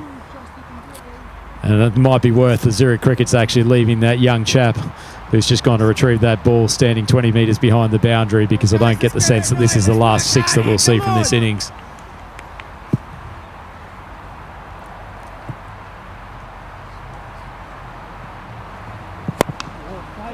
Fortunately hasn't managed to cart another ball over the boundary. Good fielding coming in from the man at long on. But Bashir has certainly got off this chase to a relatively quick start. Another question from GH Bennett _Plum Uni History, asking, most of these guys are expats. Their common theme and what they do for a living. So I think it's probably a combination, actually. There's certainly obviously a strong thread of guys from the subcontinent or from a subcontinental background throughout most of these teams, but there's also a good number of them that have actually grown up, whether or not they were born here in Switzerland. And just as another ball's almost been popped over the boundary, but it's just plugged in the outfield. Clearly that long, relatively vertical grass stopping that one from going over for a 4. But there's a lot who have actually been raised here in Switzerland and have actually learnt their cricket here in Switzerland, and there's probably quite a few from the Zurich Crickets group that you'll see, quite a lot from the Cossonay side that have effectively come through the underage ranks in Switzerland, whereas obviously there's a number of other teams that have guys who have come here for work. There's obviously a large variety, probably no common theme necessarily. Obviously the finance and sports industries are very big. Adney, you've got an interesting background and profession yourself. yes, I'm a fashion designer and I'm having a brand here. I also work for the brand Rado. And cricket is propagating in Switzerland, all over Europe. There are young guys who are always getting more and more interest in this game. They're coming up, and tournaments like ECS is always supporting them. So effectively, you're probably the most qualified man to judge the best dressed team competition when it comes to the Friday awards session. I think that's the reason why you asked me this question in the beginning. And it's always good to have someone with sartorial expertise on the commentary group. As we have a look, that bat's obviously been blown into oblivion by some of the bigger strokes that have been hit today.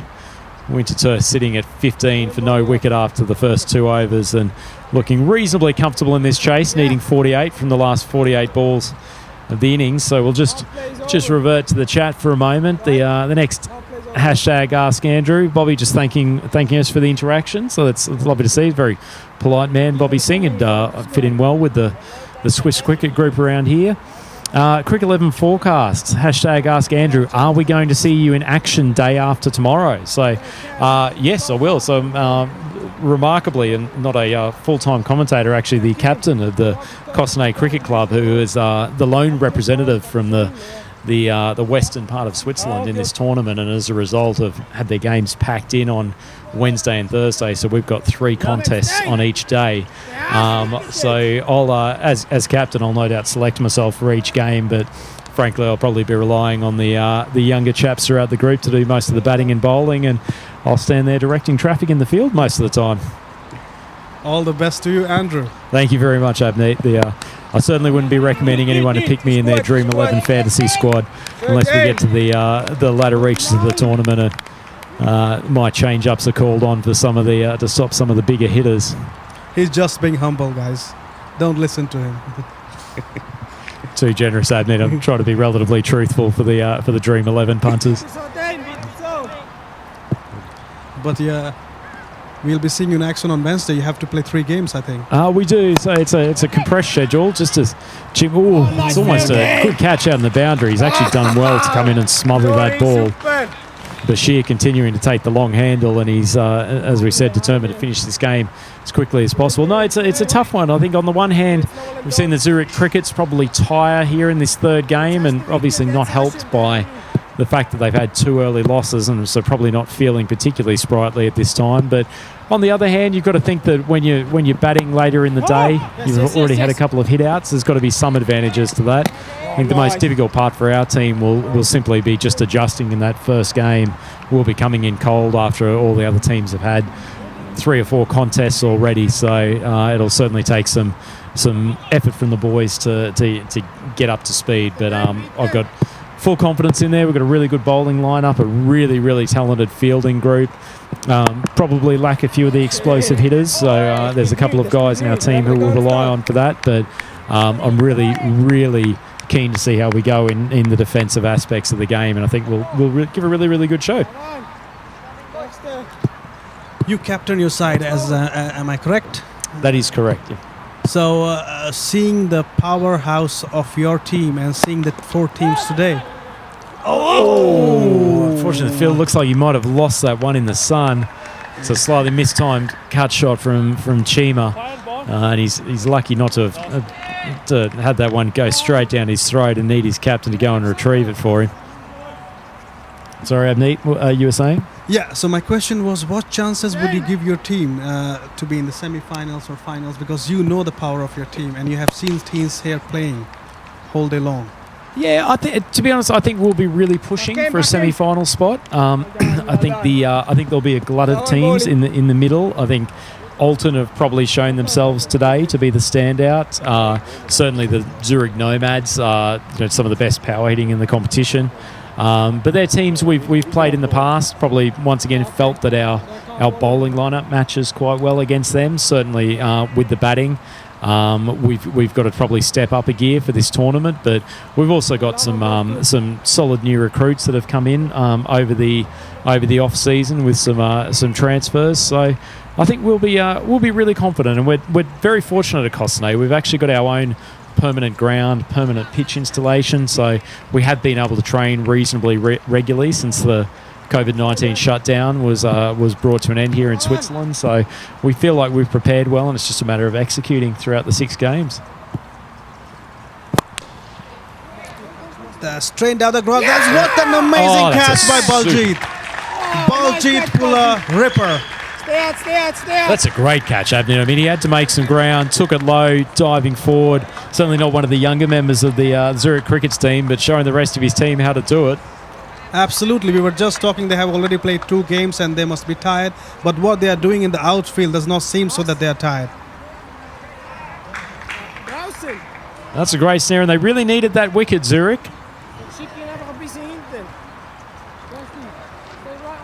So, Andrew, it seems your team is hiding a lot of tricks in the bags that you'll take out on Wednesday. I think we've always got to keep some mystery for these tournaments. To be honest, actually, we'll probably end up rolling out a different lineup in terms of the bowling in a lot of the games. We've probably got 8 or 9 guys who would realistically get regular bowling stints, and it's quite a nice problem to have as captain, trying to work out overs amongst them all. That's a good ball. The young man's bowled pretty effective over here, actually. He has. Looked impressive and swung the ball in earlier games. Really bowling in the late afternoons just allowed him to get a little bit more control over the sideways movement. Indeed. Just getting back to Baljit, in the first match he dropped a simple catch and now he took an amazing one. I think now he's satisfied that his day in fielding was not so bad. I dare say he might go back to the ECN stream tonight and show the boys that one again. Absolutely. May even take a clip of it and post it on his social media. So just apologies, everyone. We've just lost the score updates for a moment, so please be patient. Our technical team is working on it. And try to get you back up to date with that as soon as possible. Unfortunately, we don't have direct access to the scorecards here, but we do have direct access to the YouTube chat feed. Most recent good chat from GH Bennett referencing the power of cricket and the fact that the local highlights are making him want to visit St Gallen. Certainly St Gallen Tourist Board will be extremely chuffed to hear that. We've also got Faisal asking, #AskAndrew, how would you rate your boundary hitting ability? do you work on opening up your front leg, big hitting drills in your spare time to adjust to the modern game? That's a few layers to that question. If I was to be brutally honest, I tend to play cricket in a slightly more traditional fashion. The elevated hitting I don't think is my strong point. It is something that we do work on training. Probably most of the training sessions we've had recently, we've tried to essentially recreate T10 events, try to get the guys go out used to hitting early. As we've just seen, speaking of hitting, one popped up to the man. He's taken a good catch at point. I think his eyes were probably looking into the sun. Wouldn't have been the easiest grab. I think he lost the last catch. The sun was right into his eyes, and now maybe he took the revenge. Took revenge by taking the catch and certainly keeping his Dream11 points tally up at a reasonable level. But I think just going back to Faisal's question, yes, I think simple answer. If you're trying to hit big, clearing the front leg is definitely the way to go. Although in saying that, I think we've also done quite a bit of work with our guys about keeping their shape when trying to hit big and trying to rely on their natural power rather than getting into really slog mode. So it'll be interesting to see how that turns out. And I think we've seen a lot of the big hitting during this first day of the Dream11 European Cricket Series in St Gallen, where actually some of the biggest hits have actually been from what are quite traditional looking cricket strokes, just elevated cricket strokes. The lesser the overs, the more the elevated strokes. They all want to clear the boundary as easy as possible. And especially on this ground, as we were discussing, that the grass is 3mm and not 2mm, and the ball is not going so fast down the ground. You have to lift it up to score runs here. And for that you need firepower, you need muscles, you need to train. So for both us commentators and also for the many fans out there, it looks like our scoreboard is caught up, which is good news, or at least in the process of catching up. Winterthur more than halfway to chasing this total at the moment, helped by a wide ball from the Zurich Cricket's bowler. Question from Sandy, hashtag Ask Andrew, will we see you bowling or see you batting? If you see me batting, that means our team is in some fairly significant trouble. I don't think I'll be peppering myself in the opening spot unless I need to go out and show some of the younger boys what to do, but there's probably a vicious rumour that I might get through a few overs during a couple of the games. And on that note, just had the European Cricket Network guys ask, would I bowl a Yorker or a slower ball at the death? I think it would.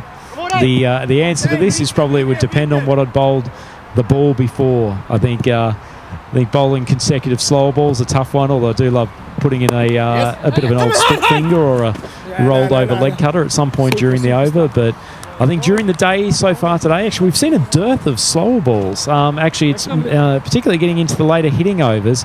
Most of the guys have relied more on changes in length. We've seen some guys pull out some really, really good Yorkers. Musa finished off the last innings with an absolute peach, and we saw a few bowlers from the Winterthur side actually really get it up in the block hole. So it seems to be the favoured bowling approach of players so far today. And as we've just seen, a ball swung down to the fine leg boundary. That's Ranjveer managing to pick up a boundary as Winterthur edge ever more closer to this total. I think in death overs you have to mix up your deliveries. You have to bowl some Yorkers, some slower delivery, some wide Yorkers right the off stump. I think if the Yorker you pitch it wrong, it can be over pitched and you can lift it up for a 6. Wide down the leg side, it's a wide, an extra delivery. So Andrew is just checking with our scorers the current score so that we can update you live what the current score is, while our scorers digitally is catching up with the technical error. Lifted up. He's gonna grab it. It's an easy one. Oh no, drop the dolly. Every time. This is the second time the sun is shining brightly in the player eyes, and he has dropped it. Well, I think he'll be feeling a bit sick if he goes and watches that on the replay. That's definitely one of the easier catches that we've seen shelled today. And just a quick score update. I've had a chat to our diligent scorers. The score's 39 for 2 at the moment. Actually, hold that. That's 45 for 2, although considering the distance that ball's been gone, I would have given him a 10 for that. That's a massive strike. No doubt, no doubt. You cannot keep fielders outside the field. With strokes like that, they are ready to wrap up the game as soon as possible. And on that, you are losing and missing catches. Well, certainly a statement being made by the Winterthur club in this game, coming in for their first contest. Could have been excused for a slightly slow start, but they've really put down a marker the other teams will be taking notice of. Another short ball, challenging Ranjveer again. Can't quite make contact. That one a little bit more outside off stump, although actually quite a long way outside off stump, given it's been called wide. The umpire took a little bit time to give it a wide, but he gave it a wide. See if he goes with the short ball 3 times in a row. Again, He has over long off. That's a huge one. Almost to the commentator box. Andrew would have mind to grab it and throw it back. Oh, that's incredible. Who needs Elon Musk? Who needs SpaceX? That one has been smacked into orbit. That is a gigantic strike over the cover boundary. Has absolutely whistled past a few spectators here at Grundamos. And Winterthur basically rocketing towards this total at a fairly rapid speed. That was one of the biggest of the day, I think. Looks like Bobby's blaming us for the dropped catch in that previous over. I think it's probably more a little bit of shady technique and a bit of tiredness from the fielder. But there was also a question, I think, from Sandy, who asked who are the really good all-rounders in the Costanet team. Well, I don't want to provide too much inside information for the purposes of Dream11, but we've essentially got a team of all-rounders. As I said, we've got plenty of guys who can bowl effectively. When you're looking for your Dream11 team, the Vinod brothers, Arjun and Ashwin, will certainly get through some overs, and both technically very competent batsmen. Mumtaz Ahmadzai, pacey with the ball, great hitter. Bharat Narayanan has become quite an X factor in recent weeks. He's absolutely striking the ball beautifully and bowls a significant That's pace. a 6 again. Just one more run to win. Well, the scorers have just told us that the scores are even here, and it's only going to take one more run for the Winterthur team to come out. But as I continue rolling names off my side, it's a Ruan Jayakoti, a man who's represented Switzerland on a number of occasions, pacey opening bowler and also wonderful technician with the bat. It's a young chap called Andrew Ryan, who hopefully we won't see a huge amount of with the bat, but he'll roll his arm over occasionally, and remarkably for a 39-year-old is a reasonably safe pair of hands. I think he's just keeping some secrets with himself.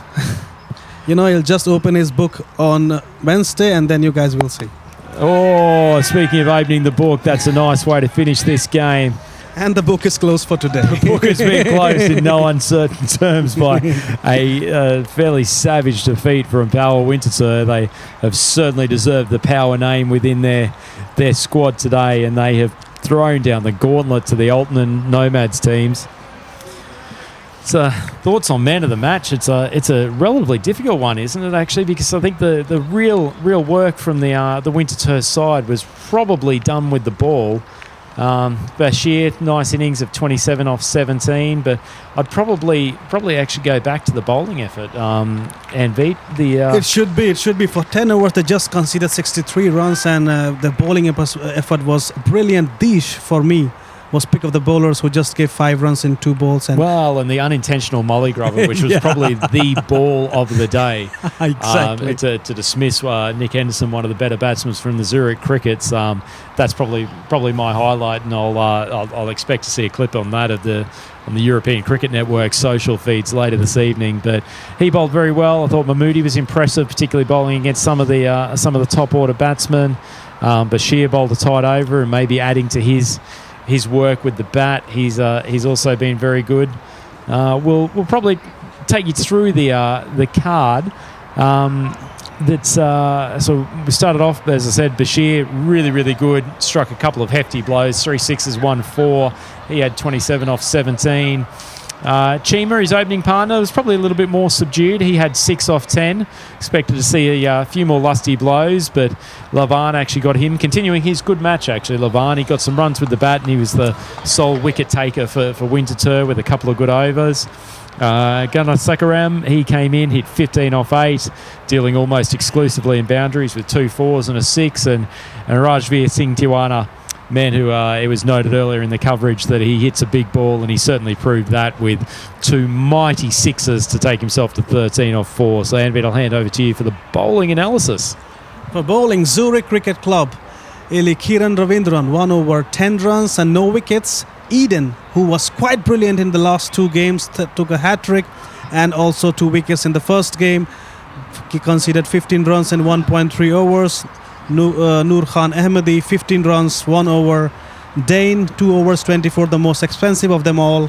And Gulshan Santi Sekaran, 1 over, 1 run and 2 wickets. He was the only pick of the bowlers. I wonder why he did not get more overs. Well, it's a question they may be asking themselves, although they still had a fair few balls left in their package. The Winterthur boys, they rolled through that relatively easily, but certainly Lavan can keep his head high. He's played well today for the Zurich Crickets, and certainly will have earned a nice little Gatorade or Powerade at the end of the day's play. So quick acknowledgement, some lovely messages coming in on the YouTube feed. Thank you very much for your pleasant comments on the commentary, Faisal.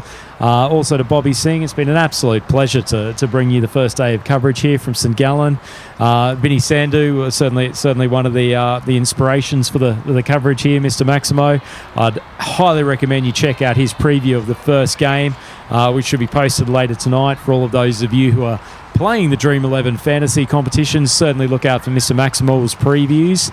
They'll give you some great insight as who the star players are and who are likely the influential people when it comes to the first game of each day. And Beat, your thoughts wrapping up day 1? Yeah, it was an overall good day for St. Gallen and Oulton. They both won 1 game. Not so good day for Zurich Cricket Club. They lost all 3 of them. They got passed in the first and the third game. The second game they had a little bit hope, but they could not capitalize and they lost it too. There were some good points though. Eden turned out to be a pick of the bowlers. He took 5 wickets in the 3 matches, but they didn't have enough total in the third match to back it up. As you said, Lavan, 1 over, 1 run, 2 wickets. He can also see a good tournament going ahead. Overall, not so good day, but you never know. Tomorrow is always there to turn it around. Well, tomorrow's a new day, and we'll certainly get to see a few more of the other teams who are competing in this European Cricket Series event in St Gallen tomorrow. Certainly, I think the big winners from today were Oulton. They had a tough game against the Zurich Nomads, but came through with flying colours, and they've put themselves in prime position to potentially even top the group stage and take themselves straight through to the semi-final. I think the Nomads probably looked good enough that they'll be looking to make their way through to that top 4. And Power Winterthur, it's probably a difficult one to judge them. They've looked very good in this first game. They're obviously playing the Crickets, who probably at the end of a very tough day of cricket and probably not at their highest energy peak. So it'll be interesting to see how they fare against a couple more teams tomorrow. The way Oulton played today, I really felt that they have just swiped both the games quite comfortably. Zurich Nomads were quite good in the first match. They were power hitters.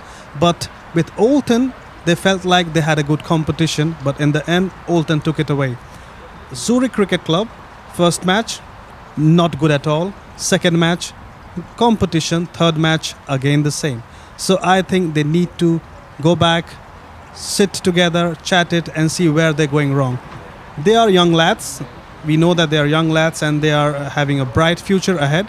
But you are competing in a Swiss club matches, and then you need to know where you're lacking it and how you can correct it. No, it's really sensible comments, Sanveed. And mate, there's a lot of chat on the YouTube link asking if you're back on commentary tomorrow. Will we hear your dulcet tones gracing the airwaves? Hopefully. Tomorrow I'm not there. Tomorrow Andrew will help you guys go through the day with his amazing presentation and his close view on the cricket, his analysis, and hopefully James is also there. Yes. That was such a long answer. I don't think James gets to leave the ground at any stage over the next 5 days, so he's in the commentary box whether he likes it or not. But a big thank you also to our head commentator from earlier today, Rajan, put in a great stint. We'll have him back on the microphone tomorrow, and it should be a fantastic day of cricket. I'm really, really looking forward to it, and I think this is set up well for a tremendous 5 days here at the Dream11 ECS. The game is open. As you can see, Olten today proved that they have the metal in them. Zurich Nomads with power hitting. Zurich Cricket Club, they have a lot of area to improve. St. Gallen again won their one game, lost one. The trick in the book, Winter Tour again, as you say, Chima and Dish and all these guys are really doing it good for their team. Only, I think the trick in the book is your team, Andrew. You just want to save it for Wednesday. Well, as I said, just like a good Netflix serial, you've got to keep some surprises coming partway through the series. And Kosnay is going to enter the competition with a bang on Wednesday, and we hope that it's several bangs and several wins in the column. And we'll be definitely looking to fill one of those four spots for the semi-finals come Friday. All the best to you, Andrew. All the best. We are reporting live from St. Gallen, Grunmoos. Wonderful weather. We are wrapping up the day. It was a great day of cricket. Nice competition with nice voice of Andrew and his analysis on cricket. So Ask Andrew will always be there. You can ask tomorrow, day after tomorrow, not but Andrew is playing. Then you can ask me or Rajan. Well, you can, or I might just start leaving myself out of the 11 and remember that we need to get hashtag AskAnV trending at the same time tomorrow. But just as Vinny's put out on the YouTube feed, 5 matches starting tomorrow, same timing, same format as today. That'll be starting at 7 o'clock GMT. That's 12:30 Indian Standard Time. We look forward to you all joining us here at St. Gallen for another fabulous day's play in the Dream11 European Cricket Series from Switzerland. Till then, hasta la vista.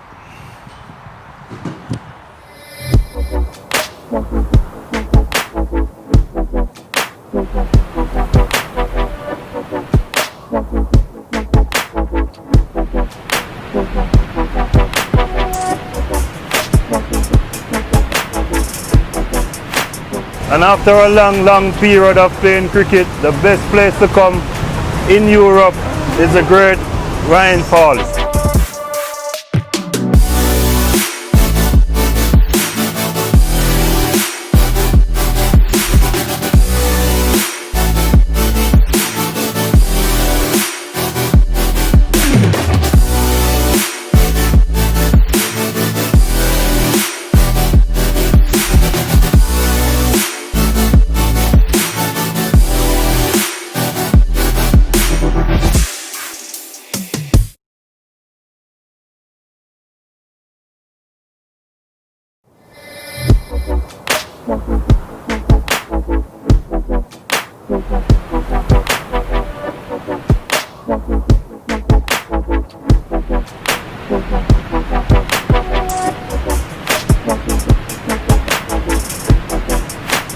And after a long period of playing cricket, the best place to come in Europe is the great Rhine Falls.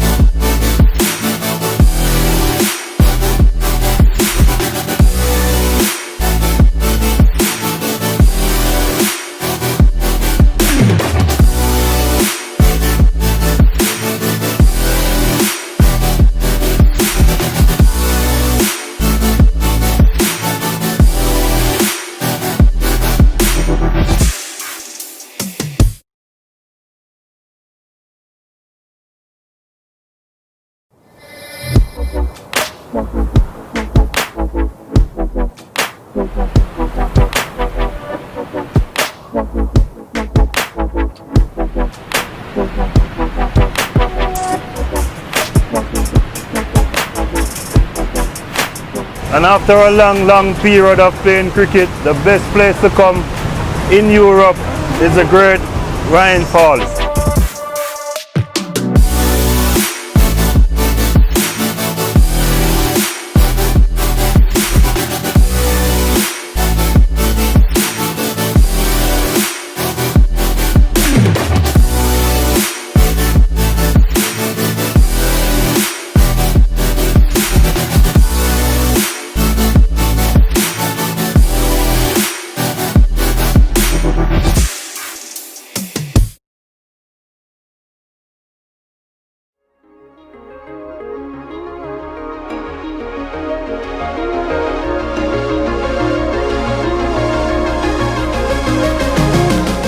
Here we are with St. Gallen Cricket Club at Mount Saintis, the highest mountain in East Switzerland with a height of 2,500 meters, looking over 4 different countries.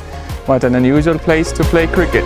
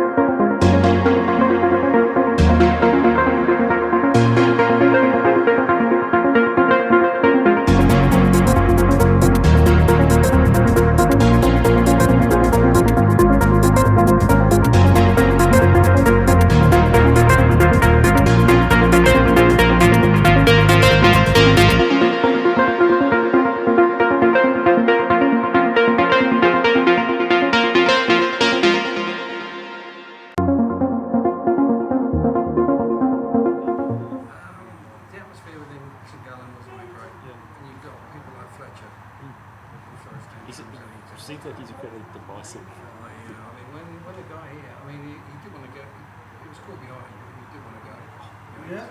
Even if you don't like the call. But when one of his colleagues let the ball through his hands here, he went for 4 or 6 times, they went through his fingers, and he took his sunglasses off, thrown them. It's like that through the game. He's very aggressive. Just 2 minutes. Okay, he wants to win, but. And also the way he was calling, I was standing on the ground, and the way he was calling his teammate on the side, and then you must know your teammate if you play. His attitude is a bit strange. That's why I was asking, is there any punishment or warning or things like that? Because a lot of people are seeing this all over Europe, all over subcontinent, and they must be taking it like, oh, these are club cricket, nothing will happen.